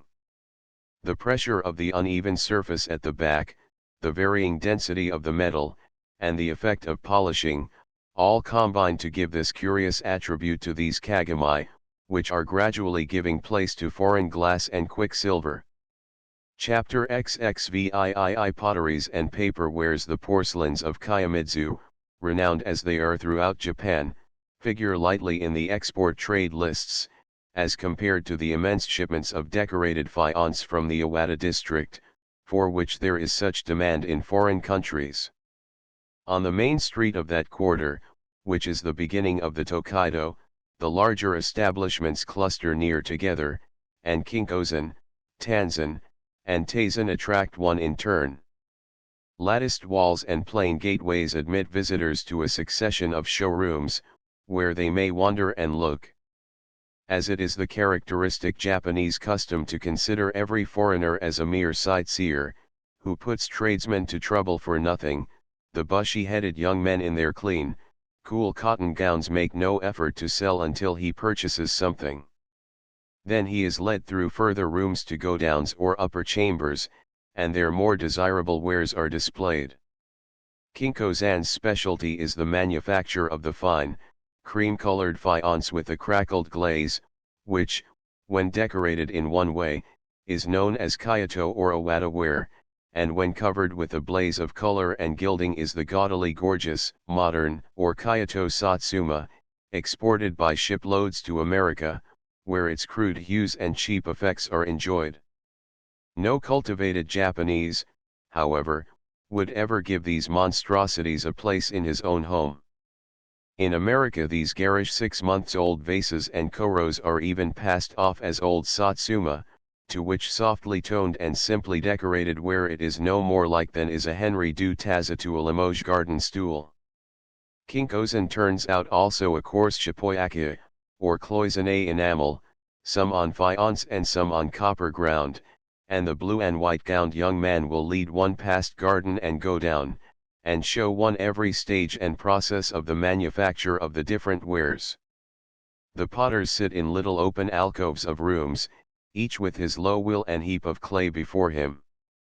One old man sits with his feet doubled up before him, his right foot locked fast in the bend of the left knee, and the left foot laid sole upward on the right thigh, in the impossible attitude of so many Buddhas.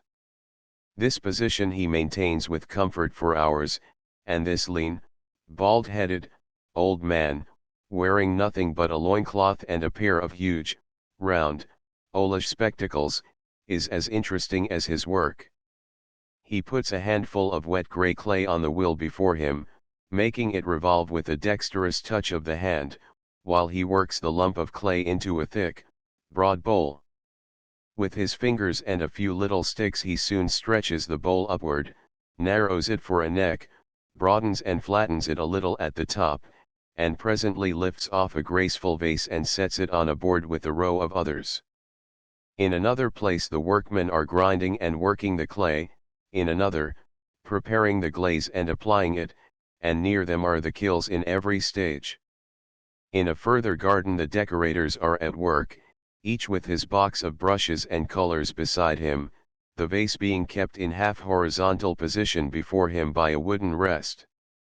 Each piece goes from one man to another, beginning with the one who sketches the designs in faint outline, thence passing to him who does the faces, to a third who applies the red, to a fourth who touches in the diaper work and traceries, and so on to the man who liberally bestows the gilding. Lastly, 2 women slowly burnish the gold by rubbing it over with wet agates or carnelian. At the other houses faience, in an infinity of new and strange designs and extraordinary colors is seen, each less and less Japanese. All these Awada potters work almost entirely for the foreign market, and their novelties are not disclosed to the visitor, nor sold in Japan, until they have had their vogue in the New York and London markets. From those foreign centers come instructions as to shapes, colors, and designs likely to prove popular for another season, and the ceramic artists abjectly follow these foreign models.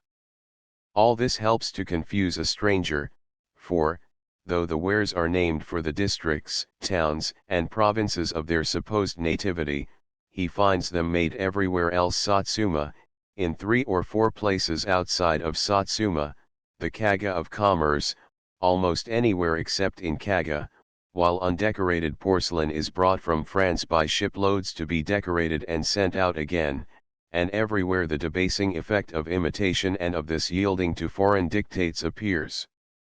Cartloads, carloads, and shiploads of screens go from the great ports to foreign countries, and in Kyoto the larger proportion of these are manufactured. Whether Byabu, the screen, is a purely Japanese invention, or a variation of the hinged door easily suggested to any primitive people who can watch nature's many trapdoors and hinges, this people certainly makes most persistent use of it. 20 different kinds may be seen in one's daily rides past the little open houses, but never does one discover the abominations in coarse gold thread on black satin grounds so common in our country and so highly esteemed. The 4-fold or 6-fold screen of a Japanese house has its plain silk, paper, or gold leaf surface, covered with one large design or picture extending over the whole surface, instead of the narrow panels and patches of separate pictures which Western taste demands. In great establishments and monasteries there is a suitate, or flat, solid screen of a single panel, within the main doorway or vestibule, a survival of a Chinese fashion, intended less to baffle inquisitive eyes than to keep out evil spirits and beasts. Peculiar to Kyoto are screens on which phosphorescent paint is used. A favorite design for these is the rice field at dusk, starred with flickering fireflies, whose lights glow the more as the room darkens. A half-century ago Gyoksan, the artist, achieved great fame with these phosphorescent fireflies, and recently the idea has been revived, with a fine promise of being vulgarized, growing coarser and cheaper in execution and poorer in quality, to meet the demands of the barbarian markets of the Occident. In the New Year week, when each family brings out its choicest screens, the display in the best streets is an art exhibition. Screens of all sorts are more important in summer life than clothing, and, of necessity, are greatly relied on in the absence of garments. Screens with tiny windows in them shelter the undressed citizen and give him glimpses of the road, and screens with a variety of shelves and hooks bring a whole kitchen to the side of the hibachi on a windy day. Among summer screens, the commonest is the sudari, or curtain of reeds or tiny bamboo joints strung on threads. The waving of these strings and their tinkling sound are supposed to suggest the freshness of the stirring breeze, and the Japanese imagination transforms the bits of crystal, strung here and there, into cool raindrops slipping down the bamboo stems. The taste of the foreign buyer has vulgarized the sudari, which is often a nightmare of crude design and worse color, weighted with glass beads of every color, and even made entirely of beads. The sudari in the streets of a Japanese town is almost as surely a sign of a shop where shaved ice and cooling drinks may be had, as is our striped pole of the Occidental barber's premises. Kyoto fans are celebrated, but they are no better now than those of other cities, and prettier Japanese fans are sold in New York for less money than in Japan, because the enormous foreign demand keeps the best fan painters and fan makers of Kyoto constantly employed on export orders. American importers send their buyers to Kyoto and Osaka every spring to order fans for the following year. Designer and maker submit hundreds of models, and the buyer offers suggestions as to color and shapes. The men who execute these large orders seldom have an open shop or sales room, and their places are known only to the trade. Thousands and hundreds of thousands of aji, or folding fans, go annually from the port of Hyogo Kobe to America, and as many more from Yokohama, while of the flat fans with handles, the uchiwa, the number is even greater. One American railroad company has for years taken 100,000 uchiwa each season for advertising purposes, one side being left plain, to be printed upon after they reach the United States. The fan is the most ancient and important utility in Japan, and since Jingo Kogo invented the aji, after the model of a bat's wing, men, women, and children have never ceased carrying one in their summer obi folds. Fans are the regulation gift upon every occasion and lack of occasion, and a large collection is acquired in the fewest summer weeks. Every large shop and tea house has its own specially decorated and perfectly well-known uchiwa to be given to patrons, who in that way declare their wanderings, and at feasts each guest receives a plain white aji, upon which poems, autographs, and sketches are to be traced by his fellow guests. Formerly, Kyoto shops exhibited many more kinds of fans than at present. Among them were the court fans, or hyoji, made of 25 broad wooden sticks strung together, and wound with heavy silk cords, and as long as the empress retained the old dress she and her ladies carried these heavy and useless articles. The suihiro, or wide-end fans of the priests, were a specialty of Kyoto and Nara, and the suihiro accompanied every gift at New Year's, weddings, and anniversaries, as certainly as the red and gold cords and oddly folded little papers now do. The gumbei uchiwa, heavy war fans, often with iron or bronze outer sticks, went with each suit of armor, and the large oblong uchiwa, descending from priests to no dancers and to umpires in games and contests, were equally well-known productions of Kyoto. Fans serve an infinite variety of purposes and speak a language in this land of their own, and no season or condition of life is without its ministrations. The farmer winnows his grain with a fan, the housewife blows up the charcoal fire with a fan, and gardeners, sitting for hours on patient heels, will softly fan half-open flowers until every petal unfolds. For specific gifts, specific designs and colors appear. One fan may be offered to a lady as a declaration of love. Another serves as her sign of dismissal, and the Japanese are often amused to see foreigners misapply the language and etiquette of fans. Although gas and electricity light every Japanese city, and American and Russian kerosene come in whole cargoes, the manufacture of paper lanterns increases apace, for now all the quarters of the globe demand them. Constructing the flimsy frames is a sleight of hand process, and with the same deftness the old lantern makers dash on designs, characters, and body colors, with a bold brush. But one must live in Japan to appreciate the softened light of lanterns, and in the lavish and general nightly use of them learn all the fairy-like and splendid effects to be obtained with a bit of paper, some wisps of bamboo, and a little vegetable wax poured around a paper wick. Cotton goods are largely manufactured in Kyoto, and at all seasons the upper reaches of the Kamagawa's broad, stony bed are white with bleaching cloth. The Kamagawa's water, which is better for tea making, for rice boiling, and for mixing dyes than the water of any other stream in Japan, is also sovereign for bleaching, and its banks are lined for a long distance with dyeing establishments. The riverbed, paved with stones under each of its great bridges, is dreary, windswept, and colorless in winter time, as compared to its summer brilliancy, but in January it is the place of the kite flyers, and Hideyoshi's bronze-railed Shijo Bridge, the southern end of the Tokaido, the center from which all distances are measured, commands a view of an unexampled aerial carnival. Thousands of giant kites float upward, and the air is filled with a humming, as they soar, sweep, and circle over the city like huge birds. Kite combats take place in mid-air, and strings covered with pounded glass cut other strings, and let the half-animate paper birds and demons loose. Jinrikisha coolies on bridges and streets must dodge the hanging strings, and boys run over and into each other while watching their ventures, but the traditional kite-flying grandfathers whom one reads about in Western prints are conspicuous by their absence. There is a game of battledore and shuttlecock much played at the same season by the girls, the battledore a flat wooden paddle ornamented with gaudy pictures of Japanese women.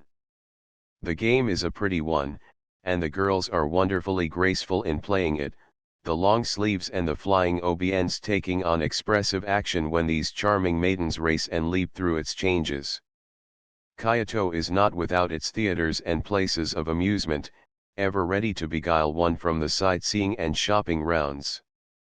Its great actor is Nakamura, and it maintains an academy for the training of Mako and Geisha, where every spring there is a long drawn-out festival of dances to help on the rejoicings of the cherry blossom season.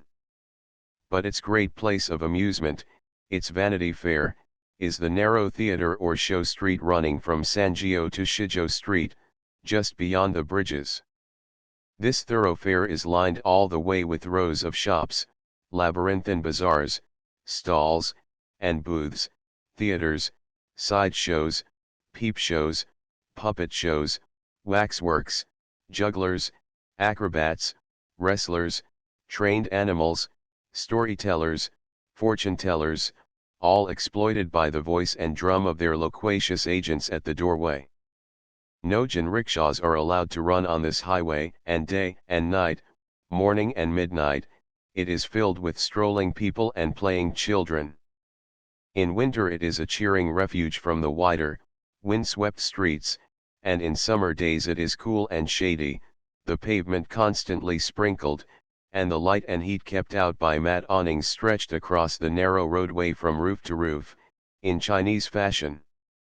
At night it is the busiest place in Kyoto, even with the rival attraction of the riverbed, crowded with revelers, torches flaring, drums and gongs sounding, the high-pitched, nasal voices of the showmen sing-songing their stories and programs, and peddlers, pilgrims, priests, men, women, and children, and the strangers within their gates, making up the throng. Once when a giantess was on exhibition in a tent, the spectators, instead of being awed by her heroic 8 feet of height, were convulsed with laughter at sight of her. Every movement of the colossus sent them into fresh spasms. It was like a personification of some Netsuke group to see this huge creature, with hairpins like clubs, and clogs as large as a doorstep, standing with folded arms, while pygmy visitors climbed up to perch like insects on her shoulders. In this ever-open market one may buy the tailless cats of the country, forlorn, spiritless creatures, staying at home and indoors at night, and never going on midnight prowls. Or, if he prefer, there are the wonderful long-tailed Tosa chickens, fowls kept in tall, bamboo cages, that their tail feathers, measuring 10 and 12 feet in length, may make a graceful display.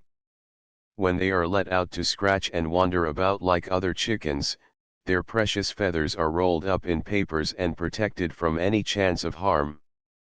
Japanese spaniels, or Kyoto chins, those little black and white, silky-eared pets, with big, tearful, goggle eyes, and heads as round and high as Fukuro kojins, are fashionably dear, ranging from $5 to $40 each, even in their native town. From the lower end of Theatre Street a covered way leads to the fish market of the city, a dark, cool, stone-floored place, where more peculiar things may be bought, and more picturesque groups may be studied, in the strange Rembrandtesque light, than anywhere else in Kyoto. The foreign artists, who carry away scores of sketches of Japanese life, seem never to find this fish market, nor in general to seize the best and least hackneyed subjects. Most of their pictures have been long anticipated by the native photographers, and the foreign artist repeats, with less fidelity, the familiar scenes and subjects, with that painstaking Western method that, to the Japanese eye, leaves as little to the imagination as the photograph itself. Chapter XXIX Golden Days Namikawa, the first cloisonné artist of the world, has his home, his workshop, and his little garden in a quiet corner of the Iwata district. Most visitors never pass beyond his anteroom, as Namikawa holds his privacy dear, and that small alcove with the black table gives little hint of what lies beyond. The more fortunate visitor follows the master through a dark recess to a large room with two sides open to the garden, and a tiny balcony overhanging a lakelet. He claps his hands, and big golden carp rise to the surface and gobble the mochi thrown them. In that little paradise, barely 60 feet square, are hills, groves, thickets, islands, promontories, and bays, a bamboo-shaded well, and a shrine, while above the farthest screen of foliage rise the green slopes of Maruyama. A Japanese friend, who described Namikawa as the most Japanese and most interesting man in Kyoto, took us to drink tea with him in this charming garden, and, on the hottest afternoon of a hot Kyoto summer, we noted neither time nor temperature until the creeping shadows warned us to depart. Old Japan seemed to relive in the atmosphere of that garden, and a chanoyu was no more finished than the simple tea ceremony the master performed there. By the old etiquette a Japanese gentleman never intrusted to any servant the making of tea for a guest, nor allowed the fine art of that simple, everyday process to be exercised unseen. The tea tray, brought and set before the master, bore a tiny jewel-like teapot of old Iwata, and the tiny cloisonné cups with plain enameled linings were as richly colored as the circle of a tulip's petals, and smaller far. With them was a small pear-shaped dish, not unlike our gravy boats, a beautiful bronze mizutsuji, or hot water pot, and a lacquer box holding a metal tea caddy filled with the finest leaves from Uji tea gardens. Taking a scoop of yellowed ivory, carved in the shape of a giant tea leaf, our host filled the little teapot with loosely heaped leaves, and having decanted the hot water into the little pear-shaped pitcher to cool a little, poured it upon the tea leaves. Immediately he drew off the palest amber fluid, half filling each cup, and presented them to us, resting on leaf-shaped stands or saucers of damascened metal. The tea was only lukewarm when we received it, but as delicate and exquisitely flavored as if distilled of violets, as rich and smooth as a syrup, the 3 sips of it constituting a most powerful stimulant. In the discussion of tea making that followed, Our Japanese mentor explained to us that to the Epicurean tea drinkers of his country, boiling water was an abomination, as it scorched the leaves, drove out the fine fragrance in the first cloud of steam, and extracted the bitterness instead of the sweetness of the young leaves. It may be well enough to pour boiling water on the coarse black tea of China's wild shrub, said this delightful Japanese, but the delicate leaf of our cultivated tea plant does not need it. With the tea our host offered us large flat wafers of rice and fancy confections in the shape of most elaborate asters and chrysanthemums, too artistic to be eaten without compunction. The cups were refilled with the second and stronger decoction, which set every nerve tingling, and then only were we permitted to see the treasures of Namikawa's creation. From box and silken bag within bag were produced vases, whose lines, color, luster, and brilliant intricacy of design made them beautiful beyond praise. They were wrought over with finest traceries of gold, silver, and copper wires, on grounds of dull Naples yellow, soft yellowish green, a darker green, or a rich deep red, wonderful to behold, the polished surface as even and flawless as that of a fine onyx. One by one some smaller pieces were brought in little boxes of smooth white pine, beautifully made and joined. Namikawa opened first the cotton wadding, then the inevitable wrapping of yellow cloth, and lastly the silken covers, and handled with a tender reverence these exquisite creations of his genius, every one of which, when placed on its low teakwood stand, showed faultless. For 2 years his whole force was at work on the 2 16-inch vases which went to the Paris Exposition, and 4 years were given to the Emperor's order for a pair for his new palace. These bore the imperial emblems, and dragons writhed between chrysanthemums and through conventional flower circles and arabesques, and the groundwork displayed the splendid red, green, russet, mottled gold, and glistening avant-urine enamels, whose secret Namikawa holds. For it is not only in his fine designs, but in the perfect composition and fusing of his enamels and the gem-like polish that this great artist excels all rivals. In Namikawa's workroom in another garden, concealed by a bamboo hedge, is the tiny laboratory, and the one workroom where less than 20 people, all told, execute the master's designs. One etches these patterns on the copper base, following Namikawa's delicately traced outlines, another bends and fastens the wires on the etched lines, and a third coats the joinings with a red oxide that, after firing, unites the wires more firmly to the copper.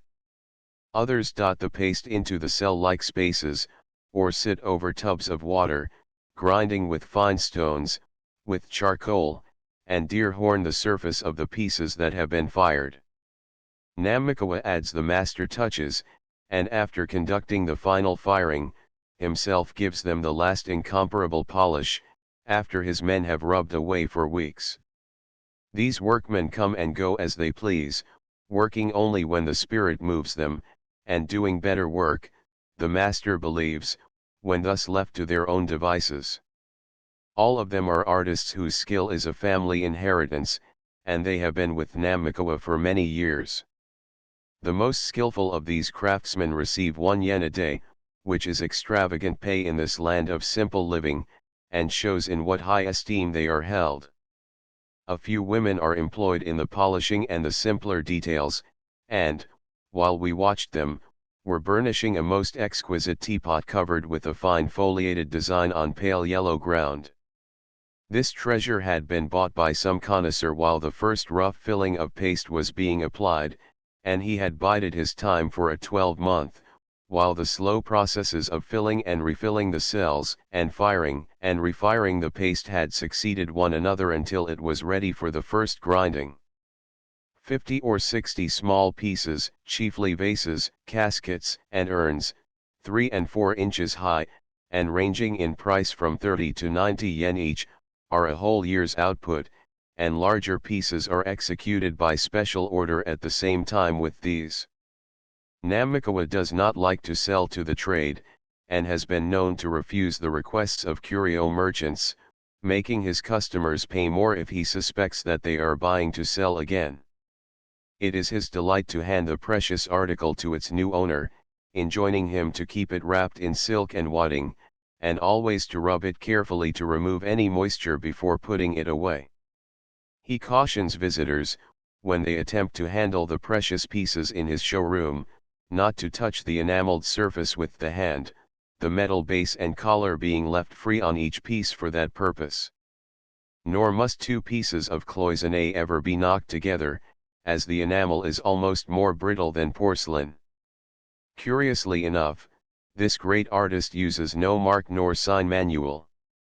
If my work will not declare itself to be mine, then the marking will do no good, he says, and, indeed, his cloisonné is so unlike the crude and commonplace enamels exported from Japan by shiploads for the foreign market, that it does not need the certification of his name. Namikawa has the face of a saint, or poet, gentle, refined, and intellectual, and his beautiful manner and perfect courtesy are an inheritance of the old Japan. His earlier days were not saintly, although they may have been poetical. He was a personal attendant of Prince Kunnomiya, a brother of Prince Komatsu, and cousin of the emperor, and was brought up in the old court life with its atmosphere of art and leisure. The elegant young courtier was noted for his gaiety and improvidence.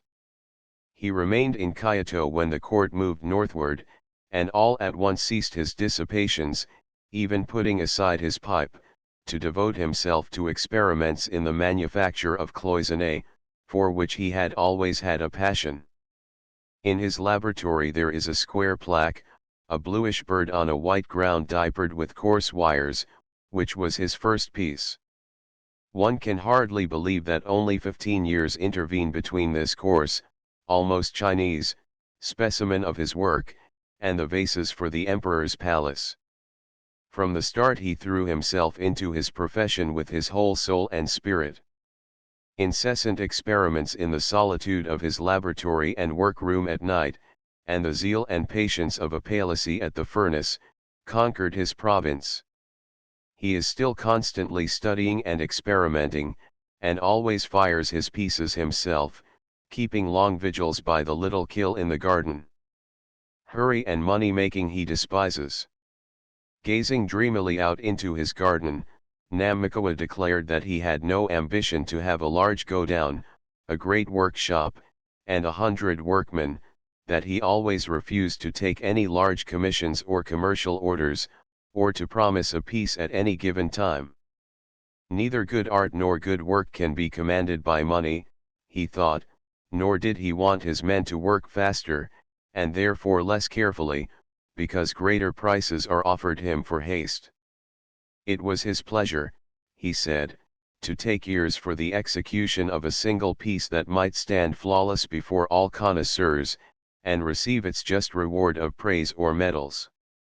The latter are dearer to him than any sum of money, and in his own garden he finds happiness with them. There is a Namikawa of Tokyo who is not to be confounded with this Kyoto artist. The Tokyo enameler has an entirely different style, a simple design thrown in a broad style upon an unbroken groundwork, easily distinguishing his work from any other, but Namikawa of Tokyo deals directly with the trade, even contracting with foreign curio dealers for seasons of work, and makes replicas of his exquisite pieces by the score for them. Imitators of his style have arisen, and already many cheap pieces, copying his best models, can be purchased in foreign cities. The idling most delightful of all in Kyoto is going over and over again to the same places, doing the same thing repeatedly, and arriving at that happy and eminently Japanese frame of mind where haste enters not, time is forgotten, days slip by uncounted, and limits cease to be. The spring days, when the rain falls in gauziest mist, the rain that is so good for young rice, or summer days, when the sun scorches the earth and burns one's very eyeballs, seem to bring the most unbroken leisure and longest hours in any agreeable refuge. Sitting on Yami's veranda, with the great plain of the city wreathed in mists or quivering in heat, I have recognized my indebtedness to Griffiths, Dresser, Mitford, Morse, and Rain, those authorities on all things Japanese, not to mention Murray and his ponderous guide-book, whose weight and polysyllabic pages strike terror to the soul of the newcomer. Griffiths I read, until Taro and Minamoto, Hideyoshi, and Ieyasu, grew as familiar as William the Conqueror and the Declaration of Independence. Dresser's text and illustrations were a constant delight and illumination, explaining the incomprehensible and pointing to hidden things, and Morse's Japanese homes laid bare their mysteries, and made every fence, roof, rail, ceiling, and wall take on new features and expression. Rains is the encyclopedia, and he the recorder, from whose statements there is no appeal, and to him we turned for everything. It is only on the sacred soil that the student gets the true value and meaning of these books, while nothing so nearly expresses and explains the charm of the country as that prose idyll, Percival Lowell's Soul of the Far East, nor so perfectly fits one's moods on these long, leisure days, and Mitford's tales of old Japan are of ceaseless delight. In this Japanese atmosphere the traveler feels what he misses through his ignorance of the vernacular, and is even inspired with a desire to study the language, but a little skimming of the grammar usually brings down that vaulting ambition. It is easy to pick up words and phrases for ordinary use, as all servants understand some English, and every hotel and shop has its interpreter. Upper-class people, whom one meets socially, always speak English, French, or German. Scholars declare that the mastery of the language takes from 12 to 30 years, and the compiler of the Standard Lexicon modestly says for himself that 40 years is not enough. With a few most illustrious exceptions, no foreigner, who has not learned Japanese almost before his own tongue, has ever been able to grasp its idioms so as to express himself with clearness and accuracy. The whole theory and structure of the language are so different from and so opposed to European speech, so intricate and so arbitrary, that the alien brain fails to grasp it. The lower, middle, and upper classes have each a different mode of expression, and the women of each class use a still simpler version. He who learns the court language cannot make himself understood by shopkeepers or servants. He who has acquired coolie talk insults a gentleman by uttering its common words and inelegant expressions in his presence. As if the differences between the polite and the common idioms and names for things did not make verbal complications enough, the imperial family and their satellites have a still finer phraseology with a special vocabulary for their exclusive use. Sake, or rice brandy, becomes kukon at court, a dumpling, which is a dango in the city, becomes an ishi-ishi when it enters the palace gates, and a shirt, or juban, is transmuted to a hijo on an imperial back. Well-bred women say ohaya for cold water, and men always call it mizu. A dog not only gets the honorific prefix o, but if you call him, you say politely oide, just as you would to a child, while the imperative koi, come, is polite enough for the rest of the brute creation. Children say "O mama" for food, but if you do not say "O mama" instead, Nisans will giggle over your baby talk. Dialects and localisms contribute still further to confusion of tongues. A hibachi in Kyoto is a shivaki in Yokohama, as a hiradu vase is a shiradu one. When you inquire a price, you say akura for how much in Yokohama, and nambo in Kyoto. All around Tokyo the G has the sound of NG, or gamma nasal, and this nasal tone of the capital is another point of conformity with the modern French. Everywhere in Japan an infinity of names belongs to the simplest things. 25 synonyms for rice are given in Hepburn's smaller dictionary, all as different as possible. Rice in every stage of growing, and in every condition after harvesting, has a distinct name, with no root common to all. Endless mistakes follow any inexactness of pronunciation. The numerals, ichi, ni, san, shi, go, Roku, Shishi, Haki, Ku, Ju, are easily memorized, and learning to count up to 100 is child's play compared to the struggle with French numerals. It is not necessary to say 4 times 20, 10, and 7, before 97 is reckoned, that is simply Kuju Shishi, or 9 tens and a 7. 20 is Niju, 30 is Sanju, 50 is Goju, and so through the list. The ordinal numbers have die prefixed or ban added, and fourth is then yo ban. That ichi ban means number 1, and ni ban, number 2, surprises people who had supposed that Mr. Ichiban and Mr. Niban owned the great Japanese stores that used to exist in 2 American cities. After learning the plain cardinal and ordinal numbers, the neophyte must remember to add the syllable shiki when mentioning any number of animals, nin for people, ken for houses, so for ships, cho for jinrikishas, hai for glasses or cups of any liquid, han for long and round objects, mai for broad and flat ones, tsu for letters or papers, satsu for books, wa for bundles or birds. Any infraction of these rules gives another meaning to the intended phrase, and the slightest variation in inflection changes it quite as much. If you want 3 kurumas, you say kuruma-san cho, and 5 plates are sarigomai. To say simply so, yes, or no, is inadmissible. The whole statement must be made with many flourishes, and frequent dagazarimasis adorn a gentleman's conversation.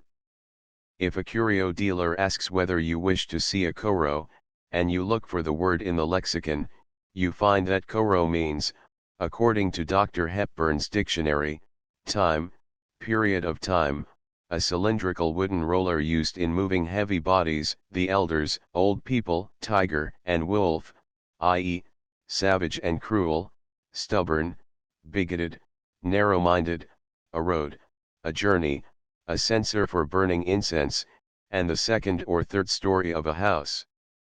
So, too, kiku may mean a chrysanthemum, or a compass and square, a rule, an established custom, the moment or proper time, fear, timidity, and a score of other things.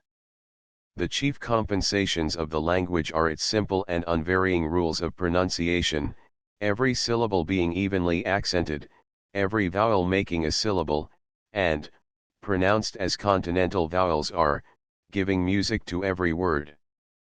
The written language is the study of another lifetime.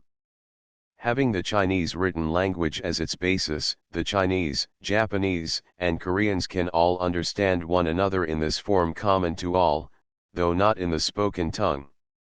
It is common to see Chinese and Japanese coolies writing characters in the air, in the dust, or in the palms of their hands, and seeming to make themselves intelligible in this classical sign language.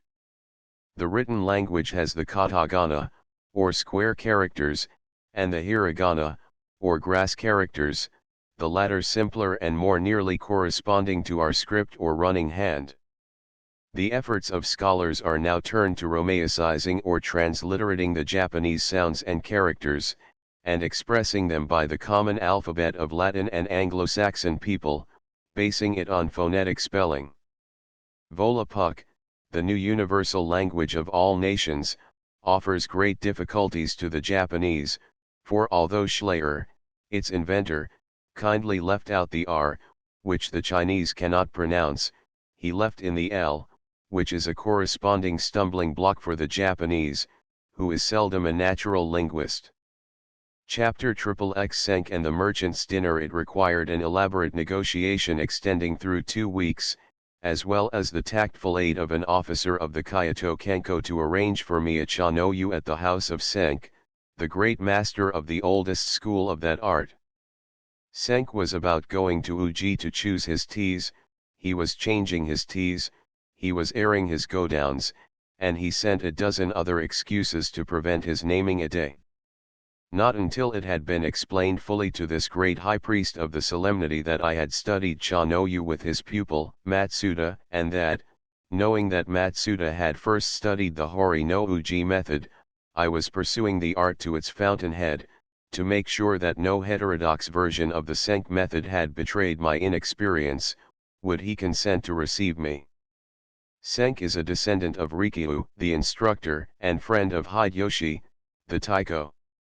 For years they practiced the outward rites together, and wrote poems to one another, until Hideyoshi admired Rikyu's beautiful daughter. Rikyu refused her to him, and estrangement followed. Rikyu had built a splendid gateway for the Daidakyuji temple, within which, as was the fashion of the time, he had placed a small wooden statue of himself. Taiko-sama, riding through with his train one day, was told of the statue overhead. He declared it an insult to him, the shogun, and sent to Rikyu the fateful short sword, the wakizashi, and the great master died the honorable death of seppuku, or harakiri. And the daughter? Did the taiko get her after Rikyu's death? We asked, as we sat waiting in Senk's garden, listening to the many histories connected with the place.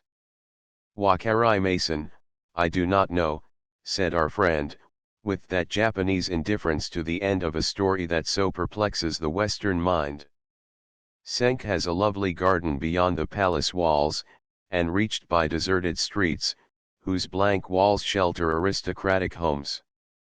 Crossing a court, we crept through a small door in a large gateway and entered this retreat, whose floor was all irregular stones, covered evenly with a soft, velvety, green moss.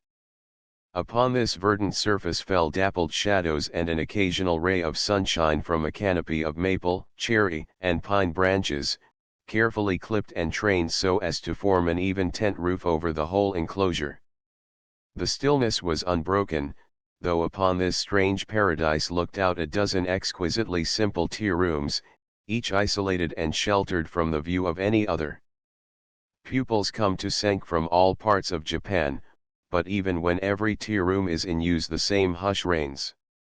To subdue us to what we were to work in, and to enhance fortune's supreme favor of a chanoyu in the taiko's manner, we were made to wait and wait before we were invited into the cool twilight of a large tea room.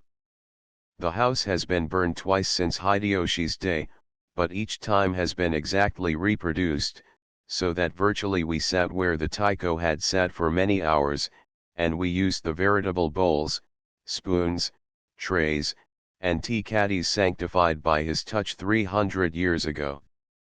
The taiko's crest was on the simple, gold-flecked screens of the room, and an autograph verse on a keimono, and a single pink lily in a bronze vase, were the ornaments of the tokonoma.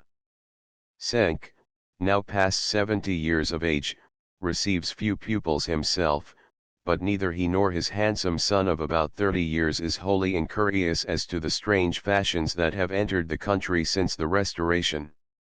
We bowed with the profound solemnity of mourners, but with the vigilance of spies we watched Senk as he built the fire, laid on the white azalea charcoal, dropped some chips of sandalwood, and boiled his historic iron kettle.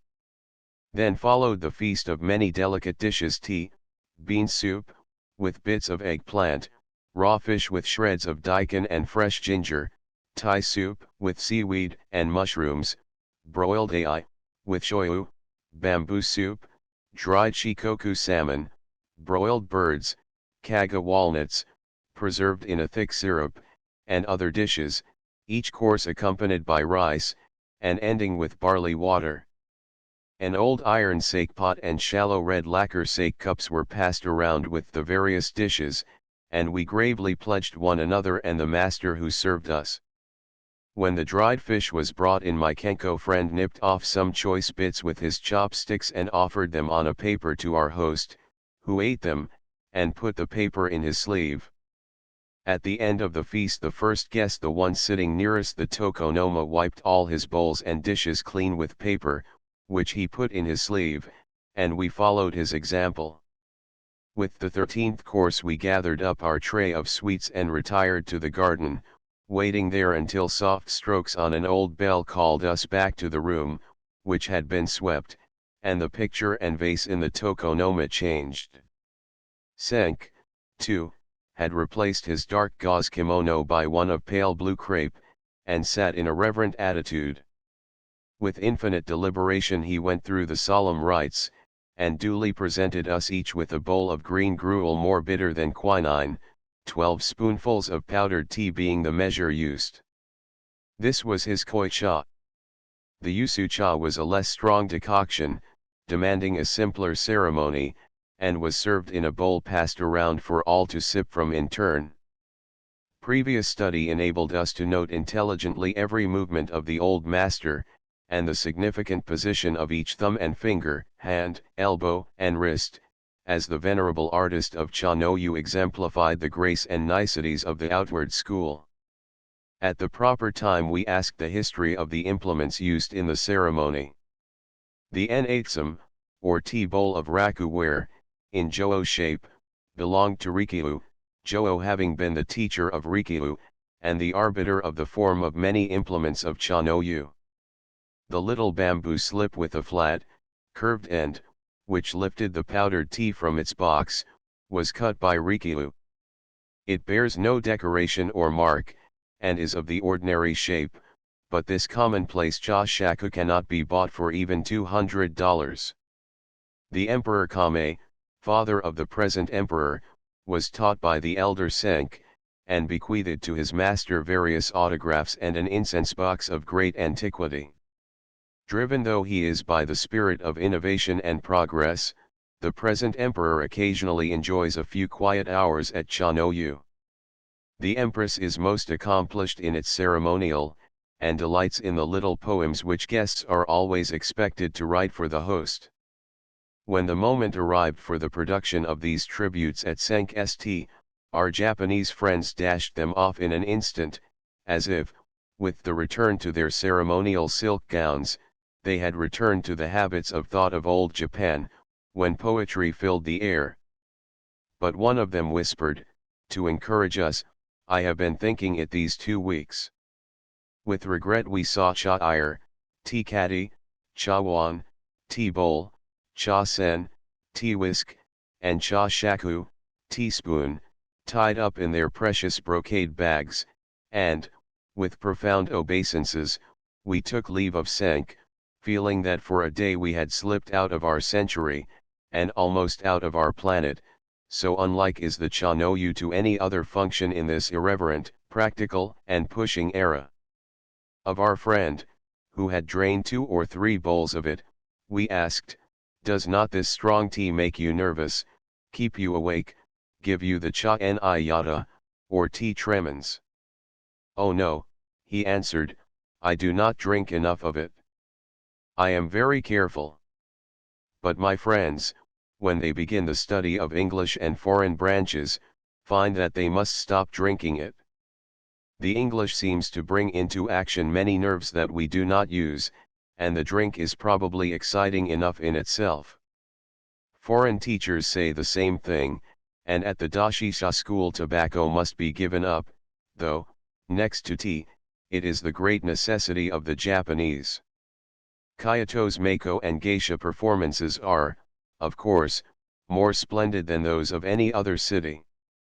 The great training school of Meiko conforms to the classic traditions, and critics and connoisseurs assemble at the Kaburenjo Theatre each spring when the famous Kyoto dance, the Miyakatari, is given by troops of Meiko.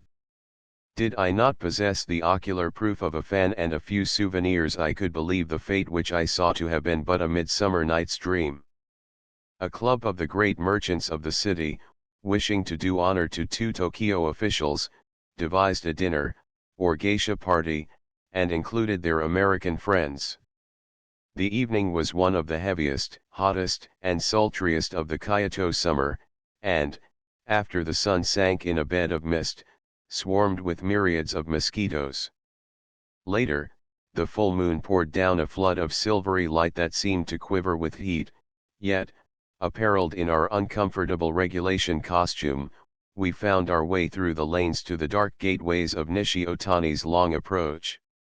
The broad stone path lay marble white in the moonlight between rows of gigantic trees, the tall stone lanterns looked like ghostly sentries, and fireflies floated through the still, hot darkness. At the foot of the avenue a line of red lanterns hung glowing and motionless in mid-air, like so many strange fruits on the black branches.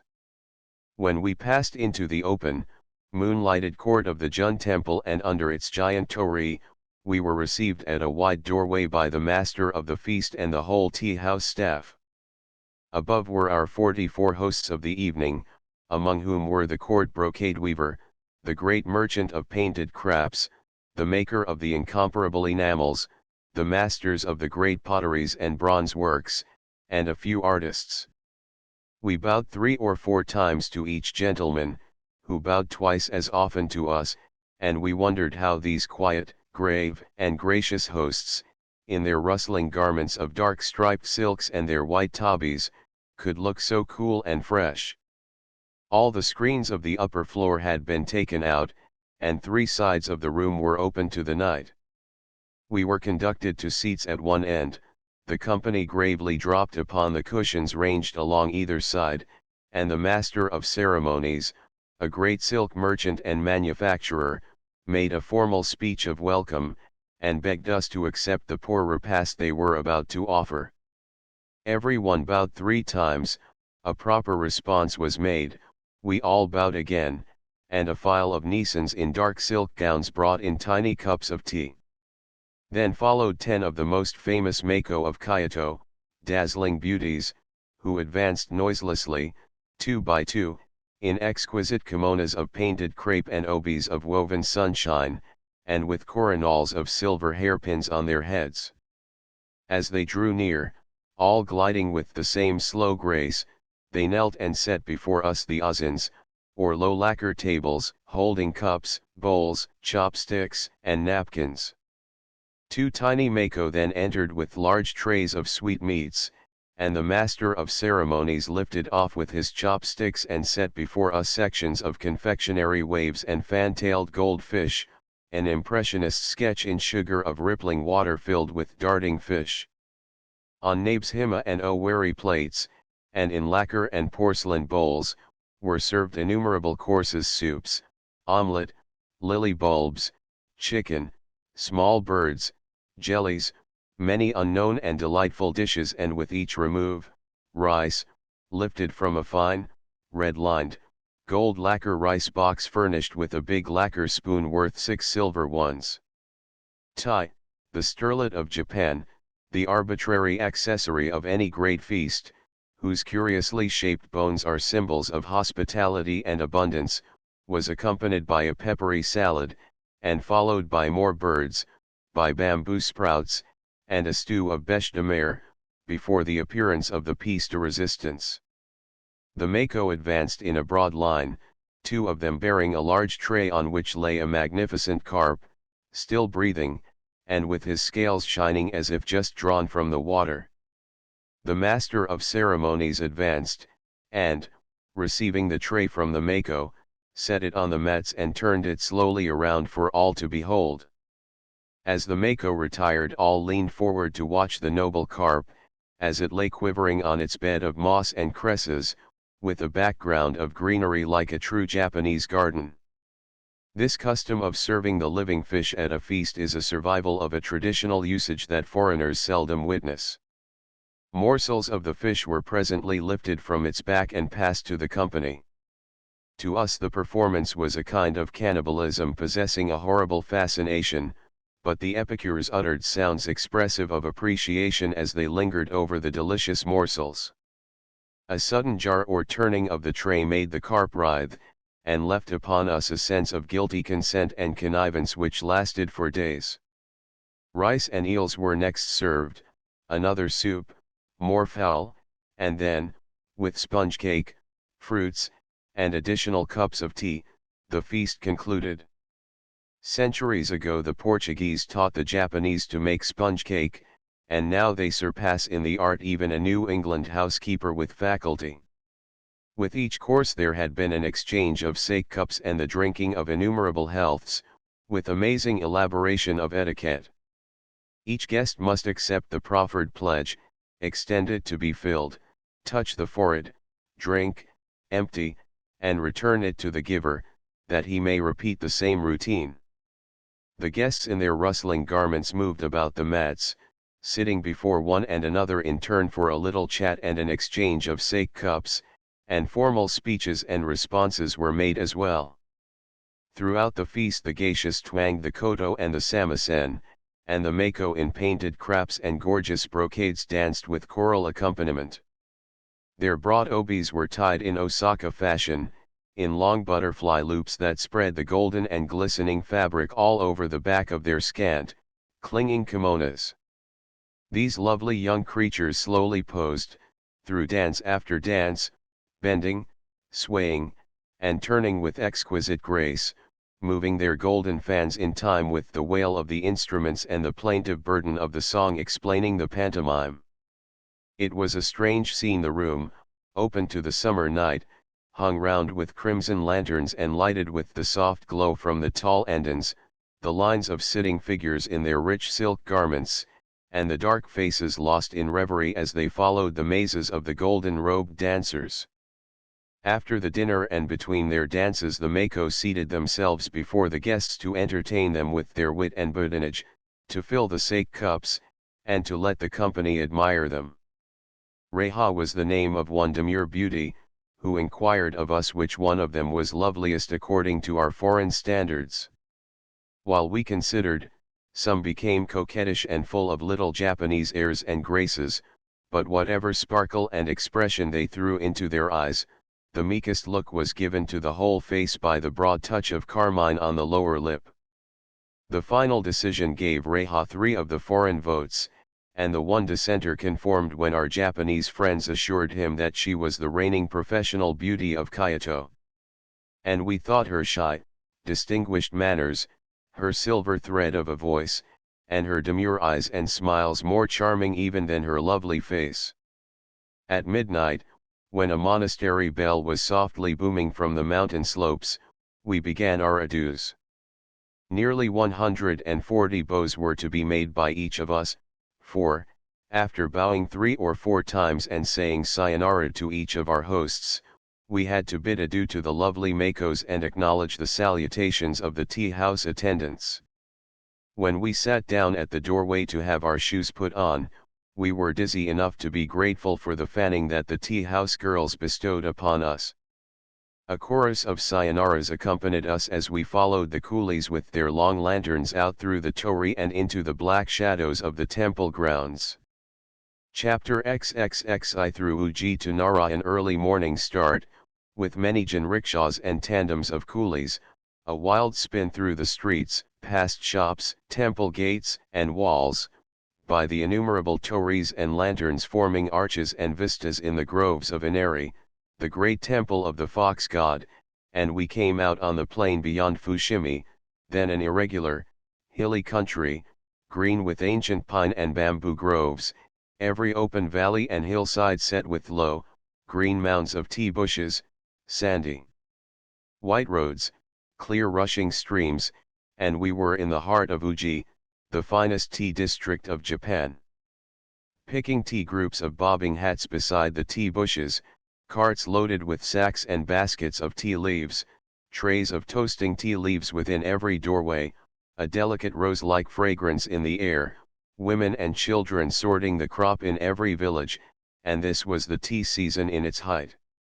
Here were bushes 200 and 300 years old yielding every year their certain harvest, and whole hillsides covered with matted awnings to keep from scorching or toughening in the hot sun those delicate young leaves, which are destined to become the costly and exquisite teas chosen by the sovereign and his richest subjects.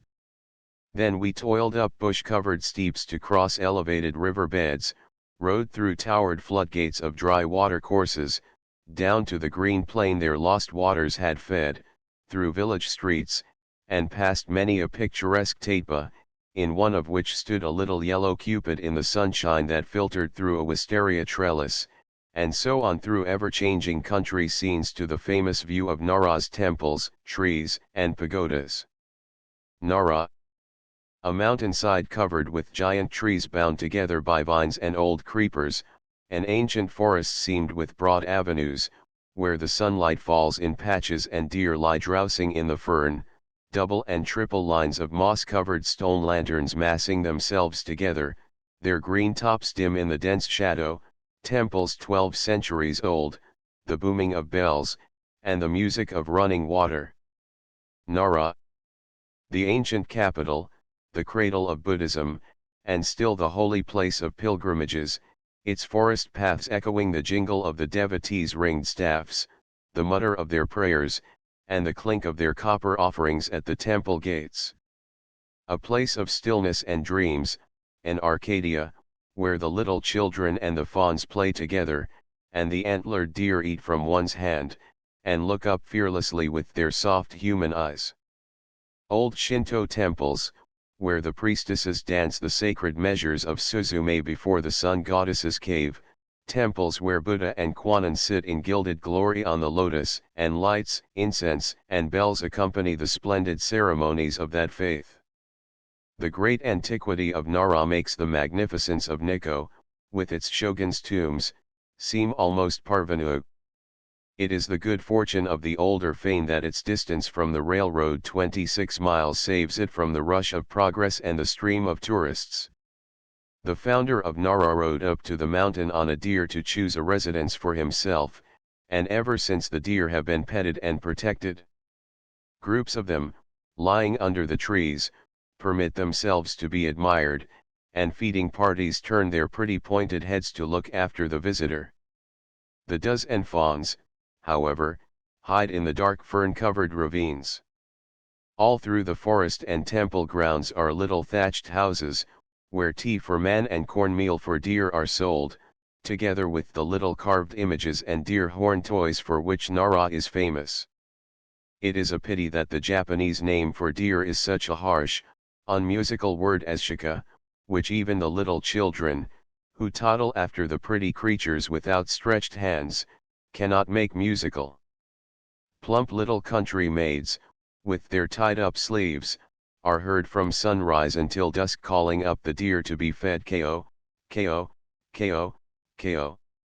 Come, come, come, come, and at the word ko even the fattest and heaviest stag lumbers forward and nibbles from their hands. Moving at leisure, these deer have a stiff, wooden gait, and seem badly proportioned animals. It is when one leaps and bounds down some avenue, or across a clearing, that it shows its grace. The gentleness of these Nara pets is due, of course, to the long immunity from violence enjoyed by their race, beloved and protected by gods and men. Only once have they ever been harmed, and that blow was dealt by a young Japanese convert to Christianity, who struck at them as emblems of heathenism. The atmosphere of Nara is serene and gentle, the true atmosphere of Japan. The priests are quiet, courteous old men, and the little priestesses, soft-footed and tranquil, dance in a slow succession of dignified poses. The Kasuga Temple is a very cathedral of Shintoism, a place of many courtyards, surrounded by gates, and buildings painted bright Shinto red, with sacred straw ropes and symbolical bits of rice paper hanging before the open doors. Venerable cryptomeria trees, worthy of a California grove, stretch the great buttresses of their roots over the ground of the courtyard, and one thatched roof lovingly embraces the trunk of a crooked old tree that almost rests on it. Wisteria vines, thick, gnarled, and lichen-covered with the growth of years, hang in giant festoons from the trees, roll in curves and loops over the ground, and, climbing to the top of the tallest pines, hang their clusters of pale green leaves like blossoms against the dark evergreens. A giant trunk, from which grow branches of the camellia, cherry, plum, wild ivy, wisteria, and nandina, is a perpetual marvel. All through the woods the wisteria runs wild, leaps from tree to tree, and ties and knots itself in titanic coils. In such lovely scenes the Kasuga priests lead an ideal existence. They marry, they raise families, their little daughters perform the sacred dance in the temple for a certain number of years, and they may leave the priesthood if they wish. All the brotherhood wear the loose, flowing purple trousers, white gauze coats, and black, helmet-shaped caps prescribed by the Shinto rules, and besides making the morning and evening offerings to the gods, and conducting special ceremonies on the 2 purification days of the year, they play the ancient flute and drum, and chant a hymn while the sacred dance is given. For a poetic, philosophical, meditative, or lazy man nothing could be more congenial than this life. Hurry, novelty, and the rush of events come not near Nara, which is in the land wherein it seemed always afternoon. The pilgrims, who trudge from the most distant provinces with bell and beads and staff, make up the greater number of visitors, and their white garments, straw sandals, cloaks, and hats, are of a fashion centuries old. Bands of these votaries go through the temple courts, in charge of voluble guides, who intone a description of the places in the way of their craft the world over. 1 or 2 old men seem always to be sauntering up the long avenue, stopping frequently to rest, praying at every shrine, and muttering to themselves praises of the sacred place. Their wrinkled faces glow with pleasure, and they delight in watching the deer, to whom the tinkle of a pilgrim's bell or iron-ringed staff is always a promise of cakes. To the antiquarian, Nara is full of interest. The temples, founded in the 7th and 8th centuries, were the first Buddhist sanctuaries in Japan, Buddhism, coming from India by way of China and Korea, having found its first home here when Nara was the imperial capital. 4 empresses and 3 emperors held the scepter between 708 and 782, and all the region is historic ground. The great city, that covered the plain for centuries after that imperial day, has shrunken to a small provincial town, still eloquent of the past.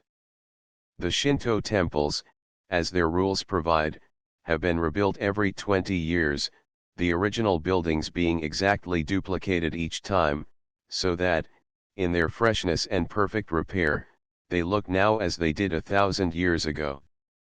The Buddhist shrines have been burned, rebuilt, half abandoned at times, and in recent years, since their lands were taken from them and their revenues withheld, have suffered seriously. The largest image of Buddha is the Nara Daibutsu. The seated deity, 63 feet in height, was set upon his lotus pedestal in 749, and once the head of the statue fell off and was broken, and twice the temple burned and melted it. The temple enshrining the bronze deity is now dilapidated, and the huge corner beams and brackets of the roof are braced with timbers, so that an earthquake would be likely to overset the holy place. The great 2-storied gateway of the Daibutsu temple has stood for 11 centuries and more, and is a picturesque, weather-beaten old structure, apparently strong enough to resist the assaults of another 1,000 years. Colossal Neo, with hideous countenances, stand on guard in niches, and within is a large green courtyard, and a closed gallery on the 2 sides that connect the gateway with the temple, the cloister of a European cathedral. A huge bronze lantern, one of the earliest examples of such work, is said to have long contained the sacred fire brought from Ceylon. The great Buddha itself is disappointing, because seen too near. The face is 16 feet long and over 9 feet wide, and the expression is not calm, soulful, and meditative, as Buddha in nirvana should be, but heavy and stolid, with a hard, unmeditative stare. The gilding with which the statue was once covered has worn away with time, leaving it as dark and blackened as befits its Hottentot countenance. On the great halo are images 6 and 8 feet high that look like pygmies. Behind the Buddha is a museum of antiquities connected in some way with the temple and its founders and patrons. Here are kept the carpenter's tools with which the first temple was built, and prehistoric-looking fragments of bronze and iron to which the stranger finds no clue. A door of the palace whereon Kusunaki, the Chevalier Bayard of Japan, wrote a farewell message with his arrow when he went away to his last battle. Images, carvings, old armor, weapons, and trappings, afford the Japanese visitor much delight. but the real treasures of Daibutsu are the relics left to it by one of the Nara emperors, who built a substantial log storehouse in the enclosure, and bequeathed to the temple everything his palace contained. Palaces were small in those days, and their furnishings scanty, but the clothing, household effects, and ornaments of the dead benefactor were brought to the storehouse and carefully sealed up. Every summer, after the rainy season ends, the treasures are aired, the inventory verified, and the place sealed up again.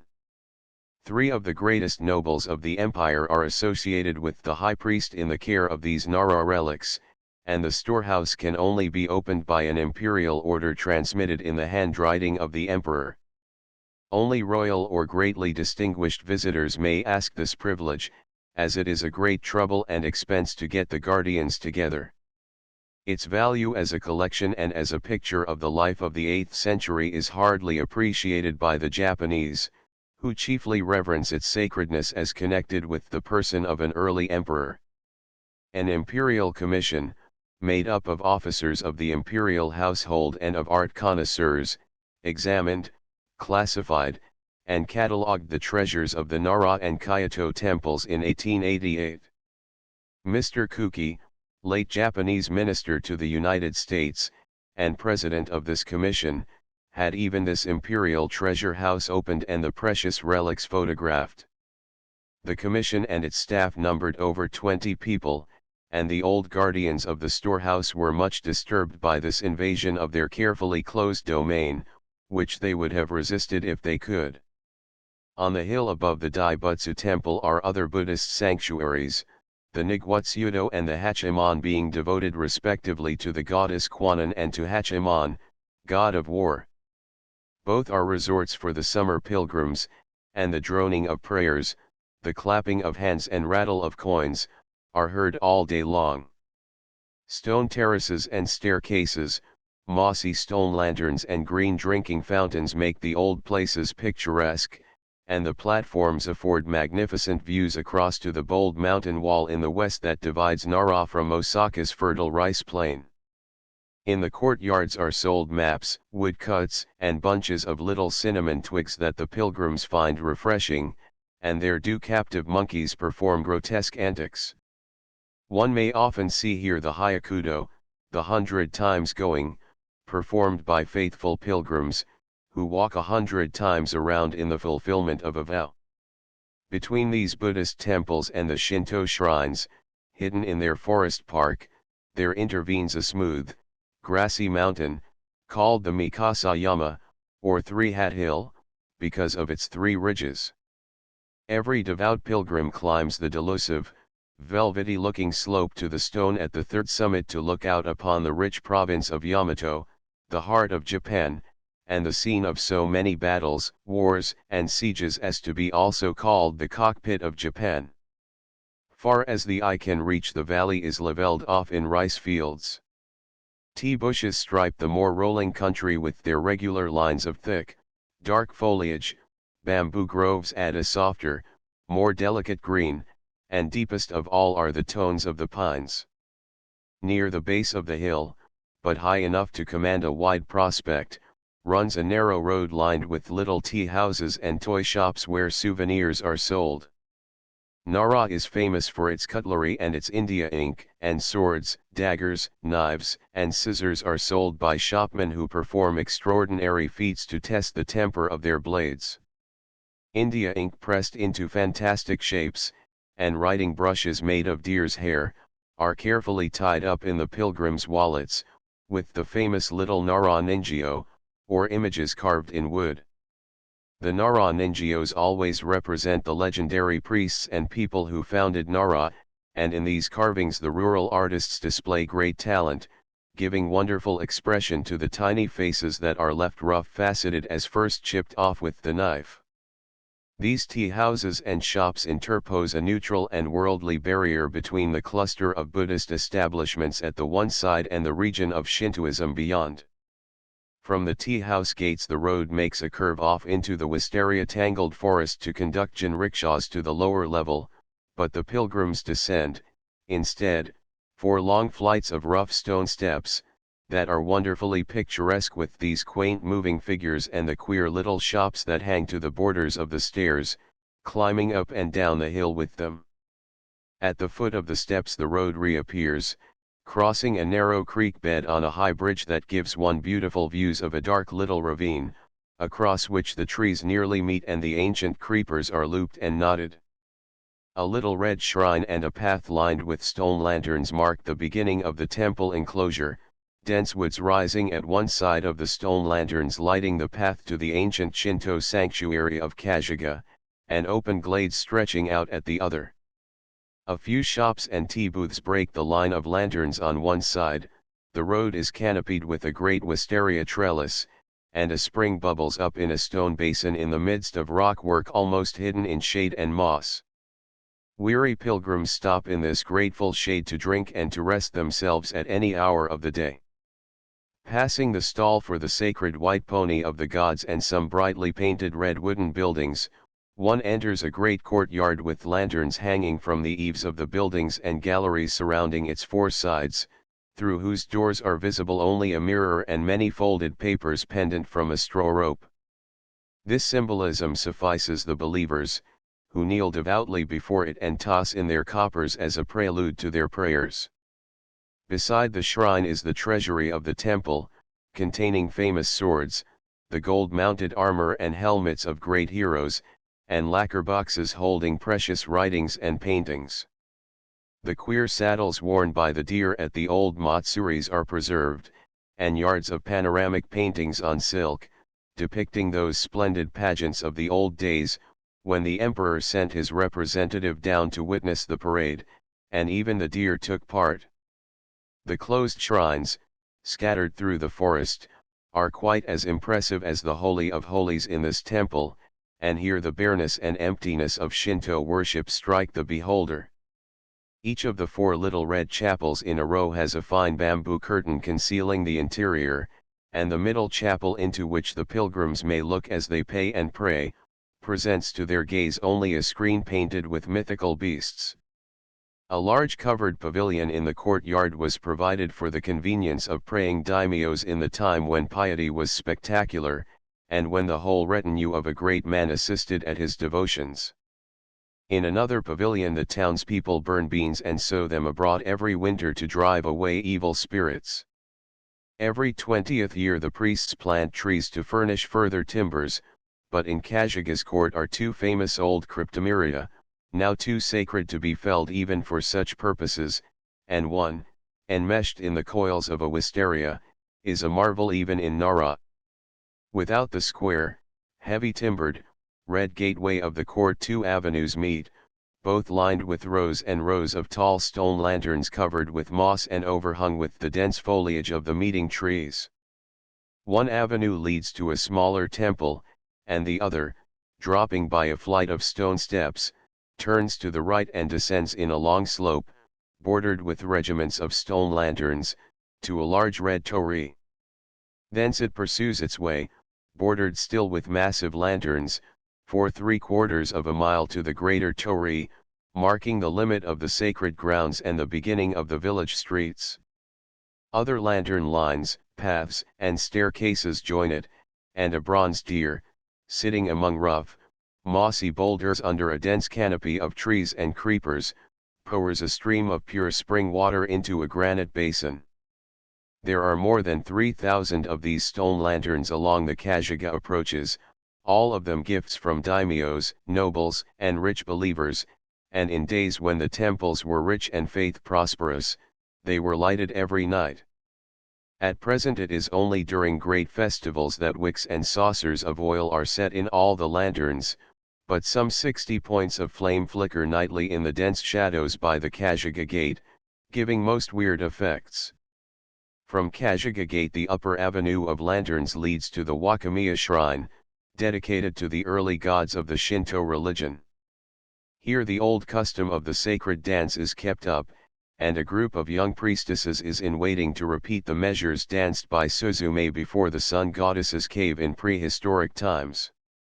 The little ministrants are all between the ages of 9 and 12, timid, gentle, and harmless as the deer that often stray in and watch them.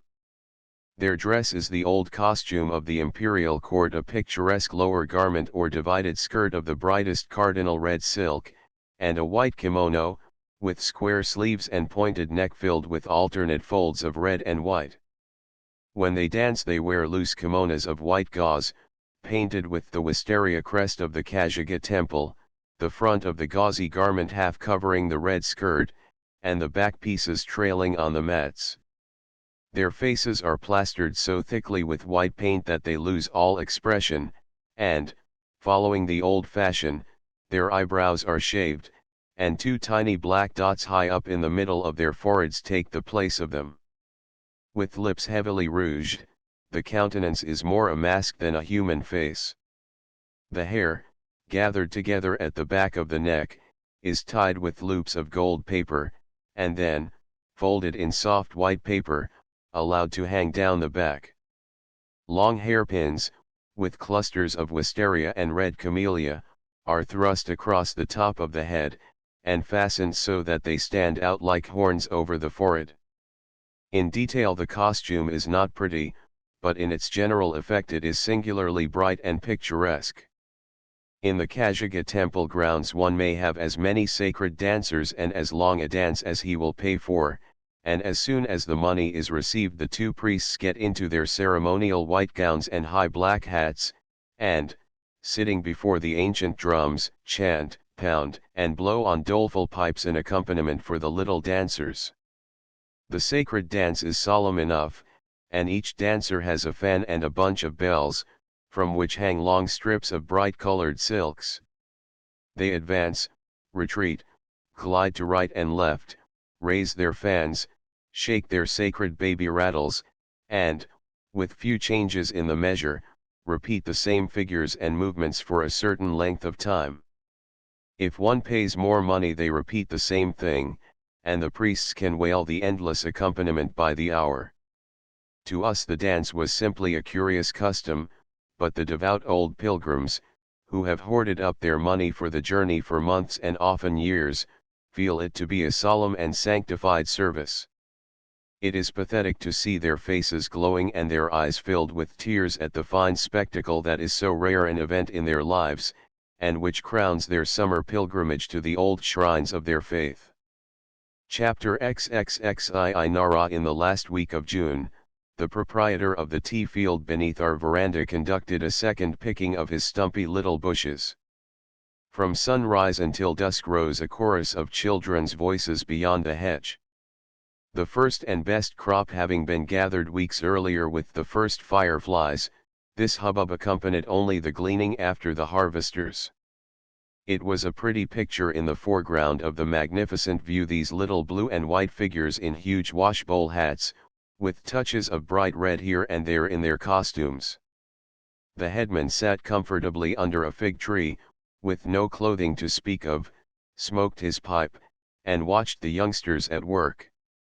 When they toiled up to him with full baskets, he weighed the load with a rude steel yard and sent them back, so that some of the tea pickers were always moving up and down the paths between the compact rows of bushes, and grouped about the patriarch under the fig tree. The leaves were spread in the sun all day and carried off at night in large sacks and baskets. Walking out through the woods one day, with two little red-gowned priestesses from the Kajika temple, we came upon a tiny village, and there found the same tea leaves being toasted in shallow paper-lined baskets over charcoal fires. The attendants rubbed and tossed the fragrant leaves, that were soon dried enough to suffice for the home market. Although secular occupations prosper, and Nara cutlery and ink rank high in public favor, the temple life of Nara is its real existence. Every day pilgrims and tourists passed before us in processions whose variety of people and costumes was endless. Yet in all the weeks the European coat and trousers only once appeared in those sacred aisles. Every morning 2 or more of the little red-robed priestesses came, hand in hand, to spend an hour or two beside my friend's easel.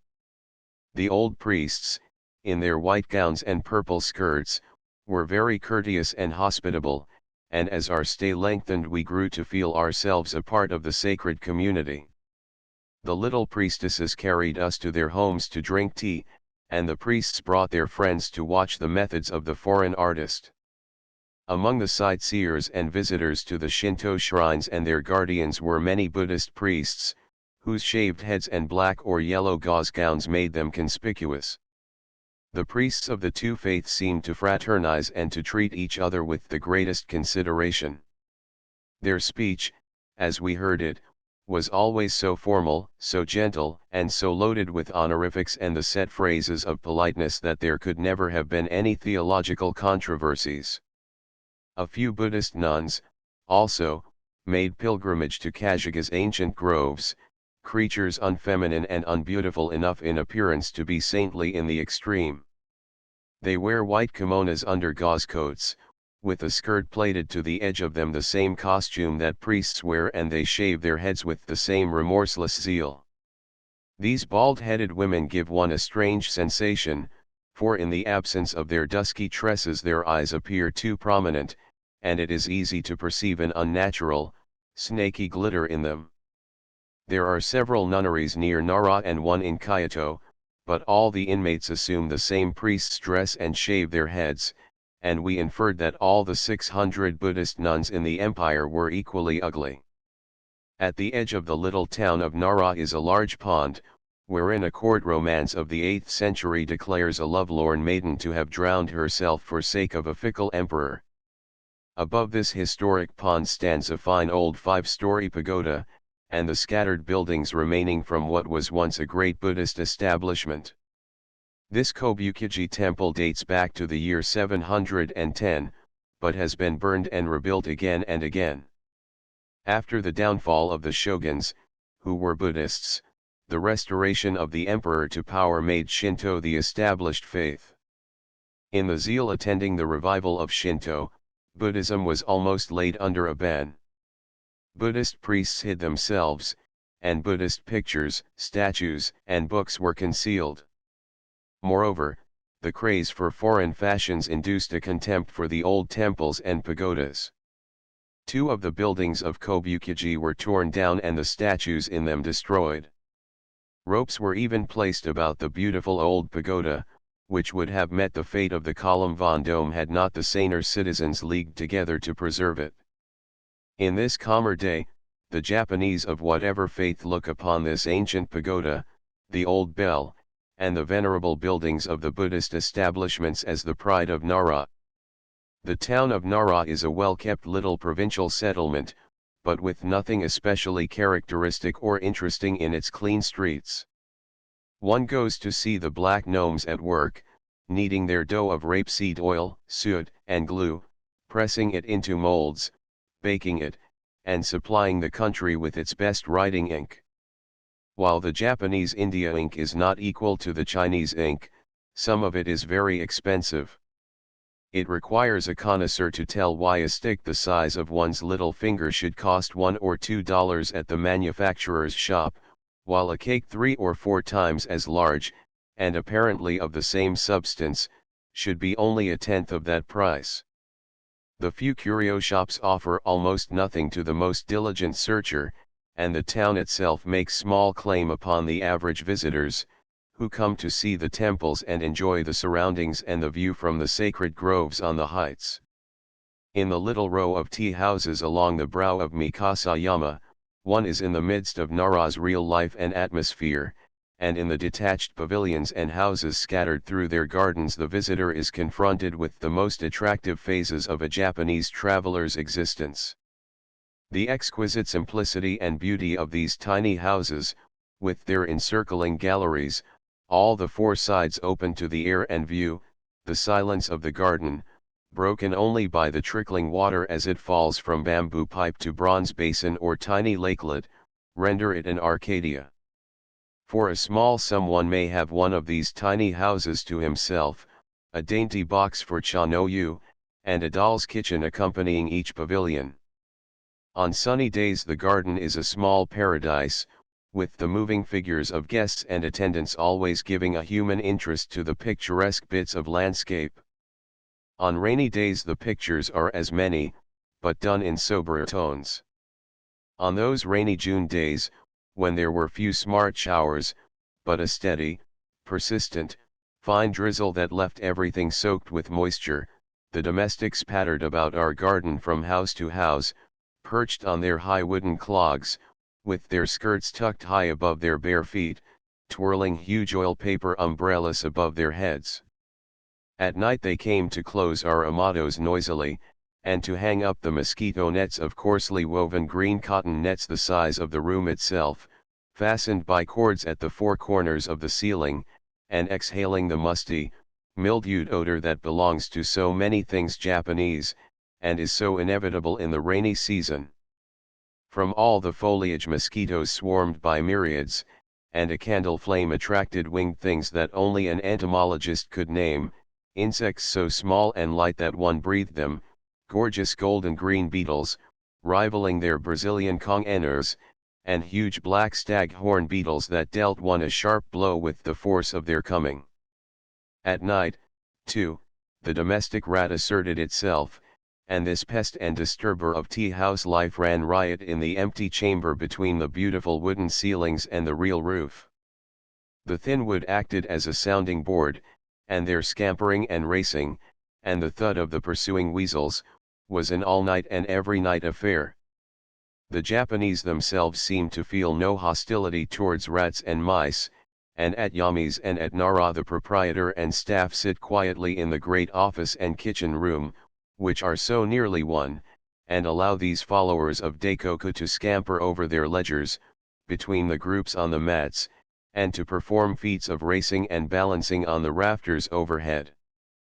Priestesses at Nara, the flimsiness of our little house, no less than the absurd walls and gates of the moat domain, seemed to invite robbery, but in that Arcadia there were no robbers. The habitation was left alone for hours with every screen wide open, and countless things in view that might have tempted curious handling at least, but nothing was disturbed nor lost. There was no provision for locking the screens of any room, nor for making the amados proof against any amateur burglar, the need of such a protection never having been felt a sufficient commentary on the people.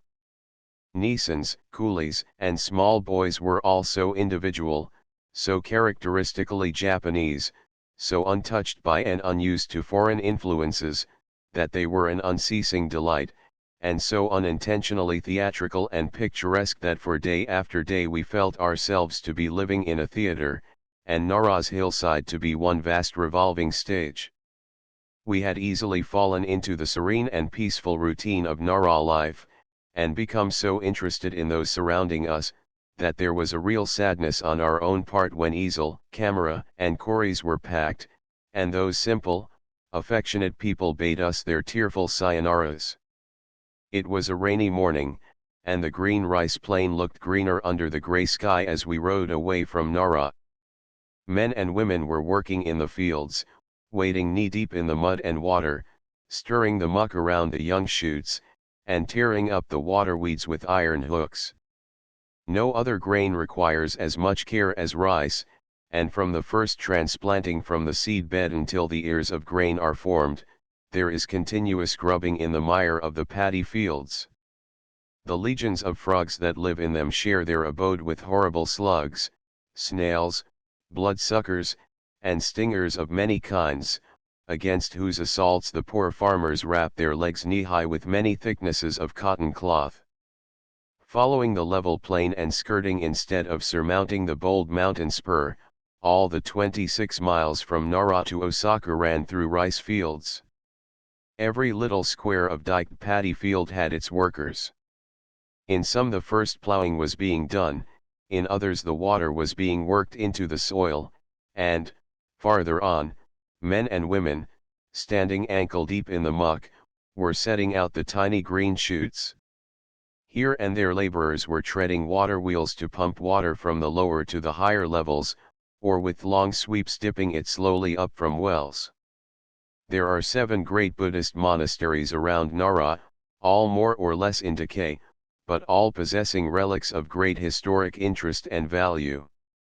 Several of them show their white walls, like fortresses, high on the mountainside, and in them linger the remnants of a once rich and numerous priesthood, their sacred retreats being so remote and inaccessible that not half a dozen foreigners have ever visited them. Horyaji, halfway to Osaka, is the largest of these Nara monasteries, and its pagoda and hondo are the oldest wooden buildings in Japan. Both were completed in the year 607, and both are intact, solid, and firm enough to endure for 12 centuries more. To students of Buddhism, Horyaji is a Mecca, on account of its wealth of scriptures, statues, pictures, and relics, dating from the time when that faith had just been introduced from China. To art connoisseurs its interest is unique because of its old hondo, containing frescoes executed by a Korean artist at the time of its erection, which, with one exception, are the only frescoes proper in Japan, and among the few paintings executed on a surface erect before the artist. All other paintings in Japan, mono, panels of screens, and sections of ceilings or wall space are done with the wood, paper, or silk lying on the floor before the seated artist. These Horyaji frescoes are dim and faded, and only pale wraiths and suggestions of haloed saints, here a head and there a bit of drapery, can be made out. In recent years attention has been called to these works. By imperial command an artist came down from Tokyo to copy them, and when the Imperial Art Commission came from their Nara work to inspect and catalogue the Horyaji treasures, Ogawa, their photographer, spent 2 days at work making flashlight exposures in the dark interior of the hondo. Among the sacred relics of Horyaji is the veritable eyeball of Buddha, the legacy of the holy Shotoku Taisho, the emperor who founded Horyaji, and left to it statues of himself, carved by his own hand at different ages. Shotoku Taisho talked when he was 4 months old, and a little later conversed in 8 languages all at once. It is therefore easy to believe that when this prodigy of legend was a year old, and, turning to the east, with clasped hands repeated the invocation of his sect Namu Amida Butsu. Hail, or hear us, great Buddha. He found this precious relic of Buddha's body, the eyeball, in his hands. That he knew it to be an eyeball is not the least part of the miracle, as it looks most like the tiny, discolored pearl of a common oyster. The eyeball of Buddha is shown every day at high noon, a special mass being chanted by the priest while the relic is displayed. For a consideration, and for the welfare of the temple treasury, the mass may be repeated at any hour. The celebrant, a very old priest, when called from the monastery, came in splendid apparel of brocade and gauze, and entering the little temple, knelt, touched a silver-voiced gong, and prayed before a gilded shrine with closed doors and a wealth of golden lotus ornaments.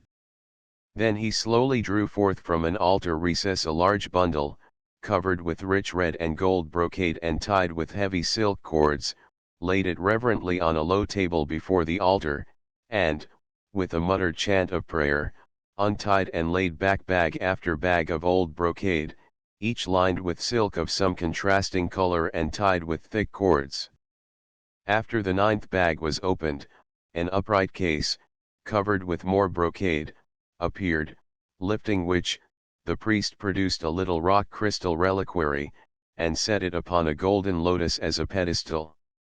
The reliquary was in the shape of the conventional Buddhist tomb, a cube, a sphere, and a pyramid, placed one above the other, and the bits of flawless crystal were held together by silver wires. In the hollow sphere lay the dingy relic, that rattled like a pebble when it was turned for one to see it. The holy man never once paused in his muttered chant from the time he lifted the precious bundle from the altar until he had replaced the 10 silken wrappings and set the sacred relic back in its niche. In one of the buildings are queer oven-shaped humps in the floor, covering secret chambers, where for 12 centuries offerings of gold have been dropped for the rebuilding of the temples in case of fire. These hoards cannot be touched except on the occurrence of the calamity feared, and the priests even resisted the wish of the Imperial Art Commission to break open the vaults to examine the coins believed to be there. A Boston art connoisseur, who visited Horyoji a few years ago, and found its priests poor and its art treasures in need of care and restoration, started a fund for that purpose, and himself took in charge the rehabilitation of one precious old screen.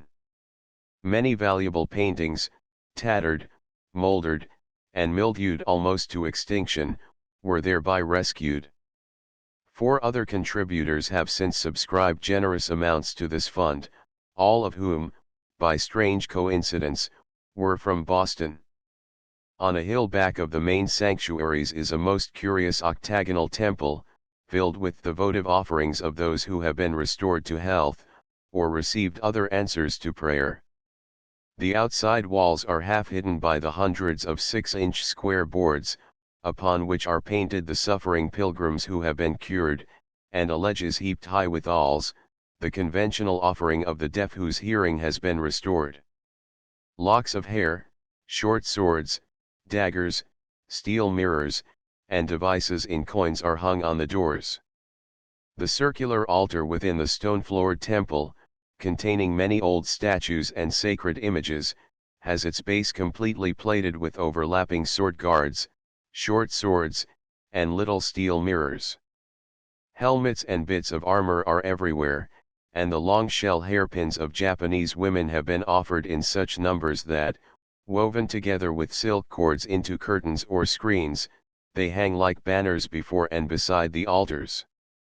All around the walls and over the rafters, as far up into the darkness as one can see, hang short swords, ranged closely side by side, overlapping mirrors, guards, bows, arrows, curious weapons and pieces of armor, coins, and hairpins. Near this extraordinary place is a nunnery, where a family of holy women have the shaved heads and disfiguring garments of priests, their altars and images, their daily service, and the same routine of life in every way. Rounding the last spur of hills and crossing a broad river, the road reaches the great Osaka plain, lying in a broad semicircle between the mountains and the shores of the inland sea. On these vast alluvial flats rice is still the main crop, and the sake made from it is considered the best in the empire. All over this emerald plain the farmers could be seen at work, their white hats showing like so many big mushrooms when the wearers, sunk deep in the muck of the paddy fields, bent over their work. On the prairie-like level of the plain the irrigating system is simple and ingenious. Everywhere the farmers were plastering up the little dikes that keep the water within its limit and pattern the plain with a gigantic checkwork of narrow black lines and serve as footwalks from field to field. No fences or high barriers break the even level, and those strange contrivances, the primitive Persian water wheels, may be seen every few rods. This Persian wheel, with its row of hanging boxes, is put in motion by a man who climbs it in treadmill fashion, the boxes scooping up the water from the lower level and discharging their burden into a trough at the top, whence the stream flows from field to field by almost imperceptible changes of level. The wheelman wears only the loincloth prescribed by law and a wisp of blue towel knotted about his head. Occasionally he fastens a big paper umbrella to a long bamboo pole, and plants it where it will cast a small shadow on him, but usually he tramps his uncomplaining round in the blaze of the tropical sun, a solitary and pathetic, but highly picturesque figure, isolated thus on the vast green plain. More oriental, even, are the groups at the wells, shaded by straw mats or umbrellas on long poles, while they work the same long well sweeps as the shadoofs of the Nile. Far off, like an island in the sea of green, rise the castle towers and the pagoda tops of Osaka, and for hours we hardly seem to gain upon the vision, but the runners, saving themselves for a last effort and taking a sip of tea in the suburbs, raced down through the streets and over the bridges at a gait never before equaled. Chapter XXXIII Osaka Osaka, the great commercial city of Japan, with its population of over 361,000 souls, stretches out its square miles of grey-roofed houses at the edge of the plain, where the waters of the Yodogawa reach Osaka Bay. Bars and shallows prevent large vessels from reaching the city, and Kobe Hyogo, 20 miles across the arc of the bay, is its seaport. The branching river and the innumerable canals intersecting the city have given Osaka the name of the Venice of Japan, as if a trading city, built on a level plain, with canals too wide and houses too low and dull in color to be in the least picturesque, could be considered even a poor relation of the Bride of the Sea. The Chicago of Japan is a fitter title, for if no pork-packing establishments exist, the whole community is as energetically absorbed in money-making, the yen, instead of the almighty dollar, being the god chiefly worshipped, and Osaka's Board of Trade the most exciting and busy one in the empire. Osaka has been prominent in the history of Japan from the very earliest times, and at the time of the restoration the rebel shogun made his last stand and fought his last battle at Osaka Castle. The next great event in Osaka's annals was the flood of 1885, which was without parallel in this country of floods.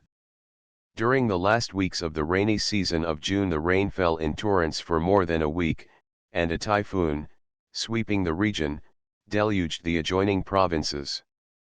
Lake Biwa rose many feet above its usual level, the rivers doubled and redoubled their size, and the whole Osaka plain was a lake.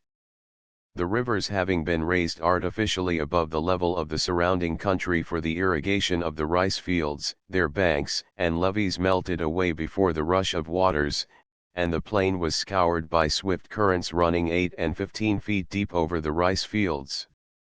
Farmhouses and villages disappeared in a day, and the wretched people saved themselves and their few effects by taking to boats and rafts or seeking refuge in trees.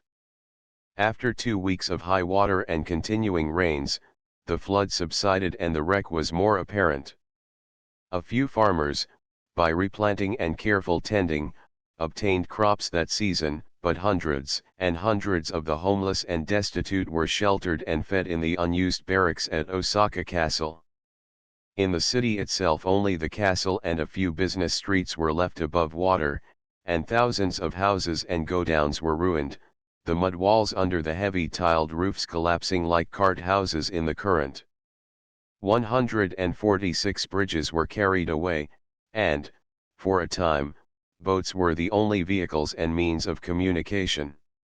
The suffering and destitution were terrible, and Osaka's many industries were paralyzed.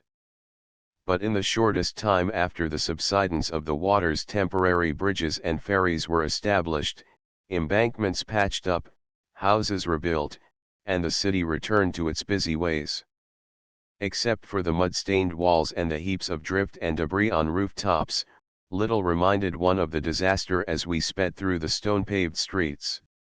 Houseboats went up and down the river each evening with geisha and mako singing happily, and koto and samisen ringing on the air till midnight. Judi's Queer Hotel, a foreign inn upstairs and a Japanese tea house below stairs, was the scene of as much feasting as ever, and the recuperative power of Osaka's people surprised one at every turn. The castle is the great showplace of Osaka, and although the palace, which was the heart of the great fortress, was burned in 1868, much remains to be seen. The area enclosed by the massive outer walls and the great moat is immense, and the clustered towers, and buildings, crowning the one elevation on all the Osaka plain, show commandingly from every point. The angles of the walls are sharpened and curve inward like the bow of a battleship, and on each corner remain quaint white towers with curving black roofs piled one upon another. The castle walls are wonders of masonry, single stones 46 feet in length and 10 or 12 feet square being built in on either side of the main gate. Other stones, 20 feet in height, and rough-hewn as they came from the quarry, stand at angles of the walls like miniature El Capitans.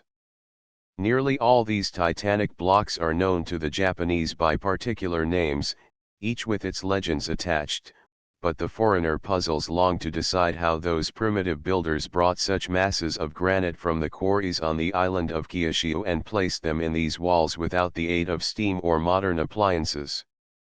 3 massive walls of defense, one within another, separate the castle proper from the surrounding barracks and parade ground, and the headquarters are within the third enclosure.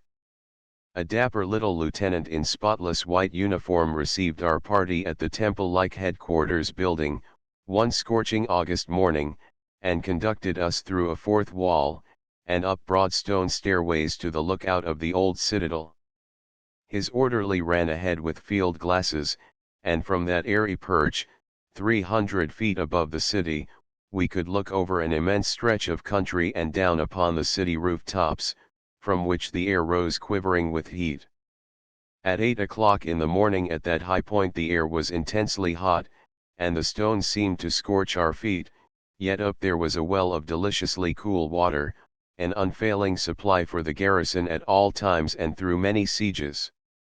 Returning to headquarters we met the commandant in such a beautiful snow-white uniform, covered with so many fine lines of white braid, as must make any man regret having to lay it aside for the dark and somber winter regimentals.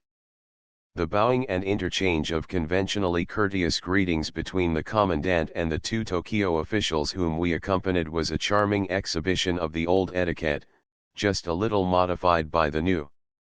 The cool, shady room, where tea and cake and wine awaited us, had been built on the foundations of the old house where Hideyoshi lived, and its interior was paneled and sealed with wondrous paintings and carvings brought from one of the Taiko's distant castles. Before it stood a pine tree, planted by the daughter of that Napoleon of Japan, and there had been enacted the brilliant drama of feudal life which Judith Gautier has immortalized in The Usurper, a story which invests Osaka's castle with romance. Then we spent 2 scorching hours in the gun foundry and arsenal outside the castle walls, where the machinery was German from Chemnitz foundries, and the guns were made on Italian models. No foreigners were visible about the place, and the machinery was managed by Japanese workmen. Next to its arsenal, Osaka takes pride in its mint, which is larger and better supplied with machinery than any of the government mints in the United States. An army of workmen and workwomen in uniform tend the machines, and melt, cast, cut, stamp, weigh, and finish the coins, which, under the values of yens and cents, correspond exactly to our coinage of dollars and cents. The mint possesses a fine collection of coins, including the coins and medals of all countries, as well as a complete set of Japanese coins from the earliest days. Another interesting government institution is the bazaar for the exhibition and sale of goods of Osaka manufacture. All Japanese cities have these hakuran-kwai, exposition, but no other is on so great a scale and so crowded with beautiful things as this one. There one may see all that any workshop turns out or any dealer has for sale without the tedious process of bowing, taking off one's shoes, and sitting in tailor fashion for an hour before the desired articles are shown. All the goods are marked in plain figures, and the fixed price obviates the bargaining and the rattle of the soroban. There is an admission fee of a few coppers, and a percentage is charged on all sales to support the institution. One may spend a day in the labyrinth of rooms studying Osaka's many industries, and everything, from gold and silverware, crafts, brocades, lacquers, enamels, porcelains and carvings to food preparations, patent medicines and imitations of foreign goods, is to be found there. There is even a department of plants and flowers, a hall of antiquities, a section of toys, acres of china shops, and specimens of everything made, sold, or used in that bustling city. Evening brings electric lights and a military band, and this industrial fair is made popular and profitable all the year round. Osaka is the center of great iron, copper, and bronze industries. Its artists decorate the finest modern satsuma in microscopically fine designs, and the mark of Gyokusen, of Osaka, on tiny vase or koro stamps the piece as the best example of the day.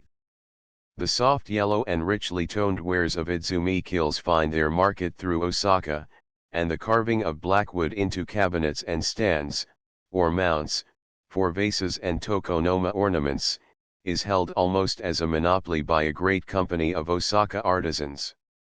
Its book trade and dry goods trade are very great, and its chief silk store, which is still purely Japanese, displays the choicest fabrics of Kyoto looms, and stuffs that only after much searching are seen elsewhere. The straw goods trade is an important one, and its paper industries are on an even greater scale. Fans are exported from Osaka by millions, the United States taking one fan for each inhabitant of the Great Republic. Stamped leather is another product of Osaka, but is chiefly exported to Trieste, to be made up there and at Vienna into the pocket books, portfolios, card and cigar cases that cost so much in American jewelry and stationery stores. At Toyono's, the largest leather factory, squares of stamped leather were shown us in more than 100 designs of bugs, birds, and fish, covering the ground, each piece of leather being about 24 inches square, and selling at $1 or $2 for the single piece. Larger pieces, stamped with large and elaborate designs in gold or colors, and used for the foreign trade as panels for wall decorations, mounted to $10 and $15 each, the size and quality of the leather and work of the artist enhancing the price. The cost of one of the large square brass dies from which the impressions are made averages $150. In the old days the 2 feet square surface of brass could be engraved in the finest all-over designs for half that sum.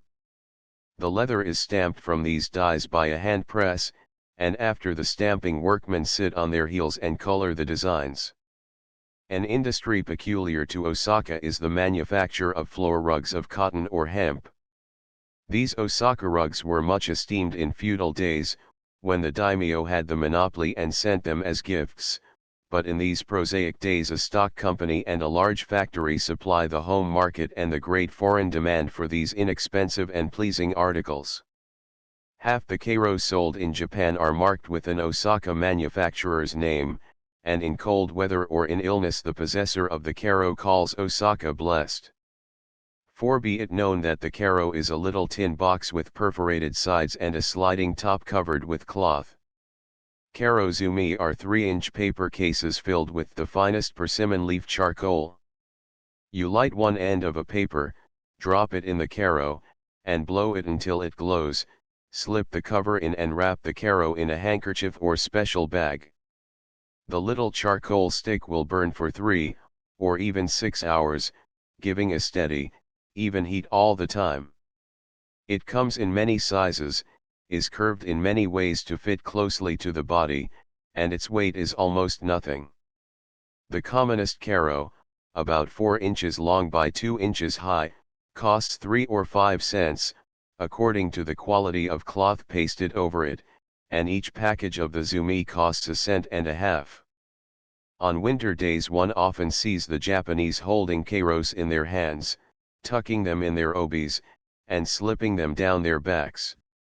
They are serviceable in keeping dampness out of the piles of linen in housekeepers' closets, and at night they assume the function of the ancient warming pan. In America it has been considered only as a toy, a muff warmer, or a pocket stove. But its best use is in the sick room, where it will keep a poultice or hot cloth at an even heat for days. A chill, a cramp, or a rheumatic pain is charmed away by its steady, gentle heat, and in neuralgia, bound on the aching nerves, it soothes them. Headaches have been known to yield to it, and in seasickness the keiro overcomes the agonizing chills and relieves the suffering. Our heavy rubber hot water bags, that are always leaking and suddenly cooling, may well be superseded by the little keiro. Osaka has curio shops that are small museums filled with the choicest industrial art of old Japan, and this rich commercial city rivals Tokyo and Kyoto in its amusement world, and has a theater street a mile long. Its theaters, its wrestlers, its mako and geisha are as well known as its industries, and its jinrikisha runners are reckoned the swiftest in the empire. The latter spin over the stone-paved streets and bridges and round corners at a terrifying pace, all for 6 cents an hour, and usually speed the departing guest to the station early enough to allow him a half hour at the little tea houses in the park, to eat cubes of the superlative Osaka sponge cake. The Mako and geisha of this southern capital are renowned for their grace, beauty, and wit, their taste in arranging the obi and dressing the hair, their cleverness in inventing new dances, and the entertainments in which they figure, under the lanterned awnings of the houseboats as they float up and down the river at night, are unique among such fates.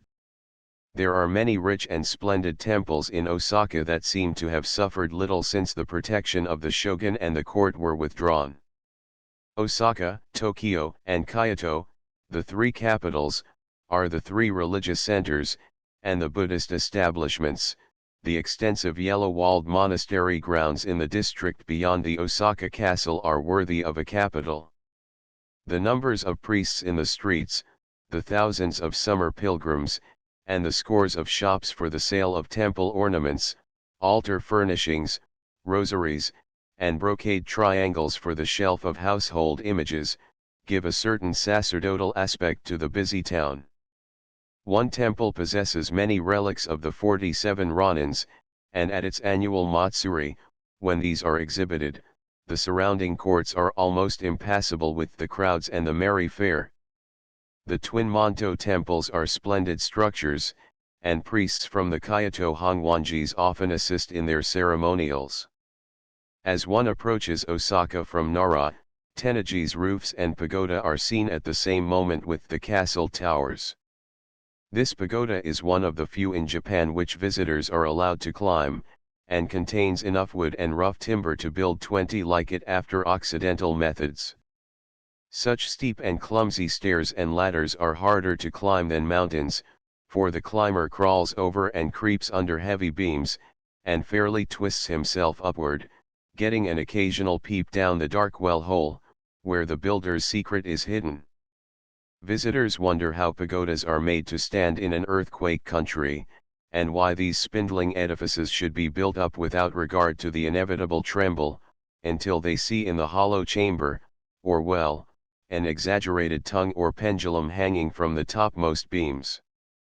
This tongue, made of heavy beams bolted together in a mass, is equal to about half the weight of the whole structure. It descends nearly to the base of the pagoda, and at the shock of an earthquake the large pendulum slowly swings, the structure sways, and settles back safely to its base. In a tall sheathed bell tower near the pagoda there is a most interesting shrine where parents hang the garments of sick and dying children. The whole interior is filled with little kimonos and bibs, and the long rope of the gong overhead is covered with them, while tearful women cluster round the priests in the small interior, and a continuous service seems to go on before the altar. In the courtyard a large stone water tank, sunk a few steps and covered with a pavilion roof, contains a stone tortoise pouring a constant stream of water into the reservoir, on whose surface the faithful, buying wooden shavings or prayer papers from the priests, cast these petitions and go away content. Others fill little bottles with the water and carry it home as a specific against many ills. In a pond nearby live hundreds of turtles. The kame climb up on wooden platforms in the pond and sun themselves, but at the clap of the hand and the sight of popped beans floating about, the whole colony dive off and swim towards their benefactor. All around Tenaji are the yellow walls of the monasteries, with miniature moats and heavy gateways, and this quarter is a religious city by itself, which was once a separate suburb with a population of 30,000. Chapter 3. Kobe and Arima travelers had cause to rejoice when the Tokaido Railroad made it a 24 hours journey on dry land from Tokyo to Kobe, the foreign settlement adjoining the ancient town of Hyogo. It is almost always a miserable trip by water, notwithstanding the beauty of Fuji and the coast. Chopping seas, cross-currents, and unexpected pitchings and motions disturb the equilibrium even of an old sailor, and the trip to Kobe often lays him low, while smiling skies and seemingly smooth waters seem to make a mock of him. When typhoons sweep, the province of Ki is a magnet for them, and frightful seas rage around that point which guards the entrance to the inland sea.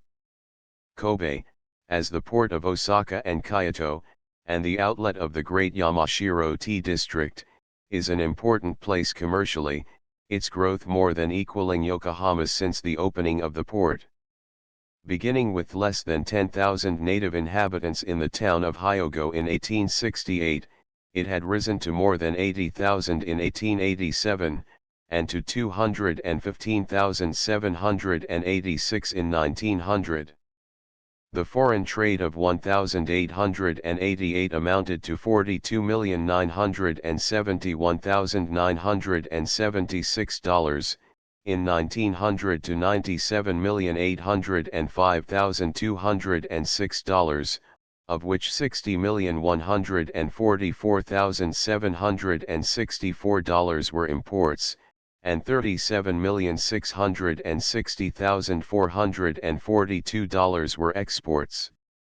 Ships of all nations lie at anchor in its busy harbor, and the many American sailing vessels that come out loaded with kerosene return with cargoes of rags, camphor, and curios, by which general invoice name are included the cheaper porcelains, lacquers, fans, lanterns, toys, and trifles made for the foreign trade. Kobe, lying at the head of the inland sea, sheltered from the ocean, and screened even from the land by the low range of mountains back of it, possesses the best and driest climate of any of the treaty ports now open for the residence of foreigners. The soil is sandy, and the site, facing southward, enjoys to the full the winter sun and summer winds. The town, beginning in lines of houses that run down from each velvet, green ravine in the abrupt hill wall, slopes steeply to the water's edge, and there spreads out in a long bund, one part of which, lined with foreign residences, banks, and consulates, is the pride of Kobe. This foreign bund is much less picturesque than the native or Hyogo bund, off which lie hundreds of curious junks, that at night display constellations of softly glowing lanterns on their masts, while the whole harbor and hillside twinkle with open lights, and the electric searchlights of the men of war flash broad rays over the scene. At the end of the native bund government buildings close the street, and the railway wharf and sea wall follow a long point of land that runs far out into the bay, and is capped by a fortress with a round stone tower and a lighthouse. A double line of ancient trees marks the course of the Minatagawa, which centuries ago was turned from its proper channel and made to run along this high embankment. A steep slope of 40 feet in some places leads from the level of the Hyogo streets to the banks of this water course, which are turfed over, shaded with rows and groves of pines and enormous camphor trees, and made gay with garden plots and picturesque tea houses. The dry riverbed is a playground for legions of children, and during Matsuris it is crowded with booths and sideshows. Hyogo, meaning arsenal, figures prominently in ancient history, and here Kusunagi Masashige, that ideal hero and model of chivalric valor, fought the last battle of the War of the Chrysanthemums and established the sovereignty of the Emperor Go-Daigo in the 14th century. Kusunagi's memory is worshipped everywhere, but the Nanko Temple in Hyogo is dedicated to his memory, and on anniversary days its Matsuris are brilliant and picturesque affairs. Besides this great Shinto temple, Hyogo has a Buddhist establishment of equal importance, the Shinkoji, outside whose sanctuary sits a colossal bronze Buddha of serene, majestic countenance, its granite pedestal rising as an island in the midst of a lotus pond. Properly speaking, the Minatagawa lies in Hyogo, but where ancient Hyogo ends and modern Kobe begins no mortal can see. The Motomaki, the main street of Kobe, winds its narrow length from the banks of the Minatagawa to the foreign concession, beyond which warehouses, tea-firing godowns, and foreign residences stretch and spread in every way outside the narrow limits of the tract conceded to alien residents in the treaties. Kobe means head, or gate of God, probably in reference to its position at the entrance of the inland sea. While so picturesquely placed, it is the model foreign settlement of the East, and the municipal council, a mixed board of consular and native officials, has never allowed its right to that fame to be questioned. A pretty park down in the heart of the concession, shaded with ancient camphor trees and ornamented by hedges, groups of palms, thatched summer houses, and a bell tower, was once the execution ground of Hyogo. A small temple that stood near it has given way to a large tea-firing go-down, and native children tumble and play where the headsmen used to bind mutilated bodies or ghastly heads to high poles and set them up at the corners, after immemorial usage. The park, or recreation grounds for the foreign colony, lies beside the long embankment of another elevated riverbed on the opposite side from the Minatagawa. Every gap in the Kobe Hills leads to some lovely little valley, and orange groves dot the hillsides. In one green ravine are the falls of Nunobiki, where a clear mountain stream takes two long plunges down sheer granite walls, drops in foaming cascades past old rice mills, and courses on over the sloping plain to the sea. The Moon Temple shines, a white spot, far up towards the summit of the steep, green mountain, and, with the more accessible falls, offers the two favorite points for visitors' excursions. Farther along the brow of the hill stands the Gold Ball Temple, a whitewashed structure, looking like an exaggerated country meeting house, with its roof surmounted by a gilded sphere, and with nothing even suggesting Buddhism in its appearance. While it is an eyesore to everyone else, the natives, who contributed the money to build this monstrosity of what they consider foreign architecture, are delighted with its unique and bizarre appearance. Around it lies a populous graveyard, many of the stones grey with the mosses of centuries. Others, newly erected, are family memorials, bearing the names of those members already buried there written in black characters, and the names of the living in red. It is a curious custom, but to the Japanese, who even point with pride to the red letters of their own names on these family monuments, it is rational and right. Cremation is the funeral rite preferred, and up a narrow valley behind the temple is the crematory, much used both by rich and poor. The process is simple and inexpensive, and the visitor always encounters some funeral train accompanying a body to that little white temple of fire, or some family group bearing the ashes down to the cemetery for final rest. A line of tea houses bands the brow of the hill. Innumerable Shinto shrines lost among the pine trees show their long lines of torii at the edges of the groves, and at another point the schools and homes of the large American missionary colony make a settlement quite to themselves. Kobe is almost entirely given up to the trade in cheap goods for the foreign market. The streets are lined and the shops filled with such porcelain, bronze, paper, and lacquer monstrosities, such burlesques of embroidery and nightmares of color as crowd the Japanese stores in the cities of America, chief customers of this trade. One Chicago importing house takes more of such goods annually than the whole Kingdom of Belgium, one of the oldest, richest, and most densely populated countries of Europe. The curio shops proper have diminished in numbers as the rage for foreign trade increased, until there remains almost alone the establishment of an old samurai, who still retains the shaved crown and gun hammer cue of his class. Despising modern ways and business signs, this one simply hung a huge sword over his gateway and left his customers to stumble upon him accidentally, push their way through a rubbish and lumber room, and pursue their unguided path across the garden.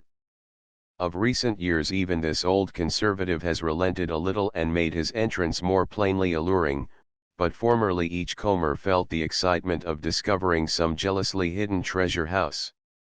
Within, there is still a room full of old saddles, state kagos, military trappings, and banners, a place crowded with spears, lances, and color standards, a chamber piled high with brocade gowns, uniforms, and temple hangings, hundreds of carved and gilded Buddhas, divine Kwanons more or less battered and worn, and hordes of old porcelain, lacquer, bronze, and carvings. The last room looks upon a little garden with its inevitable miniature pond crossed by a stone bridge with stone lanterns, and stunted pines on the slope of a small mountain. Beyond this garden are more stores of armor, coins, and ancient things, and a second story doubles the whole lower labyrinth of the place. An army might be equipped from this magazine of military stores, or a pantheon fitted out with Buddhas, Kwanons, Neos, lesser gods, and gilded images.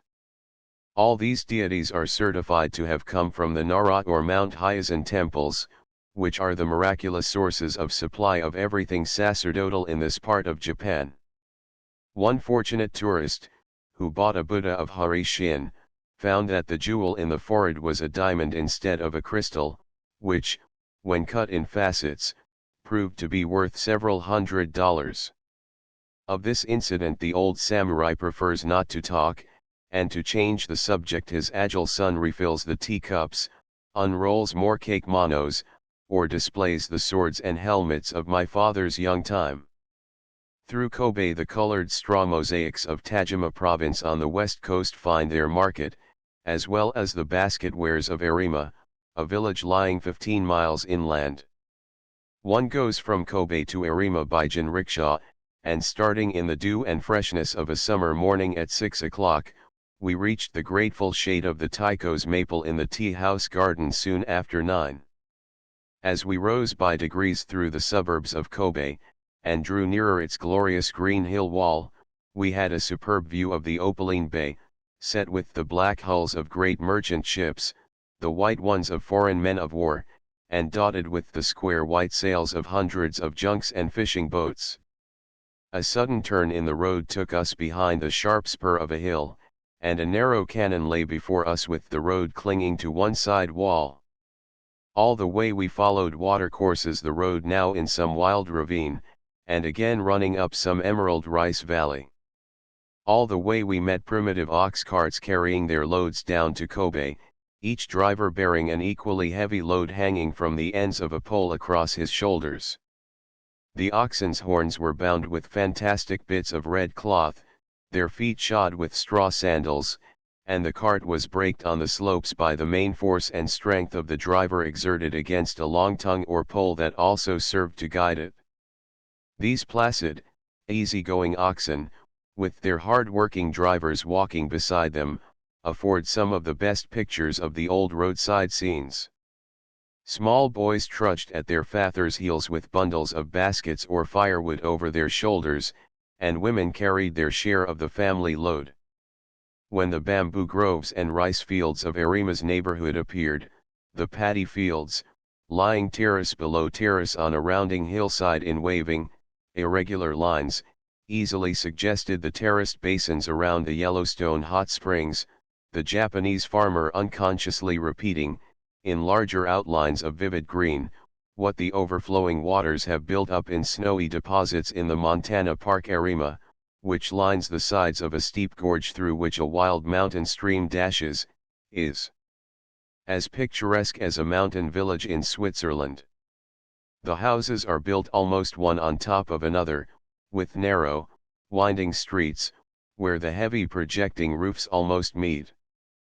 Stone steps ease the steep slopes for the villagers, and the clatter of clogs and the sight of the peasants going up and down the stairways, half hidden by the loads of grass or straw on their backs, recall similar pictures in the crooked little mountain hamlets of northern Italy. At the tea house we wandered through an intricate garden before reaching the steps of the detached pavilion, on whose balcony were chairs and hammocks, and before which loomed a perpendicular green mountain wall with its base sunk in the feathery, spray-like tops of bamboo groves. To us came peddlers and packs with samples of everything the town could offer, and the rooms were soon a bazaar of bamboo wares. Farm laborers. All the afternoon we roamed about Arima, climbing its steep streets and threading its narrow byways. In the glaring white sunlight the shops were caves of cool shadow, and we found them filled with everything that bamboo will make, from clothes baskets to toothpicks, and all selling for a song. Their weight is almost nothing, but, with the most ingenious packing, the space they consume makes the cost of shipment to America equal that of production. Except the necessaries of life, nothing seems to be sold in Arima save bamboo baskets and straw work, and every house is a basket factory, where father, mother, children, and almost babes weave baskets or prepare the bamboo. Heredity asserts itself again, and these descendants of generations of basket makers work with a dexterity equaling sleight of hand tricksters. Arima's industrial life is a fine study in political economy. The hillside is musical with the boom of Buddhist bells and echoing clang of Shinto gongs, but more strangers toil upward for a drink from the sparkling, ice-cold soda spring beside one temple, than to pray at its doorway. For centuries Arima's hot springs have wrought their cures, and sufferers from rheumatism and skin diseases have flocked to its pools. The government has charge of the springs, and the waters are conducted to a large bathhouse in the heart of the village, where free baths in the common pool are open to everyone, and where private baths may be obtained at a trifling charge. Chapter XXXV The tea trade. Since Commodore Perry opened Japan to the world, his countrymen have been consuming more and more of its teas each year, the United States and Canada being almost her only customers, England and Russia, the great tea-drinking countries of Europe, buying hardly enough to serve as samples. Each year the United States pays over $3 million for the nerve-wracking green tea of Japan. Besides the price of the tea, a trifle of $13 million goes to Japan for raw silk and cocoons. In return, Japan imports from America $5 million in kerosene, $13 million in raw cotton, and $1 million in flour and machinery. In 1889 Japan's imports from the United States amounted to $19,107,947, and its exports to this country to $31,959,635, while its imports from England had a value of $22,418,497, and its exports to England $5,635,385, a balance of trade disturbing to American commercial pride. Meanwhile Russian petroleum arrives by shiploads, and, handled by the largest English firm in the East, is being pushed and sold by the smallest retailers at less than the Standard Oil Company's fluid. The tea plant, as everyone knows, is a hardy evergreen of the camellia family. It grows a thick and solidly massed bush, and at a first glance at a field regularly dotted and bordered with the round bushes setting closely to the ground, one might easily mistake it for box. In the spring the young leaves crop out at the ends of the shoots and branches, and when the whole top of the bush is covered with pale golden green tips, generally in May, the first picking takes place. The second picking belongs to the firefly season in June, and after that great festival tea comes in from the plantations in decreasing quantities until the end of August. The choicer qualities of tea are never exported, but consumed at home. Choice basket-fired tea, such as is used in the homes of the rich and well-to-do Japanese, sells for $1 and $2 a pound. There are choicer, more carefully grown and prepared teas, which cost as high as from $7 to $10 a pound, but such teas are shaded from the hot suns by matted awnings, and the picker, going down lines of these carefully tended bushes, nips off only the youngest leaves or buds at the tip of each shoot. The average tea, bought by the exporters for shipment to the United States and Canada, is of the commonest quality, and according to Japanese trade statistics, the average value is 11 cents a pound as it stands, subject to the export duty and ready for shipment abroad. There are often sales of whole cargoes of Japan tea at auction in New York for 15 cents a pound. Families who buy the same brand from their grocers at 40 or 60 cents a pound may judge to whom the greater profits accrue. Japan tea came into market as a cheaper substitute for the green teas of China, those carefully rolled young hyacins and gunpowders of our grandmother's fancy. Europe has never received the Japan teas with favor, but the bulk of American importations is Japanese, and the taste for black tea is being cultivated very slowly in the Great Republic. For green tea, the leaves are dried over hot fires almost immediately after picking, leaving the thein, or active principle of the leaf, in full strength. For black tea, the leaves are allowed to wilt and ferment in heaps for from 5 to 14 days, or until the leaf turns red, and the harmful properties of thein have been partly destroyed. The oolong tea of South China is nearest to green tea, its fermentation being limited to 3 or 5 days only, while the richly flavored black teas of North China, from the Hankow, Ningxiao, and Qimeng districts, are allowed to ferment for twice that period to prepare them for the Russian and English markets. The choicest of these black teas go to Russia, a part of the crop still being carried by camel trains from the end of the Grand Canal near Pekin to the terminus of the Trans-Siberian Railway. It is also shipped by steamers to Odessa, and as the tea is thoroughly fired and sealed in airtight packages, it makes no difference in the quality of the infusion afterwards whether the tea chests were jolted by camel caravans from Tungchau to Irkutsk, or pitched about in a ship's hold, much as caravan tea is celebrated in advertisements for the American public. The Japanese government made experiments in the manufacture of black tea in the province of Ise, but the results were not satisfactory, and no further efforts have been made to compete in that line with China. Japan will continue to furnish the world's supply of green tea, but as the demand for such stimulants declines, a great problem will confront its tea farmers. Kobe and Yokohama are the great tea ports, each one draining wide districts, and their streets being fragrant with the peculiarly sweet odor of toasting tea leaves all summer long. At Kobe 13 firms, of which only 2 are American, are engaged in the tea trade. In Yokohama there are 28 firms, 13 being English, 11 American, 2 German, and 2 Japanese. One American firm has invented machinery for firing and coloring the tea, the leaves being tossed and turned by inanimate iron instead of by perspiring coolies.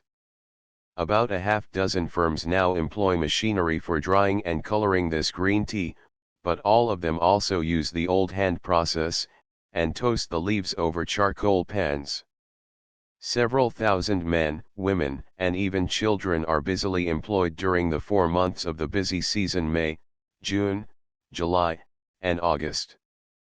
A steam sawmill, set up by a speculative American, makes a business of supplying tea chests to these firms, although some still depend on their own carpenters. The matting and the sheets of lead for covering and lining the boxes come from China. Each firm, too, has a little art and printing establishment attached, where the gaudy labels for chests and cans are block printed. One firm often has 100 different pictorial labels for its packages of tea, that number of names being applied to the one kind of tea shipped. Of each consignment made, a sample can of tea is forwarded by mail, while a duplicate sample can is retained by the exporter. The young tea leaves picked in May and early June comprise more than half of the whole season's crop, succeeding growths of leaves being coarser and having less flavor. This tea, picked by women and children in the fields, is roughly dried in shallow baskets lined with paper over charcoal fires, and is then sold to commission dealers in the interior towns and villages. They sort it into grades, toast it once more, and ship it to the treaty ports in rough paper sacks, boxes, and baskets. Some of it comes by junks to Yokohama. Over and over the tea is tested by sample infusions and the leaves carefully inspected. All summer, at the exporting houses, the tea tasters are busy with their rows of white cups. A certain weight of leaves is put in each cup, the boiling water is poured on and allowed to stand for 5 minutes. The expert notes, meanwhile, the color of the liquid and the aroma, carefully watches the unrolling of the leaves, and then tastes the brew by slow sips, meditatively, discriminatingly. The tea taster takes care to swallow very little, as its effects are disastrous in time. Tea tasters as a rule follow their business but a few years, severe nerve and stomach trouble being brought on by the constant sipping of so much powerful stimulant. Of course they command high salaries. Astonishing stories are told of the acuteness of their sense of taste and the certainty of their judgments. Their decision sets the price, and the dickering with the Japanese commission merchant is always settled by the tea taster's estimates. In the tea firing go-downs the dried leaves are stacked in heaps as high as a haystack, when it makes a solid, cohesive mass, that can be cut off like hay with a patent hay knife. In nearly every case the firing is superintended by a Chinese compradore, and his assistants are Japanese. The tea firers bring their cooked rice and their own teapots with them, and snatch refreshment whenever there is a lull in the work. They are searched at night when they leave, and with the sweet simplicity of children they keep on trying to secrete the leaves, always being caught at it. Their work consists in standing over round iron pots sunk in a brick framework for the 13 hours of a day's work, and stirring and tossing tea leaves. There are charcoal fires under the iron pans, and all day they must lean over the hot iron and brick. The tea is given this extra firing to dry it thoroughly before its long sea trip, and at the same time it is polished, or coated with indigo, Prussian blue, gypsum, and other things which give it the grey luster that no dried tea leaf ever naturally wore, but that American tea drinkers insist on having. Before the tea leaves are put in the pans for the second firing, men, whose arms are dyed with indigo to the elbows, go down the lines and dust a little of the powder into each pan. Then the tossing and stirring of the leaves follows, and the dye is worked thoroughly into them, the work being regulated by overseers, who determine when each lot has been fired enough. It requires a certain training to keep the tea leaves in constant motion, and it is steady, energetic work.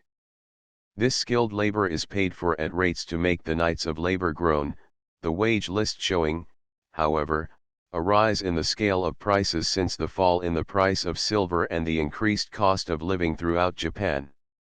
During the 4 busy months of the tea season the firers are paid the equivalent of 14 and 16 cents, United States gold, for a day's work of 13 hours. Less expert hands, who give the second firing, or polishing, receive 12 cents a day. Those who sort and finally pack the tea, and who work as rapidly and automatically as machines, get the immense sum of 20 cents a day. Whole families engage in tea firing during the season, earning enough then to support them for the rest of the year, or, rather, pinching for the rest of the year on what they earn during this brief season. In autumn little tea is fired, but the whole force of workmen can be had at the shortest notice, though the go-down may have been closed for weeks.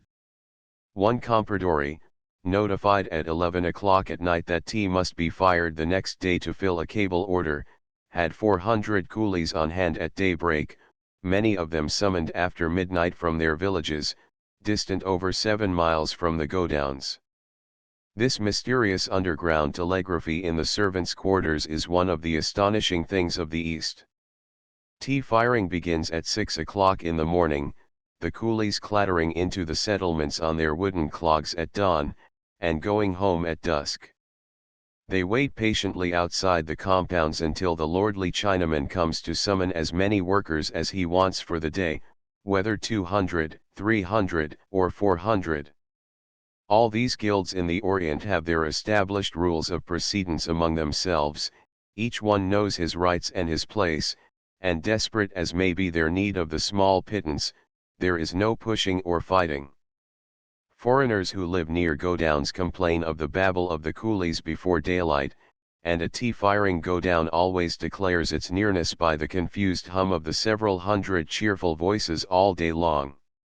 The Japanese lower classes are the most talkative people under the sun, and rows of jinrikisha coolies never sit quietly in waiting, like the red-nosed Parisian cabmen, dozing or reading feuilletons, but are always jabbering, laughing, playing games and tricks on one another.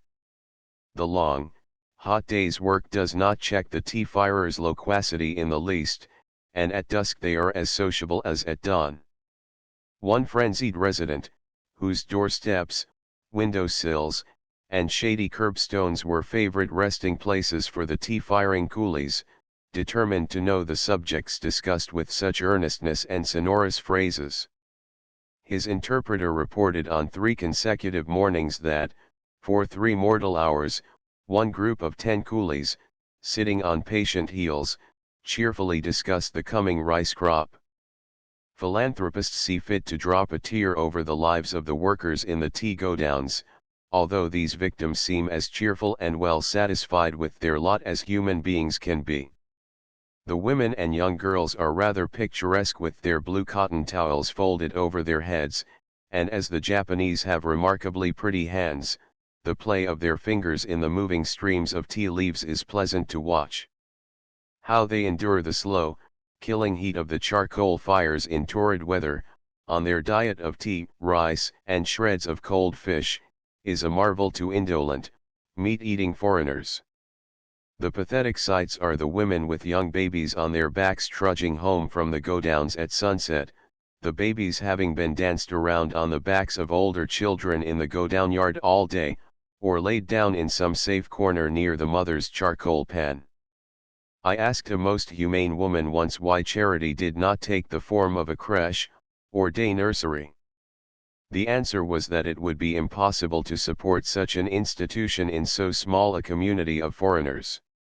Each godown would need a large crèche of its own, the poor women could not afford to spare a halfpenny of their earnings, and the problem must solve itself. If man cannot live by bread alone, many foreign residents live by tea alone, and live luxuriously. Great fortunes are made quickly in the tea trade no longer, as in earlier days. Romance departed with the clipper ships, and the cable and freight steamers reduced the tea trade to prosaic lines. Only the best and most experienced men now succeed in this trade, but the tea merchant toils in his counting room and godown only from April to October. Then he closes and locks it all behind him, and usually goes over to the United States to look after his interests and orders there. Tea has its fluctuations, like corn or cotton, although it is a crop that never fails, with the added disadvantages of the great distance from the final markets and the expensive cable communications to make it uncertain and full of speculation. As it takes 50 days for the fast tea steamers to reach New York by way of the Suez Canal, the tea picking season is over when the exporter learns of the arrival and sale of his invoices. On account of the heavier freight charges that way, only a fraction of the crop crosses the Pacific to be shipped by rail across the continent from San Francisco, the New York steamers by way of the Suez Canal requiring but a little longer time, saving half the cost to the shipper, and adding the convenience of a single handling of the cargo. The first of the season's crop is fired and hurried off as quickly as possible, tea steamers racing through Suez to New York, and the overland railroads rushing cargoes across the United States in special trains, as if they were perishable. With the exception of the Pacific mail steamers running to San Francisco, English and Japanese ships carry all this tea to America. The tea steamers discharging cargo at New York usually load there for Liverpool, and arrive in Japan in time for the next season, or sometimes make 2 trips to New York in one season. While the tea is moving, freights are high, but in the autumn they decline. Sailing vessels no longer carry tea, and the glory of the American fast clipper ships is but a tradition, a romance of the Eastern trade. The greatest market for Japan teas in America is now centering at Chicago instead of New York, and prophetic tea merchants expect to have San Francisco become the headquarters and great distributing point. Chapter 30 The Inland Sea and Nagasaki. In making 6 trips through the Inland Sea, I have seen its beautiful shores by daylight and moonlight, and in all seasons clothed in the filmy green of spring, golden with ripened grain or stubble, blurred with the haze of midsummer heat, and clear in the keen, midwinter winds that, sweeping from the encircling mountains, sting with an Arctic touch. My first sail on its enchanted waters was a September holiday, the dim horizon and purple lights prophesying of the autumn. From sunrise to dark, shadowy vistas opened, peaceful shores slipped by, and heights and islands rearranged themselves. The coast of southeastern Alaska is often compared to the inland sea, but the narrow channels, wild canyons, and mountain walls of the Alaska Passage have no counterpart in this Arcadian region. The landlocked Japanese water is a broad lake over 200 miles long, filled with islands, and sheltered by uneven shores. Its jagged mountains of intensest green nowhere become wild enough to disturb the dreamlike calm. Its verdant islands lie in groups, the channel is always broad and plain, and signs of human life and achievement are always in sight. Along the shores stretch chains of villages, with stone sea walls, castles, and temples soaring above the clustered roofs or peeping from wooded slopes, and the terraced fields of rice and grains ridging every hill to its summit and covering every lower level. Stone lanterns and torii mark the way to temple groves, and cemeteries with ancient Buddhas of granite and bronze attest that these little communities are centuries old. Junks and sampans lie anchored in fleets, or creep idly across the water, and small coasting steamers thread their way in and out among the islands. The railway follows the west shore of the sea, touching many old castle towns, most important of which is Hiroshima, whose great citadel is army headquarters, and was occupied by the emperor during the War of 1894–95. The chief naval station of the empire is at Kure, a few miles away, and the naval college is on the island of Etajima. The sacred island of Miyajima, facing Hiroshima, is one of the Sanki, or three most beautiful sights of Japan. Miyajima is more enchanting and idyllic than Nara, and offers more of landscape beauty, of picturesque architecture, of historic and legendary interest than the others of the Sanki, either the thousand pine-clad islands of Matsushima, in the Bay of Sendai, or the Bridge of Heaven, the fairy peninsula of Ama no Hashidate, in the Bay of Miyazu. No one has been born, no one has been allowed to die, on Miyajima, and formerly no woman could set foot there, although the great temple and its galleries, built on piles in the water and approached by boats through a giant torii in the water, is dedicated to the Shinto goddess Itsukushima and her two sisters. Hundreds of votive lanterns line the shores and are frequently lighted, sacred deer roam everywhere, and the place is so idyllic and peaceful that one cannot realize that every wooded point and height conceals a battery, and that sketching and photographing within this fortified area are as rigorously prohibited as in France and Germany. At Shimonoseki, the inland sea ends, and ships pass out by the narrowest of its channels, a channel that boils with tide rips and across which a chain once held all craft at bay. New forts replace the old ones bombarded by the combined English, Dutch, French, and American fleets in September 1868.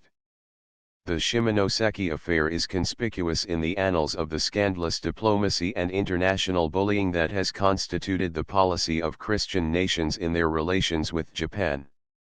The United States did, indeed, make a late and lame apology for its disgraceful share in the plundering of a weaker people, by restoring its portion of the indemnity, thus tardily acknowledging the injustice of its conduct. As travel increases, the harbor of Nagasaki will be everywhere known as one of the most picturesque in the world. Green mountains, terraced and wooded to their very summits, have parted far enough to let an arm of the sea cleave its way inland, and chains of islands with precipitous shores guard the entrance of the tortuous reach. The town seems to have run down from the ravines and spread itself out at the end of the inlet, and temples, tea houses, and the villas of foreign residents cling to the hillside and dot the groves on the heights. Nagasaki lost commercial importance for some years after the opening of the port of Kobe, since that took the tea trade to the upper end of the inland sea, around which lie the great tea districts of Japan. Its coal mines and its $1 million dry dock make it a harbor that no ships pass by, more vessels entering annually than at Yokohama.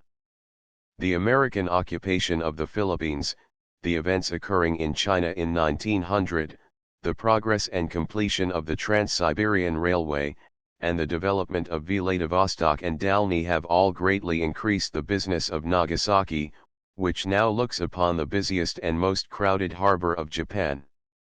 It is coal and supply station for all fleets. The American soldier scatters money wildly when transports anchor, and a large Russian colony comes down from the frozen north each winter. The picturesqueness of Nagasaki has appealed to the novelist and short story writer, and certain villas and tea houses have romantic interests. Its people are conservative and cling to old customs tenaciously. The old festivals are kept up with as much spirit as ever, and boatloads of farmers praying for rain often make Nagasaki's harbor ring with their shouts and drum beating. 20 of these rustics, sitting by the gunwales in one long boat, and paddling like so many Indians in a war canoe, go up and down the narrow fjord waving banners and tasseled emblems. While the inhabitants kept it, Nagasaki's observance of the Bon, the festival of the dead, was even more picturesque than the Daimonji of Kyoto. On the night when Nagasaki's spirits were doomed to return to the place of the departed, lights twinkled in all the graveyards, and the mourners carried down to the water's edge tiny straw boats set with food offerings. These they lighted and started off, and the tide, bearing the frail flotilla here and there, finally swept it out to sea a fleet of fire, a maze of floating constellations. Many junks and bridges were burned on these festival nights, and the authorities have forbidden the observance.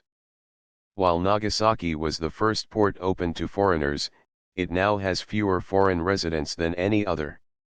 There are large mission establishments, but, outside of their community, the society open to the consuls and merchants is very limited when the harbor is empty of men of war. Their villas on the heights are most luxurious, and the views these command down the narrow fjord and out to the ocean entrancing. Life and movement fill the harbor below. Ships, junks, and sampans come and go, bells strike in chorus around the anchorage ground, whistles echo, bands play, saluting and signaling flags slip up and down the masts, and the bang and long rolling echo of the ship's guns make mimic war. At night the harbor lights are dazzling, and the shores twinkle to the very hilltops. The crowded masts of native junks are as trees hanging full of golden, glowing spheres, and electric flashlights from the men of war illuminate sections of hill and town and harbor niches. The Nagasaki winter is delightful, clear, bright, sunny days continually succeeding each other, but in summertime the climate leaves much to be desired. The air is heavy with moisture, and when the thermometer registers 90 degrees there is a steamy, greenhouse temperature that encourages the growth of the 100 varieties of ferns that amateur botanists collect on these hills. This damp heat is exhausting and wearing, trying to temper and patience, and annihilating to starch and artificial crimps. Man's energy fails with his collar, and although all the sights of the empire were just over the hill, the tourist would miss them rather than go to see them. Everything mildews then. Boots taken off at night are covered with green mold in the morning, gloves spot and solidify, and fungi gather on any clothing packed away. Every morning, on balconies and clotheslines, is aired and sunned the clothing that nevertheless mildews. Only a strong sense of reverence for a hero's memory can then lead one up the terraces of the public gardens near the Osuwo Temple to see the tree that General Grant set out. When he came to Nagasaki, both the General and Mrs. Grant planted trees to commemorate the visit, and his autograph certificate recording the event was cut in facsimile on the face of the large, irregular stone between the two saplings. Though the trees have been most carefully tended, one died and had to be replaced, but both now promise to spread into a generous shade. At the tea house where the great Japanese dinner was given by the local governor, with mako and geisha and jugglers performing between the courses, they still preserve the floor cushion on which their illustrious guest was seated, and bring it out to show to favored Americans. To the Japanese, General Grant and Commodore Perry mean America, nor could we have sent them better types than the great sailor who peaceably opened Japan to the world, and the greater soldier who made use of war only to ensure enduring peace. The Portuguese and Dutch have left records of their occupancy here in the 16th and 17th centuries. Francis Xavier and the Jesuit fathers who succeeded him converted thousands of Japanese to Christianity, and though it had been supposed that the persecutions and tortures under Ieyasu had destroyed the Christians, the opening of the country after the Restoration discovered whole communities of them near Nagasaki, who retained their belief, wore the peculiar dress prescribed for them by the Jesuits, knew the prayers and forms, and made the sign of the cross. Nothing in the Book of Martyrs exceeds the tortures and suffering of these Christians, who would not deny their religion, nor tread upon the paper picture of Christ, as they were bidden to do.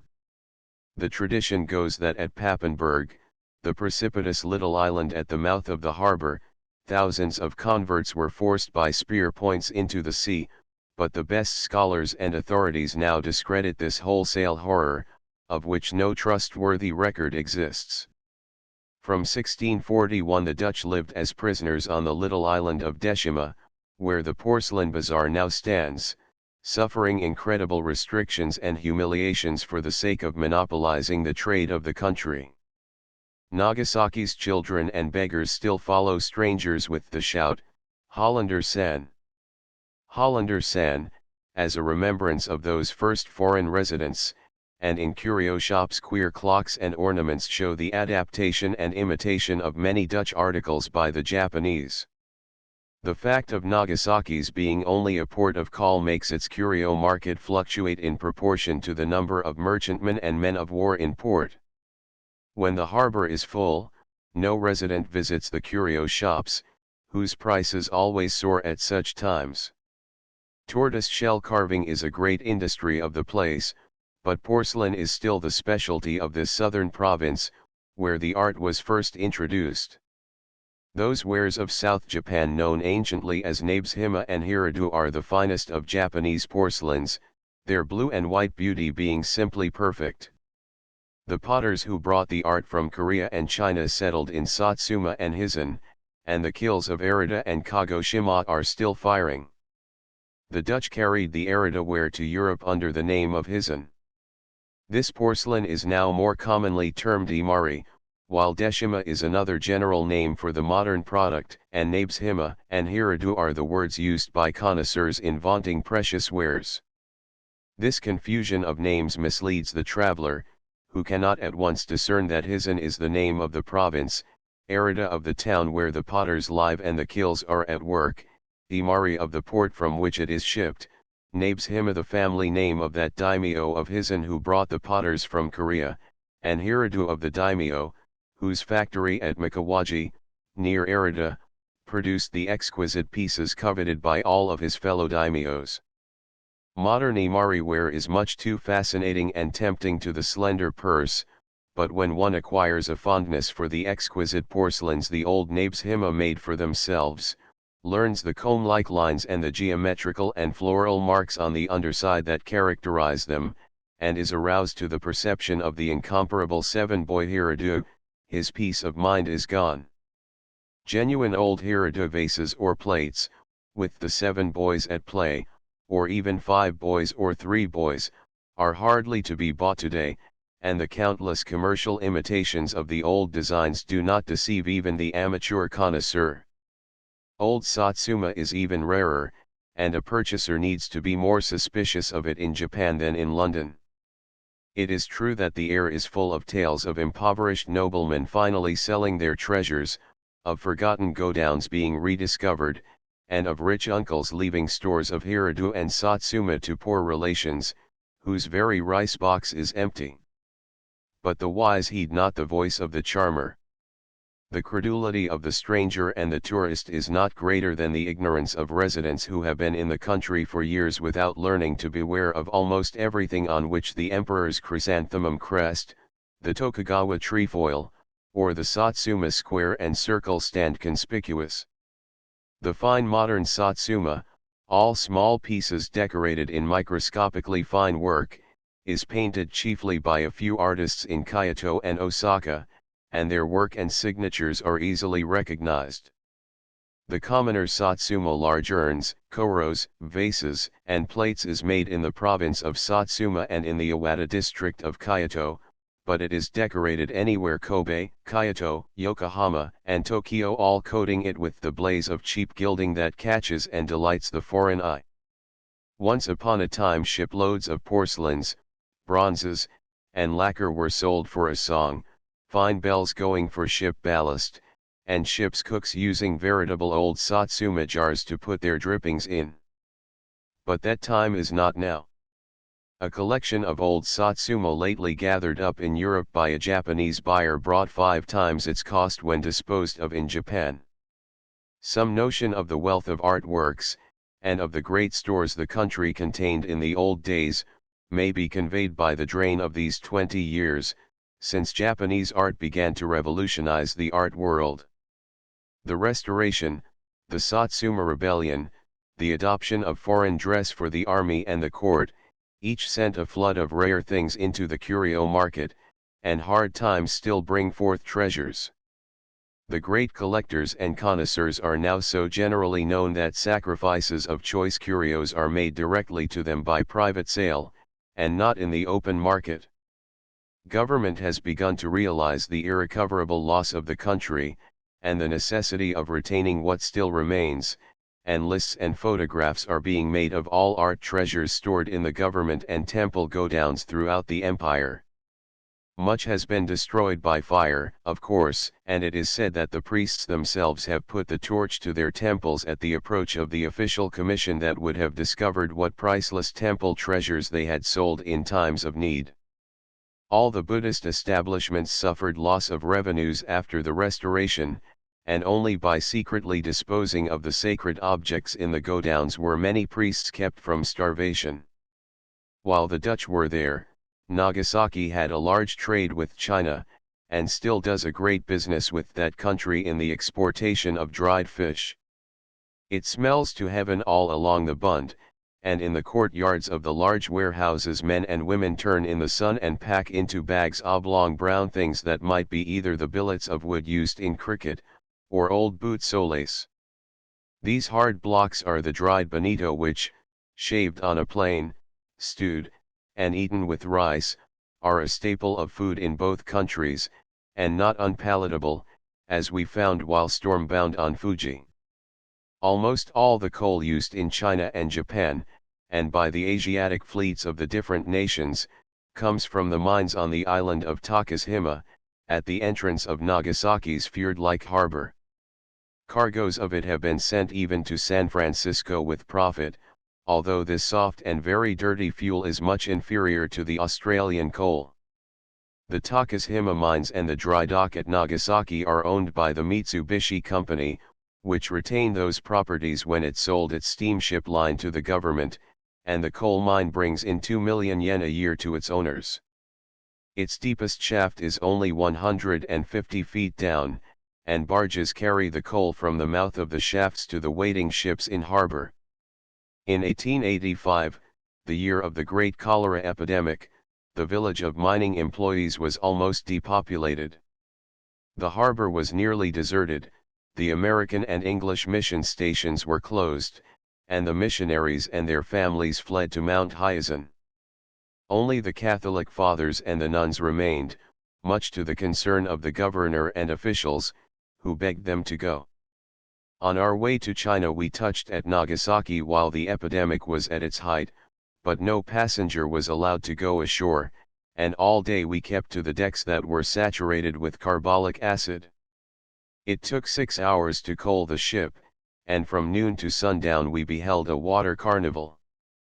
As the first coal barge drew near, a man in the airy summer costume of the harbor country, which consisted of a rope around his waist, jumped over the side and swam to the stern of our steamer.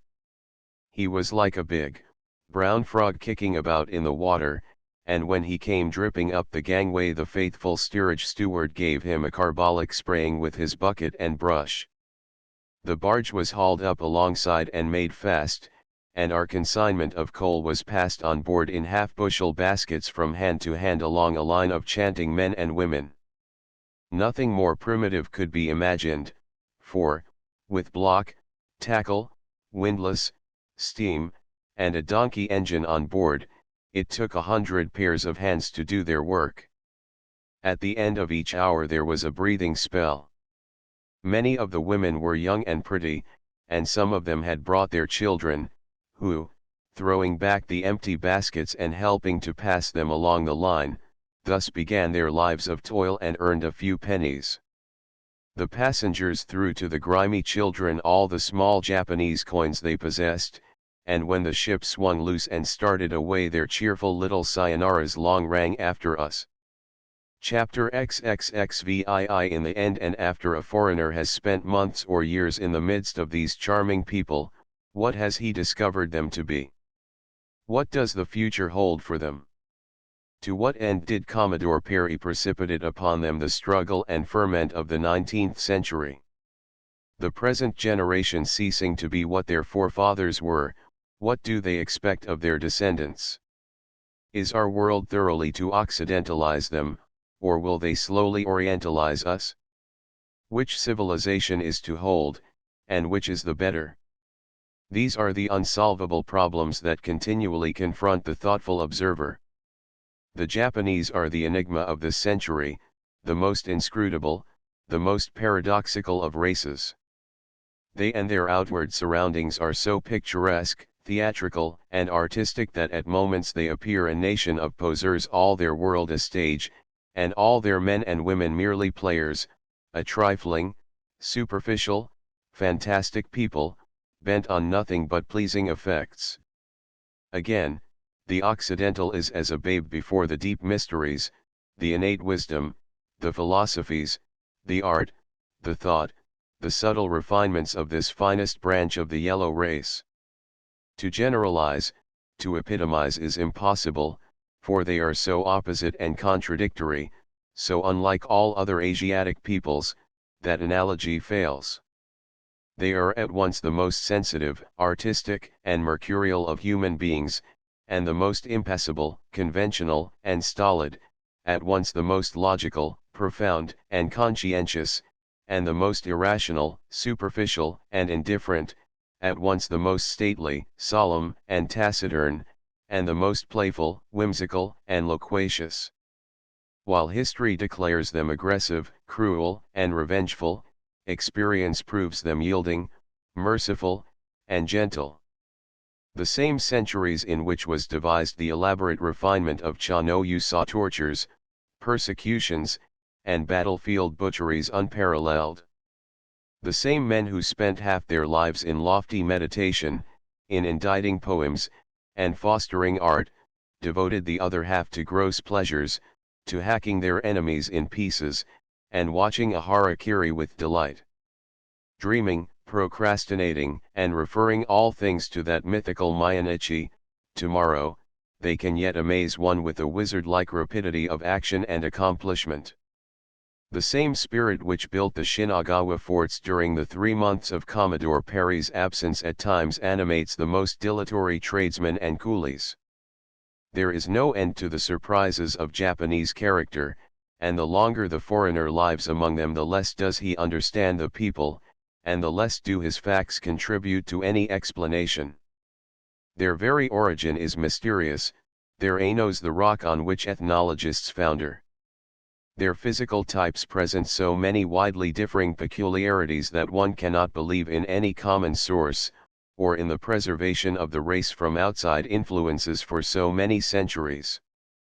Some coolie possesses the finely cut features, perfectly modeled surfaces, and proudly set head of a Roman emperor.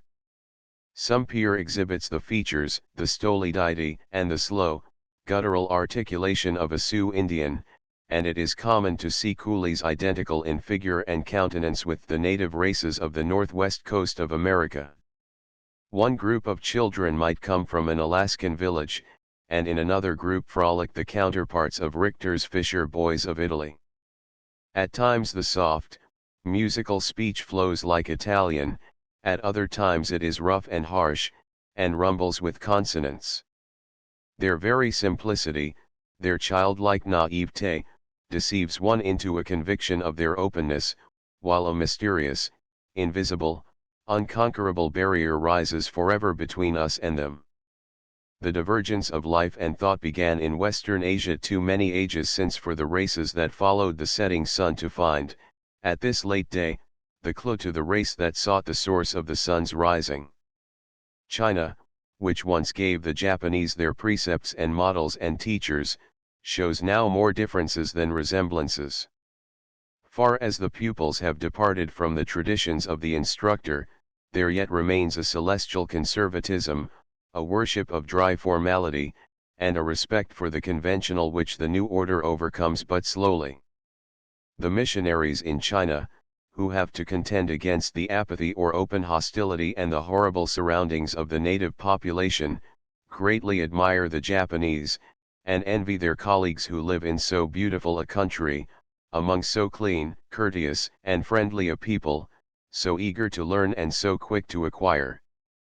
It is true that foreign merchants and officials in China laud the superior qualities of the celestial, and infer a superficiality and want of seriousness in the Japanese, but the alien who has dwelt in Japan experiences a new homesickness when he exchanges a Japanese port for one across the Yellow Sea, with Nanking instead of Nippon servitors about him.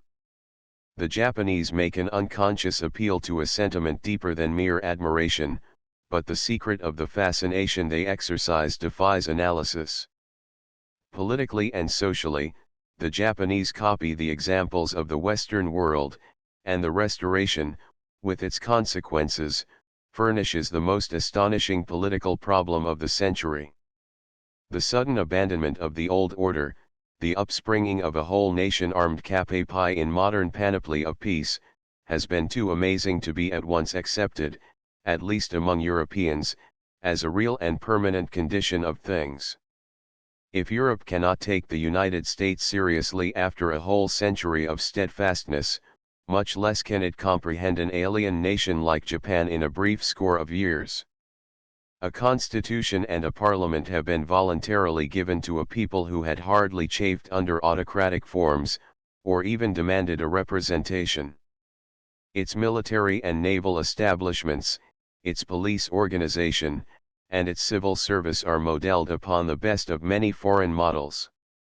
Its educational system is complete, an admirable union of the best of American, English, and German methods. Its postal establishment, its lighthouses, telegraphs, railways, hospitals equal those of the West. And all this was accomplished, not by slow growth and gradual development, the fruit of long need, but almost overnight, voluntarily, and at a wave of the imperial magician's wand.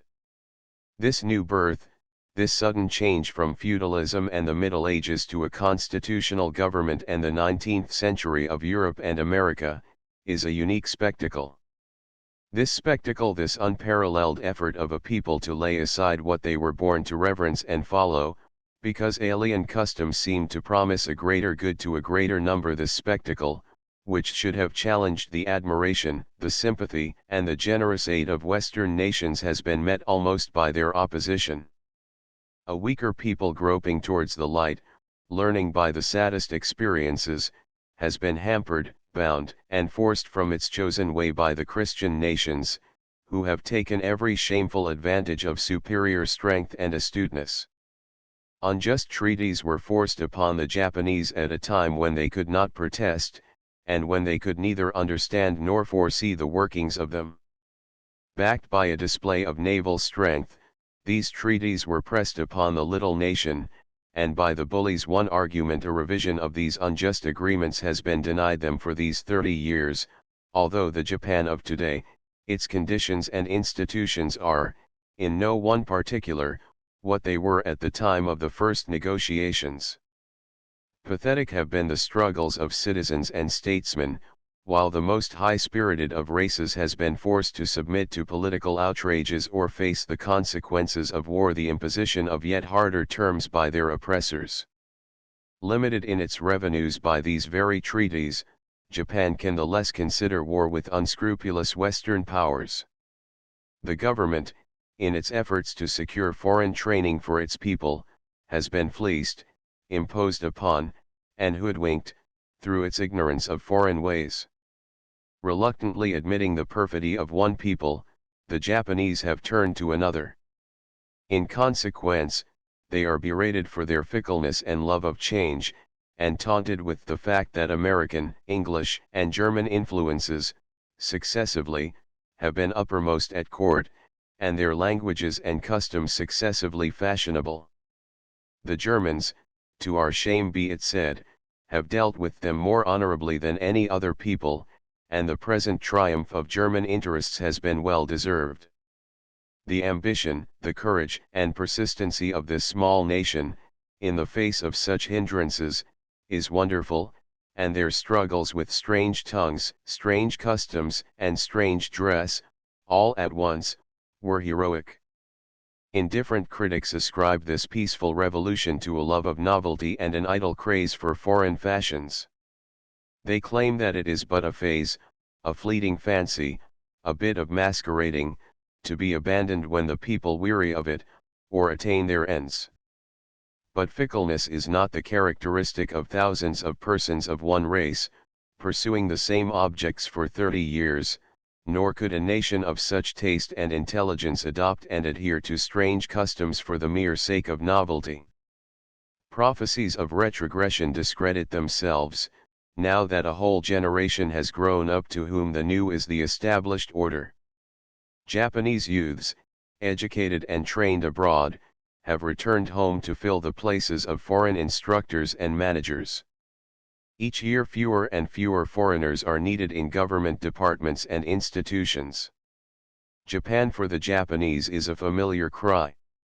The desire for enlightenment and the impulse towards progress were the result of forces already acting from within, long before Commodore Perry's black ships came to anchor in Mississippi Bay, and still potent as then. In this day the way to distinction and power is open to the humblest.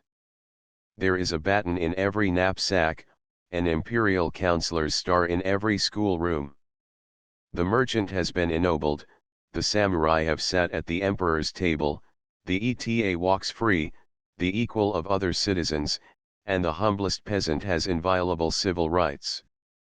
Women have come out of their guarded seclusion, and enjoy a social existence and importance and a legal equality, and their educational opportunities are ever enlarging. Marriage laws, divorce laws, and property laws secure to them rights greater than some European women hold. The family life and authority remain unchanged, and the privacy of the home is jealously guarded, no foreigner penetrating to that sacred center. The family ceremonies and festivals are observed as punctiliously as ever. The nobility and the official class lead the social life of Europeans, but the conservatism of the middle or merchant class still clings to the old order, which another century may find almost unchanged. The art of Japan has already revolutionized the Western world, leaving its impress everywhere. The quick appropriation of Japanese ideas and expressions marks an era in the Occident as distinct as that of the Renaissance. For all her giving with full hands, we can return nothing to this most art-loving of nations. Western examples and teachings, and the ignorant demands of Western trade, have wrought artistic havoc in the island empire. Wherever foreign orders have been received, the simplest work has so deteriorated, has been so vulgarized and cheapened, that recognized efforts are now making to arrest this degradation of the national art. Cultivated Japanese, appalled at this result of Western teachings, encourage artists and artisans in the study of national masterpieces and the practice of the old methods, and the labors of these public-spirited citizens are ably seconded by the government. The foreign professor of drawing, with his hard pencils and his plaster casts, is a functionary of the past. Today the youth of Japan holds to his own writing brush, and begins, as aforetime, with the one-stroke, two-stroke, and three-stroke sketches that lie at the root of the old master's matchless art. Strangely enough, all perception of the beauty and relation of color seems to leave the Japanese when they use foreign materials. The people who have all their lives wrought and used and worn the most harmonious combinations of color in their garments and household goods, will execute monstrosities in Berlin wools in place of the rich old fukusa, and combine the crudest and most hostile hues with unconcern.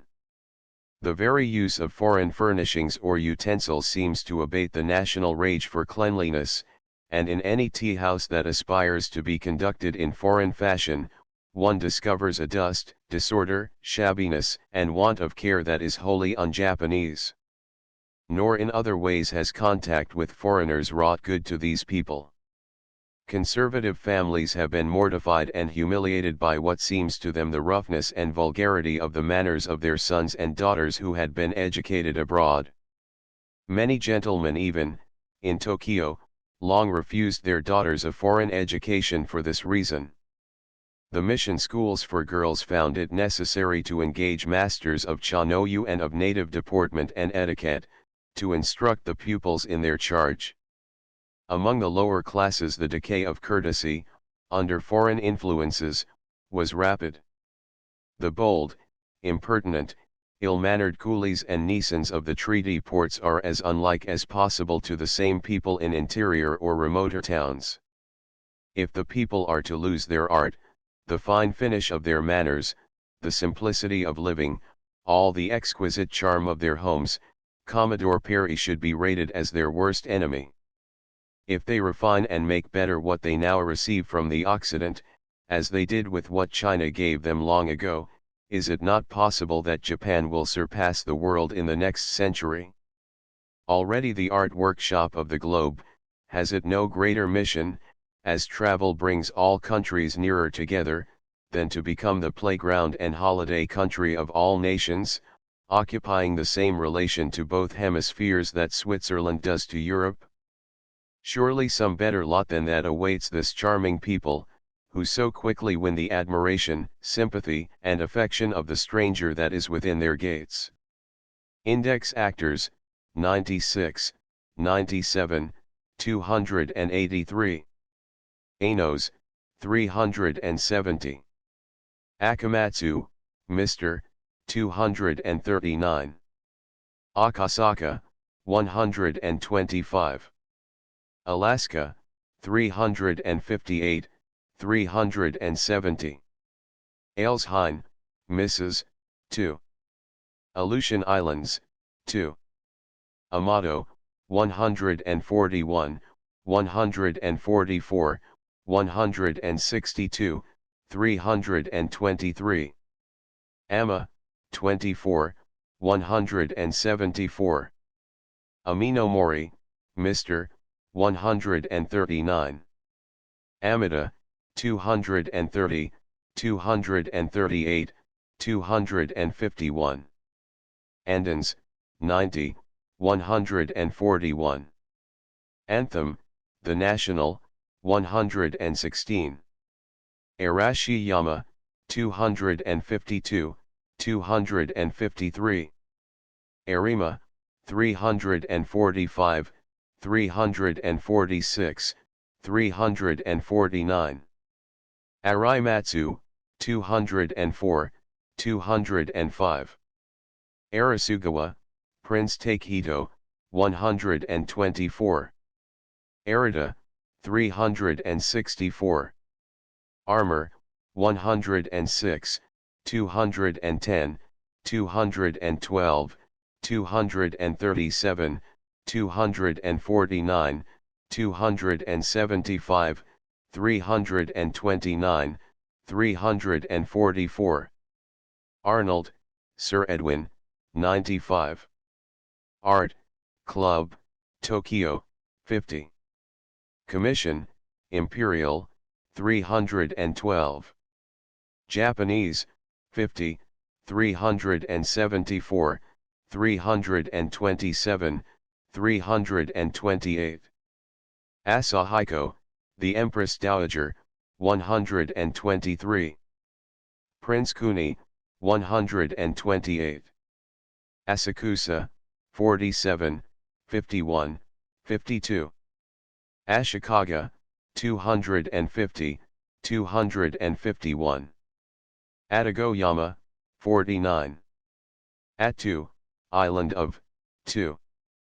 Awata, 228, 235, 269, 270, 277, 279, 285, 286, 365. Awatsu, 221. Baku, 99. Baltimore, 51. Bamboo, 35, 136, 233, 346, 347. Bankoware, 209. Baths, 128, 169, 170, 173, 194, 195, 203, 349. Battledore, 283. Bazaars, 131, 273, 335. Beauvais, 260. Bering Strait, 2. Belgium, 344. Benkei, 217. Benton, the Goddess, 41, 42, 272. Dory, 13, 15. Barry, Dr. J.C., 241. Bird, Miss Isabella, 146. Bishamon, 271. Biwa, 22. Lake, 179, 216 to 218, 235, 331. Black Tea, 351, 352. Bleaching, 283. Bluff, the, Yokohama, 7, 11. Board of Trade, 331. Bone Festival, 242, 361. Boston,